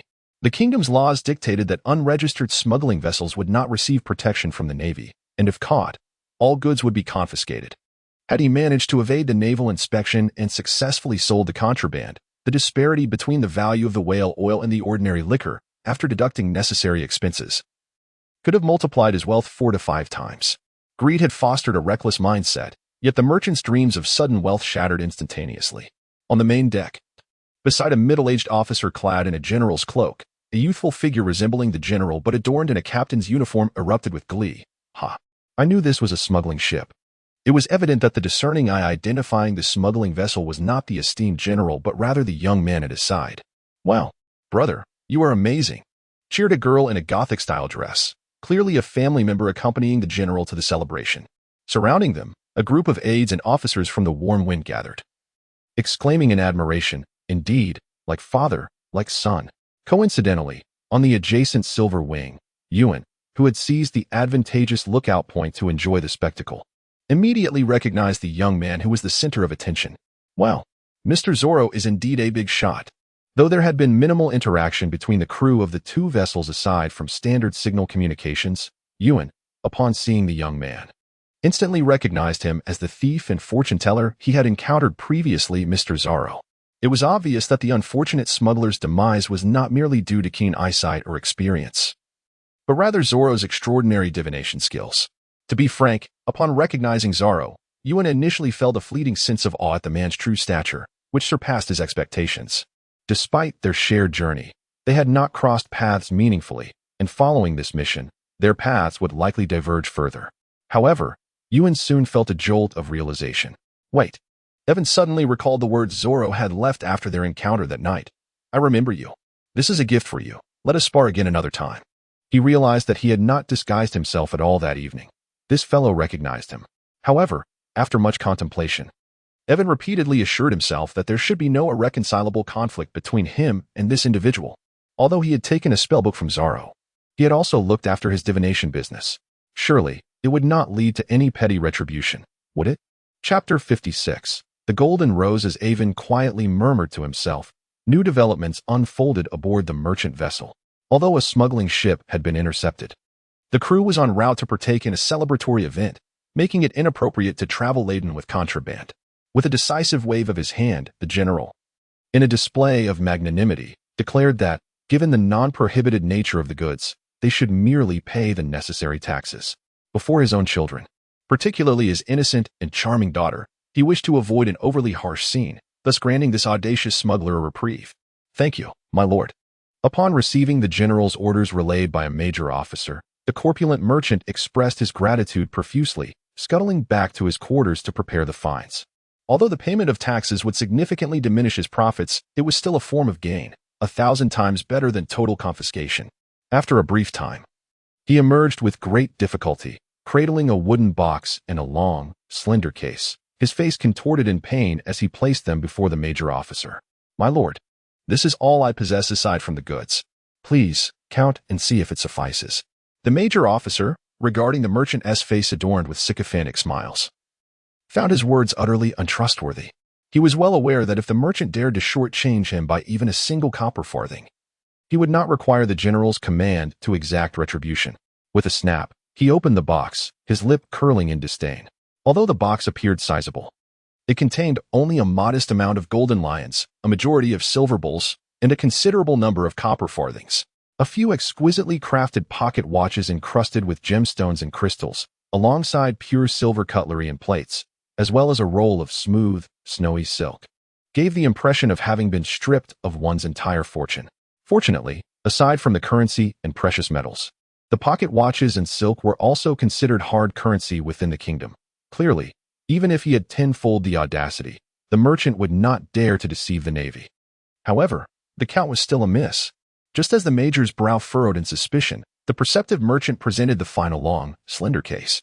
Upon a swift glance inside, the major promptly closed the lid, his expression visibly brightening as he patted the merchant's shoulder and declared the matter concluded. What could it be, shrouded in such mystery?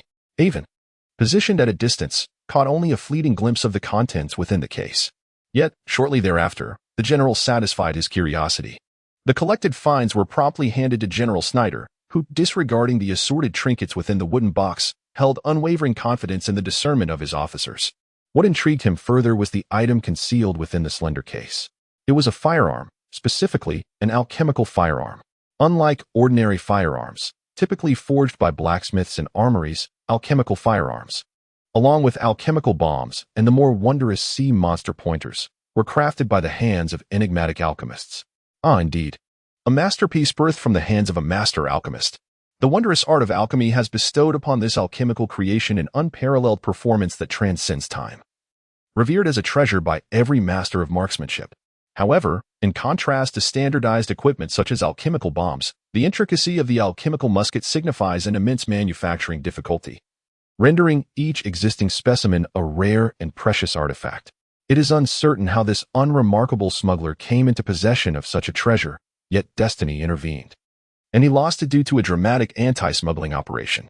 Having served in the Navy for an extended period, Aiven is no stranger to various exceptional weapons.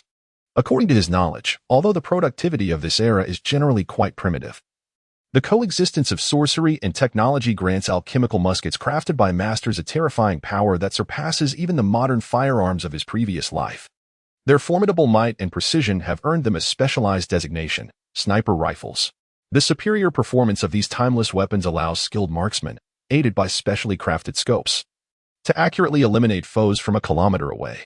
Even the most formidable extraordinary knights cannot withstand the sudden onslaught of a sniper rifle when engaged at an appropriate distance.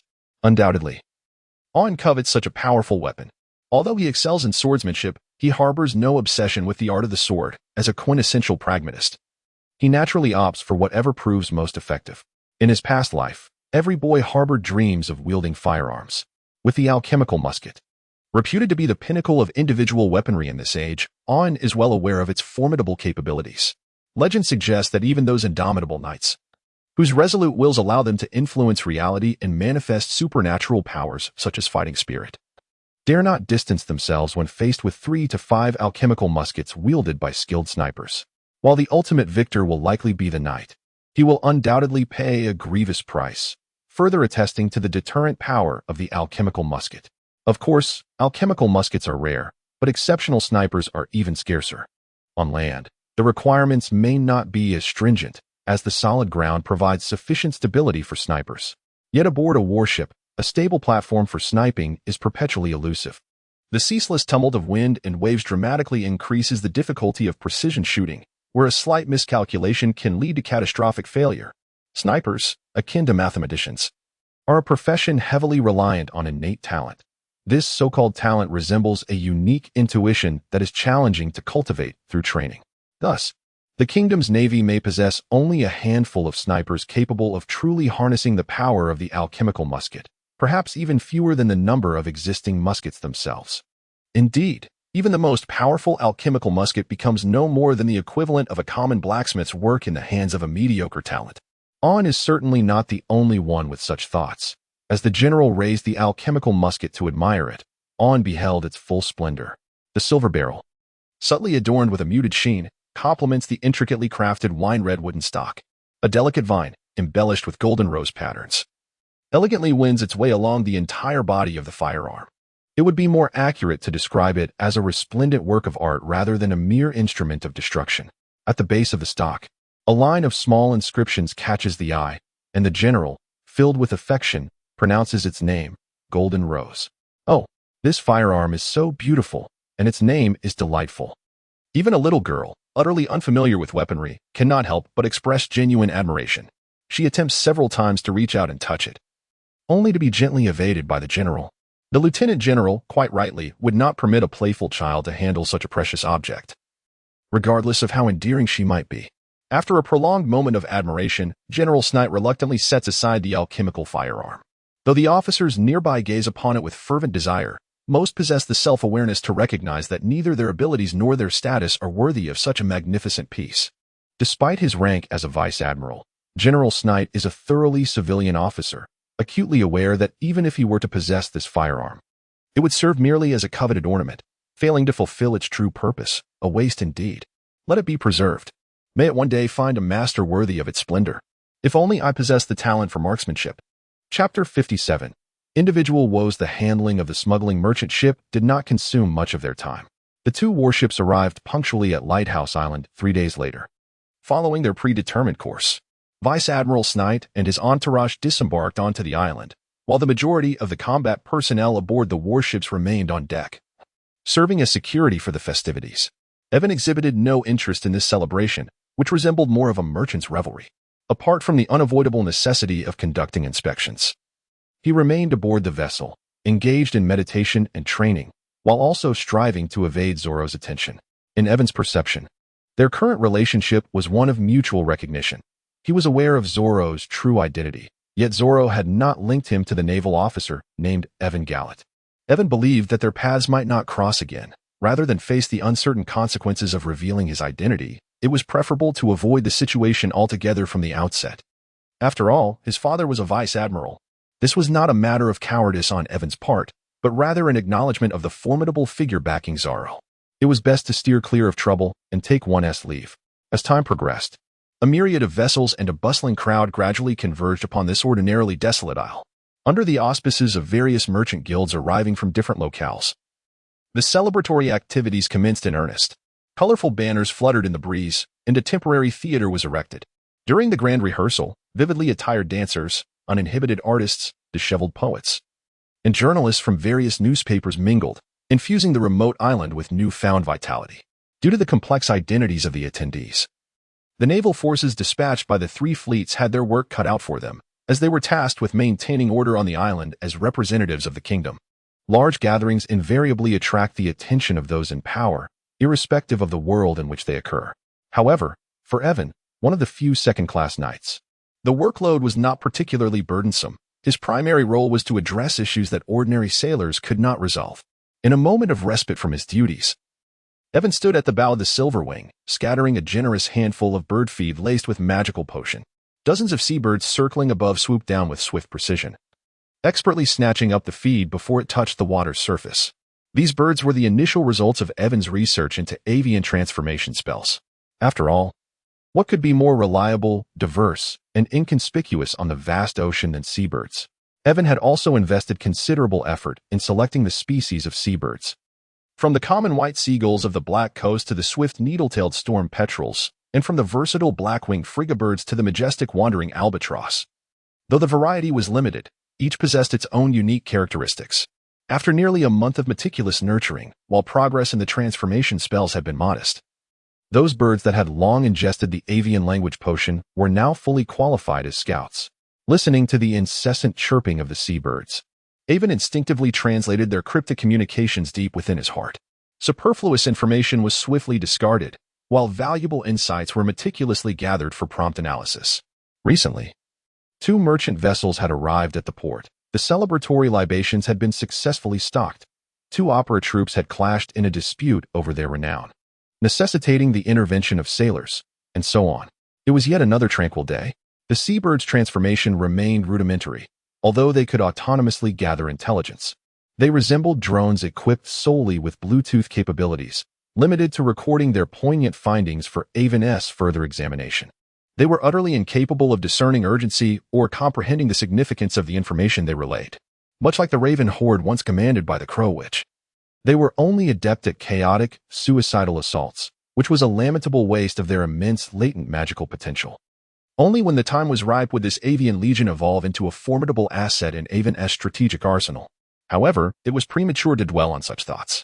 Aiven had brought forth all the amassed seabirds to refine his expertise through continuous application, thereby preparing for future enhancements. Transforming his visions into reality posed a formidable challenge for Aiven. Meanwhile, Mr. Zoro found himself ensnared in a peculiar dilemma. Unlike Aiven, who resided aboard a warship, Zoro was accommodated in the finest hotel on the island upon disembarking, enjoying the luxury of an opulent suite. Seated behind an intricately carved cherry wood desk, Zoro's gaze was fixated on a crystal orb emanating a soft, ethereal glow. As an apprentice-level diviner, he had already mastered the tarot and numerology divinations expected of a practitioner at the first tier of the extraordinary path.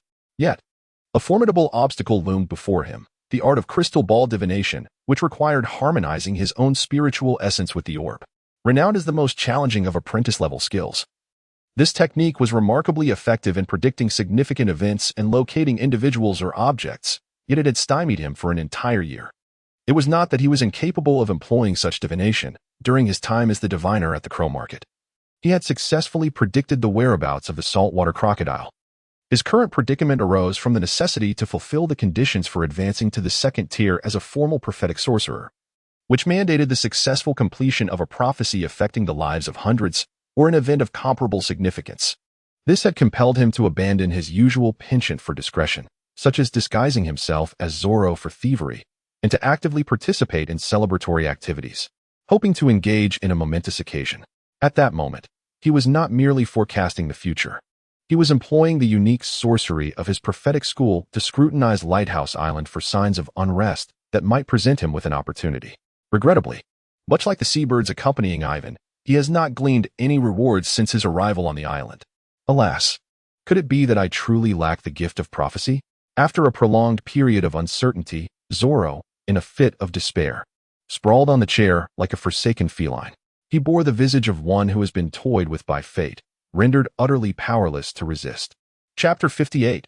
The eve of the celebration, the vocation of a seer perfectly aligned with his envisioned image of a sagacious strategist, orchestrating victories from afar. A stark contrast to the brutish combatants of the extraordinary realm.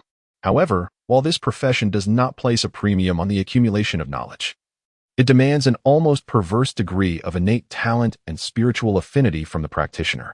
In truth, the delineation of a seer's rank is not as stringent as that of other extraordinary paths. Even the most unassuming diviner, unexpectedly favored by fate, can utter prophecies that reshape the very fabric of the world.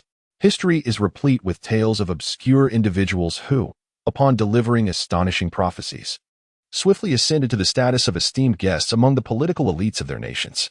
It can be asserted that this vocation requires an even greater natural aptitude than that of a sharpshooter. After all, while skill can be honed through practice, how does one cultivate innate talent? Am I destined to tread the same knightly path as my brother? Yet, I cannot help but feel that the elegant and enigmatic seer would capture the admiration of women far more effectively. I have no desire to transform into a hulking brute like a bull. Oh, great all-seeing eye, what am I to do? Perhaps Zoro should be grateful that the all-seeing eye is not a deity endowed with independent thought. Otherwise, should it discover that this fellow's desire to become a seer is merely to attract women, Zoro might never again endure such a dilemma in every conceivable sense. Time has slipped into the latter half of the night, and the clouds that have risen unbidden obscure the last vestige of moonlight. The sea stretches before him, resembling a profound and weighty abyss, transforming into a veritable black sea. The iconic lighthouse on Lighthouse Island has long been illuminated, its hopeful golden light casting a reassuring glow upon the waters, steadfastly guiding distant vessels as it has done for a century. Boss, tomorrow is the day of the celebration. It is rather late now, and no ships are likely to arrive. We can simply stand watch here. You should rest, Gary murmured as he approached Aiven, who stood resolutely at the dock, clad in a long trench coat, his hands resting upon the hilt of his sword. Though it was not winter, The location was far removed from the mainland, and the damp, cold sea breeze swept in relentlessly, as if intent on siphoning warmth from one's very bones, rendering it quite unbearable. Not yet.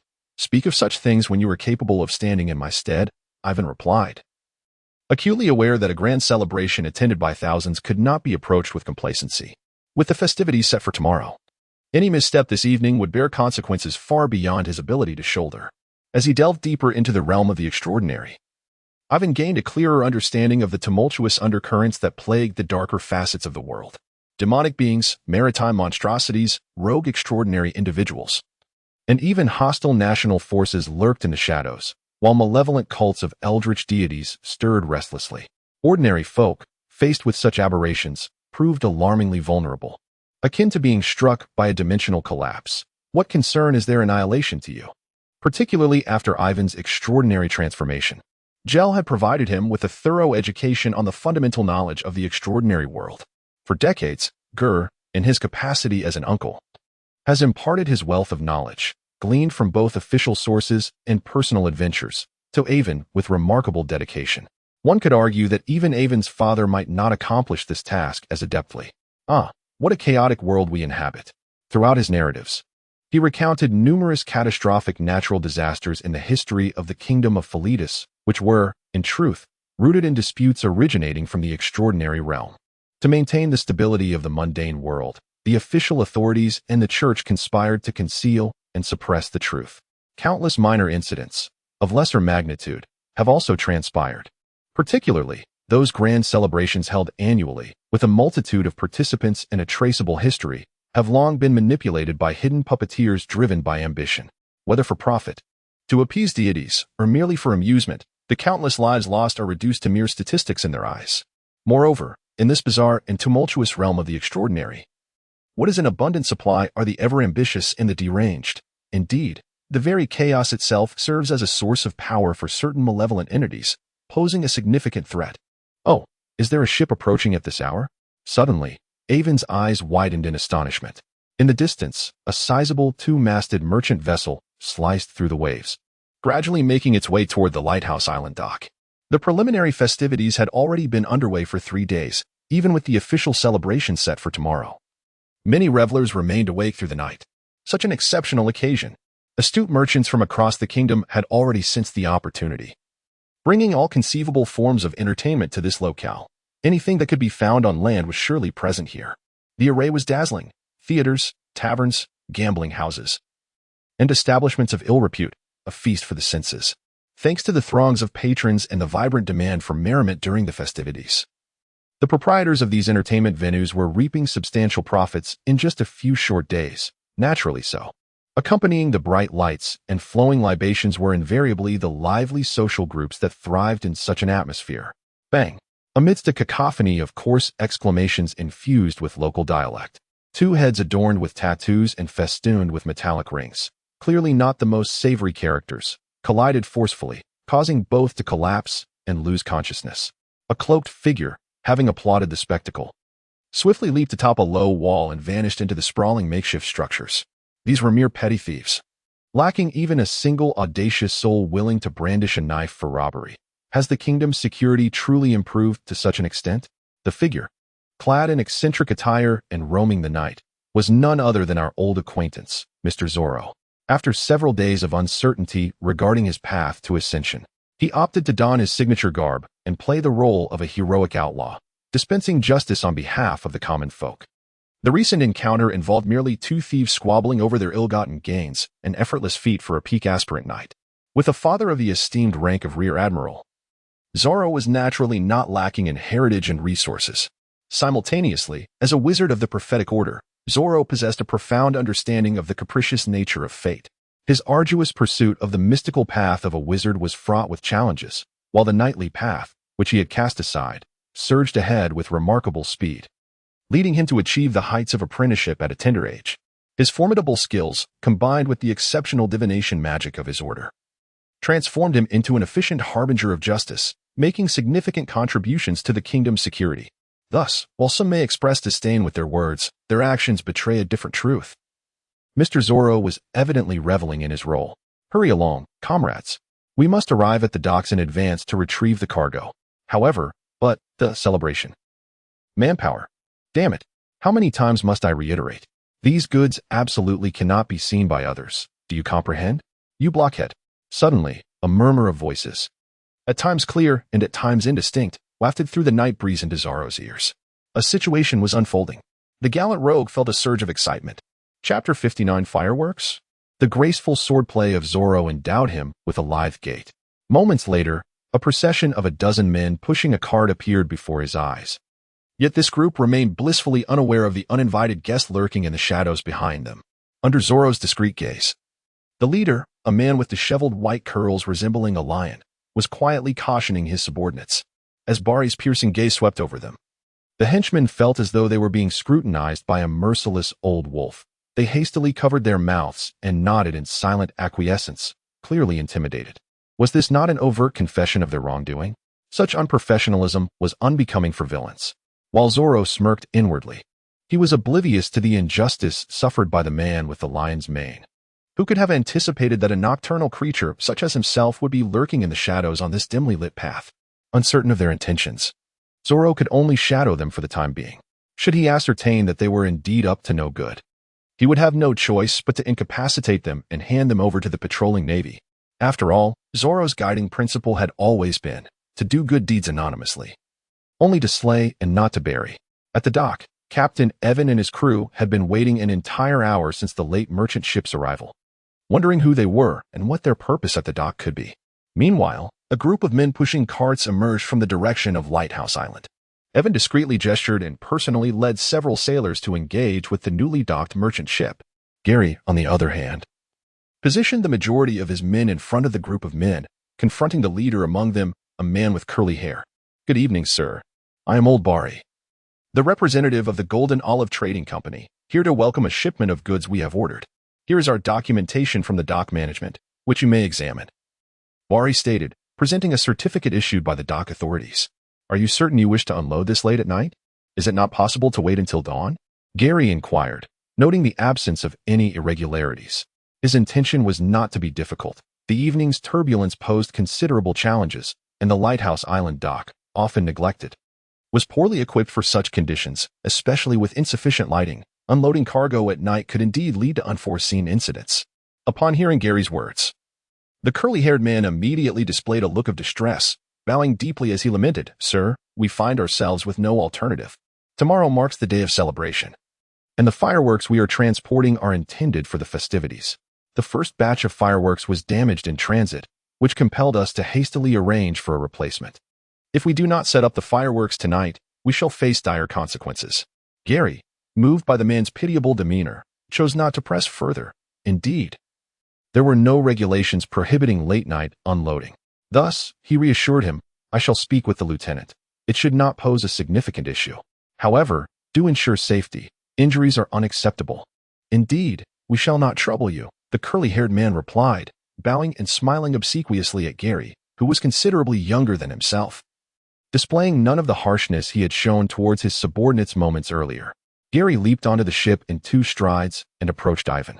In a short while, Aiven had examined the documentation aboard the merchant vessel, which included details such as the shipowner, the name and quantity of the cargo, the owner of the goods, the loading location and time, and the destination. The documents presented by the captain were uniformly issued by the kingdom's Maritime Trade Department, serving to verify the ownership of the cargo and to facilitate the monitoring of the merchant ship's movements, thereby aiding in the prevention of potential pirate activities. As there were no permanent port staff on the island, this responsibility fell to Aiven and his fellow naval officers, who were temporarily filling in. Upon comparing the inspection results with those of the receiving party, everything appeared in order on paper, with no discrepancies found. Boss, the goods being received. Fireworks? Upon hearing Gary explain the peculiar circumstances, Aiven pondered for a moment. He possessed empathy and was willing to make minor exceptions within his jurisdiction to accommodate others. You may unload the goods, but I will be watching closely. Tonight, only the designated fireworks are allowed. All other cargo must wait until dawn. Understood? Naturally, Buck, the leader of the Lion's Head crew, had no objections and readily agreed. Before long, the handover between the merchant vessel and Lion's Head was complete, and unloading commenced. Box after box of tightly sealed fireworks was lifted from the ship by Buck's crew, securely bound before being loaded onto a handcart. Just as the cart was half filled, a figure in the darkness grew restless. Aware that this shipment was suspicious, he realized that allowing them to transfer the goods onto the island under the cover of night would make tracking them down exceedingly difficult. If they caused a commotion, he, as a member of the Navy, would inevitably be implicated. Suddenly, as Buck's subordinate finished securing a handcart, a glinting crossbow bolt sliced through the air from the shadows, striking a wooden crate with a resounding thud. Startled, he fell backward in fright. Someone's shooting. Run. The crowd was taken aback upon realizing the nature of the threat. They hastily sought refuge, fearing that another arrow might find its mark. Only Aiven, standing on the deck to supervise the sailors and prevent any accidents, discerned that the bolt had been aimed directly at the crate, not at any individual.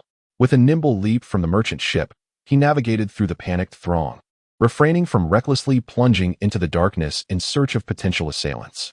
Instead, he approached the crate that had been struck, extracted the bolt, and examined it closely. This bolt was crafted from high-quality steel, considerably shorter yet far more exquisite than typical crossbow bolts. Aiven initially surmised it to be the work of an assassin, likely a bolt from the armed crossbows favored by rangers.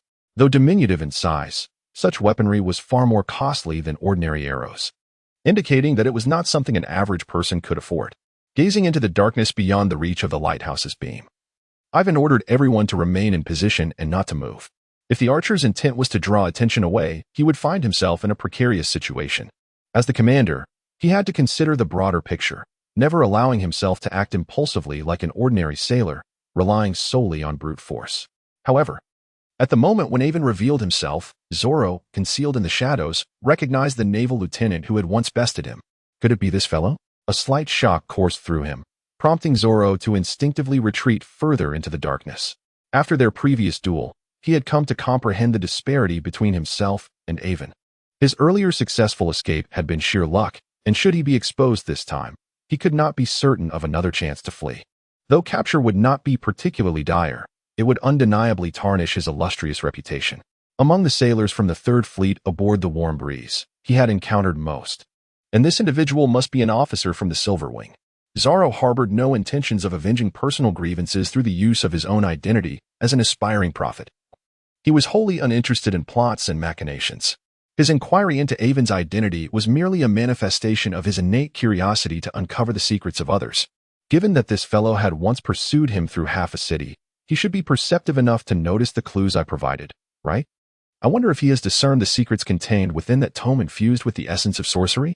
Lost in uncertain musings, Zoro raised his hand and loosed another bolt from his crossbow. Swiftly, open the box and take a look, you scoundrel. Chapter 60. Captured. The second crossbow bolt was shot once more, targeting the same wooden crate as before. With a thud, the bolt grazed Aiven's body, embedding itself in the crate, aligning almost perfectly with the position of the first arrow. Having already anticipated the trajectory of the bolt, Aiven did not even flinch. Yet, one could only wonder if he would maintain such composure had he known that Zoro had uncovered his true identity. At that moment, however, Aiven was not preoccupied with such thoughts. He focused on the second bolt, forming a conjecture in his mind. One arrow could be dismissed as a coincidence, but two bolts striking the same spot were undoubtedly suspect. The figure lurking in the shadows might not be an adversary after all. Without hesitation, he commanded, "Open that crate."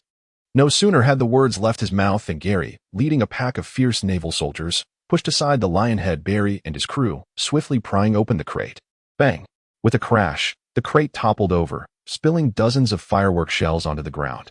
Aiven's gaze swept across the crowd present. His own men were unsurprisingly unfazed, while the first mate in charge of unloading the merchant ship, along with the crew and those responsible for loading the goods onto the wheelbarrow, appeared bewildered, utterly oblivious to the unfolding situation. Only the curly-haired man, Lionhead Barry, and his aide displayed a mixture of agitation and urgency. "What is happening, Your Excellency? These are merely fireworks. There is nothing else." Lionhead attempted to explain but was promptly obstructed by Gary. Desperation etched on his face. He insisted that his cargo was completely legitimate, nearly brought to tears. His portrayal of an honest merchant bullied by a ruthless officer was almost theatrical, imbued with 3 parts anxiety, 5 parts innocence, and 2 parts veiled resentment and indignation. Aiven, however, remained unmoved.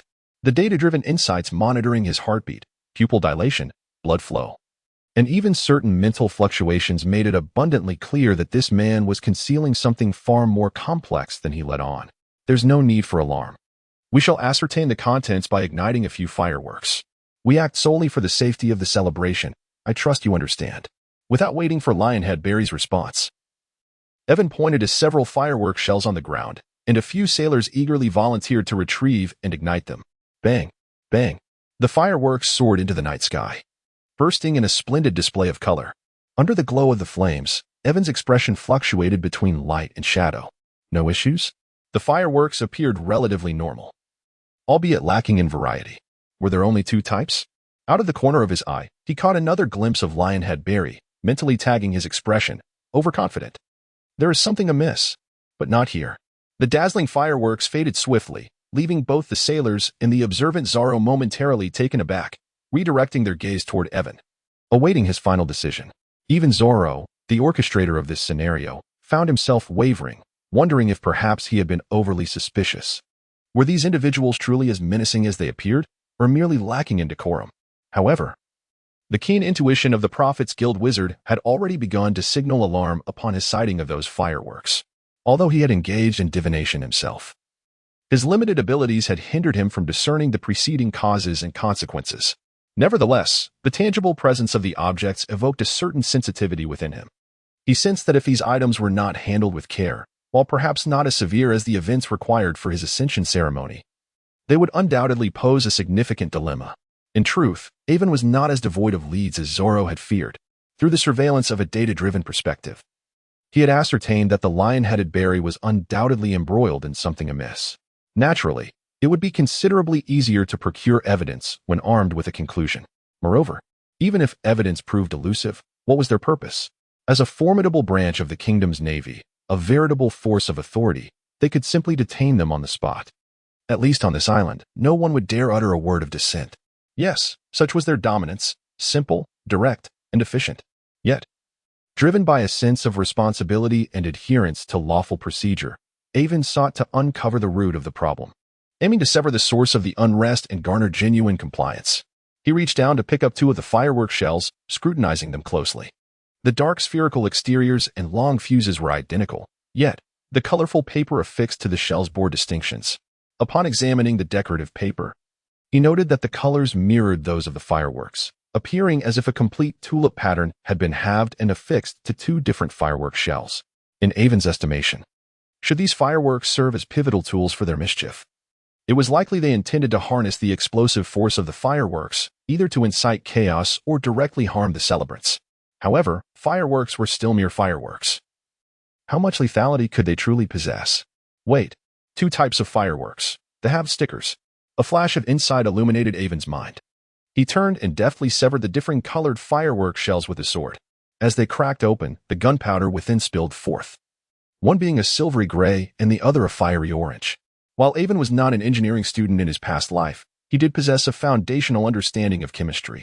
The variance in firework colors arose from the incorporation of different metallic powders. Each metal produced enchanting flame color reactions when ignited. The differing colors of the gunpowder were not surprising, yet the cohesively pieced tulip sticker inspired a wealth of associations within Aiven. He recalled a remarkable thermite experiment from his school days, where seemingly harmless materials, when combined in precise ratios, could unleash tremendous energy. In a realm where sorcery existed, there might well be analogous miraculous concoctions. Most crucially, while Aiven remained unaware of the precise issue, the lion-headed Barry certainly did. From the moment the gunpowder was exposed, Barry's reaction unmistakably indicated to Aiven that he was nearing the truth. After enduring the damp, chilly sea breeze for half the night, one could hardly blame him for appearing pale and drenched in sweat. His mental fortitude was evidently lacking. Poor fellow. Aiven personally took half from each of the two piles of gunpowder, blending them together in the simplest conceivable ratio of 1-to-1. After all, since this final step was to be entrusted to these seemingly not-so-intelligent individuals, it should not be overly complicated. For safety's sake, Aiven cautiously ignited a fuse and swiftly retreated. With a resounding boom, the mixed gunpowder erupted in a violent conflagration, flames of orange and yellow leaping up to a height of 2 stories. Among them were dazzling particles that shimmered with a white light, crackling and cascading down onto the stone-paved dock, swiftly scorching a blackened hole into the ground. Even from a considerable distance, the searing heat was palpable, causing discomfort to the onlookers and Oppo's skin. As the gunpowder continued to burn, sparks flew in all directions. The radius of the explosion surpassing 10 meters. One could only imagine the catastrophic consequences had such a substance been ignited during the festival. If stone could be penetrated, bones would surely be no exception. A cold sweat broke out on Aiven's back. The crowd, already standing at a safe distance, hastily recoiled once more, thereby highlighting the figures of Lionhead and his subordinate, who remained frozen in place. A commanding shout pierced the air. Seize them. Chapter 61. Nothing of value without needing to be instructed by Aiven. Gary let out a mighty shout and led the sailors, brandishing their firearms, to encircle the Lionhead along with all his subordinates. While it appeared that most of them were oblivious to the underlying circumstances, they were, at the very least, accomplices and could not be simply overlooked. Even the crew of the merchant ship was ordered to disembark entirely for inspection. Cover your heads and crouch down. Aiven recognized that the gravity of the situation was beyond his capability to manage and promptly dispatched his sailors to inform Gel. Aiven himself approached the Lionhead, scrutinizing him intently while subtly emanating an aura of extraordinary power. Speak. Who are you? What is the purpose behind these schemes? The Lionhead stiffened, intimidated by Aiven's overwhelming presence, akin to a large predator in the mountains fixating on its prey. He dared not move, and his final thoughts of resistance melted away like snow under the sun. Please, don't kill me. I am merely following orders. Before long, a dense throng of individuals surged in from the direction of the island. Not only had Gel received the alert, but also Vice Admiral Snight, the highest-ranking officer of the 3rd Fleet stationed here, along with the 2 brigadier generals from the 1st and 2nd Fleets, had arrived. Remarkably, all senior naval officers on the island had gathered. In truth, apart from those on duty and the captains, most of the senior officers attending the celebration were concentrated at the hotel. Upon receiving the report, when Gel informed Vice Admiral Snight of the situation, the other officers present were also in attendance. The revelation of a planned bombing attack on the day of the celebration left everyone agitated. How could they remain calm? If significant casualties were to occur during such a grand celebration in the kingdom, not only would they risk accountability and dismissal, but it would also leave a substantial stain on their future careers. Not just a few commanding officers, but each individual present was implicated. When they hastily arrived at the dock, the interrogation had already concluded. This seemingly formidable Lionhead, Barry, turned out not to be as tough as he appeared. After a bit of intimidation, he divulged everything like beans spilling from a bamboo tube. Well done, Lieutenant. In response to the amiable gazes of the senior officers, Aiven presented the interrogation records to Vice Admiral Snight. Though there may be differences in strength among the 3 fleets, there was no hierarchy at play in such circumstances. It was only natural for the highest-ranking admiral to take charge. What surprised Aiven, however, was spotting Zaro clad in military attire among the crowd, maintaining an air of solemnity. At this point, he could not evade recognition and could only feign nonchalance as he submitted his testimony. After receiving praise and encouragement from the admiral, he stepped aside. Unbeknownst to him, the two had already crossed paths prior, and it was this very Mr. Zorro who had sent him a warning. The Lionhead's testimony circulated among the officers. Yet each brow furrowed slightly, for the account contained little of value, rendering it nearly fruitless. The principal perpetrator, known as Lionhead, is merely a minor figure within a nefarious organization called the Bloodhand Gang. He accepted an anonymous employment offer from unknown individuals to orchestrate certain arrangements at a celebratory venue. Who the employer is and what their motives may be remain shrouded in mystery. His task was simply to disassemble these explosive fireworks, repackage them, and disguise them as ordinary fireworks for the celebration, without any knowledge of the ultimate effect of igniting these devices. The testimonies of his accomplices echoed this sentiment, with one minor detail added. They were merely executing side jobs under the Bloodhand Gang's banner, with even the upper echelons of the gang remaining oblivious to the entire matter. My dear General, this truly has nothing to do with us. In simpler terms, these two individuals were nothing more than tools, aware of nothing beyond their execution of orders.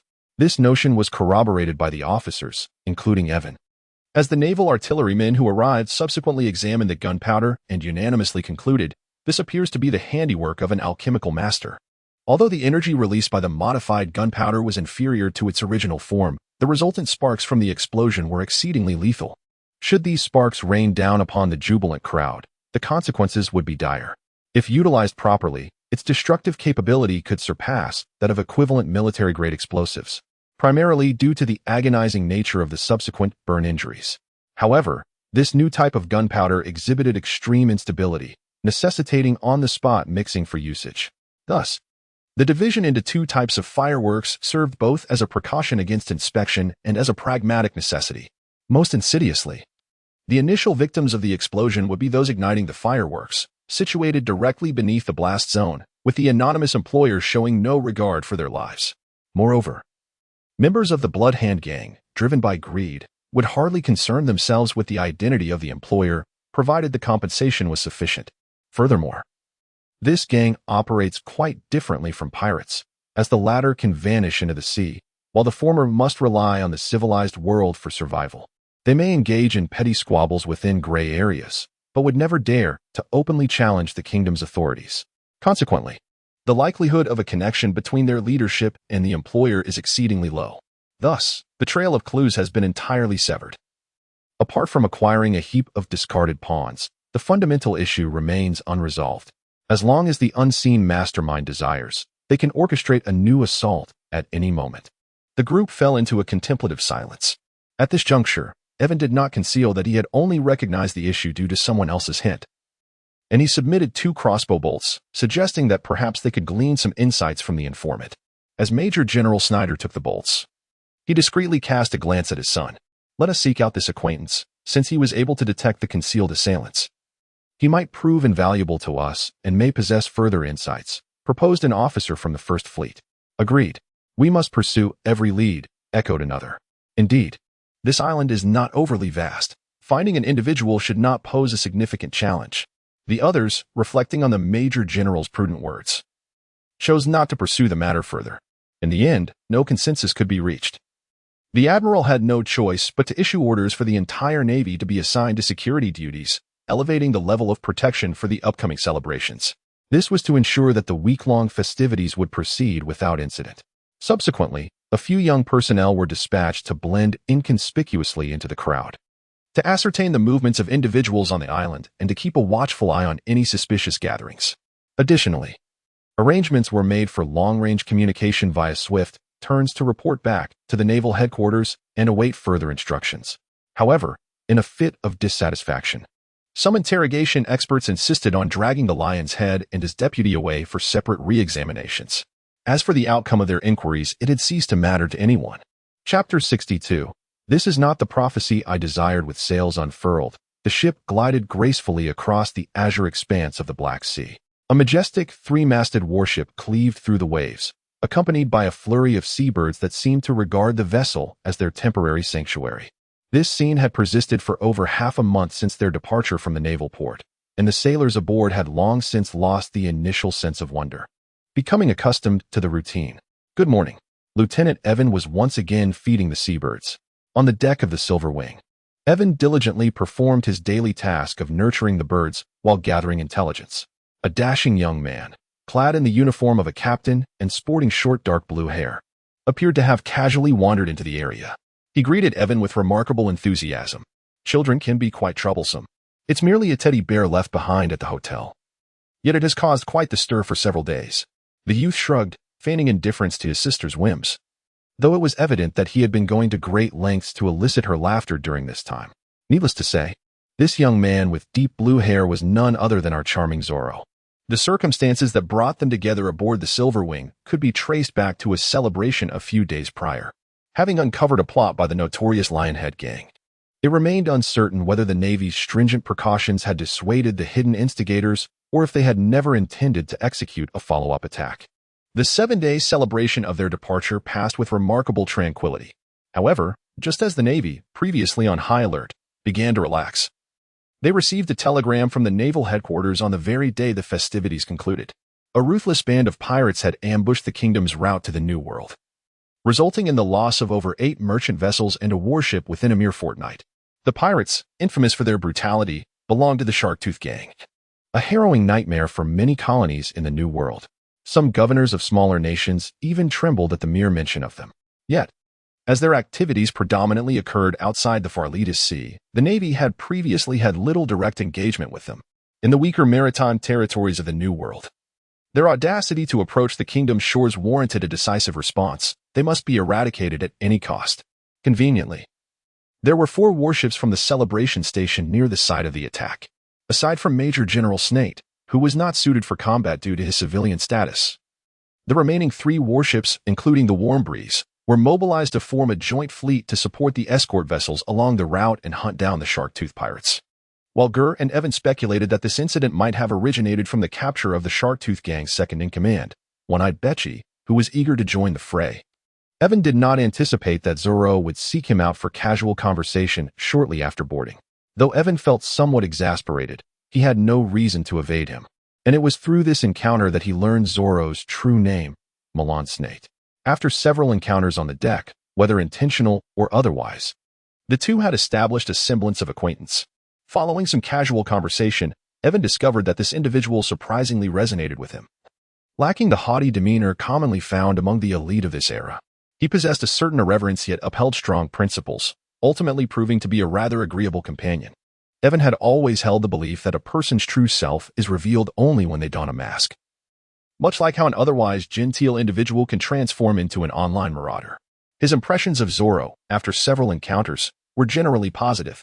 It was apparent that when the Vice Admiral instinctively glanced at Zoro upon receiving the crossbow bolt, others did not notice, but how could it escape Aiven's keen analytical gaze? He quickly deduced that Zoro was the one covertly launching crossbow bolts to discreetly alert him, a man who could afford a crossbow and enjoyed darting about at night. Harboring goodwill towards the Navy, there seemed to be no one else fitting that description, although fully aware that Milan had also recognized him. Aiven no longer resisted interaction after several encounters, treating it as an opportunity to make an ordinary friend. In the coming days, the weather at sea was expected to be favorable. Lieutenant Aiven, would you care to join me for some fishing? Oh, our sailing master is also an expert in meteorological predictions. Is Lieutenant Milan proficient in this area as well? Milan appeared somewhat smug. As if his pride had been piqued, meteorological forecasting is indeed my forte. In the sailing master competition organized by the Third Fleet, be it chart recognition, navigation, intelligence gathering, or weather prediction, I ranked among the top 10 in all skill assessments. Wow, that is truly impressive. Aiven genuinely admired him.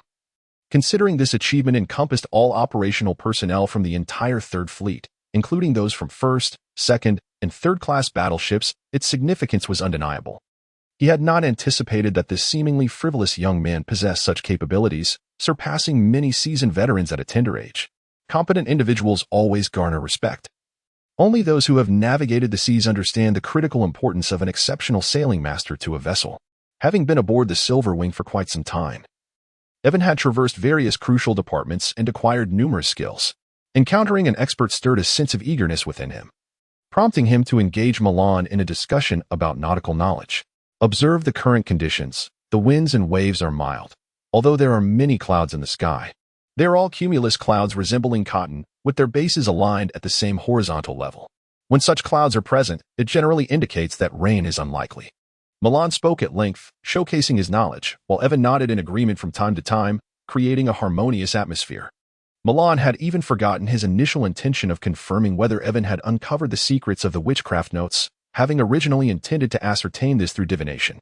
After several failed attempts at divination, Milan was astonished to discover that Aiven had silently transcended to the second rank of a formal knight, surpassing his own prophetic limits.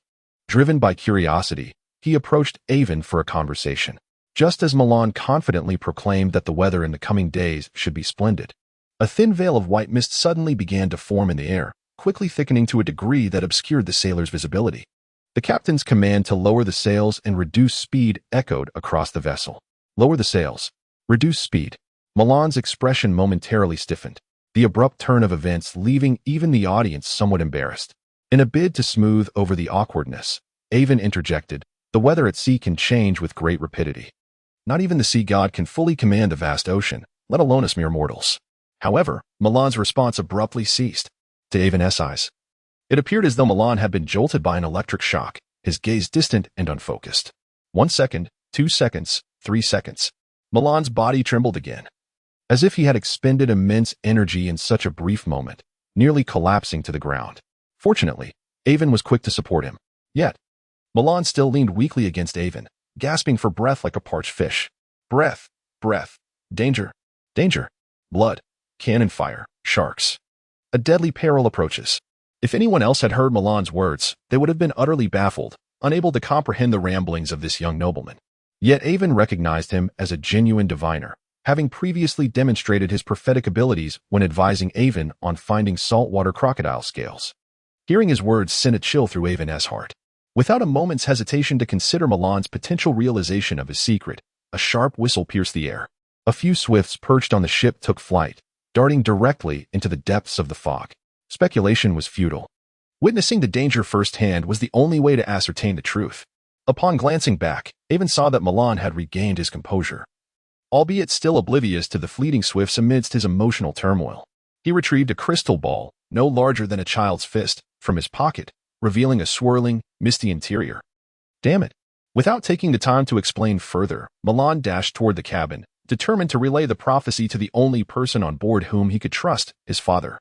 Otherwise, even if he spoke the truth, no one aboard would believe him, nor could he prevent the impending disaster. Though many of the sailors had encountered extraordinary phenomena from the supernatural world, predicting the future was far too sensational. Rather than waste breath, he would seek the counsel of the ship's most authoritative figure.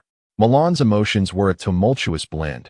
He had finally made the significant prophecy he had long awaited.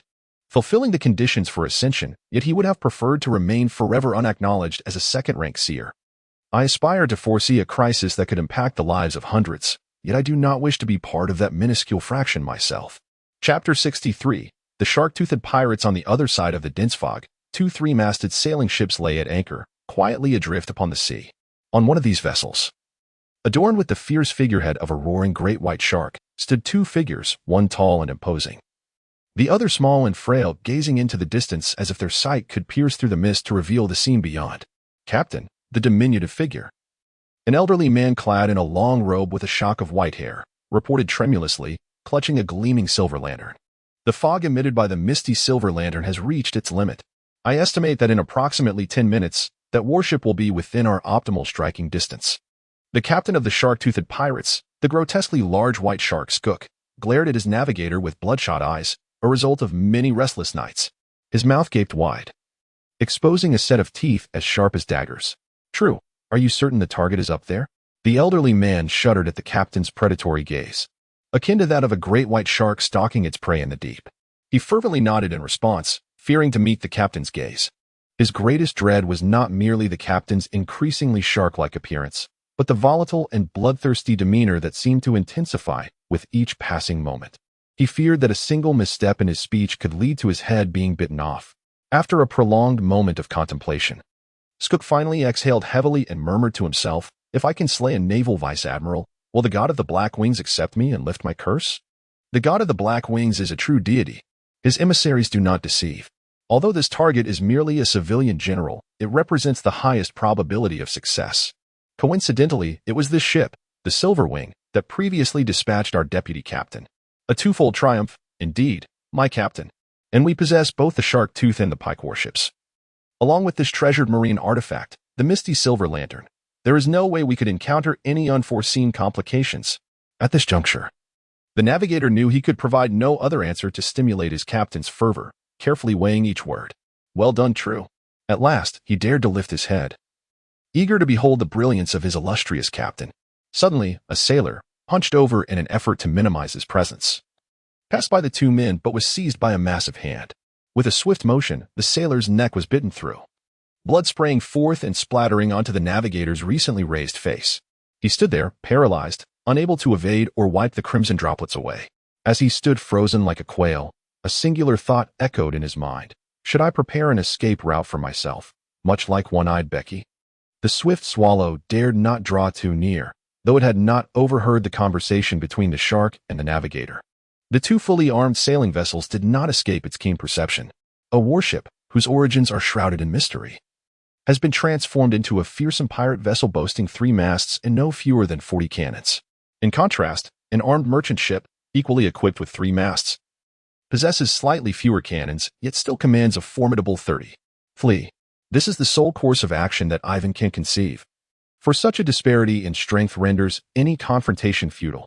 Even a mere cannonade would place the Silver Wing at a significant disadvantage, rendering actual combat unnecessary.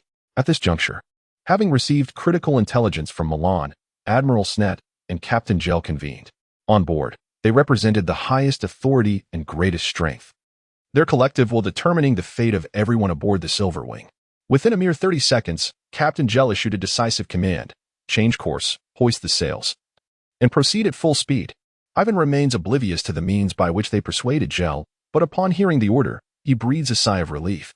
Earlier, during the reconnaissance by the needle-tailed swifts, the distance between the two parties had already diminished. Should they escape swiftly now, they might indeed elude danger unnoticed. As time inexorably ticks away, confusion envelopes the crew, even Milan, the soothsayer, grappling with uncertainty regarding whether his efforts have altered the foretold future. Yet Aiven, who commands a multitude of seabirds for reconnaissance, grows increasingly anxious. For the intervals at which the birds relay messages between the two sides have not only failed to lengthen but have, in fact, been steadily decreasing. Clearly, the warship's change of course has done nothing to alter the perilous proximity of the two vessels. There is something amiss with this fog. The enemy's ability to maintain pace with them suggests that they possess the means to see through the dense mist. Recalling the miraculous effects of the oceanic treasures seized from the one-eyed Becky, Aiven realizes that this unexpected fog is undoubtedly connected to the adversary. It appears that a confrontation is now unavoidable. Since escape is no longer an option, Aiven is undeterred by the prospect of a desperate struggle. And he harbors his own hidden trump cards. The outcome remains uncertain. He approaches Gel and whispers a few words. Subsequently, apart from the rigging crew, who diligently control the sails in their frantic bid for escape, all others, including the ship's cook, are mobilized to prepare for battle. Level 2 combat readiness. They inform the crew that intelligence has just arrived indicating that pirates lie in ambush nearby, necessitating heightened defenses against a potential assault. Though this is indeed the truth, they have substituted the nebulous prophecy with more tangible intelligence. Without a moment's hesitation, Gel agrees to Aiven's counsel. One must never underestimate an experienced naval captain, especially one who stands as a formidable knight at the pinnacle of his power. Without the need to behold the enemy, Gel can already sense the ominous aura permeating the air. Yet, the assault arrives more swiftly than anyone anticipated. The thunderous roar echoes across the sea. Chapter 64. Decapitation Tactics. A thunderous rumble echoed through the air as the crew aboard the Silverwing prepared to confront the impending threat. Dense fog enveloped the surroundings, only to be pierced by the relentless cacophony of cannon fire as countless solid projectiles rained down like a torrential storm. Two pirate ships, one after the other, approached from the leeward side, effectively severing any potential escape route for the Silverwing. The port side of the ships facing the Silverwing opened all cannon ports, eager to unleash a torrent of ammunition in a single volley. Fortunately, upon realizing the perilous nature of the fog, Aiven took immediate control of the sails, coordinating with the helmsman to execute a wide maneuver, steering the Silverwing away from the imminent trap of being sandwiched between the two pirate vessels. Had the Silverwing been caught between them, the outcome of the naval battle would have been nearly predetermined. As the pirates launched their assault, the Silverwing had already lost its chance to flee, finding itself entirely at their mercy. Under the command of the artillery chief, the gunners responded with fervent fire. Yet the disparity between the 20 cannons on one side of the ship and the nearly 40 on the opposing vessels rendered any retaliation futile. Close the distance. Prepare for boarding. Gale's command resonated like thunder, clearly reaching the ears of every sailor aboard. Though Vice Admiral Snyder held the highest rank aboard, the authority to command remained with the ship's captain. Gale, standing tall and resolute like a rocky cliff, anchored himself at the command position on the ship's stern. His steadfast voice instilling great encouragement in the crew, helping them regain composure amidst the sudden chaos, faced with a significant disparity in firepower and no means of retreat. Engaging in a boarding action against the pirates was the Silverwing's only viable opportunity. In a world devoid of extraordinary powers, the ship would have had little hope of turning the tide under such circumstances. However, in this realm, the individual prowess of the extraordinary beings offered a slender glimmer of possibility. Thump, thump. Amidst the barrage of cannon fire, Aiven's heart raced. Solid projectiles, propelled by immense kinetic force, struck the ship's hull, splintering wood and effortlessly tearing through flesh. In this perilous moment, no one could guarantee that the next cannonball would not find its mark upon them. Although Aiven was now a fully fledged extraordinary being in such a chaotic battlefield, a single stray bullet could indisputably spell the end for him. As the fog began to dissipate, the insignia on the sails of the opposing pirate ships became strikingly clear. Could it be them? Wasn't the intelligence report indicating they were attacking the trade routes to the New World? How could they have ambushed us here? Milan, true to his self-proclaimed title of intelligence expert, recognized the two pirate ships at a glance, his astonishment evident. Yet, with little time to ponder how they had managed to elude detection while engaged in their rampant plundering, Milan swiftly relayed the information to the crew aboard the Silverwing. Listen to me. The Shark-Tooth pirate crew. Although Aiven was the first to behold the full visage of the enemy, it was only now that he comprehended the true identity of his foe. It must be acknowledged that while Aiven possessed commendable knightly talents, he still lacked the requisite experience and knowledge expected of a competent naval officer, a shortcoming worthy of emulation from Milan. Through Milan's intelligence sharing, Aiven and his companions learned that their adversaries were none other than the flagship Shark-Tooth of the notorious Shark-Tooth pirate crew, which had been ravaging the New World trade routes, along with its principal warship, the Pike. The captain of the pirate crew was none other than the infamous White Shark Cook, a figure whose bounty had risen to 2,000 golden lions merely within the kingdom of Philetus. When considering the cumulative bounties from various nations, this figure could very well multiply tenfold. He was a seasoned pirate of considerable renown, a formidable presence who had already attained the pinnacle of knightly prowess. At the height of his power, his crew commanded at least 7 formidable pirate vessels, and even in the tumultuous waters of the New World, he was far from a minor player. Legend has it that a few years prior, White Shark was cursed by a dark sorcerer, condemning him to a state of perpetual wakefulness akin to that of a shark. While sharks in nature can alternate the resting of their brain hemispheres to swim continuously, it was evident that the so-called White Shark Cook lacked this ability, even at the zenith of his extraordinary capabilities. The chronic deprivation of sleep had rendered his temperament exceedingly volatile, cruel, and bloodthirsty. Merchant vessels unfortunate enough to fall under his gaze often met with a gruesome fate, their cargo and crew ruthlessly obliterated, instilling fear among mariners far and wide. Naval intelligence indicated that White Shark had grown increasingly irrational in his brutality, often resorting to violence even against his own crew, which had long since incited widespread discontent among his ranks. However, the curse did not come without its advantages. The affliction had induced a transformation within Cook's physique, endowing him with several physiological traits characteristic of sharks, as well as the ability to breathe underwater and enter a frenzied state at will. Especially when his emotions spiraled out of control, he became a mindless, bloodthirsty beast, powerful, perilous, and insurmountable. Those with insight understood that this man would ultimately be his own undoing. In such an extreme state, he could scarcely survive more than 2 or 3 years. Thus, during this period, akin to confronting a rabid dog, no one wished to provoke this nearly deranged individual. On board the Silverwing, the crew chose not to dwell on why Cook had set his sights upon them. It was not surprising for a deranged individual to commit astonishing acts. Instead, their focus shifted to devising a strategy to confront the imminent crisis. The 3 most powerful individuals aboard the warship had gathered: Captain Gur, a peak knight, Lieutenant Aiven, a junior knight, and Colonel Lacey, a deputy and bodyguard to General Snight. Their objective was clear: to unite their strengths and behead White Shark Cook. They were at a distinct disadvantage in terms of firepower, and with the addition of the recently slain One-Eyed Beach, the Shark-Tooth pirate crew boasted at least 6 extraordinary beings. It remained uncertain how many of these formidable figures had embarked upon the 2 pirate ships. However, if they could successfully eliminate Cook, the remaining pirates, provided they retained any semblance of rationality, would likely refrain from engaging in a desperate fight to the death. The crisis would then be averted. Gur concluded with a decisive summary of their actions. Chapter 65, Perilous. The Silverwing no longer relied on the overwhelming firepower of its cannons. Instead, it altered its course, adjusting its broadside and hoisting full sails, as if a knight charging forth, propelled by the wind towards the 2 pirate ships.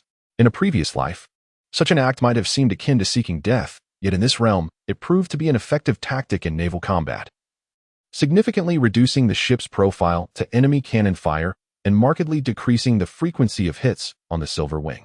Soon, both sides could discern the features of those aboard the opposing vessels, while the crew of the Silverwing diligently organized their final preparations.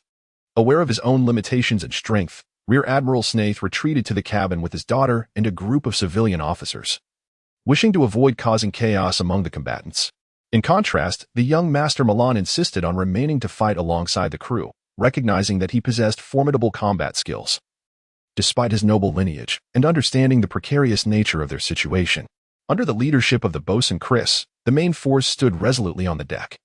muskets at the ready, their faces betraying no hint of fear, even in the face of overwhelming odds. It must be said that the kingdom of Voyages had thrived in recent years. Even the common sailors exhibited a spirited resolve, viewing the fierce pirates as mere prey. Steady. Steady. Fire. Bang. Bang. Bang. As the warship approached the shark tooth, both sides exchanged a volley of lead in mutual respect. Before the smoke from the gunfire dissipated, sailors and pirates alike surged towards one another's vessels. Kill. Roar. The cacophony of battle cries and the anguished screams of the wounded mingled into a singular, chaotic symphony. As the two vessels transformed into a battlefield, the remaining pirate ship, the Needlefish, quickly adjusted its course to prepare for a flanking maneuver against the Silverwing. Gale, Aiven, and Leviathan, a trio of executioners, aimed to blend in with the common sailors amidst the chaos and reach the shark tooth to hunt down Skook. However, they were taken aback by the white shark's urgency. Boom. A colossal figure leapt from the deck of the shark tooth, crashing into the throng of combatants aboard the Silverwing like a cannonball, sending both naval soldiers and pirates sprawling under its immense force. The deck was transformed into a gruesome mire of blood and flesh. Stop. Clang. In the midst of clashing blades and flying sparks, Gale bravely interposed himself to shield his subordinates from the ferocious figure, the deck beneath him creaking ominously under the strain. Skook, meet your demise. As Skook cackled maniacally, revealing his razor-sharp teeth, two swords swiftly aimed for his lower ribs from behind. Despite this being their first coordinated strike, Aiven and Leviathan exhibited an uncanny synergy. Careful. Retreat. The blade was nearly upon Skook, but Gale, sensing the shift in momentum, realized the gravity of the situation. In stark contrast to the surrounding turmoil, Skook remained unfazed, his bloodshot eyes reflecting only an unyielding cruelty. Frenzy. Roar. He disregarded all conventional tactics. With a thunderous roar, the already towering figure of the white shark Skook seemed to swell even larger, his eyes rolling back like those of a dead fish, revealing the now completely blood-red scara. His exaggerated form suggested a creature resembling a human rather than an oddly shaped person. In an instant, Skook's strength nearly doubled. The enormous curved blade in his grasp unleashed an irresistible force, slicing through Gare's longsword with lightning speed, transforming into a fan-shaped arc of bladed light that effortlessly deflected the incoming twin swords. Clang. The longsword in Aiven's hand merely grazed Skook's blade, feeling as though struck by a battering ram, causing his arm to go numb instantly. Aiven realized he was being utterly overwhelmed by a force at least 2 or 3 times greater than his own, an opponent he could not contend with. But that was not the end. Perhaps it was the military uniform worn by Leviathan that caught Skook's attention. The white shark, utilizing the momentum of his turn, charged like an impenetrable wall directly at Leviathan. With a resounding crash, Major Leviathan, along with his sword, was sent flying several meters, toppling a crowd of people. In mere moments, the three-man encirclement had declared its failure. Yet Skook was not unscathed. As he turned, Gare's longsword had carved a long gash into his side. However, he appeared utterly unconcerned by such a minor injury. With astonishing beast-like instincts, he instinctively sought to achieve maximum gains with minimal costs. Moreover, in his frenzied state, even Uncle Gur was directly crushed. This marked the first time Uncle Gur had been at a disadvantage in sheer strength. Name: White Shark Skook. Gender: male. Identity: Captain of the Shark Tooth Pirate Crew, Grand Pirate Rank, Peak Knight, Extraordinary Level 2, Berserk State. Attributes: Constitution 5. 6, Strength 6. 1, Agility 4, Reason Lost, Skills: Unknown Curved Blade Technique, Mastery. Although in his Berserk state, Skook did not possess the invincible might of a Tier 3 Grand Knight. His physical metrics had evidently surpassed the theoretical limit of 5 for a formal knight. His overwhelming physical strength had begun to undermine his rationality, placing him on the brink of uncontrollable madness, especially with his strength nearing 3 times his own. The disparity was even greater than when he had been at the peak of his apprenticeship compared to ordinary individuals. Blade technique: floating boat. Without a hint of hesitation, as Leviathan was catapulted away, the secret art of the white sail sword technique was unleashed.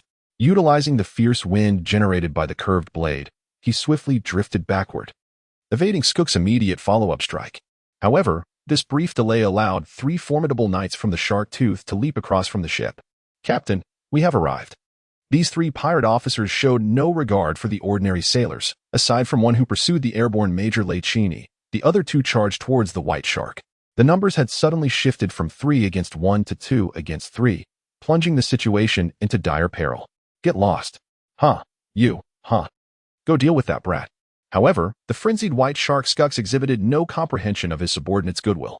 Breathing heavily, he roared for them to first deal with Aiven, leaving only the naval colonel Gel, who could barely hold his ground against him, to confront him alone. Huff. Navy, come here. Let me. Huff. Slay you with a single blow.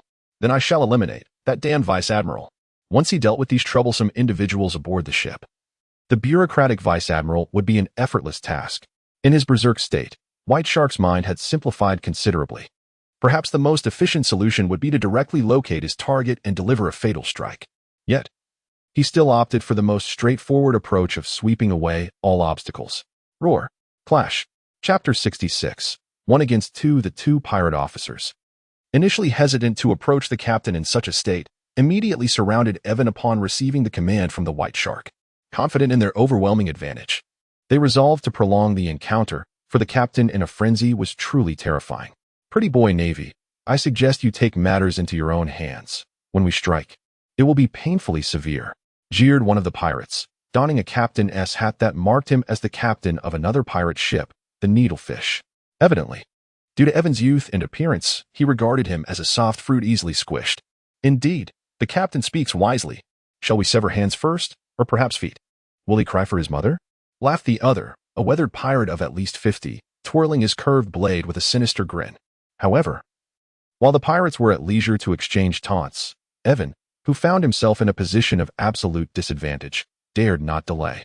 His mind raced with thoughts, desperately seeking a means of escape, leaving no room for idle chatter. Enough talk. Prepare to meet your end. With those words, he launched into a swift attack. Clang, clang, clang. In an instant, the three figures collided on the deck, a whirlwind of movement igniting the air. The ordinary sailors could only dodge, unable to intervene in such a high-stakes skirmish. Having ascended to the second tier of extraordinary beings, their physical prowess had undergone a transformation, establishing a vast chasm between them and ordinary humans. In that fleeting moment of engagement, Aiven discerned that his adversaries were somewhat half-hearted in their approach. While their curved blades danced impressively, they posed little genuine threat, instead tightening their encirclement around him. Aiven surmised their intentions had he held the upper hand. He too would have played it safe, seeking to avoid mistakes until the higher-tier combatants determined the outcome. Yet, Aiven could not afford to linger. Uncle Gear's formidable strength was countered by the White Shark, and with Lieutenant Colonel Izini injured, merely sustaining himself while restraining one enemy was a notable achievement. As thoughts raced through his mind amidst the skirmish, his data-driven vision operated at high speed, rapidly analyzing the physical attributes of his two foes. After just a few breaths of combat, their fundamental data materialized before him. Eureka! Aiven's eyes sparkled with realization. Despite the seeming equilibrium in their struggle, attributed to the pirates' deliberate delay, the actual levels of both parties were equally matched. The curved sword techniques of the two pirates were merely rudimentary, evidently lacking systematic trainings, and they had yet to grasp any profound techniques. In contrast, the fundamental physical attributes derived from the path of knighthood revealed that even the strongest among them, the Needlefish captain, was on par with Aiven. Surprisingly, the oldest pirate, despite his years, was the weakest, possessing physical attributes significantly inferior to those of Aiven, who had only recently become a knight. Aiven's physique, strength, and agility, his three primary attributes, have each neared the pinnacle of 2 points, bolstered by a solid foundation, a refined legacy, and unparalleled extraordinary traits. In stark contrast, the old pirate's attributes have barely surpassed 1 point, merely skirting the threshold of the extraordinary. He is a disgrace among knights, his potential utterly exhausted.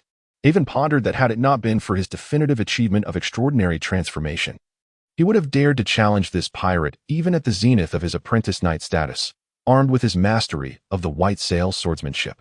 Thus, he resolved to take the offensive. Aiven subtly slowed his pace, his breathing becoming slightly labored, feigning a struggle under the onslaught of the two pirates.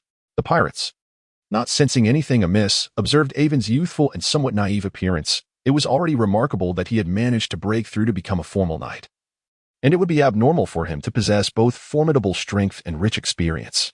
Suddenly, a sharp whistle pierced the battlefield, and a vast flock of seabirds, which had long been circling above, descended like aerial bombs. While the others remained oblivious to the unfolding events, the two pirate officers facing Aiven changed their expressions dramatically. What is happening? The black-feathered frigate birds, with wingspans generally exceeding 3 meters, the numerous white seagulls, and the colossal albatrosses boasting wingspans over 5 meters. All mixed with a few lightning-fast needle-tailed swifts, Aiven's avian army had taken flight. Many of the seabirds clutched stones and debris in their talons. Having gathered them from unknown sources, and upon diving, they unleashed a variety of makeshift bombs upon the heads of the two pirates. Caw, caw, caw. The seabirds that bore no projectiles lunged directly at their faces, pecking and scratching. Although these young seabirds lacked the capacity to inflict significant harm, they succeeded in their purpose of distraction. At this moment, the efficiency of the seabird attack under Aiven's command was incomparable to the earlier instinctive assault he endured from the crows. "Damn seabirds!" the aged pirate exclaimed, swinging his curved blade to fend off the birds while retreating to evade their assault. If only a few seabirds had approached. Even his inflated extraordinary status would have been of little use against the onslaught. However, with a vast swarm obscuring his vision and the swifts targeting his eyes. Despite the ferocity of his blade, the number of birds he managed to fell was negligible. At this point, Aiven had long since ceased to lament the fate of his painstakingly nurtured seabirds. "Damn it! Get away!" The old pirate, incessantly harassed by the seabirds, remained unaware that the distance between him and his companion was gradually widening. This moment of negligence would ultimately cost him his life. With the outer swarm of birds parting silently, Aiven swiftly followed, transforming into a fleeting shadow as he approached the old pirate's side. Seizing the opportunity while the pirate swung his blade at the birds in vain, Aiven raised his longsword, which crackled with electric energy, and struck a decisive blow. Thud. The head fell. With his first victory secured, Aiven rallied his flock and swiftly turned his attention to the captain of the pike. Eager to capitalize on the momentum gained from his recent triumph, the agonizing screams of the dying pirate, coupled with the unabashed bloodlust of Aiven, sent a chilling shiver through the captain of the swordfish, awakening him to the perilous reality that he was teetering on the brink of death. He forcefully tugged down his captain's hat in a futile attempt to shield his face, wary of the seabirds that might claw at him. With a determined stamp of his feet upon the deck, he swiftly dashed towards the relentless pursuit of the white shark, Skook, still in hot pursuit of Gel. At that moment, his instinct for survival had utterly eclipsed his fear of the deranged captain. "Captain, save me." Chapter 67. The possessor of a powerful weapon, yet he was swift, and even swifter was Aiven. In the fleeting moment that his adversary turned to flee, Aiven unleashed the sword technique known as floating boat, transforming into a wisp of azure smoke, and darted behind him, piercing his thigh with a swift thrust. Ah! The captain of the pike lost his balance in an instant, tumbling away. Aiven rushed forward, poised to seize the opportunity to deliver a fatal blow, when a furious roar erupted from behind him. Roar. "Damn you, boy, I shall devour you whole." Though consumed by rage, Shark Skook had never unleashed his murderous intent upon his subordinates, for even in madness, he understood that his strength and the might of his crew were the foundation of his survival. As long as he remained, he could amass as many common pirates as he desired. However, even the most inflated knights were not so easily recruited. While relentlessly pursuing Gur, Skook remained vigilant of the commotion aboard the ship. The moment Aiven beheaded the old pirate, he sensed it. After Aiven's blade struck the captain of the pike, Skook abandoned Gur, launching himself at Aiven like a frenzied white shark. With a force of 6 points unleashed beneath him, Skook's attack obliterated a large hole in the deck of the Silverwing. Boom. "Aiven, watch out." Clang. Bang. 2 thunderous sounds echoed. The first resonated like a hammer striking an anvil, as Gur, leveraging his speed, reached Aiven first. Utilizing the textbook high guard taught in the advanced Felidus swordsmanship, he mitigated 70% of Skook's furious strike. However, the sheer force of the collision sent him crashing into the sea, where he floundered helplessly, unable to control his body and skimming across the surface of the water, utterly disheveled. The second sound was considerably more muted, as the already diminished strike landed upon Aiven's sword, which he struggled to brace. The disparity in power was still beyond Aiven's capacity to withstand at that moment. He coughed up a mouthful of blood as the deck beneath him shattered, and he, along with his sword, was hurled into the lower hold of the ship. "Breathe, please don't let me down again." Shark Skook glanced at the darkened hold, showing no intention of descending himself. He merely instructed the approaching captain of the pike. Then, with a splash, leapt into the sea, continuing his pursuit of Ger. "Yes, captain. I shall bring you this brat's head." The captain of the pike shouted to the surface, disregarding the pain in his thigh as he plunged into the water. Aiven crashed through the deck, plummeting into the lower hold of the ship. Thud. His back slammed against the ship's bottom, and Aiven felt as though his bones were disintegrating. A metallic taste filled his mouth, indicating that his internal organs had sustained significant injury. I am still too weak. Are we not both formal knights? Is there truly such a vast chasm between us? During his sparring with Gur, Aiven had believed he could exchange blows with seasoned knights. Yet he discovered he could not withstand even a single strike from Skook. With a resounding crash, Aiven stumbled, his foot inadvertently toppling an object. Bathed in the dim light filtering through a gaping hole above, he discerned the nature of the object, and an exhilarating spark ignited within him. Could it be the very crate containing the confiscated contraband from the smuggler's vessel? A wave of joy surged through him, akin to a lifeline, salvation at last. With a swift motion, he unsheathed his sword and cleaved open the crate, revealing the prized alchemical firearm, the Rose of Gold, which had been intended to offset the smuggler's taxes. Although Aiven had never before encountered an alchemical firearm in person, he had gleaned much about this world's fantastical advanced armaments through Gur's naval connections, including their operational mechanics. Among these were alchemical bombs, sea monster pointers, and the alchemical firearms themselves. Regardless of the realm, advanced technology invariably prioritizes user experience. The alchemical firearm, a pinnacle of personal weaponry in this era, was surprisingly more user-friendly than typical muzzle-loading guns or even modern firearms.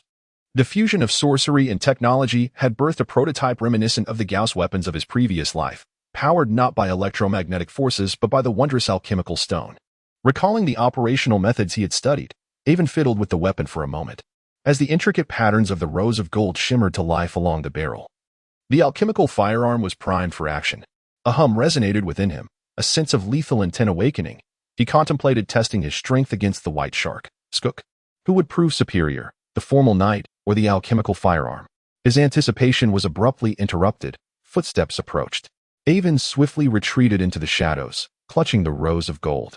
Moments later, he spotted the captain of the pike, whose thigh injury rendered him somewhat cumbersome, descending with a torch secured by a rope of dubious origin.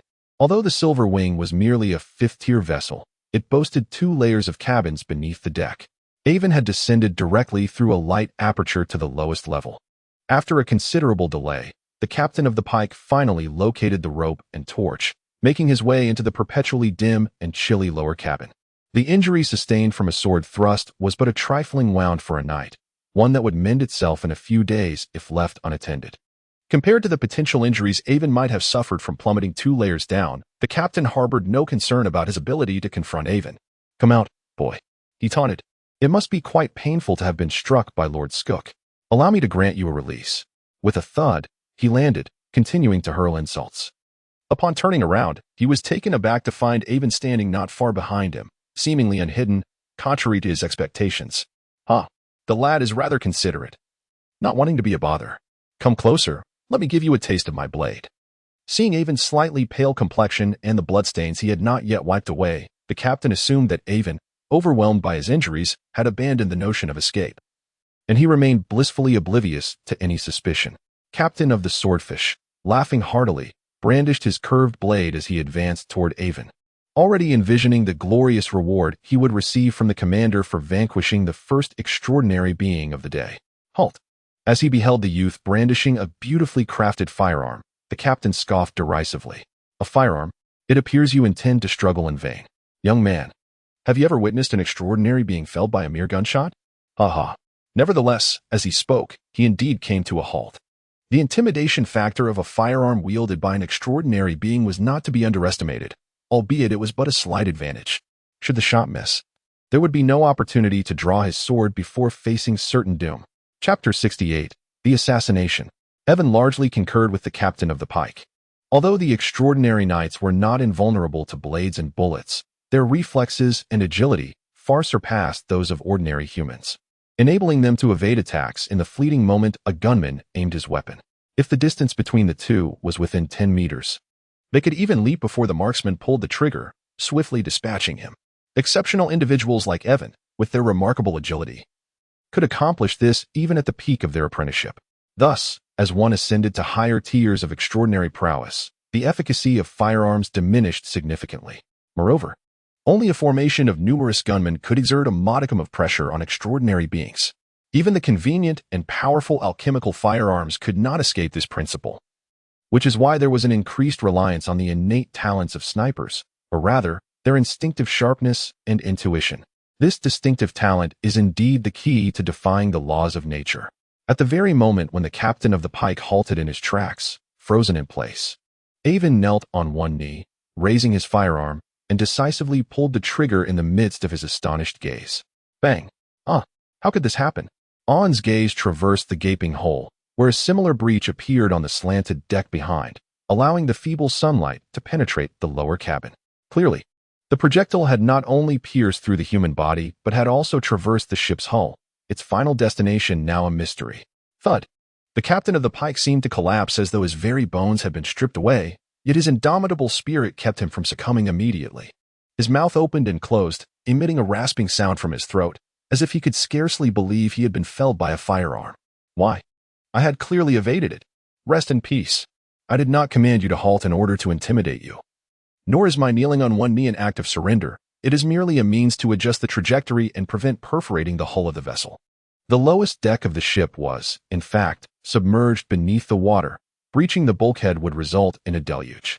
However, thanks to the cooperation of the captain of the Swordfish, the shot deftly circumvented the bulkhead, merely piercing the lower deck at an upward angle.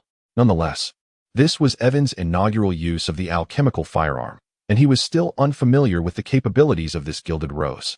Due to the target's evasive maneuvers, the bullet was slightly off course, yet the immense power of the shot created a fatal gash.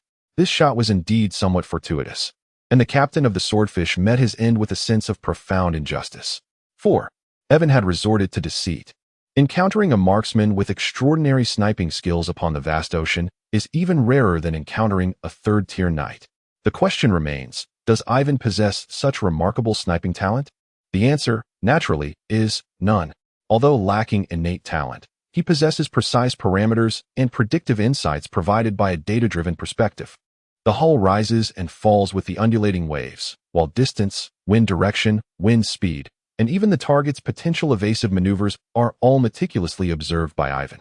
It is merely a matter of delineating a clear trajectory for Aiven. At this juncture, the presence of instinct becomes inconsequential, even when placed among the most seasoned sharpshooters.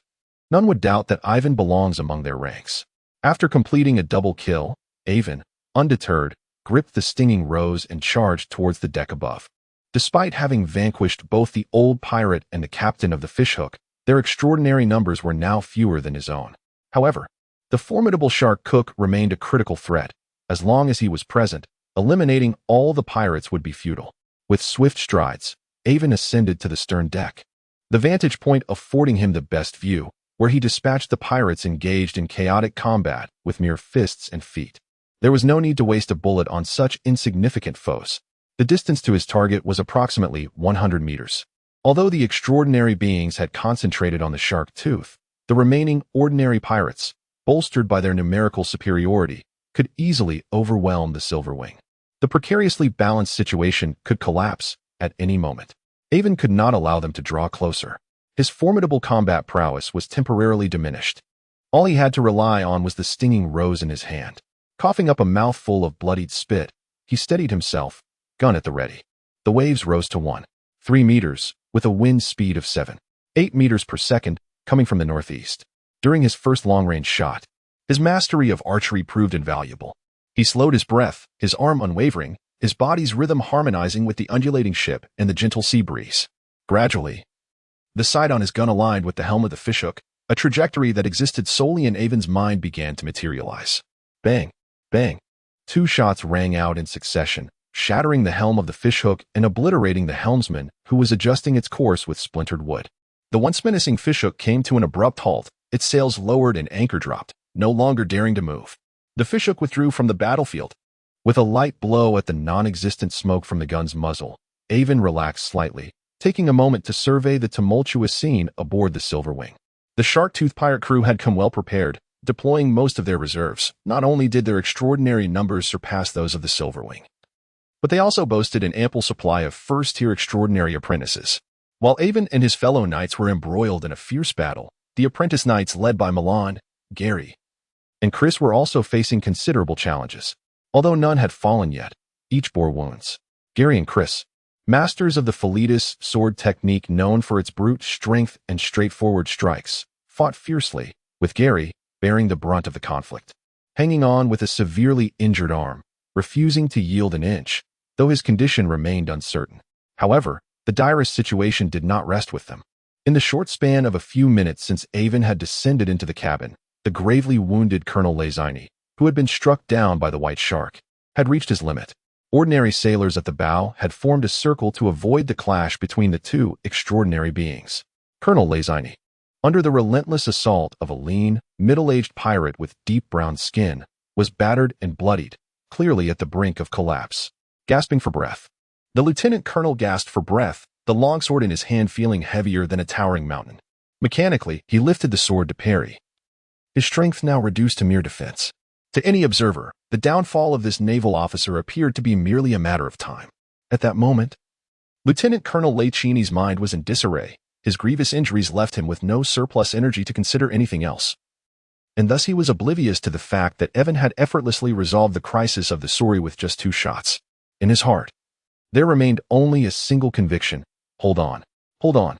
Chapter 69. The fear dominated by the sniper. Regrettably, Leviathan was not a knight of unwavering resolve capable of altering reality. The limitations of physical strength cannot be transcended by mere will. His numbed hands failed to perceive that his longsword had slipped from his grasp, and he nearly stumbled as he regained his footing.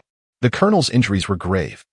His stamina depleted, rendering his vision somewhat blurred, while his adversary grinned menacingly, brandishing a curved blade. Was this to be the end? With great effort, he opened his eyes, only to be met with a crimson haze, the metallic scent of blood assaulting his senses.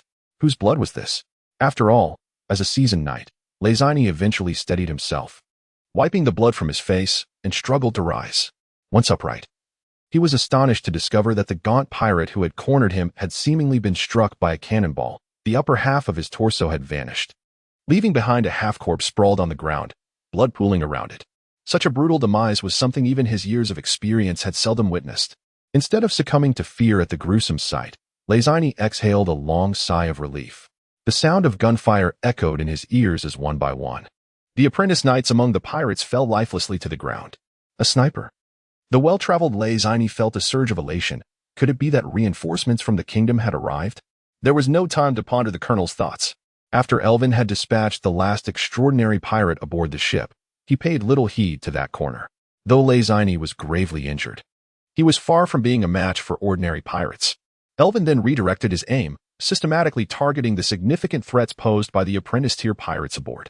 Each pirate collapsed before they could comprehend what was transpiring, akin to livestock awaiting slaughter, utterly devoid of any means to resist. Let the little pirates experience the terror of being dominated by a sniper. Aha! In this moment, Aiven finally grasped the advancements in weaponry during warfare and enhancement in lethality. There was no need to deliberate on how to wield his sword, maneuver, or consider his opponent's reactions. A single shot determined life and death. This was the brilliance of alchemical creations, yet also the lament of extraordinary individuals. Countless days and nights of arduous training could not surpass the impact of a mere bullet. However, despite witnessing the enemy pirates fall like weeds in the data-driven view, Aiven did not succumb to the illusory thrill of wielding power over others. His heart remained as tranquil as still water. He understood that since the inception of this alchemical firearm, its maximum potential had been capped, while reaping the low-tier apprentices and even formal knights felt akin to mowing grass. What of the peak of formal knights? What of the great knights wielding the extraordinary power of fighting spirit? Alchemical firearms could be utilized, yet reliance on them was insufficient. His path must ultimately rest upon extraordinary knights and sorcerers. The true essence of transformation for extraordinary beings lay in the power that resided within themselves. The gunfire ceased. In a mere span of less than 2 minutes, Aiven had unleashed a barrage of gunfire, decimating the ranks of apprentice knights and above among the pirates.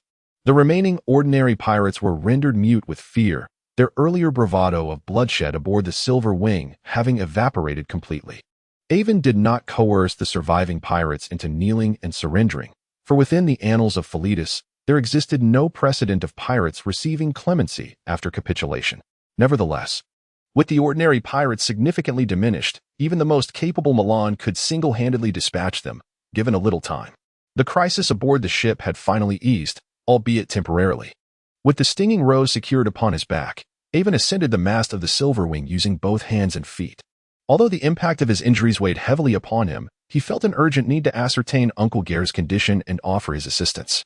Armed with the stinging rose, he possessed the means to intervene in the battle between Ger and Skook, even in his weakened state. Upon reaching the lookout, Aiven scanned the surface of the sea for any anomalies. Through the telescope, he effortlessly detected the two figures engaged in combat, a mere 500 meters from his position.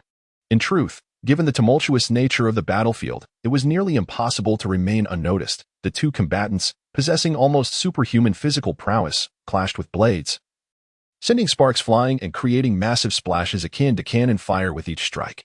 Boom, boom. The state of their combat was nothing short of extraordinary. When Aiven first spotted them, Ger was racing across the surface of the sea at high speed, indeed, running, with strength approaching 5 times that of an ordinary man. Yet without an exaggerated increase in weight, a modicum of technique allowed this feat, which could only exist in the imaginations of the common folk, to materialize. Thud, thud, thud. With each rapid footfall, Ger propelled himself upward, creating enormous bubbles that elevated him, while a frothy wave cascaded behind him. Although he did not glide as if on solid ground, the water barely reached his calves. Ger moved with remarkable agility. But the sea was evidently the domain of the white shark, Skook. With a strength far exceeding Ger's, Skook did not flaunt his prowess by racing across the surface. Instead, he lurked beneath the waves, launching surprise attacks. Cursed be it. Aiven recalled Milan's analysis, revealing that Skook had been afflicted by a transformative curse, granting him the ability to breathe underwater. While the spectacle appeared less impressive than Ger's, Skook did not expend the same immense energy. He lay in wait, allowing Ger to tire himself out. Currently, Skook was relentlessly driving Uncle Ger away from the ship, perhaps due to his semi-mad state. The white shark had adapted to this ability, maintaining a shred of rationality even in his frenzied condition. A savage beast capable of strategic thought was indeed a formidable adversary. In this state of running across the water, Ger's full capacity was reduced to a mere 70%. Against ordinary superhumans, this was manageable. For instance, he could contend with the one-eyed Betchy, who had transformed into a shipbound spirit. However, now his adversary is the frenzied white shark Skook, and even the slightest misstep could spell disaster. How could Aiven not be anxious? He is well acquainted with Ger, understanding that his uncle possesses a comprehensive skill set, both in physique and swordsmanship, leaving little room for apparent weaknesses. Yet, it is precisely this overly cautious approach that makes it challenging for him to achieve the extraordinary. Especially in such an overwhelming disadvantage, Uncle Ger is in peril. Leaning against the mast behind him, Aiven tightly gripped the alchemical musket, striving to restore his composure. He understood that with an opponent as formidable as White Shark Skook, the opportunity to strike may present itself only once. Should that singular attack fail, it could awaken a realization of his threat, prompting Skook to retaliate with deadly intent. Thus, he must await a decisive moment, one that requires Uncle Ger's cooperation to actualize. How could he discreetly alert Uncle Ger without alarming Skook? At that moment, a wild albatross soared past Aiven. In an instant, inspiration struck. With a sharp whistle, he called out, Chapter 70. The final chapter of The White Shark. Such a profound sense of helplessness was a sensation that Ger had not experienced for many years. Although he could still struggle for a time, in the vastness of the ocean, escape seemed an impossibility. As he continued to race across the water, even with the formidable stamina of a peak knight, his physical condition inevitably began to deteriorate. Skook, what exactly do you intend to do? Even if you hide in the New World after attacking the Royal Navy, you cannot evade the judgment of the kingdom, Ger exclaimed, evading an assault launched from beneath the waves by Skook with a roll that sent splashes flying. Aware that his words would yield no results, he nonetheless made a final effort. Surrendering to such dire circumstances was not in Ger's nature. Indeed, after Skook's strike missed its mark, he ignored Ger's words and submerged once more, preparing for his next attack. Ger's expression grew grave. It was evident that Skook was resolute in his intent to annihilate the Silverwing and its crew, showing no inclination to engage in further dialogue. His heart sank to the depths as a plan of mutual destruction began to form in his mind. At that moment, Ger's peripheral vision caught sight of several enormous white seagulls flying past him, seemingly unafraid of human presence and drawing perilously close. In the brief instant of locking eyes with one of the birds, a rudimentary message was abruptly thrust into his consciousness. Uncle Ger, it's Aiven. Create an opportunity for a shot. In truth, the avian potion Aiven had employed to cultivate the seagulls was a transformation of the birds themselves. The recipient of the message was not confined to their owner. While outsiders could not convey intricate details, they were capable of transmitting simple information.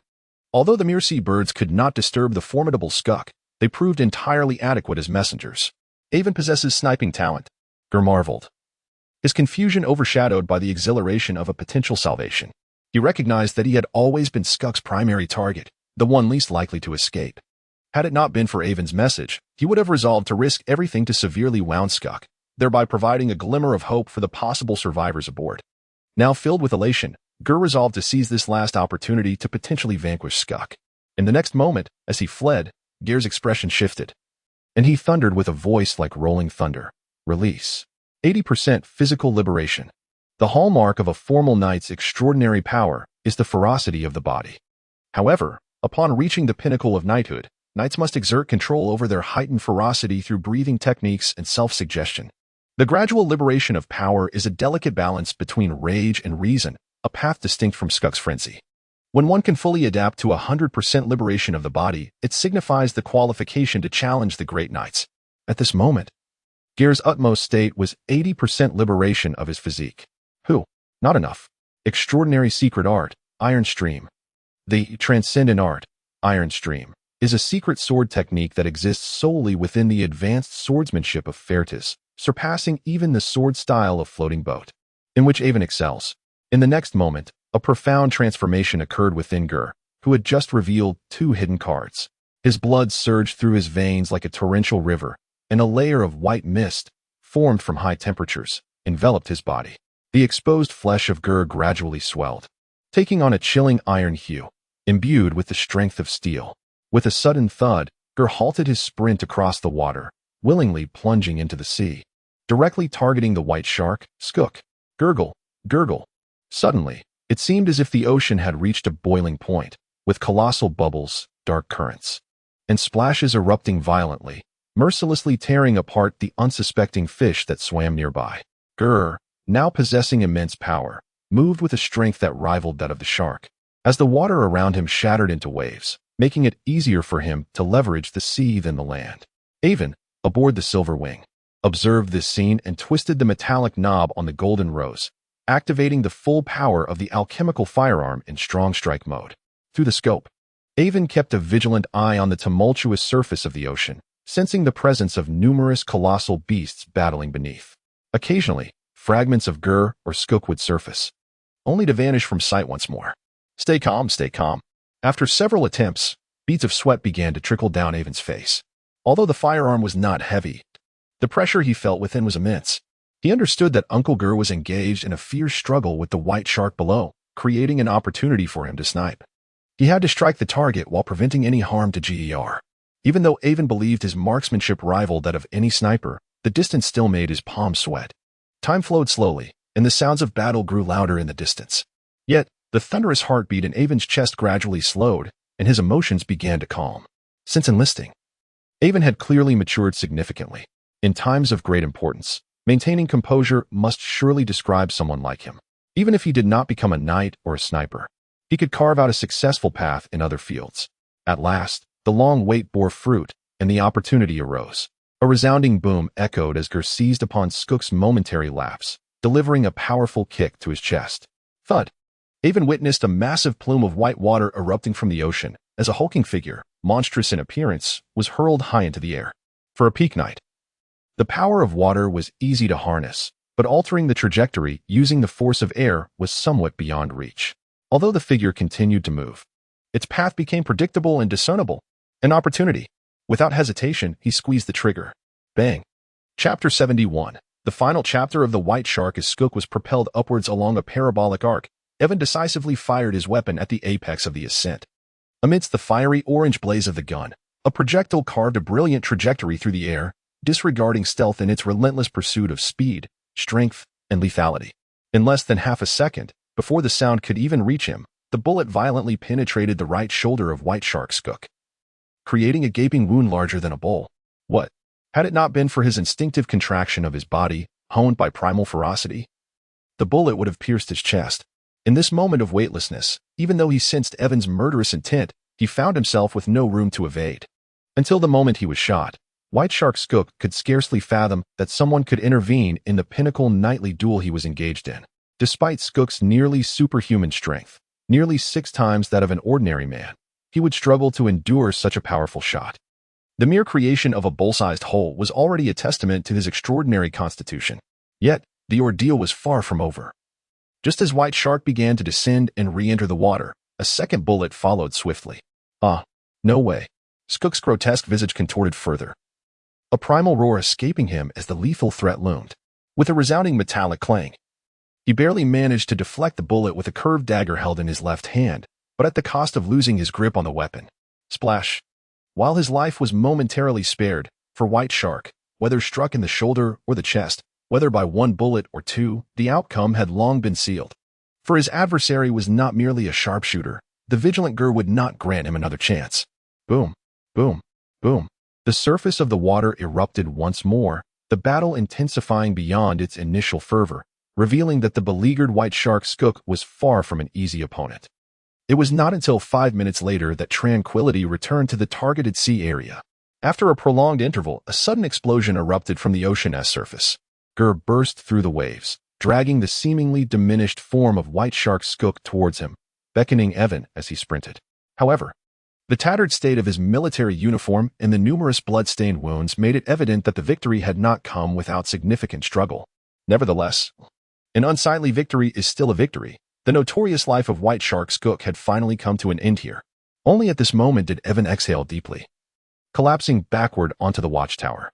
Even with the formidable physique of a fully fledged knight, he felt utterly drained, unable to even lift a hand. A profound weariness enveloped him, leaving him disinclined to speak, to move, merely wishing to succumb to sleep right there. Yet, the jubilant cheers from below the mast soon roused him from his stupor. Oh, victory! Ha ha ha! Long live the captain! Oh, it appears that the chaos on the deck has long since abated, and the surviving sailors have spotted their captain racing toward them, dragging the lifeless body of Skook from the depths of the sea. This scene resembles a moment from ancient mythology, reminiscent of a hero's return, destined to linger in their memories for ages to come. Soon, Aiven was also discovered by the sailors, and cheers erupted once more as they hoisted him into the air, celebrating their triumph. Long live Lieutenant Aiven!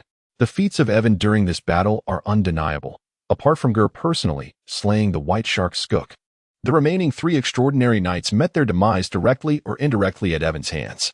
Furthermore, witnessing the emergence of a sharpshooter, besting hundreds of pirates aboard 2 ships with the sacrifice of several extraordinary beings, is a moment worthy of epic poetry. Long live Her Majesty the Queen! Long live the captain! Long live Lieutenant Aiven! Though he appeared somewhat disheveled, he stood tall and steadfast, resembling a spear, exuding an aura of reliability. Aiven, you are the pride of the Kaelite family and my pride as well. Ha ha ha. Thank you, Uncle Gur. Although this is the truth. Aiven felt a tinge of embarrassment at Gur's praise. Gur said little more, merely giving Aiven's shoulder a reassuring pat. The young man's shoulders were broad and sturdy, already embodying the strength of a man capable of standing alone and even turning the tide of battle. By the way, the helm of the pike has been damaged. We must not let them escape. Aiven suddenly recalled that, although the overall situation was settled, there were still at least 100 pirates aboard the pike who could not be left unattended. No worries, I shall handle it myself. I have a task for you. Take a crew and sweep through the Shark Tooth. Any objections? Gur winked at Aiven, placing particular emphasis on the word sweep. In an instant, Aiven grasped the implication. Time to collect the spoils. This ship not only housed their own kin, but also many of Vice Admiral Snyder's men. Having paid such a hefty price and nearly met a heroic end, it would be a disservice to himself not to see some benefit. In this regard, the bond between uncle and nephew was unmistakable. Although Gur was principled, he was far from pedantic. One must take a bite of the juicy morsel first. For a captain who cannot bring benefits to his crew will never earn their loyalty. No problem, leave it to me. Upon receiving this assignment, Aiven felt the pain from his injuries diminish slightly. Others may not know, but he was acutely aware that the Shark Tooth likely concealed another treasure of the sea. That eerie fog at the outset did not appear without reason. He summoned Gary and Gare's trusted aide, Chris, and selected 7 or 8 sailors for the task. The group traversed the rope bridge between the 2 vessels and boarded the Shark Tooth.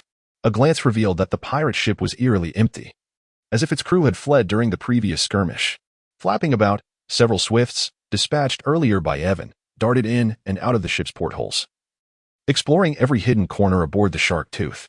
As soon as Aiven stepped onto the deck, they swiftly surrounded him, relentlessly conveying the gathered information. Captain Aiven, not only formidable in strength, garnered the favor of the storm's swift spirits, the swallowtail, indicating his destined rise to greatness upon the ocean.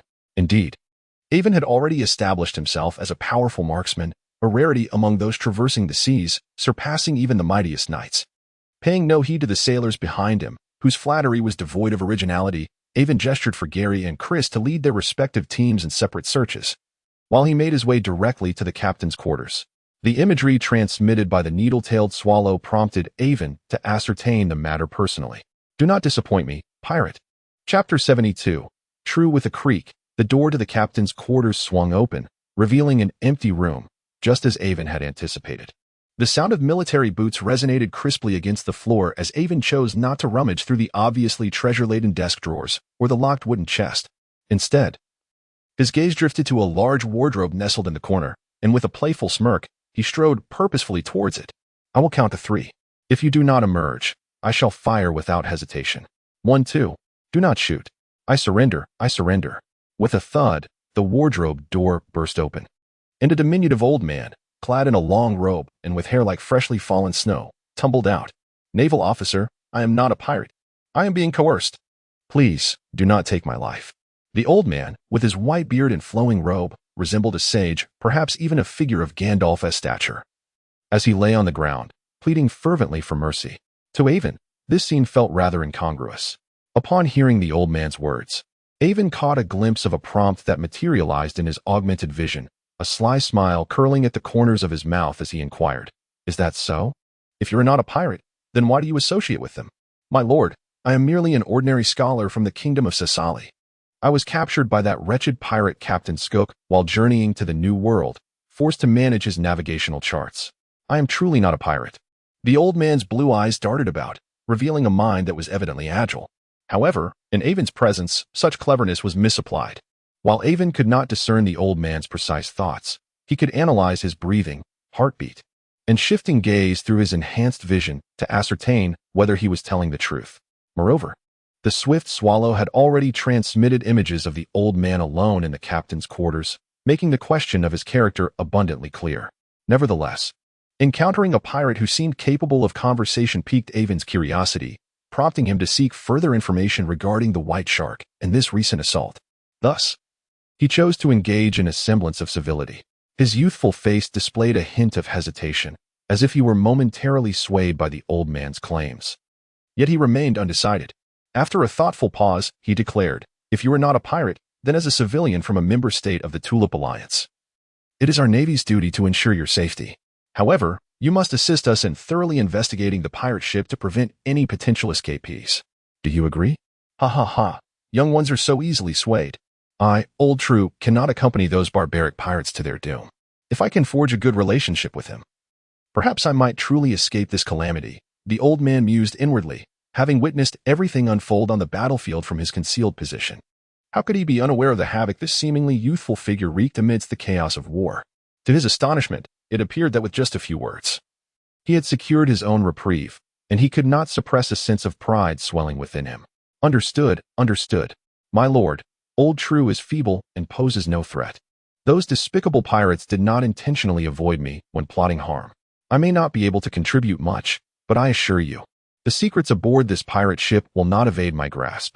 Having resolved to rely on this seemingly naive young man for survival, True showed no hesitation in betraying the pirate crew's secrets. After all, with the notorious White Shark slain, there was little fear of retribution for his treachery. "My esteemed Navy officer, the situation is as follows." Upon listening to the self-proclaimed scholar, True, Aiven couldn't help but reflect on the madness of this era. Although his faction bore a grudge against the Shark-Tooth pirate crew for the slaying of their vice-captain, One-Eyed Beach, such animosity was insufficient to incite the entire crew to seek revenge. The true motivation lay elsewhere, in a desperate bid to lift the curse of aberration afflicting him. White Shark Skook sought to grasp the lifeline offered by the Blackwing cult, albeit at the cost of a high-ranking officer's life from a civilized nation. The pirate crew had procured information on a suitable general from an information broker, fortuitously selecting the most easily attainable, Major General Snight. Although the Silverwing had previously hunted down the Vice-Captain Beach, this instance was merely collateral damage. In Aiven's recollection, the Blackwing cult, despite professing faith in a true deity, behaved with all the malevolence of a dark god, capable of inflicting harm upon others while gaining nothing for themselves. Their propaganda surrounding the powers of the god of Blackwing lacked any righteous clergy. Chaos, death, and destruction were precisely what they desired. However, as a cascade of information flowed from the old man's lips, Aiven found the details far too intricate. From liaising with information brokers for intelligence gathering to contacting the infamous Bloodhand Gang, from the arrangements on Lighthouse Island to the new hunting routes activated after a failed plan. Mobilizing naval forces, each piece of information seemed less like hearsay and more akin to first-hand involvement in a meticulously crafted strategy.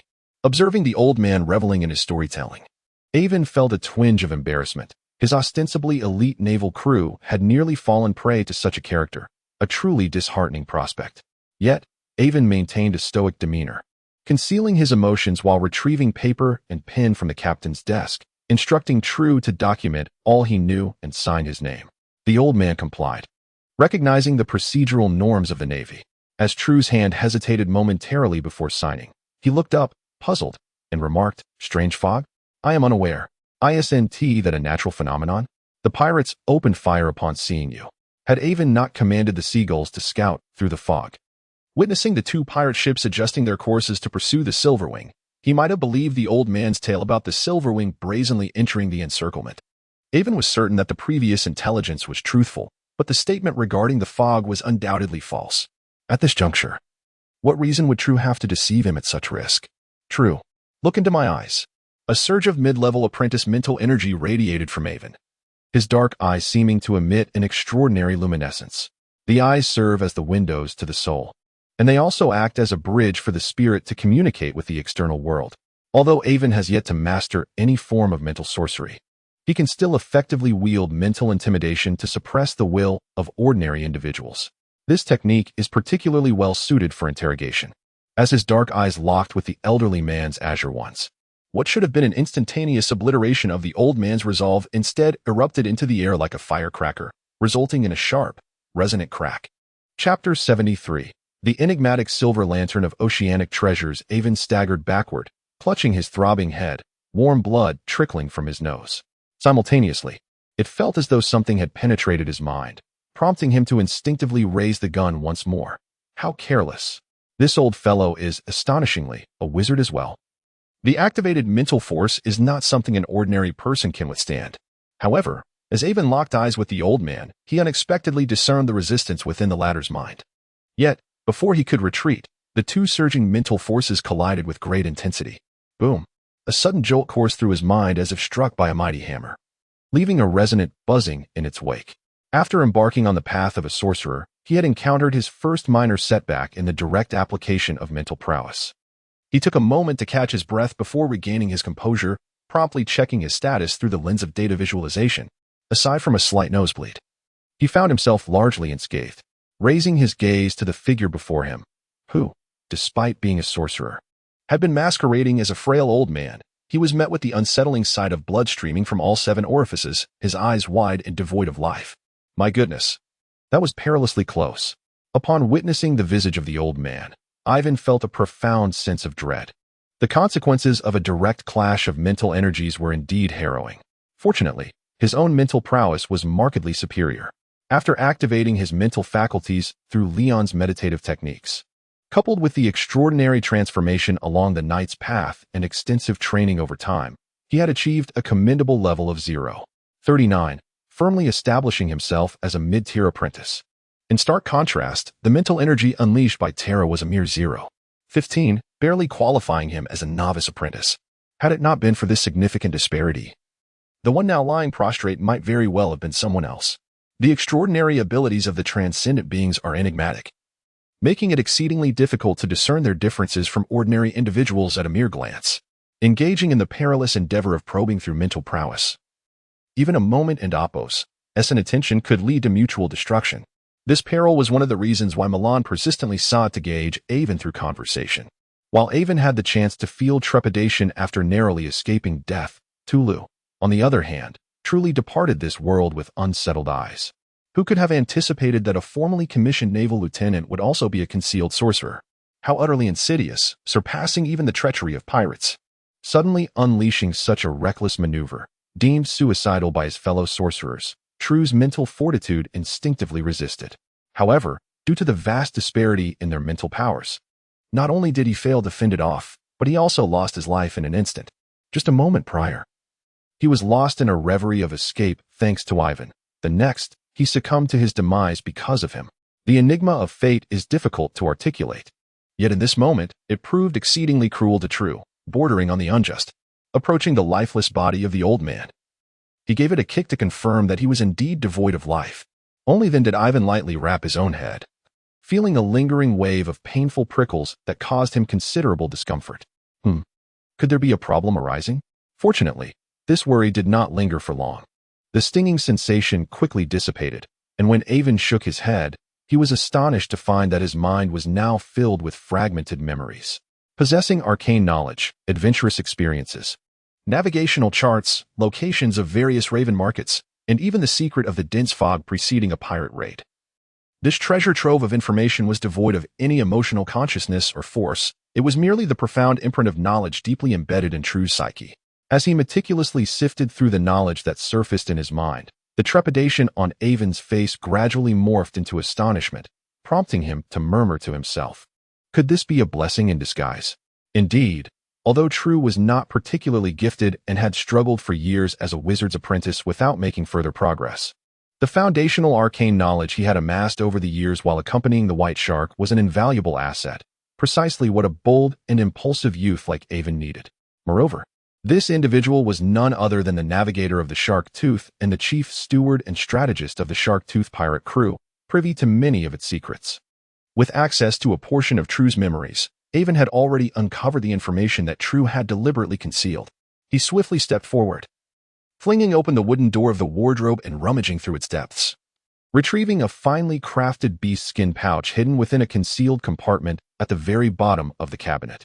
Upon opening the pouch, although it contained only a few items, they were the most treasured possessions that True had secretly stashed away when he sensed impending danger. However, they now all bore the surname of Aiven. The first item was a hardcover book with a crimson cover, its corners adorned with copper, and emblazoned in the center of the front cover was its title, The Book of Secrets. Without needing to peruse its pages, Aiven understood that this tome contained revelations about the hidden aspects of the extraordinary world of the continent, including common paths of transcendence, magical creatures, publicly acknowledged secret realms, and even arcane knowledge pertaining to true deities. After acquiring True's memories, the book had lost much of its utility for Aiven. The second item was a brass key, entrusted to True by the White Shark's cook for safekeeping, said to unlock the treasures amassed by the Shark Tooth pirate crew over the years. Regrettably, even True, who was on the verge of assuming the role of vice captain, was unaware of the treasure's true location. It was but a fleeting illusion, perhaps something to be entrusted to Milan for divination in the future. The third item was an unremarkable silver oil lamp. Merely glancing at it, Aiven found himself irresistibly drawn to its simplicity. Its plain exterior bore no elaborate embellishments, yet Aiven recognized it as a genuine maritime treasure, the Mist silver lamp. This was the second oceanic relic he had been fortunate enough to encounter, aside from the exceedingly demanding sunken ship lament. Through True's memories, Aiven learned that the capabilities of the Mist silver lamp, while not as formidable as the sunken ship lament, were still remarkable. Its ability was to disregard the prevailing meteorological conditions and conjure a dense fog for 1 minute, obscuring visibility for only the lamp holder and up to 3 designated companions. Furthermore, this fog could disorient adversaries, rendering even compasses and directional spells ineffective. The basic range extended 3 kilometers, with the upper limit determined by the holder's mental fortitude. Thus, this maritime treasure also bore a flaw. It could only be wielded by wizards or similar magical professions who had activated their mental prowess, making it entirely incompatible with the brutish knights. When employed with appropriate tactics, it could serve as a lethal ace, whether in offense, guerrilla warfare, or retreat. It is no wonder that among the 2 oceanic treasures possessed by the Sharktooth pirate crew, the seemingly unremarkable misty silver lamp is wielded by none other than the captain, White Shark Cook. Inwardly, Aiven silently commended the Sharktooth pirate crew. Time and again, he played the role of the fortunate bearer of treasures, with the one-eyed Beiji delivering the dirge of the sunken ship, and now White Shark Cook personally presenting the misty silver lamp. Truly, what benevolent souls they are. Yet, a thought struck Aiven. Is the possession rate of oceanic treasures truly so high? Despite the Shark-Tooth pirate crew's notorious reputation, they are not an invincible force ruling the seas. How is it that such a pirate crew can possess 2 oceanic treasures? When did these rare artifacts become as commonplace as cabbages? Chapter 74, Belonging Subsequently.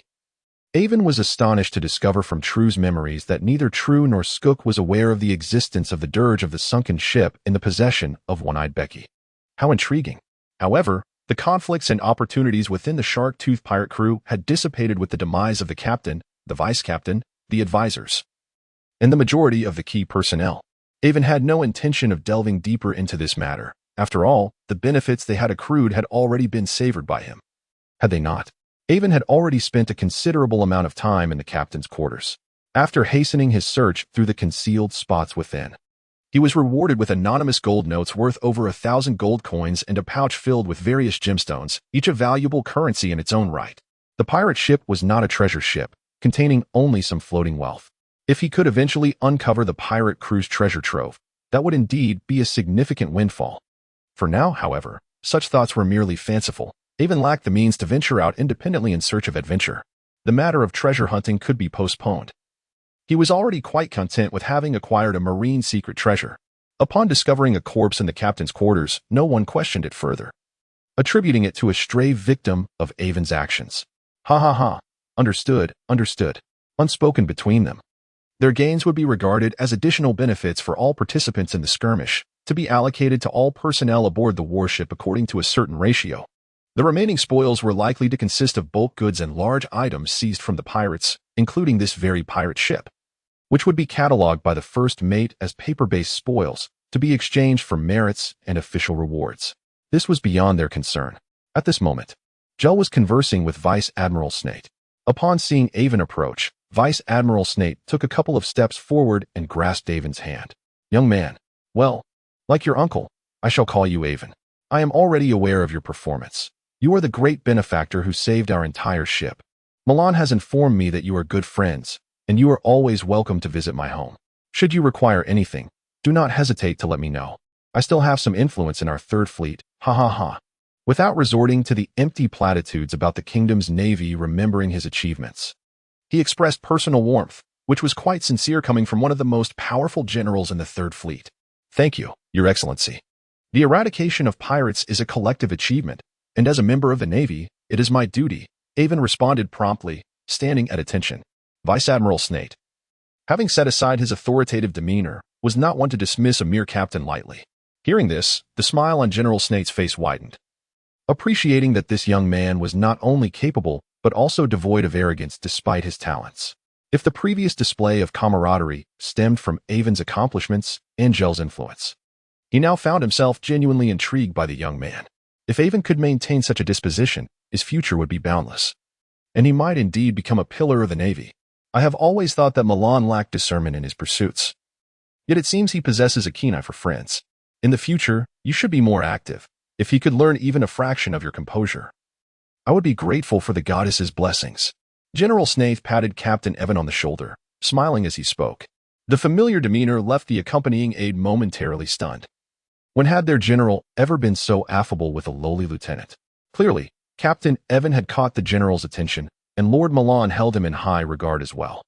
With this thought, the aide's perception of Aiven subtly shifted. Perhaps he should also show some acknowledgement? Ah, yes, please assist Captain Aiven with the necessary procedures. The Golden Rose shall officially be entrusted to him. A marksman cannot be without his own unique alchemical firearm. While the aide was momentarily lost in thought, General Snaith issued his command. At your service, sir. Upon disembarking, I shall attend to it personally, the aide promptly replied. With this single statement, the ownership of the precious alchemical weapon was established. The general was the highest authority in the fleet and Oppo's logistics department. His allocation to Aiven would face no opposition, even if the fleet commander had no legitimate reason to contest it. Thank you, General. I will strive to do my best. Aiven's heart swelled with joy upon hearing this. He had just been contemplating whether to return the firearm, and now he had acquired the right to wield it openly. What a delightful surprise. Having conversed sufficiently with Aiven, General Snaith recognized the need for moderation. He was adept at maintaining such balance in social interactions. Colonel Gur, I shall take a brief respite. I leave the ship's affairs in your capable hands. After the spoils are tallied, I will allocate them to you at the highest permissible amount. After exchanging a few words with Gur, Snaith and his aide turned and headed towards the cabin. Lord Milan, having fought alongside the sailors and now nursing significant injuries, lay in the cabin. As a father, Snaith felt it was his duty to check on him. At your command, General. Gur stood at attention, saluting. It was only after the general had vanished through the hatch that the two relatives shared a knowing glance and moved toward the captain's quarters of the Silver Wing. Upon closing the door, Aiven withdrew the testimony pinned by True, detailing the events surrounding the recent attack. After reviewing it, Gair's doubts diminished significantly, and he appreciated Aiven's discretion in not revealing it in front of General Snaith. Aiven, you have acted wisely. I will later present this statement to General Snaith under the pretext of reporting the situation. Let us keep this from the others. Indeed.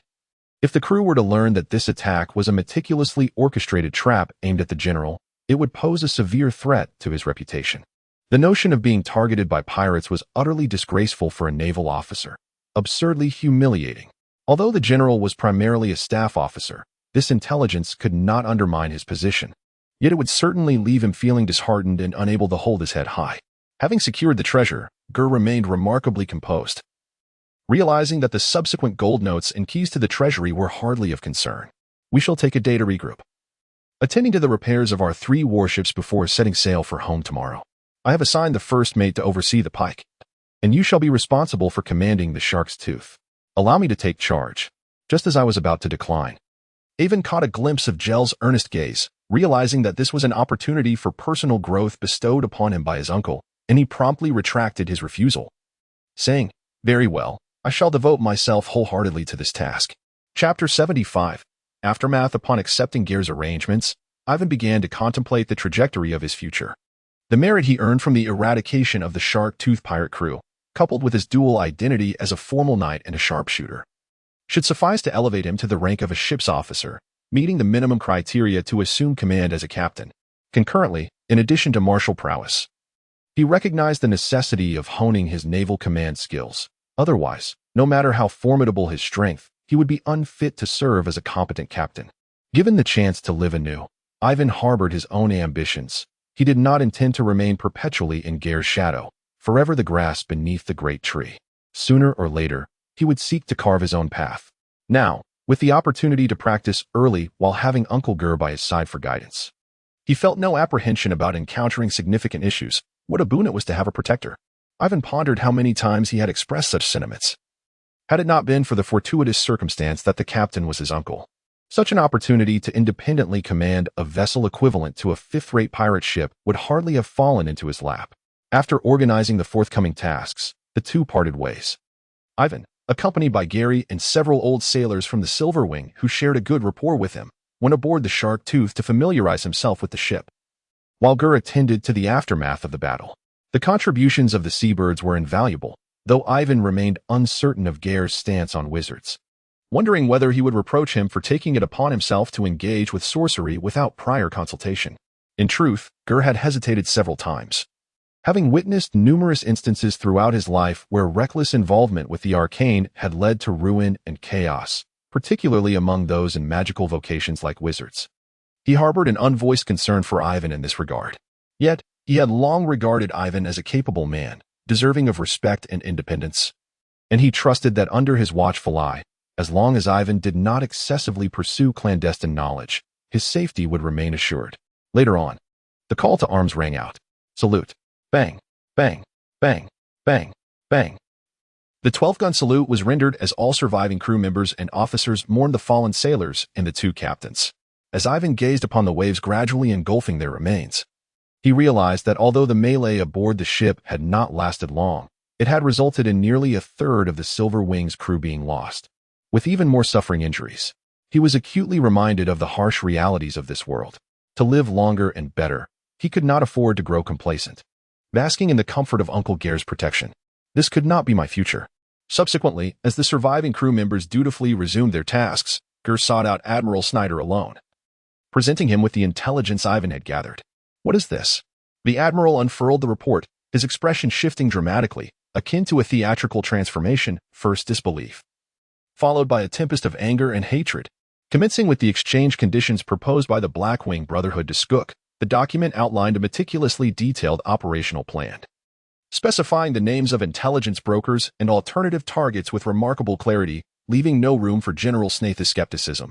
Ultimately, while his complexion returned to tranquility, his hands trembled as they clutched the intelligence. He had silently resolved to ensure that the elusive fish in this chain would pay a heavy price. Damn the wretched rat. They shall await their fate. In the vicinity of Gabred, and indeed throughout much of the kingdom, none dared to underestimate the formidable influence of the Third Fleet's chief of logistics. Simultaneously, upon uncovering the truth behind the attack, the general did not neglect to instruct Gur to convey his commendations to the crew. In addition to the highest official compensation, General Snaith personally allocated an additional 10 golden lions for each fallen sailor and 5 golden lions for each surviving seaman, rewarding their bravery.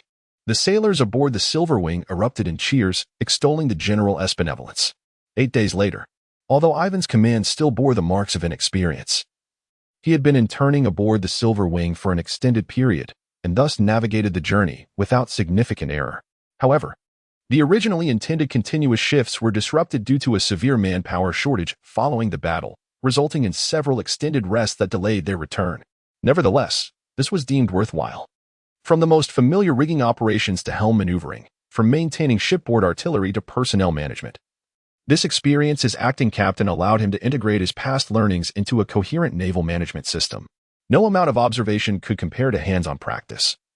In the brief span of 8 days, his command capabilities underwent a remarkable transformation, laying a solid foundation for his future as a competent captain. 3 warships docked. The combination of 1 naval vessel and 2 pirate ships instantly stirred the entire Gabred naval port. The legendary exploits of the Silverwing swiftly became the stuff of tales, albeit with the inevitable embellishments. The narrative evolved into a tale of naval forces unexpectedly encountering the formidable Sharktooth Pirate Brigade, where the officers and crew of the Silverwing, united under the great leadership of General Snaith and Captain Gur, annihilated the invading pirates, effectively eradicating the notorious Sharktooth Pirate Brigade from the seas. This victory not only resulted in the demise of the infamous pirate White Shark Skook and 3 Knight-class pirate officers under his command, but also secured 2 pirate ships of equal caliber to the Silverwing, marking a resounding triumph. This battle catapulted their renown to new heights. The military and knowledgeable individuals alike recognized the true heroes behind this success, ensuring that the tangible benefits were substantial, much to the delight of both the general and the officers of the Silverwing. Meanwhile, Aiven's identity as a sharpshooter remained undisclosed. For him, drawing undue attention bore no advantage. If even a figure as significant as General Snaith could provoke a madman like Skook, how could someone of his stature afford such audacity? The adage that fame invites danger resonated profoundly in this context. The greatest gains from this journey have already been savored by him. It is indeed wise to quietly amass wealth. Chapter 76, Admission Notice and Preparation. Alvin, this is Mr. Brown, the steward of Count Tuyak. Mr. Brown, this is my nephew, Alvin. Although somewhat perplexed, Alvin politely shook hands with the middle-aged man who bore a striking resemblance to Grandpa Leo. Mr. Alvin is truly a promising young man. If His Excellency the Count were to know that the new master of his estate is such an exceptional youth, he would undoubtedly be most gratified. Half an hour later, the uncle and nephew bid farewell to Mr. Brown, the steward of Count Tuyak. Alvin cradled a parchment contract and a sealed envelope in his hands, his mind still swirling with disbelief. The contract served as a testament to the transfer of ownership, bearing the signatures of both the grantor, Count Tuyak, and the grantee, Alvin. This signified that a sizable plantation, along with its associated personnel, now belonged to Alvin. The plantation, situated in the southern continent, produced premium coffee beans and spices. Supported by a competent management team and a sufficient number of laborers, Alvin would need to concern himself with none of the operations. After deducting various expenses, he could comfortably receive an annual net profit of approximately 1,000 golden lions while sitting at home. What does 1,000 golden lions represent? It equates to the arduous effort of a group of individuals to acquire the severed head of One-Eyed Becky, to 10 prime war horses of the finest age, or to a decade's worth of salary for the kingdom's elite musketeers. From this moment forward, Alvin had become the proud owner of property that he had long sought in his former life. No, he was now the head of a village. The documents indicated that the plantation's area was no less than that of any of Alvin's previous villages alongside its adjoining fields. Even should Alvin choose to retire from the Navy immediately, he could live out the remainder of his days in comfort. Moreover, the other item in Alvin's possession, a thin envelope, was, in the eyes of some, even more precious than the plantation itself, for it contained an admission notice from the Royal Naval Academy of the Kingdom of Voyages, exempting him from entrance examinations. Though merely a brief 6-month training program, the experience of studying at the Royal Naval Academy significantly influenced the future prospects of a naval officer. It was akin to whether one had attended the Whampoa Military Academy during the tumultuous times of Alvin's past life. The disparity in advancement opportunities between Whampoa alumni and ordinary soldiers was starkly evident. Despite the naval forces constantly appearing to be understaffed due to ongoing explorations, geographical discoveries, and colonial expansions, the sheer number of exceptional naval talents emerging each year from the kingdom was substantial. The Royal Naval Academy, as the most prestigious military institution in the realm, attracted these naval elites with its distinguished faculty and the political significance it embodied, making them fiercely compete for the limited training slots available each year. This was not merely a matter of admission. It represented a golden opportunity for non-traditional naval officers to ascend to greatness. Moreover, in this extraordinary realm, as a member of the Red Maple Leaf Academy Alliance, an organization spanning the continent, the institution is undoubtedly among the finest in the world, renowned for its pedagogical excellence and the myriad mysteries concealed within its walls.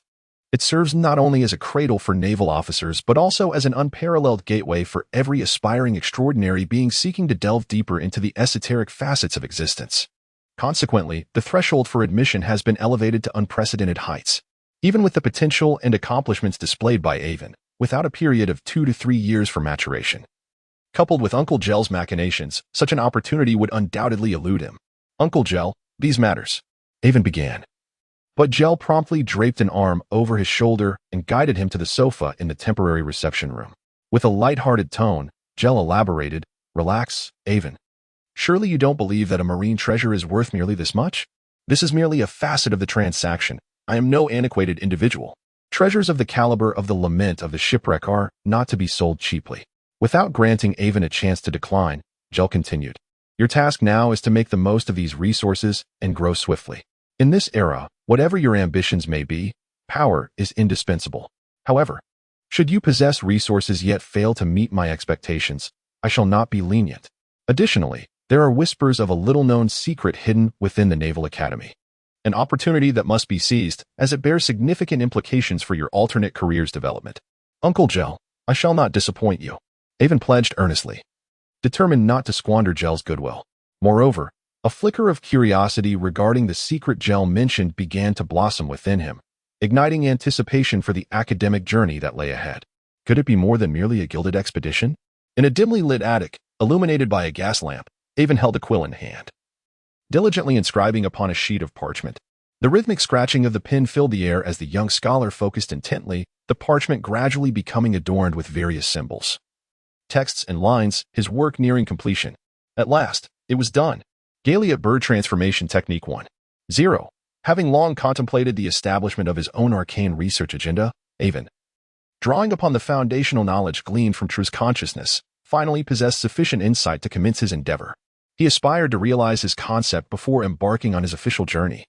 After a week of relentless revisions and enhancements, the culmination of his efforts emerged as this written document, which, at the very least, appeared theoretically feasible. He had always sought to create a unique entity capable of wielding sorcery, akin to the Crow Witch's familiar, and this version of Galliot Bird Transformation Technique 1.0 served as the initial foray into that aspiration. Despite True the Apprentice Wizard's expansive knowledge and understanding of various arcane principles, his grasp of truly practical sorcery remained rather fragmented, with much of it proving to be of little utility. It remained uncertain whether his knowledge was inherently limited or whether the raw collision of mental energies had resulted in an incomplete imprint of knowledge. Thus, he is profoundly content and harbors no disdain whatsoever. Chapter 77. The ritual commences though the anticipated goals remain temporarily unattainable. Aiven, sifting through True's esoteric knowledge, has uncovered an intriguing form of passive sorcery known as the extraordinary sense of direction.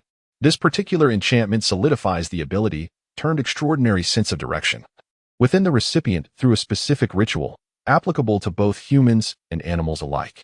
Despite its lack of offensive capabilities, this sorcery aligns seamlessly with Aiven's planned base station, A harmonious match indeed. The effect is remarkable. Upon acquiring this solidified ability, the recipient requires no resources and, provided they are not subjected to overwhelming extraordinary forces, experiences an infallible sense of direction, ensuring they never lose their way. Through his examination of its principles, Aiven discovers that upon the completion of the ritual, an invisible thread connects the recipient to the Earth's magnetic field or other specific points of orientation, creating a subtle yet profound extraordinary resonance. The nature of this thread, whether it be magnetic field, magical essence, mysterious factor, ether, or fate, remains elusive to Aiven, as true knowledge offers no clarification.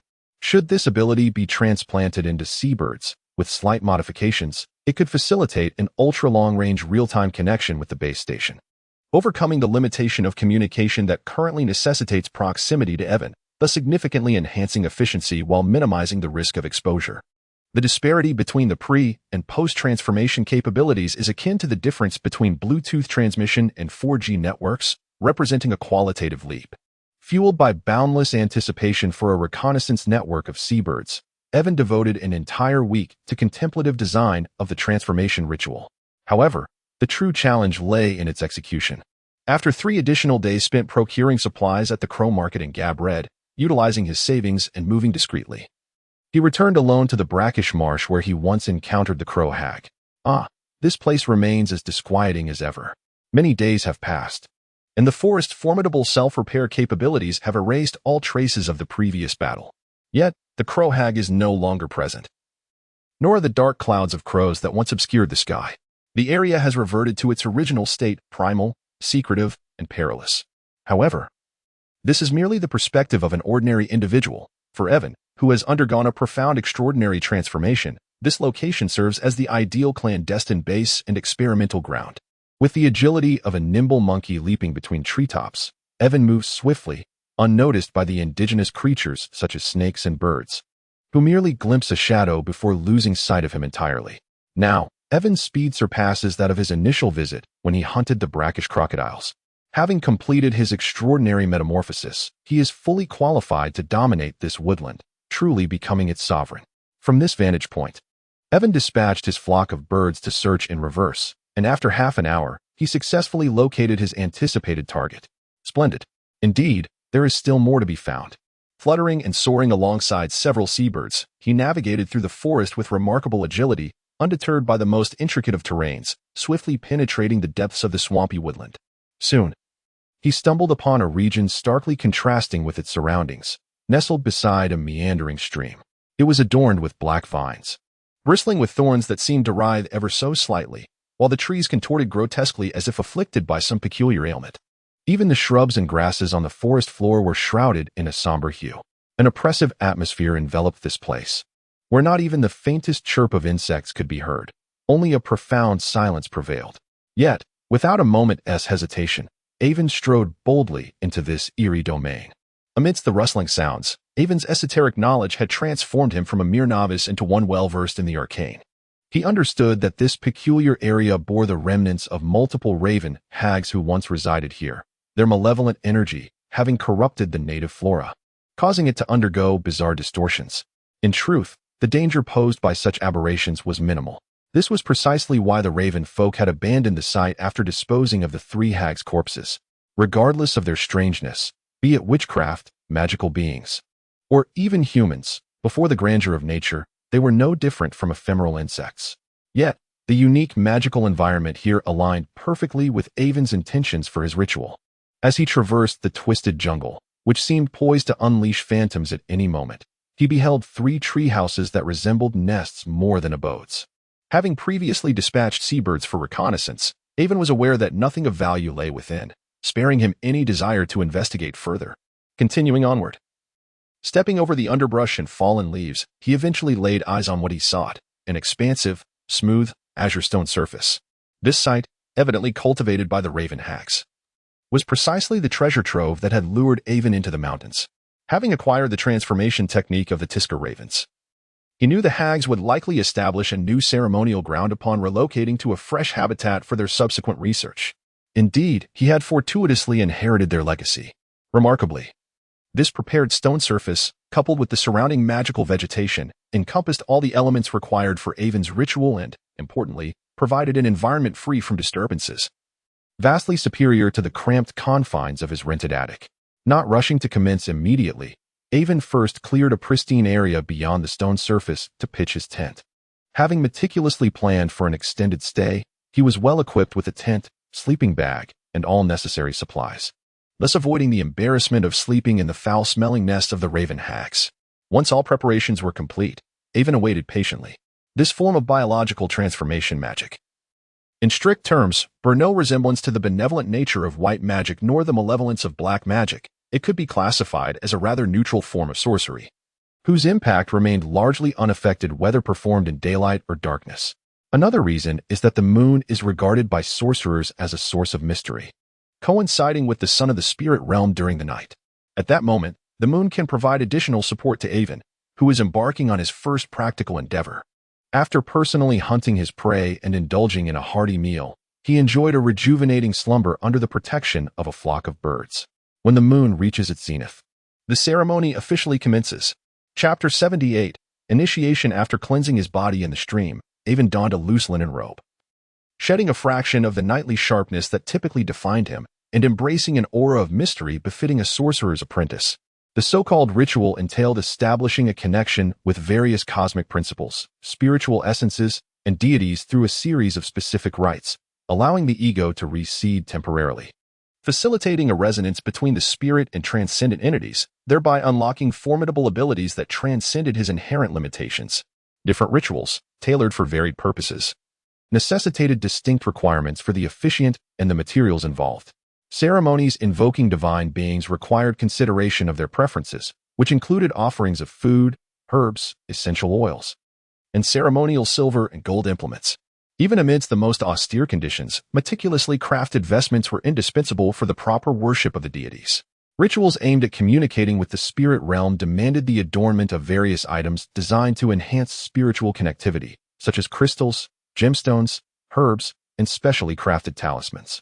Conversely, rituals involving transactions with lower-dimensional entities necessitated that the officiant be enshrouded in filth or even engage in acts of desecration to earn the recognition of these entities. Aiven's current ritual was a form of biological transformation, demanding a close adherence to nature. Thus, he divested himself of all artificial accoutrements, donning only the simplest of linen robes.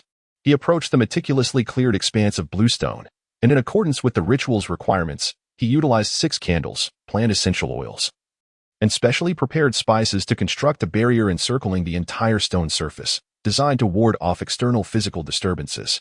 As the barrier materialized, the enclosed area seemed to be muted, as if a silence button had been pressed. The sounds of the wind, the distant babbling of the stream, and the rustling of leaves faded into oblivion.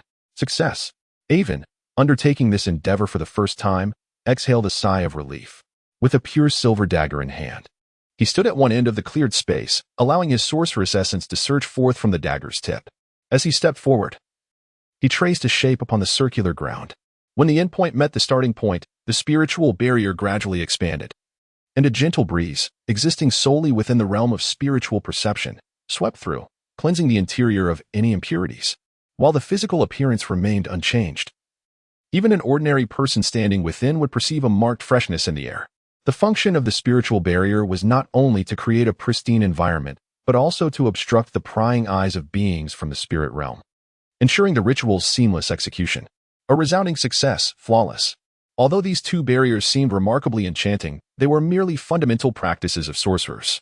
Records of such rituals could be found in the Notes of Leon, the Scrolls of the Crow Witch, and the esoteric knowledge from Troll. Aiven synthesized their respective strengths, crafting his own unique methodology. The ritual outlined in Avian Transformation Technique 1.0 was divided into 2 parts, with the first step involving the bestowal of extraordinary navigational abilities to a carefully selected 100 seabirds. Many seabirds capable of long-distance flight possess an innate ability to perceive the planet's magnetic field and discern direction, a feat that can be achieved with simple induction, far more effortlessly than endowing humans with such a capacity. The subsequent step involves the biological enhancement of the base station, fortifying its intellect. While it may not reach the level of human cognition, It must at least endure the mental link with the seabirds and manage a portion of the information processing. As this is merely the 1.0 version of the cavalry bird modification technique, Aiven's expectations are modest. He would be thoroughly satisfied with merely achieving the anticipated preliminary effects. Rolling up his sleeves, Aiven retrieved a brush dipped in a pre-prepared spiritual substance and commenced sketching the array's magical symbols. The formidable physique of a knight endowed him with precision and stability that surpassed even that of ordinary wizard apprentices and full-fledged wizards. His data-driven vision accurately discerned the dimensions, proportions, and placements of the symbols. The synergy between the two allowed each line and every arcane symbol he inscribed to possess a unique aesthetic quality akin to that of a printed work, exuding an unusual standardization of beauty. Time flowed swiftly, and soon a crimson circular array materialized beneath Aiven's deft hands. As the final stroke was completed, the entire formation shimmered subtly. Even though it remained inactive for the moment, a latent arcane luminescence began to circulate between each character, pulsating as if imbued with life. Seizing the moment, Aiven positioned himself at the designated control point around the array, cradling a bloodstone about the size of an egg in his hands, and began to articulate a series of obscure incantations. The incantations, composed in the ancient tongue of Cathay, resonated with a raw, primordial rhythm, swirling above the array. As the first incantation escaped his lips, Aiven's consciousness abruptly elevated, connecting with an expansive, boundless awareness. The sounds of birdsong, the roars of beasts, the chirps of insects, the crashing of waves, and the rustling of verdant foliage danced through his mind, each one a vivid illusion accompanied by an ethereal melody. A warmth and embrace akin to that of a mother enveloped his being, representing the collective consciousness of all living beings on this planet, the spirit of nature, the Mother Earth, often depicted in literature as Gaia, the will of the earth. Though the connection lasted but a fleeting moment, it left Aiven profoundly awestruck. Hesitating to delve further into contemplation, he focused his spirit. As the final syllable of the incantation left his mouth, the ground beneath him trembled slightly, amidst the sound of rushing water. Each character and line of the crimson array began to blur and distort, while a blood-red mist seemingly emanated from the depths of the void, growing ever denser and more substantial. The crimson mist surged, continuously converging towards the center of the array, ultimately taking on a near-tangible form. Even standing outside the formation, an unsettling metallic scent began to infiltrate Aiven's nostrils, making it difficult to breathe. It was not until a minute had elapsed that the phenomenon within the array dissipated entirely, leaving in its wake a solitary, elongated crimson eye, resembling a needle, quietly hovering at the center of the once vibrant array. The crimson eyes, comparable in size to that of an adult's, exuded an ethereal quality, resembling a specter that did not belong to this realm. In Aiven's grasp, the once valuable bloodstone had long since evaporated, merging into the essence of these scarlet orbs. Had he succeeded? Suppressing the profound emptiness that followed the immense expenditure of his spiritual energy, Aiven scrutinized the scene before him. Having refrained from merely replicating the arcane rituals of his predecessors, a sense of trepidation crept into his heart. He pondered whether his painstakingly modified incantation would yield the anticipated results. Nevertheless, according to his design, everything appeared to be proceeding as intended, and theoretically, even in the event of failure, the ritual should not pose any grave threat to the seabirds. Without further hesitation, he let out a sharp whistle, summoning the largest of the flock, a white gull, which descended from the outer branches to the ground. It took a few tentative steps before positioning itself across from the crimson eyes, meeting Aiven's gaze as he beckoned it to do so. 1 second, 2 seconds. Chapter 79. New beginnings. 10 seconds, 11 seconds, until 12 seconds had passed. Suddenly, the eyes of the white seagull underwent a miraculous transformation. Like the large red eye, its round pupils elongated into slender slits, resembling the hands of a clock, before reverting to their original form in an instant. With a flutter, the white seagull landed on Aiven's arm. After conducting a meticulous examination through his digital vision and spiritual perception, Aiven exhaled with relief. Success. Although its exterior had not changed in the slightest, Aiven had confirmed through a deeper connection that this white seagull had acquired an extraordinary sense of direction, or rather, its already formidable sense of direction had been exponentially enhanced, resulting in a qualitative shift. "Thank you for your hard work," he said, gently stroking the nape of the seagull's neck in encouragement, feeling no embarrassment for his earlier thought that since there were plenty of white seagulls, losing one or two would not be a cause for concern. One by one, seafaring birds of various sizes landed before the red eye, meeting its gaze. After activating their abilities, they flapped their wings and took flight, making way for the next. However, depending on their species, size, and inherent talents, each bird consumed varying amounts of time and energy from the magical array. As dawn approached, the power of the array dwindled to a mere wisp, and the red eye appeared increasingly ethereal. At that moment, the last bird of the flock, the most unique among them, silently descended to the ground. Yet, it was not a seafaring bird, but an exceedingly charming snow-white owl. It was precisely the subject Aiven had intended to transform into a base station. Drawing from his past life experiences, Aiven knew that the true intelligence of owls was almost laughably low among avian species, especially when compared to the brilliance of crows and parrots. Yet, in the realm of mysticism, owls held a unique symbolic significance, representing wisdom across various schools of thought and even in the teachings of deities. Thus, as a sorcerer rather than a scientist, Aiven wholeheartedly chose the owl over the enigmatic crow or the customary parrot often associated with pirate captains in films. As for the intelligence of owls in the extraordinary realm, he was uncertain. However, Aiven's heart was indeed large, and he understood that if intelligence fell short, magic could bridge the gap. He had long been mentally prepared for this. Fortuitously, the owl, which initially lacked any special aptitude for direction, successfully acquired the remarkable ability of extraordinary direction since after depleting the final remnants of the ritual array's power. However, it is noteworthy that until the red eye, formed by the ritual, completely dissipated, Aiven felt no desire to personally test this ability. As the caster, he knew that while this ability was highly practical, especially for a sailor who would spend long durations adrift at sea, it came at the potential cost of permanently altering a fragment of one's soul's essence. On this matter, Aiven was genuinely unwilling to proceed. Until he fully comprehended the nature of this sorcery, he could not possibly employ it on himself. With the sunrise, the day began anew. Aiven dismantled the spiritual barriers and the encirclement that surrounded him. A gentle breeze swept through, scattering the remnants and ashes of materials that had accumulated on the ground after the ritual. The smooth, azure stone remained unchanged, as if nothing had transpired in this place. Following this, Aiven took a day of rest, although his constitution allowed him to forego sleep for a week without concern. This day was primarily intended to afford the avian flock time to acclimatize to their newfound abilities. To ensure a stable signal, the bandwidth, memory, and CPU of the base station must meet the required standards. The owl, endowed with an acute auditory nerve, benefited greatly from its concave facial structure, which facilitated the gathering of information. The principal aim of the second stage of the ritual was to upgrade its memory and CPU, crucial hardware components. Routine maintenance of the encirclement and spiritual barriers was necessary to avoid disturbances.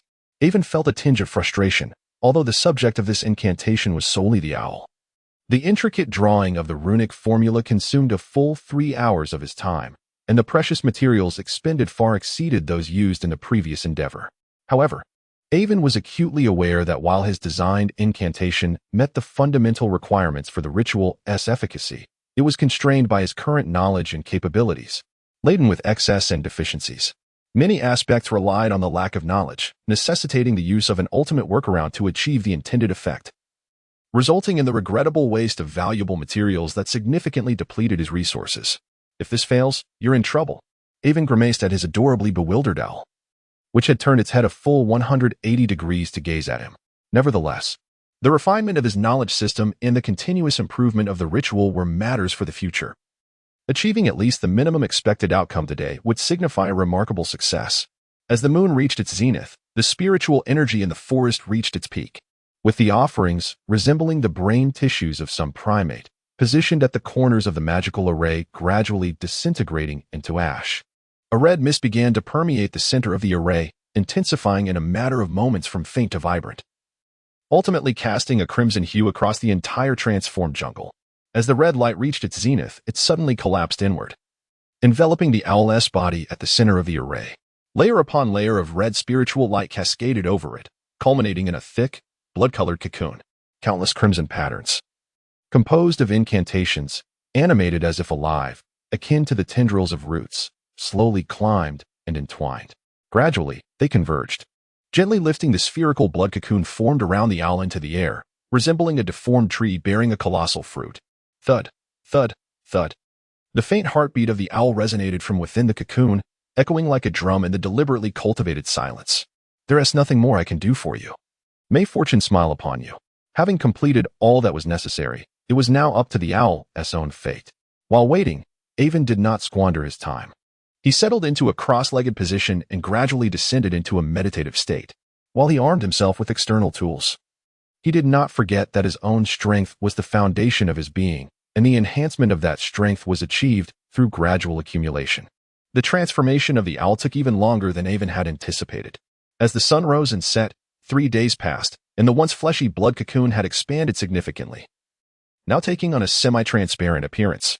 One could even glimpse through the flesh wall to see the owl, its body considerably enlarged, curled up with closed eyes, occasionally twitching, reminiscent of a human tossing and turning in a state of half-wakefulness. It must succeed. From that moment on, Aiven remained steadfast, neither meditating nor eating, eagerly awaiting the owl's rebirth. Finally, at dusk on the second day, the sound of a bubble bursting filled the air, and Aiven's spirit surged. Chapter 80. Bess and the journey finally unfolded. The completely transparent bubble was punctured from within, and the long-sleeping owl, having finally awakened, struggled to extricate itself from the membrane that enveloped it, cascading to the ground and shaking off the viscous moisture clinging to its feathers. It spread its wings, stretching its now slightly larger frame. Hoot, hoot. It turned its head and made a few soft calls, still exhibiting that adorably dazed demeanor, as if it had merely taken a nap, blissfully unaware of the transformations that had occurred. Taking flight, it landed gently on the arm that Aiven had propped up, resembling a feather drifting on the breeze. Aside from its somewhat oversized form, there was nothing particularly unusual about its appearance, although the owl retained the exterior of its kin. Its wingspan now exceeded 2 meters, rivaling that of a true male eagle. Were it not for Aiven's extraordinary physique, he would have found it quite challenging to lift it with a mere arm. So heavy. Closing his eyes, Aiven sensed the intangible waves emitted by the seabirds that had populated a significant portion of the brackish marsh. These waves were instinctively processed by the owl, acting as a primary directional base station, and transmitted into Aiven's mind. Instantly, his perspective elevated. Each seabird's eyes functioned as high-resolution cameras, and hundreds of varying angles coalesced into a vast, complete panorama. It was akin to the satellite maps of a previous life, allowing him to zoom in and out, rendering the entirety of the brackish marsh before him. Beneath the setting sun, he could discern the tattered leaves nibbled by insects, a gray rabbit concealed behind the mottled thicket, black minnows darting through the crevices of the streambed, and several brackish crocodiles basking in the final rays of daylight. Every detail lay bare. Aiven clenched his right fist tightly, a profound sense of mastery akin to a divine perspective welled within him. The witchcraft-inspired dynamic holographic map was complete. Thanks to the owl's instinctual self-correction upon receiving information, the visual quality surpassed his expectations. In his heart, Aiven felt a swell of joy as he regarded the snow-white owl perched on his arm, even as it rotated its head a full 180 degrees, curiously fixating on him.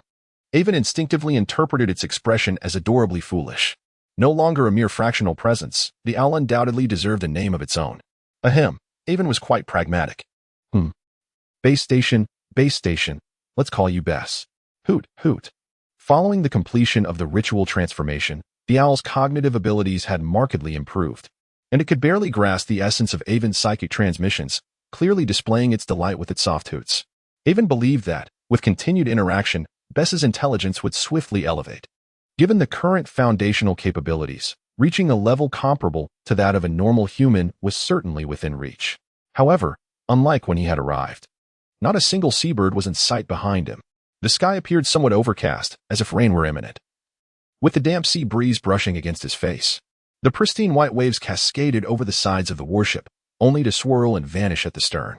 Undoubtedly, today marks the day when he embarks on his journey to report to the Royal Naval Academy. With his destination set for the grand port city of New Haven in the Kingdom of Voyages, even prior to his departure, Aiven took the time to visit his former instructor, Major Eugene, who had guided him when he first enlisted. He presented him with a specially prepared box containing 20 bottles of whale elixir. Having ascended to the rank of a formal knight, Aiven was aware that the fleet provided similar elixirs to the extraordinary knights under its command. However, given Major Eugene's stature, the standard fleet allocation was evidently insufficient to meet his daily needs. Thus, when Aiven arrived with these potions, it struck a chord with Eugene, who, after sampling their effects, expressed great satisfaction, stating they were superior to those distributed by the fleet.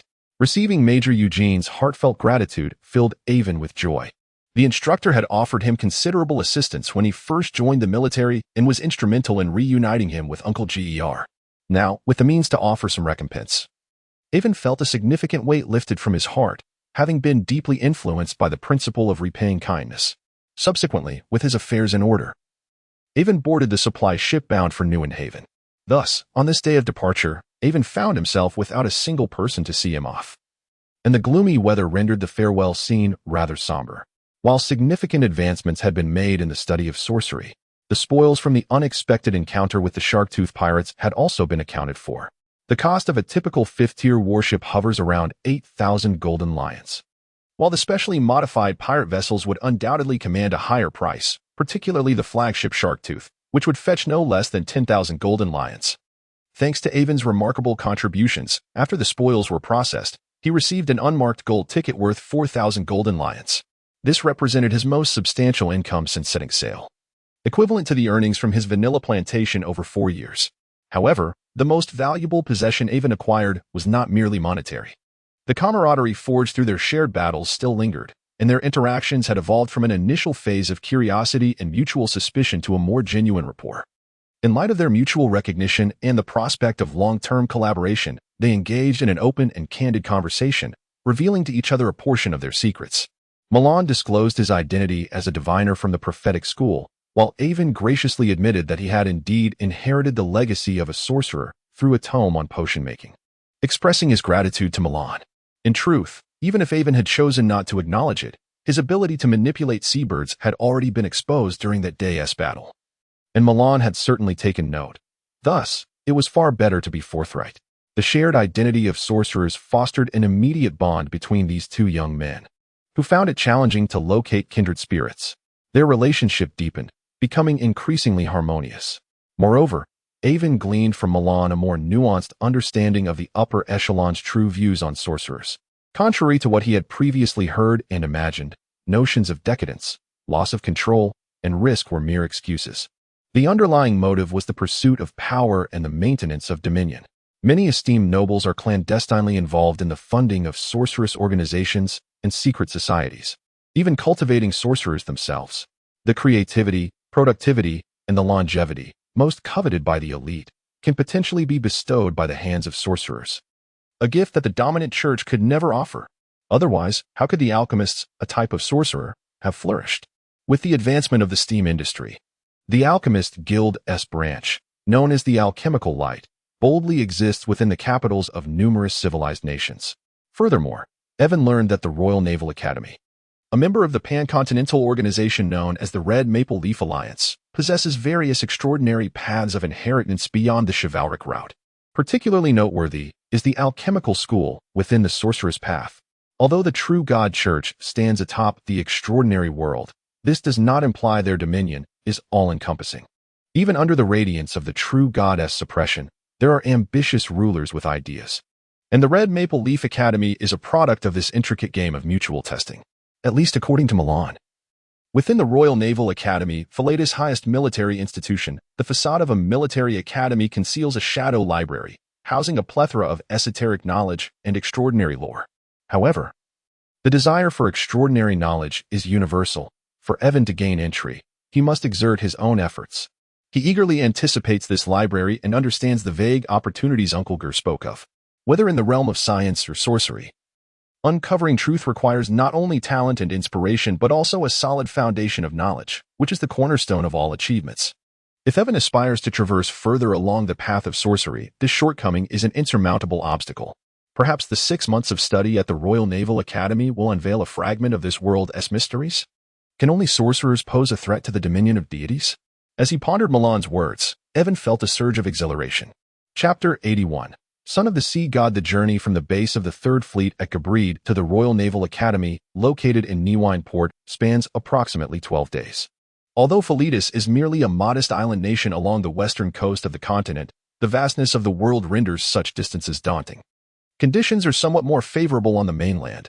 However, once one ventures into the open sea, it is not uncommon for a voyage to extend for several months. even with the assistance of seasonal currents. On the third day of Aiven's departure, the previously overcast sky suddenly unleashed a relentless downpour, and the sea breeze grew increasingly tumultuous, causing the flags aboard the ship to snap violently. Fortunately, the supply ship Aiven was aboard remained in coastal waters, ensuring a relatively stable voyage. The unpredictable nature of maritime weather is a well-known phenomenon. Even the most seasoned navigator cannot accurately foresee its fluctuations without jeopardizing the voyage. The supply ship had no intentions of halting to seek refuge. Perhaps, in one moment, the rain may pour fiercely, and in the next, the skies could clear entirely. However, the situation did not unfold as anticipated. As they reached the halfway point of their journey, ominous signs began to manifest in the weather. Howling winds and a thunderous roar echoed as the clouds thickened ominously. While the coastline remained relatively unscathed, the dark clouds loomed low, and the incessant rain showed no signs of relenting. In the open sea, layers of clouds accompanied by flashes of lightning and booming thunder pressed down relentlessly. The ship rocked perilously amidst towering waves, creating the illusion that the heavens and the sea had inverted. Such extreme meteorological phenomena clearly heralded the brewing of a fierce storm. "Captain, the situation at sea continues to deteriorate. I believe it is imperative that we seek a safe harbor," the navigator exclaimed as he burst into the captain's quarters, drenched and wiping his face. At the time, Aiven was a guest in the captain's cabin. The captain of the supply ship, Edlin, held the same rank as Aiven, both being majors, yet Edlin was significantly older, nearing 40 years of age. The prolonged tranquility aboard the supply ship had dulled some of the sharpness characteristic of a military man, presenting him more as a genial neighbor than a naval officer. He remained unperturbed by the navigator's somewhat discourteous interruption in the presence of a guest. "My dear navigator, you have traversed this route countless times, and I trust you as I would trust my own hands. Go forth, demonstrate our professional acumen to our guest. I am confident you will find us a perfect refuge from the storm." As the conversation turned to himself, Aiven offered a polite smile to both men. Despite the inclement weather, he felt no anxiety. As the captain wisely stated, individuals are often insignificant in the face of nature. It suffices to place full trust in the experienced sailors. "At your command, Captain," the navigator replied, saluting the two majors before turning to depart. Soon, with the navigator's orders issued, the ship prepared to respond to the brewing tempest. The supply ship adjusted its course slightly, striving to reach a small island with a splendid harbor a few nautical miles away at the utmost speed while maintaining stability. Aiven had sailed on numerous vessels, observing that each captain and their crew possessed a unique dynamic. For instance, under Uncle Gare's command, every crew member aboard the Silverwing operated like cogs in a well-oiled machine, efficient and succinct. In contrast, the audacious Major Edlin delegated authority, allowing professionals to fully realize their capabilities. Aiven harbored dreams of becoming a captain himself, although he recognized the distance to that goal. It did not deter him from absorbing the experiences of other captains to enrich his own knowledge. The navigator of this supply ship proved to be remarkably reliable, deftly guiding the vessel into the island's sheltered side, dropping anchor and unfurling the sails to dock. Suddenly, crackling and howling filled the air as heavy ominous clouds rolled in from the open sea, descending like an avalanche of dark peaks. The rain intensified dramatically, creating the illusion that the waves were being subdued beneath the deluge. However, the peculiar weather was far from simple. Alongside the ominous clouds and torrential rain came other strange phenomena. A haunting bellow echoed, a sound reminiscent of some colossal sea creature. What could that noise be? As the eerie roar grew louder, the weathered navigator listened intently, his expression turning grave. "This is not the sound of any marine creature I am familiar with. Could it be a sea monster?" The three exchanged apprehensive glances, simultaneously arriving at a disconcerting conclusion.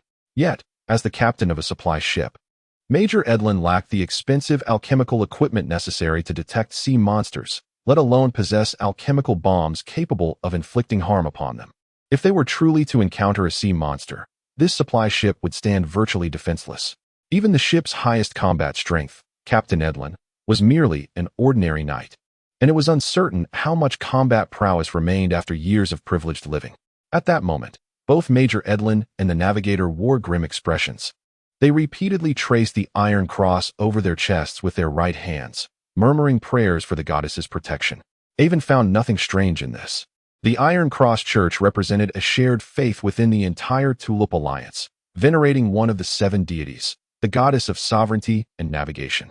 The Black Iron Cross, adorned with an anchor, served as her sacred emblem.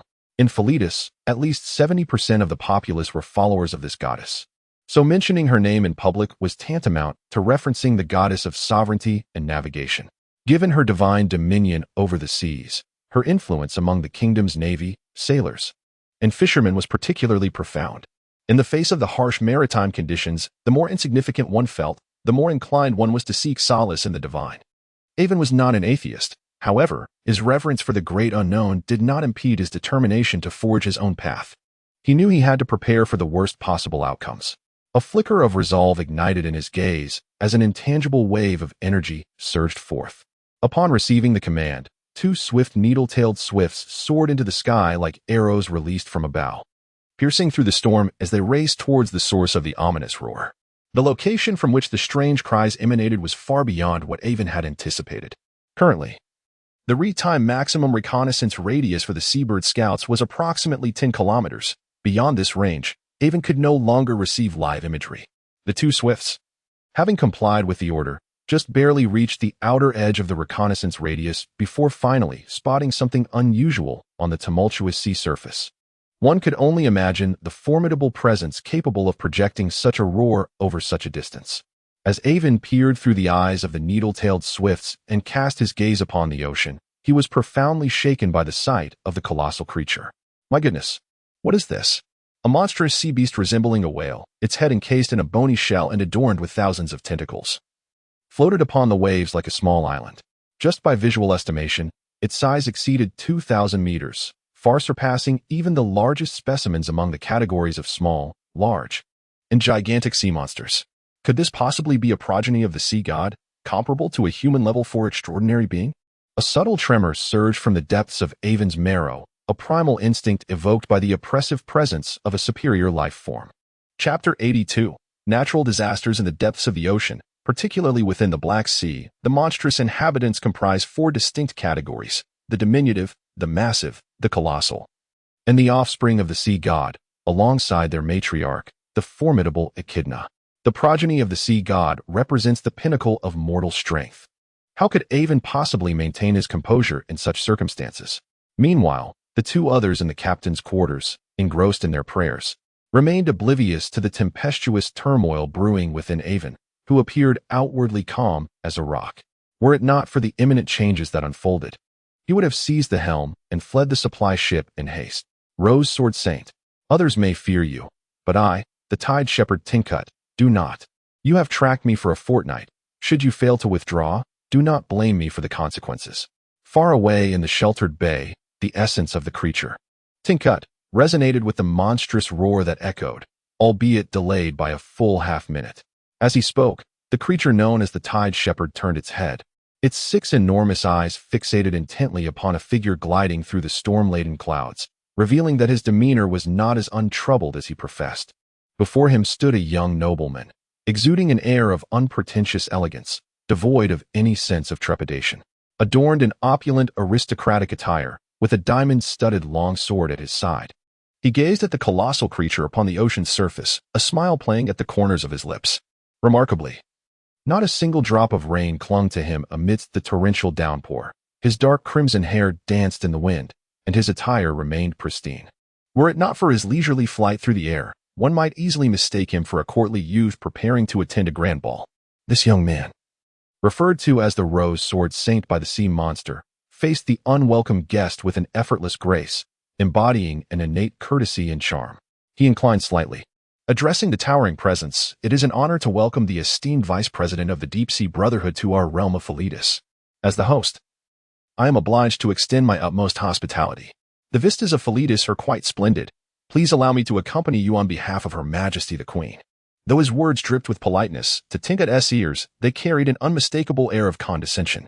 Suddenly, without warning, as countless tentacles of the colossal whale thrashed about, hundreds of azure and white water jets, armed with the power to cleave through the finest of materials, surged forth from the depths toward the Rose Sword Saint in the sky. Tinkut recognized that he had reached the coastal waters of Philitis, whatever intentions he harbored. The guardian of this kingdom would not permit him passage. Engaging in further evasive maneuvers, as he had done for the past fortnight, would yield no results. Thus he resolved to strike decisively. Ah, have you finally reached your breaking point? faced with the creature's sudden aggression. The youthful Rose Sword Saint met the onslaught with no hint of surprise, had he not wished for Tincut to retreat. This battle would have commenced the moment their paths crossed in the open sea. With a melodious clang, the sound of his sword resonated as a brilliant flash of blade cleaved through the incoming water jets effortlessly. The Rose Sword Saint transformed into a dazzling streak of crimson light, diving from the heavens with the intention of striking directly at Tincut's immense head.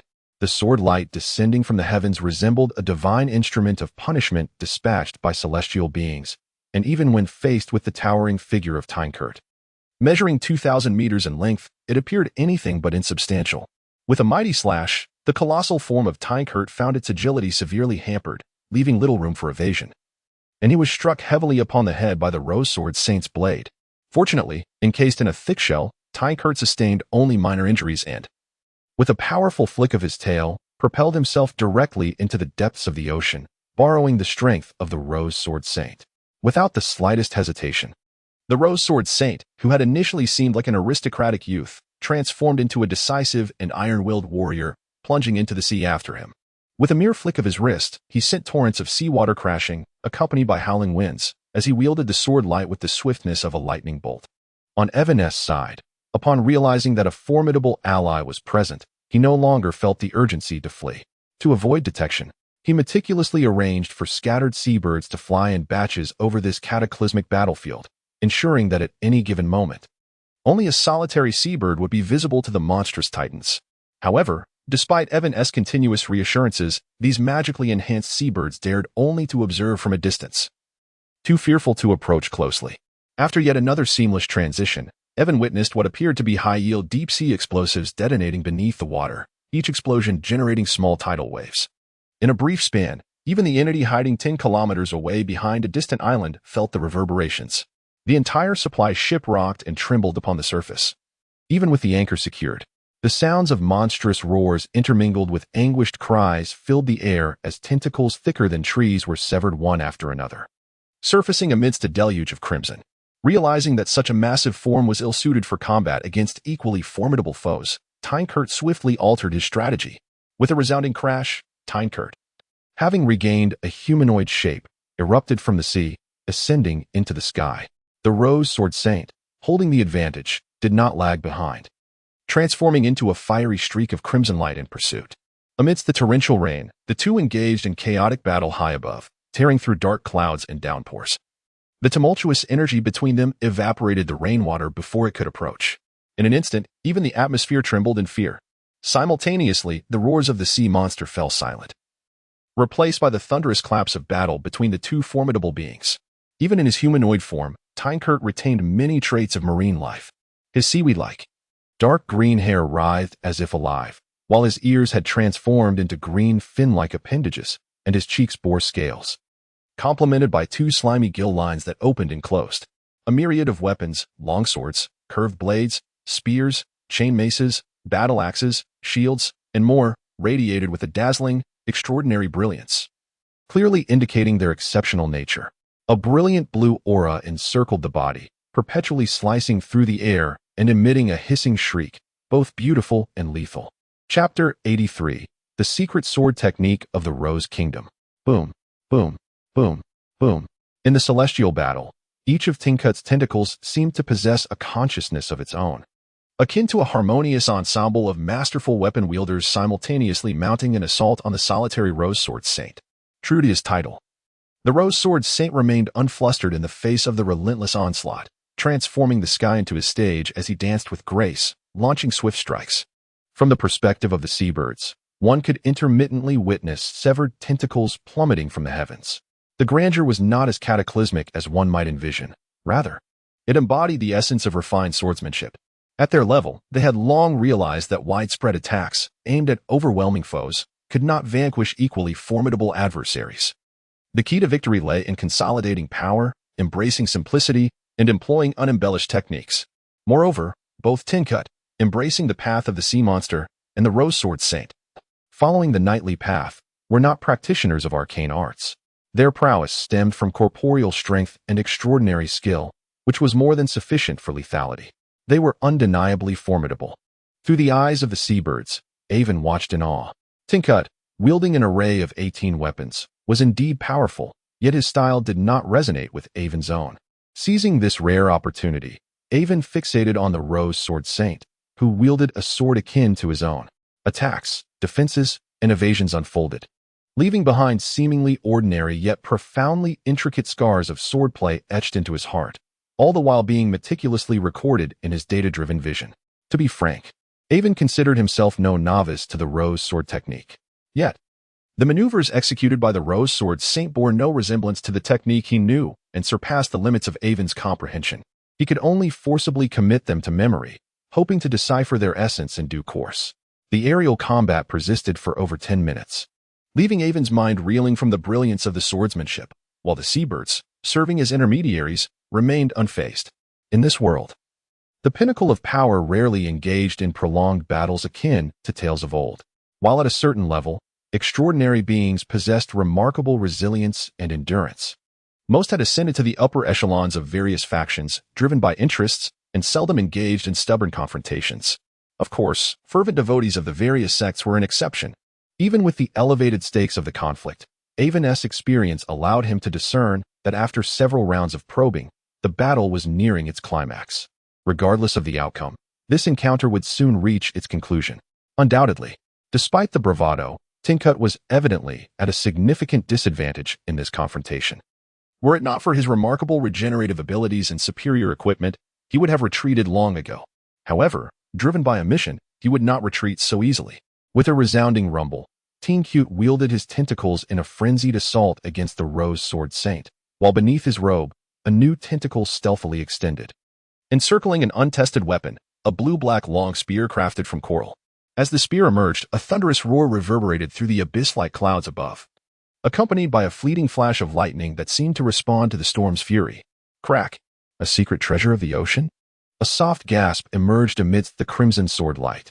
Ignoring the Rose Sword Saint's inquiry, Tinkut intensified his onslaught with the other tentacles. In an effort to confine the Rose Sword Saint's movements, tentacles were severed at every moment, yet he remained unfazed. As new tentacles sprouted from beneath his robe to seize the fallen weapons and continue their entanglement, his focus was predominantly fixated on the azure spear. Soon, a swirling mass of blue-black light, reminiscent of the Black Sea, erupted from the spear's tip, transforming into a radiant beam that pierced the obsidian clouds. Ha! Accept your divine retribution, meddling fool. The atmosphere churned, the dark clouds seethed with thunderous rage, and the storm emitted a deep, mournful groan. This oceanic treasure, bestowed by the mother of sea monsters, Arketo, unleashed a cataclysmic power within the domain of the Black Sea. In the next moment, an unstoppable retribution was poised to descend. A wicked glee adorned Tinkut's grotesque visage, as if he could already envision his opponent's tragic demise. However, what he did not anticipate was that an even swifter blade of light would arrive before the divine retribution. Secret Sword Technique, Rose Flower Kingdom. Flames of crimson ignited in the Rose Sword Saint's eyes, as countless illusory roses blossomed behind him. He uttered a low chant and, wielding his sword overhead, unleashed a thunderous strike. The scarlet sword light was boundless, akin to a sun slowly rising from the ocean, illuminating the heavens with its resplendent radiance. Clang! The delayed strike arrived with unprecedented swiftness. Moo roar! After a prolonged moment, as Aiven regained his vision, he beheld the blue-black beam fired by Tinkut vanish, followed by a pained howl. A colossal black shadow churned the sea as it hastily retreated from the depths. The Rose Sword Saint, poised in the void, sheathed his sword, his expression serene, showing no inclination to pursue. Though Tinkut appeared to suffer greatly, he was certain that the great fish's injuries were not fatal. The might of sea monsters lay primarily in their size. They were not adept at one-on-one combat, and defeating a child of the sea god was hardly a source of pride. Should Tinkut have been prepared, summoning a tsunami to engulf a city would have been effortless. In the realm of extraordinary professions, the strength could not solely be measured by victories and defeats. Ah, look! The sky has split open. Outside the porthole, the rain continued to pour, yet the heavens seemed to have been cleaved by a sharp instrument, revealing a neat fissure stretching several kilometers. Golden sunlight streamed through the thick, torn clouds, resembling a radiant bridge amidst the sea of clouds.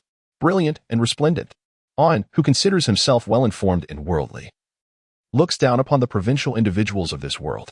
In both his past and present lives, he has never encountered such a phenomenon. Unlike Edlin and his maritime captain, Aiven is acutely aware of the origin of this fisher. Should a knight's conviction be so formidable that it can accomplish what mere human effort and time cannot, he would indeed become a titled knight capable of contending with legendary dragons. A phrase inscribed in the secret tome of the White Sail Swordsmanship Knights traverses his mind, and it is only today that he finally grasps an intuitive understanding of the power of a titled knight. Profound and eternally unforgettable. Chapter 84. The Deep Sea Brotherhood, gazing at the noble youth as he transformed into a crimson arc and vanished into the horizon, Aiven fell into deep contemplation. No longer the naive novice of extraordinary powers, he was able to deduce the identities of the two parties involved based on their appearances and dialogues. Oh, they were indeed formidable figures standing at the pinnacle of the mundane world. The colossal sea monster, possibly a son of the sea god, Tinkat, served as the vice president of the Deep Sea Brotherhood. This organization essentially operates as a cult active throughout the Black Sea, venerating the mother of sea monsters, Ecton. According to the tenets of the Deep Sea Brotherhood, in ancient times, both humans and other beings emerged from the primordial soup of life that was the ocean. However, after eons of evolution, humanity, having ascended to terrestrial existence, betrayed its origins. In their rejection of the sea, they were irrevocably stripped of their rights to thrive in the aquatic realm, leading to an inherent fear of the deep waters. To the civilized nations and various churches, such doctrines seemed juvenile and absurd. Yet, they captivated many residents of coastal regions who relied on the Black Sea for their livelihoods, rapidly gaining traction. Perhaps the faithful were not particularly concerned about attaining eternal life. Rather, they found solace in the prospect of no longer fearing sea monster attacks and reaping greater catches. Their faith was a simple exchange for tangible benefits. In truth, scholarly investigations revealed that devout followers, under the influence of the mother of sea monsters, gradually grew closer to the ocean, even undergoing physical transformations that aligned them with the monstrous sea beings. Those of exceptional aptitude would ultimately undergo metamorphosis, retaining their original wisdom and memories while completely transitioning into true sea monsters, thereby naturally becoming the backbone of the Deep Sea Brotherhood. Compared to the largely unintelligent native sea creatures, these transformed beings were more likely to earn the favor of the mother of sea monsters. However, research indicated that post-transformation, the followers exhibited not only a change in their physical forms, but also a radical shift in their worldview, cognition, and thought processes, rendering them fundamentally different from ordinary humans. It could be asserted that, from body to soul, they had become an entirely different species of sentient beings. Most crucially, they harbored an irreversible animosity towards terrestrial life, particularly humans, and would annihilate all land-dwelling creatures, save for the adherents of the mother of sea monsters. They epitomized the kind of malevolence that warranted immediate execution by the secret forces of kingdoms and churches, without the need for negotiation. Moreover, although the Deep Sea Brotherhood was merely a regional cult of a malevolent deity, it had become increasingly active in recent years, inciting sea monsters to assault coastal nations. The recent reports of sea monster incidents aboard the Silverwing had raised alarms among the kingdom's upper echelons, who suspected a correlation between the recent surge of sea monster incursions and this organization. Some even speculated that their unusual vigor might indicate an exploratory endeavor within the human realm. Otherwise, it seemed improbable that even the notoriously deranged cultists would persist in such seemingly inconsequential activities for an extended period. The true motives, however, remained a mystery to Aiven. What he knew was that, as the vice president of such a sinister cult organization and undoubtedly a formidable fourth-tier powerhouse, Tinkat was 1,000 times more perilous than the terrifying leaders of his past life. If he were to encounter such a creature upon the vast ocean, could he possibly escape? This thought left Aiven deeply skeptical. Another renowned figure, the Rose-Sword Saint, far surpassed Tinkat in fame, being a household name throughout the kingdom of Philitis and even the 6 nations of the Tulip Alliance. In the realm of the extraordinary, he was one of the 2 publicly acknowledged fourth-tier guardians of the kingdom of Philitis, the founder of the Rose Swordsmanship School. On a worldly level, he was a prince of the kingdom, the husband of the former queen and the biological father of the current queen. Each of his titles was resplendent with glory. The formidable swordsman, whose true name was Ervidi, held the rank of a knight within the 4th tier of the knightly path. Due to his extraordinary mastery of swordsmanship, he was honored with the title of Rose-Sword Saint. Although he appeared as a handsome young nobleman, considering that his daughter, the current queen, had recently celebrated her 60th birthday, his true age was likely around a century. He was, indeed, an authentic ancient being. It is noteworthy that the Tulip Alliance, a land blessed by the deities of monarchy and the sea, boasted the highest number of female rulers on the entire continent. The kingdom of Philitis had been ruled by queens for 2 consecutive generations, and it was foreseeable that the next generation would follow suit. As the current queen had only 2 princesses, this rose-sword saint was the most formidable assurance for their reign. However, such matters felt distant for Aiven, a formal knight. The 2 combatants engaged today were both titans standing at the pinnacle of the extraordinary. To witness such a battle from a safe distance was an invaluable experience for a knight like Aiven. This was his greatest gain of the day. Nevertheless, the crew members of the supply ship, oblivious to the unfolding events, were in no mood to appreciate this rare and magnificent spectacle. "Raise the anchor.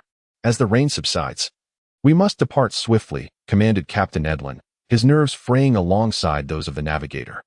The strange phenomena in the sky and the monstrous roars convinced them that their supply ship had unwittingly become entangled in an unknown conflict. In a world where the extraordinary prevailed, exercising restraint over one's curiosity was the key to survival, particularly for officers like them, who occupied more sheltered posts. Although Aiven understood that remnants of 4th-tier powerhouses might still linger on that battlefield, treasures of incalculable worth for ordinary extraordinary beings, he chose not to challenge Edlin's decision. Firstly, persuading Edlin was a daunting task, as there were no suitable reasons to risk their lives in pursuit of hidden exploration. Secondly, he was uncertain whether those remnants held any danger, after all. Even a drop of blood from a 4th-tier powerhouse could pose a peril too great for an ordinary knight just embarking on the path of the extraordinary to safely encounter. Thus, the supply ship continued its journey, for the moment, untouched by these deeper concerns. After the colossal ocean beast, Cut, fled into the open sea, it plunged into a suddenly appearing deep blue hole on the ocean floor. Moments later, it emerged beside a peculiar island thousands of miles away. The great whale surfaced and transformed back into its human form as Cut ascended onto this island, nestled deep within the Black Sea. It resembled a sculptural ocean museum. Yet each sculpture of marine life bore shells and tentacles, imparting an indescribable sense of grotesqueness and terror, instilling a sense of awe and dread in all who beheld it. Chapter 85. The admission turmoil. The tentacles beneath the robe adhered to the ground as Cut moved swiftly, soon arriving before a magnificent hall located on the northern side of the island. This structure, embodying the architectural grandeur of a temple, stood in stark contrast to other ordinary sanctuaries, towering excessively high. Like the creation of giants, its marble columns soared into the clouds, and its imposing dome obscured the sky, rendering even his sea monster form somewhat diminutive within its vastness. Curiously, half of this edifice rested upon the land while the other half was submerged in water, as if it were designed to receive the reverence of both terrestrial inhabitants and marine creatures alike. Upon entering the grand hall, Cut instinctively bent down, taking a few steps forward to prostrate himself on the ground, kneeling devoutly before a blue-black statue of a goddess at the center of the hall. "I praise you, mistress of the deep sea and sea monsters, powerful and benevolent mother of sea monsters, goddess who reigns over the Black Sea, beautiful, sacred, and majestic." Each sighting of her evoked profound reverence from the depths of Cut's heart. The figure clad in a white robe and hood obscured his visage, yet it was evident from his towering height, surpassing Cut by at least a head, that he was undoubtedly a formidable being on the path of sea monsters. For this individual, despite being a fellow 4th-tier son of the sea god, was the president of the Deep Sea Brotherhood, the strongest among all extraordinary beings of the sea monster path, and a favored one of the great mother of sea monsters, Echidna, representing the goddess's will. Cut dared not exhibit any negligence, recounting in detail his plan to reveal his sea monster form and infiltrate the territorial waters of Philitis, intentionally provoking the kingdom's strong ones to instigate combat as a means of testing their strength. He concluded, Philitis indeed poses a considerable challenge. The 2 prominent titled powerhouses, the Lionheart Duke and the Rose Sword Saint, though only the latter has taken action this time. Yet, even as a young man among 4th-tier beings, he is certainly no weakling. Not to mention the existence of another titled individual and potential hidden forces within Philitis. Therefore, I do not recommend placing the interference task upon Philitis. Having listened to Cut's report, the figure in the white robe said little more, merely nodding in response. "You need not concern yourself with this matter any further. I have already established contact with a notorious pirate who will be entrusted with the responsibility moving forward. Actions within the human realm will be more convenient when conducted by a fellow human pirate." Upon hearing this, Tianka felt a twinge of anxiety regarding the appropriateness of entrusting such a significant matter concerning their goddess to a pirate of questionable morals. Yet, as the president had made a decision, he could only acquiesce. As you command, my lord. Tianka, I am aware of your loyalty to the goddess. But do not be hasty. Within a year, an opportunity for you to prove yourself will arise. Pushing open the window. Warm sunlight and the refreshing air post-rain enveloped him. The torrential rains that had plagued the western coastline for several weeks had finally ceased today, and the people, weary from the downpour, could no longer resist the urge to emerge and celebrate. 3 days prior, Aiven had completed the registration process and settled into the academy dormitory. And he was no exception. Oh, after such an extended period of dreary rain, I feel as though seaweed might sprout from my skin. I had never realized how delightful sunlight could be. The door to another bedroom swung open behind him, revealing a young man with golden short hair who emerged while stretching lazily. This was Krell Dawson, another participant in the short training program who had checked in simultaneously with Aiven 3 days ago, and a fellow resident of this 2-bedroom suite. He is not an unpleasant companion. An 18-year-old prodigy of an extraordinary night, a local from Newen Harbor, his personality leans towards the optimistic, with a penchant for collecting various oddities, particularly intrigued by tales of wizards. Upon their arrival, he had even showcased his treasure collection to Aiven. However, in Aiven's perceptive eyes, none of those so-called treasures bore any authenticity. Setting aside his peculiar hobbies, Krell's eligibility for the short training program suggested a noteworthy background. While his family may not be overwhelmingly influential, his grandfather had once been a professor at the Royal Naval Academy, and his relatives served in the First Fleet, bestowing him with considerable influence. Yet, Aiven found it curious. One would assume that someone with such a background would have no trouble securing a spot at the Royal Naval Academy through conventional means, even at the age of 13. However, due to their recent acquaintance, he refrained from inquiring directly. "Good morning, Aiven." Krell approached, gazing out at the city, which was gradually bustling with activity, and took a deep breath.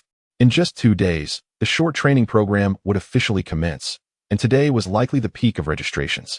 With the weather being so pleasant, let me take you on a tour of Newen City. Once classes begin, such leisurely days may become a rarity. The two, of similar age and rank, conversed casually, evoking a sense of camaraderie reminiscent of Aiven's university days, devoid of formality and quite comfortable. As a newcomer, having a local guide was undoubtedly a welcome advantage for Aiven. "Haha, that sounds splendid. I am more than willing to have you as my guide." Their plans aligned perfectly, and without donning their officer uniforms, the two donned the academy-issued attire and set off together. Due to academy regulations, during their time at school, only student relationships mattered, disregarding rank distinctions, which helped cultivate a pure academic atmosphere. However, as they stepped to the entrance of the academy and beheld the throngs of people milling about, Aiven sensed that their exploration plans might be thwarted.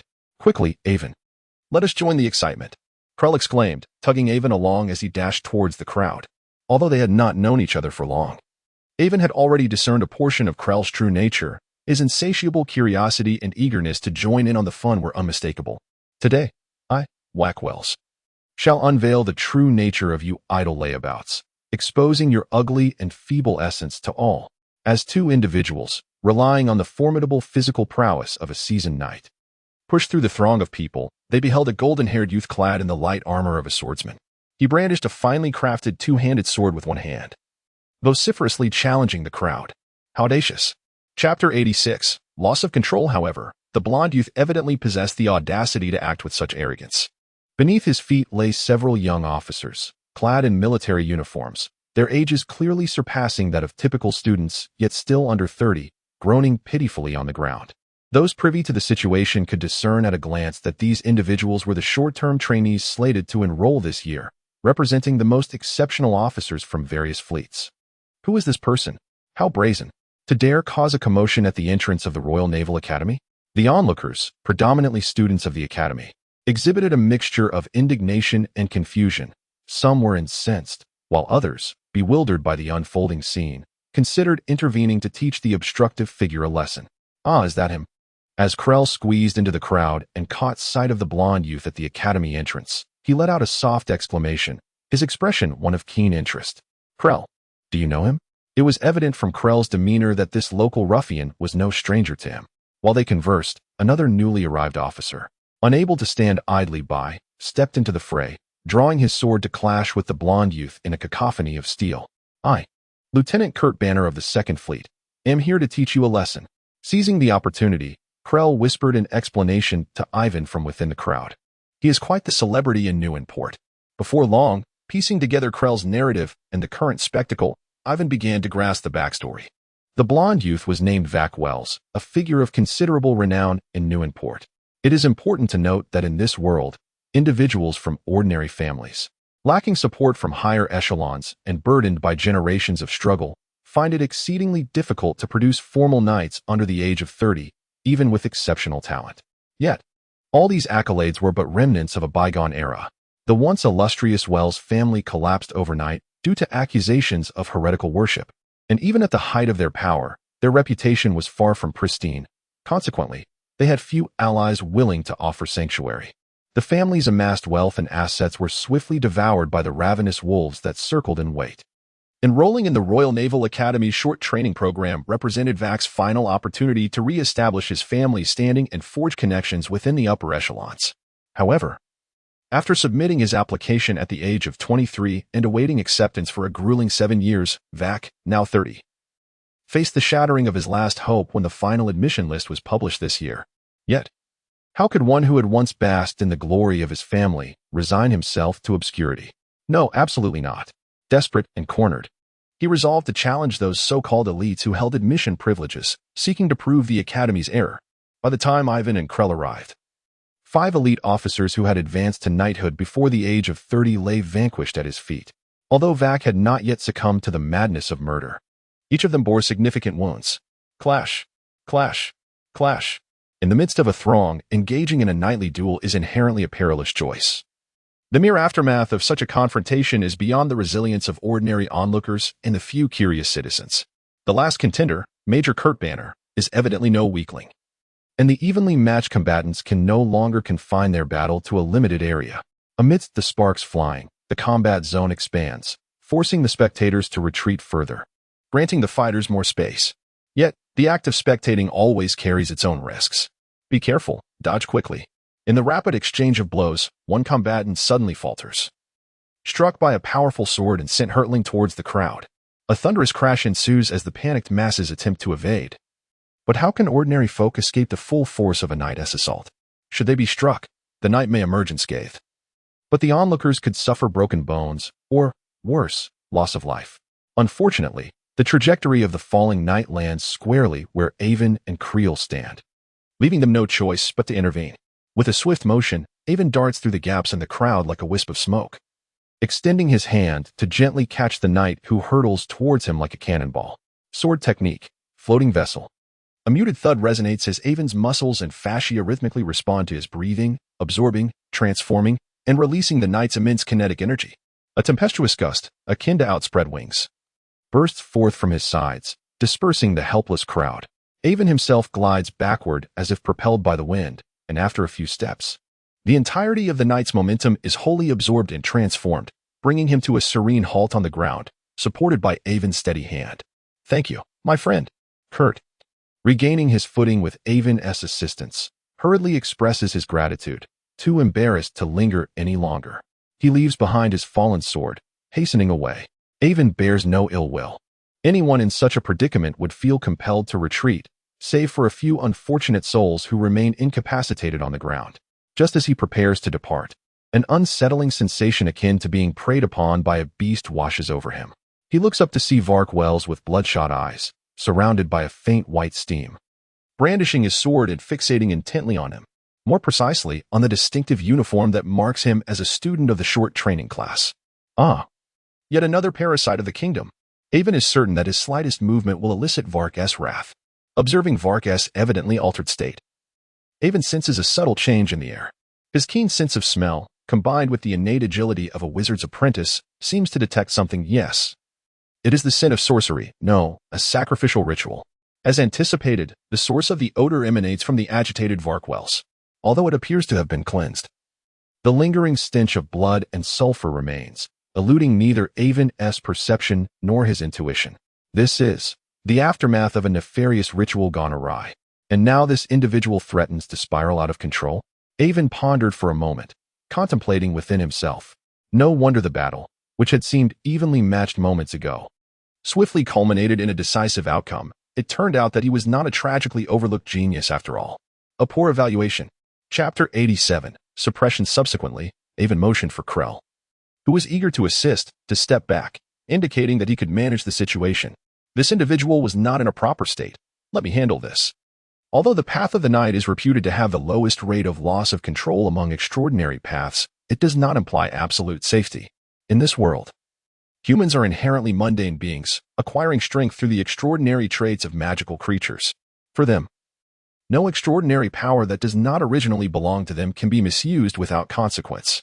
Moreover, considering someone like Wackwell's, who has endured familial decline and shattered dreams, and may have conducted some sacrificial ritual to commune with unknown entities, his mind was undoubtedly fragmented.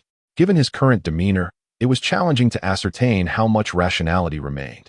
Aiven had encountered those who had lost control before. The madness and strength of Shark Skook had left a profound impression on him.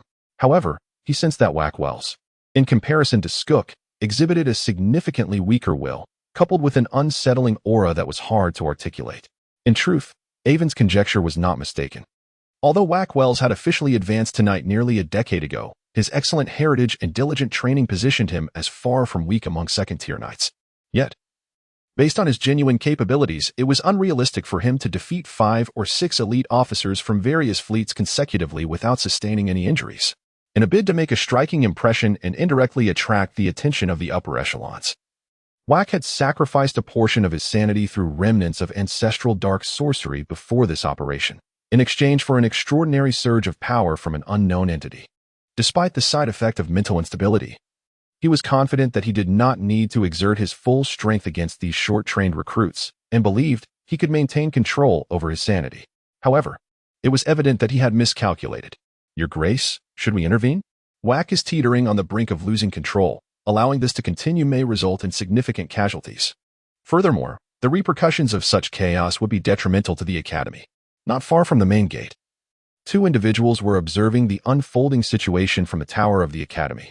One was a young woman with flowing golden red hair, clad in a crisp uniform, who turned to inquire of the elderly man beside her, whose hair was white as snow. Any student from the Academy would instantly recognize their identities. The elderly man was none other than the principal of the Royal Naval Academy and the former Grand Admiral, Duke Princeton. However, the positioning indicated that the young lady held an even more distinguished status, ostensibly the newly appointed Vice Principal of the Naval Academy. Her true identity was none other than Her Royal Highness, Princess Levina Felidus, the second princess of the kingdom and the first in line for the throne. Your Highness, I implore you to consider an old man's wish. Within the Academy, please call me Principal. A wise old principal is far more favored by the students than a cunning old noble. Is he not? The elderly man began with a jest before addressing the matter at hand. Relax, my princess.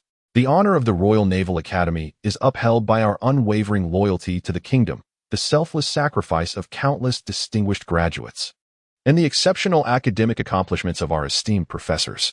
It cannot be tarnished by the reckless actions of a few individuals. Moreover, do not underestimate the young man confronting Vackwell's.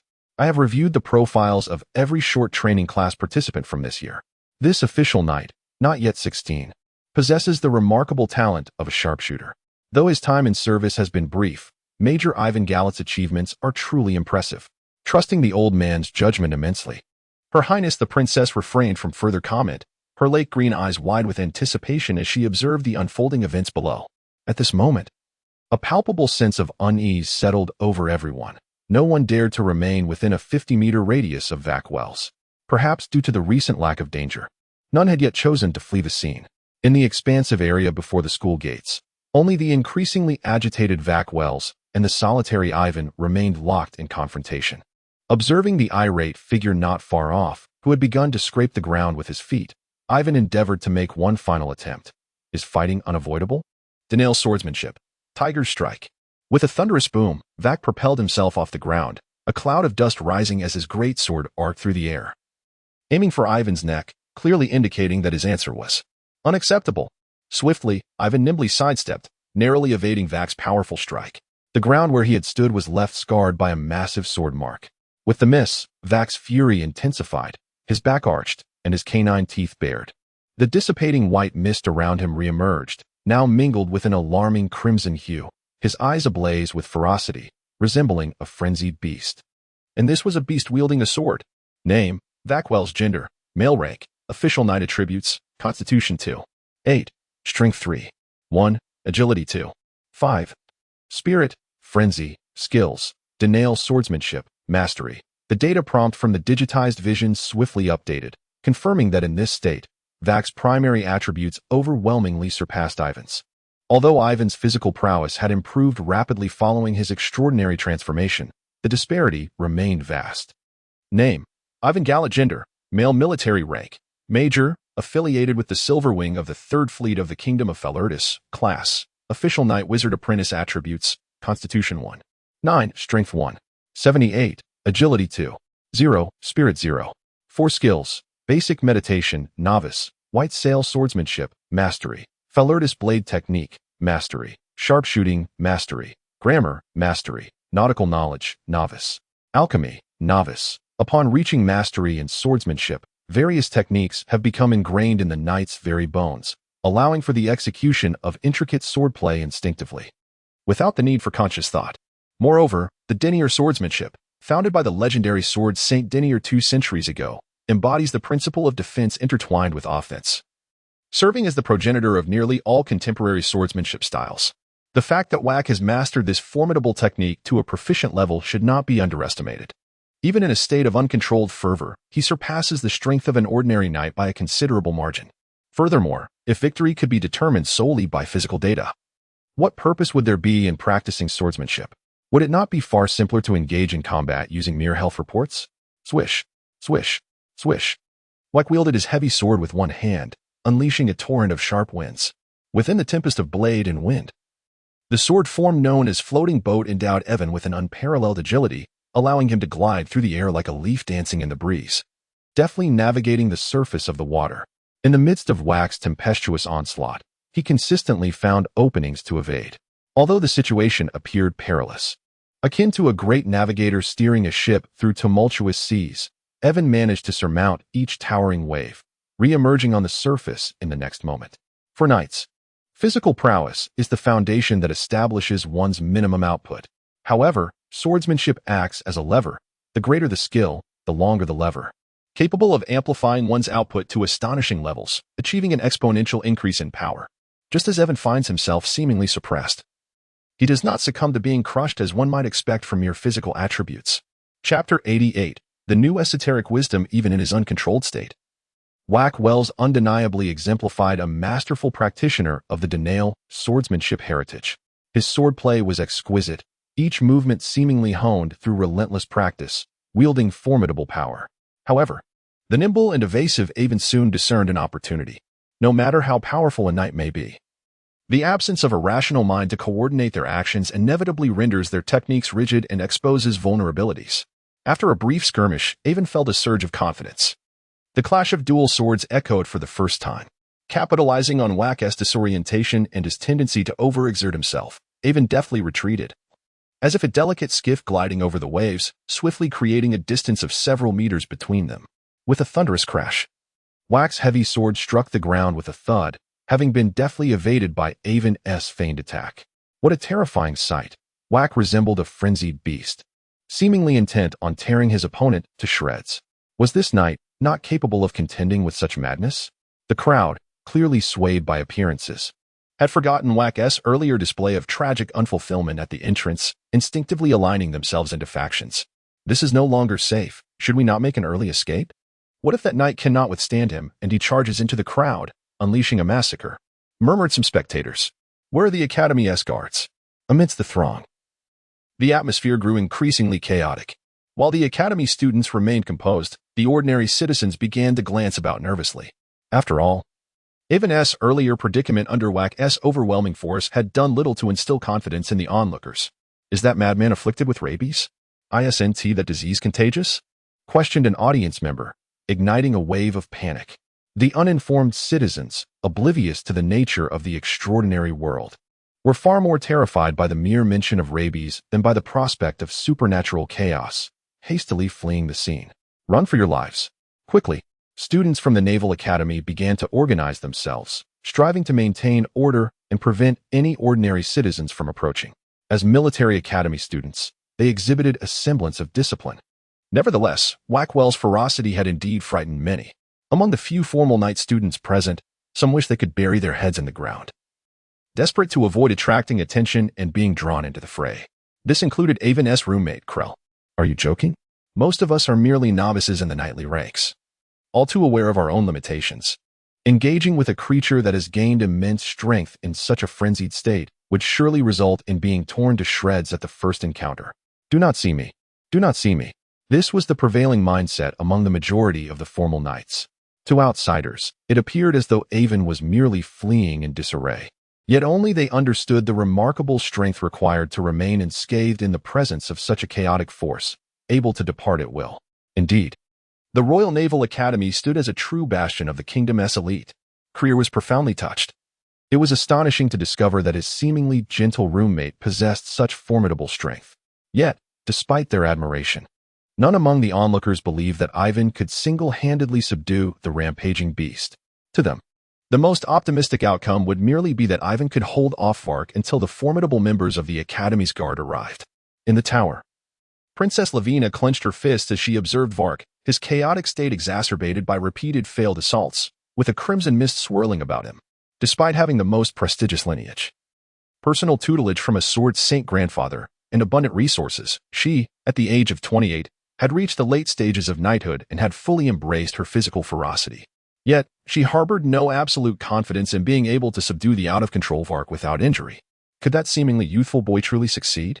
Noticing Lavina's concern, the principal turned to reassure her. Should the situation spiral out of control, I will intervene directly. A greenhouse cannot cultivate towering trees. If he is indeed a person of great potential, why not allow the Academy's gates to serve as his stage?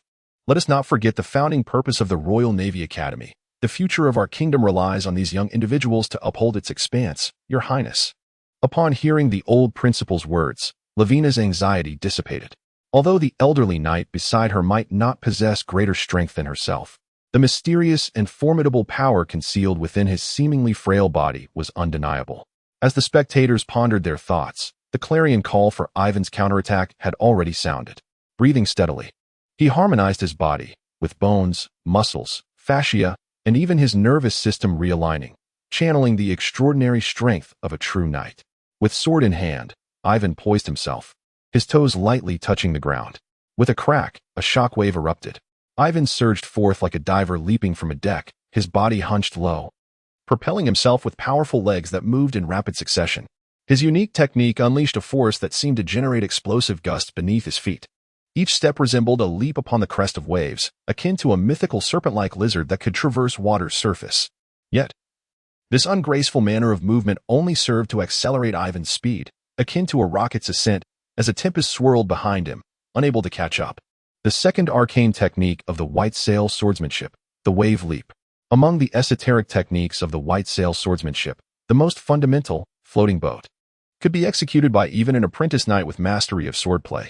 However, the subsequent techniques, wave leap and wind cutter, demanded increasingly stringent prerequisites, not only requiring proficiency in swordsmanship and physical prowess, but also a sufficient level of insight. Aiven had possessed the physical foundation to perform the wave leap since completing his extraordinary transformation, yet his lack of experience had hindered him from utilizing this technique. It was only after witnessing the transcendent swordsmanship of the Rose Sword Saint that he finally gained enlightenment, culminating in today's ultimate strike. Whoosh, whoosh, whoosh, whoosh. Moreover, when others observe the demonstration of their esteemed predecessors, the extent of understanding gained from a single viewing is invariably limited, and as time elapses, the techniques that can be remembered will only diminish. However, Aiven's data-driven perspective encompasses not only quantitative analysis, micro-identification, and physiological monitoring, these transformative functions, but also the fundamental necessity of record-keeping.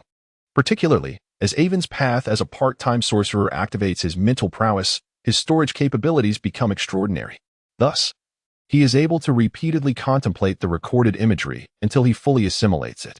At this moment, enveloped by a fierce gale, Aiven seems to sprout wings of wind, maximizing his agility to its utmost potential. The commotion Aiven creates naturally provokes an equally fierce response from Vake, who, with a roar, unleashes a crimson aura that erupts violently. Akin to a red meteor hurtling toward Aiven, the formidable force shatters the air, producing a piercing roar.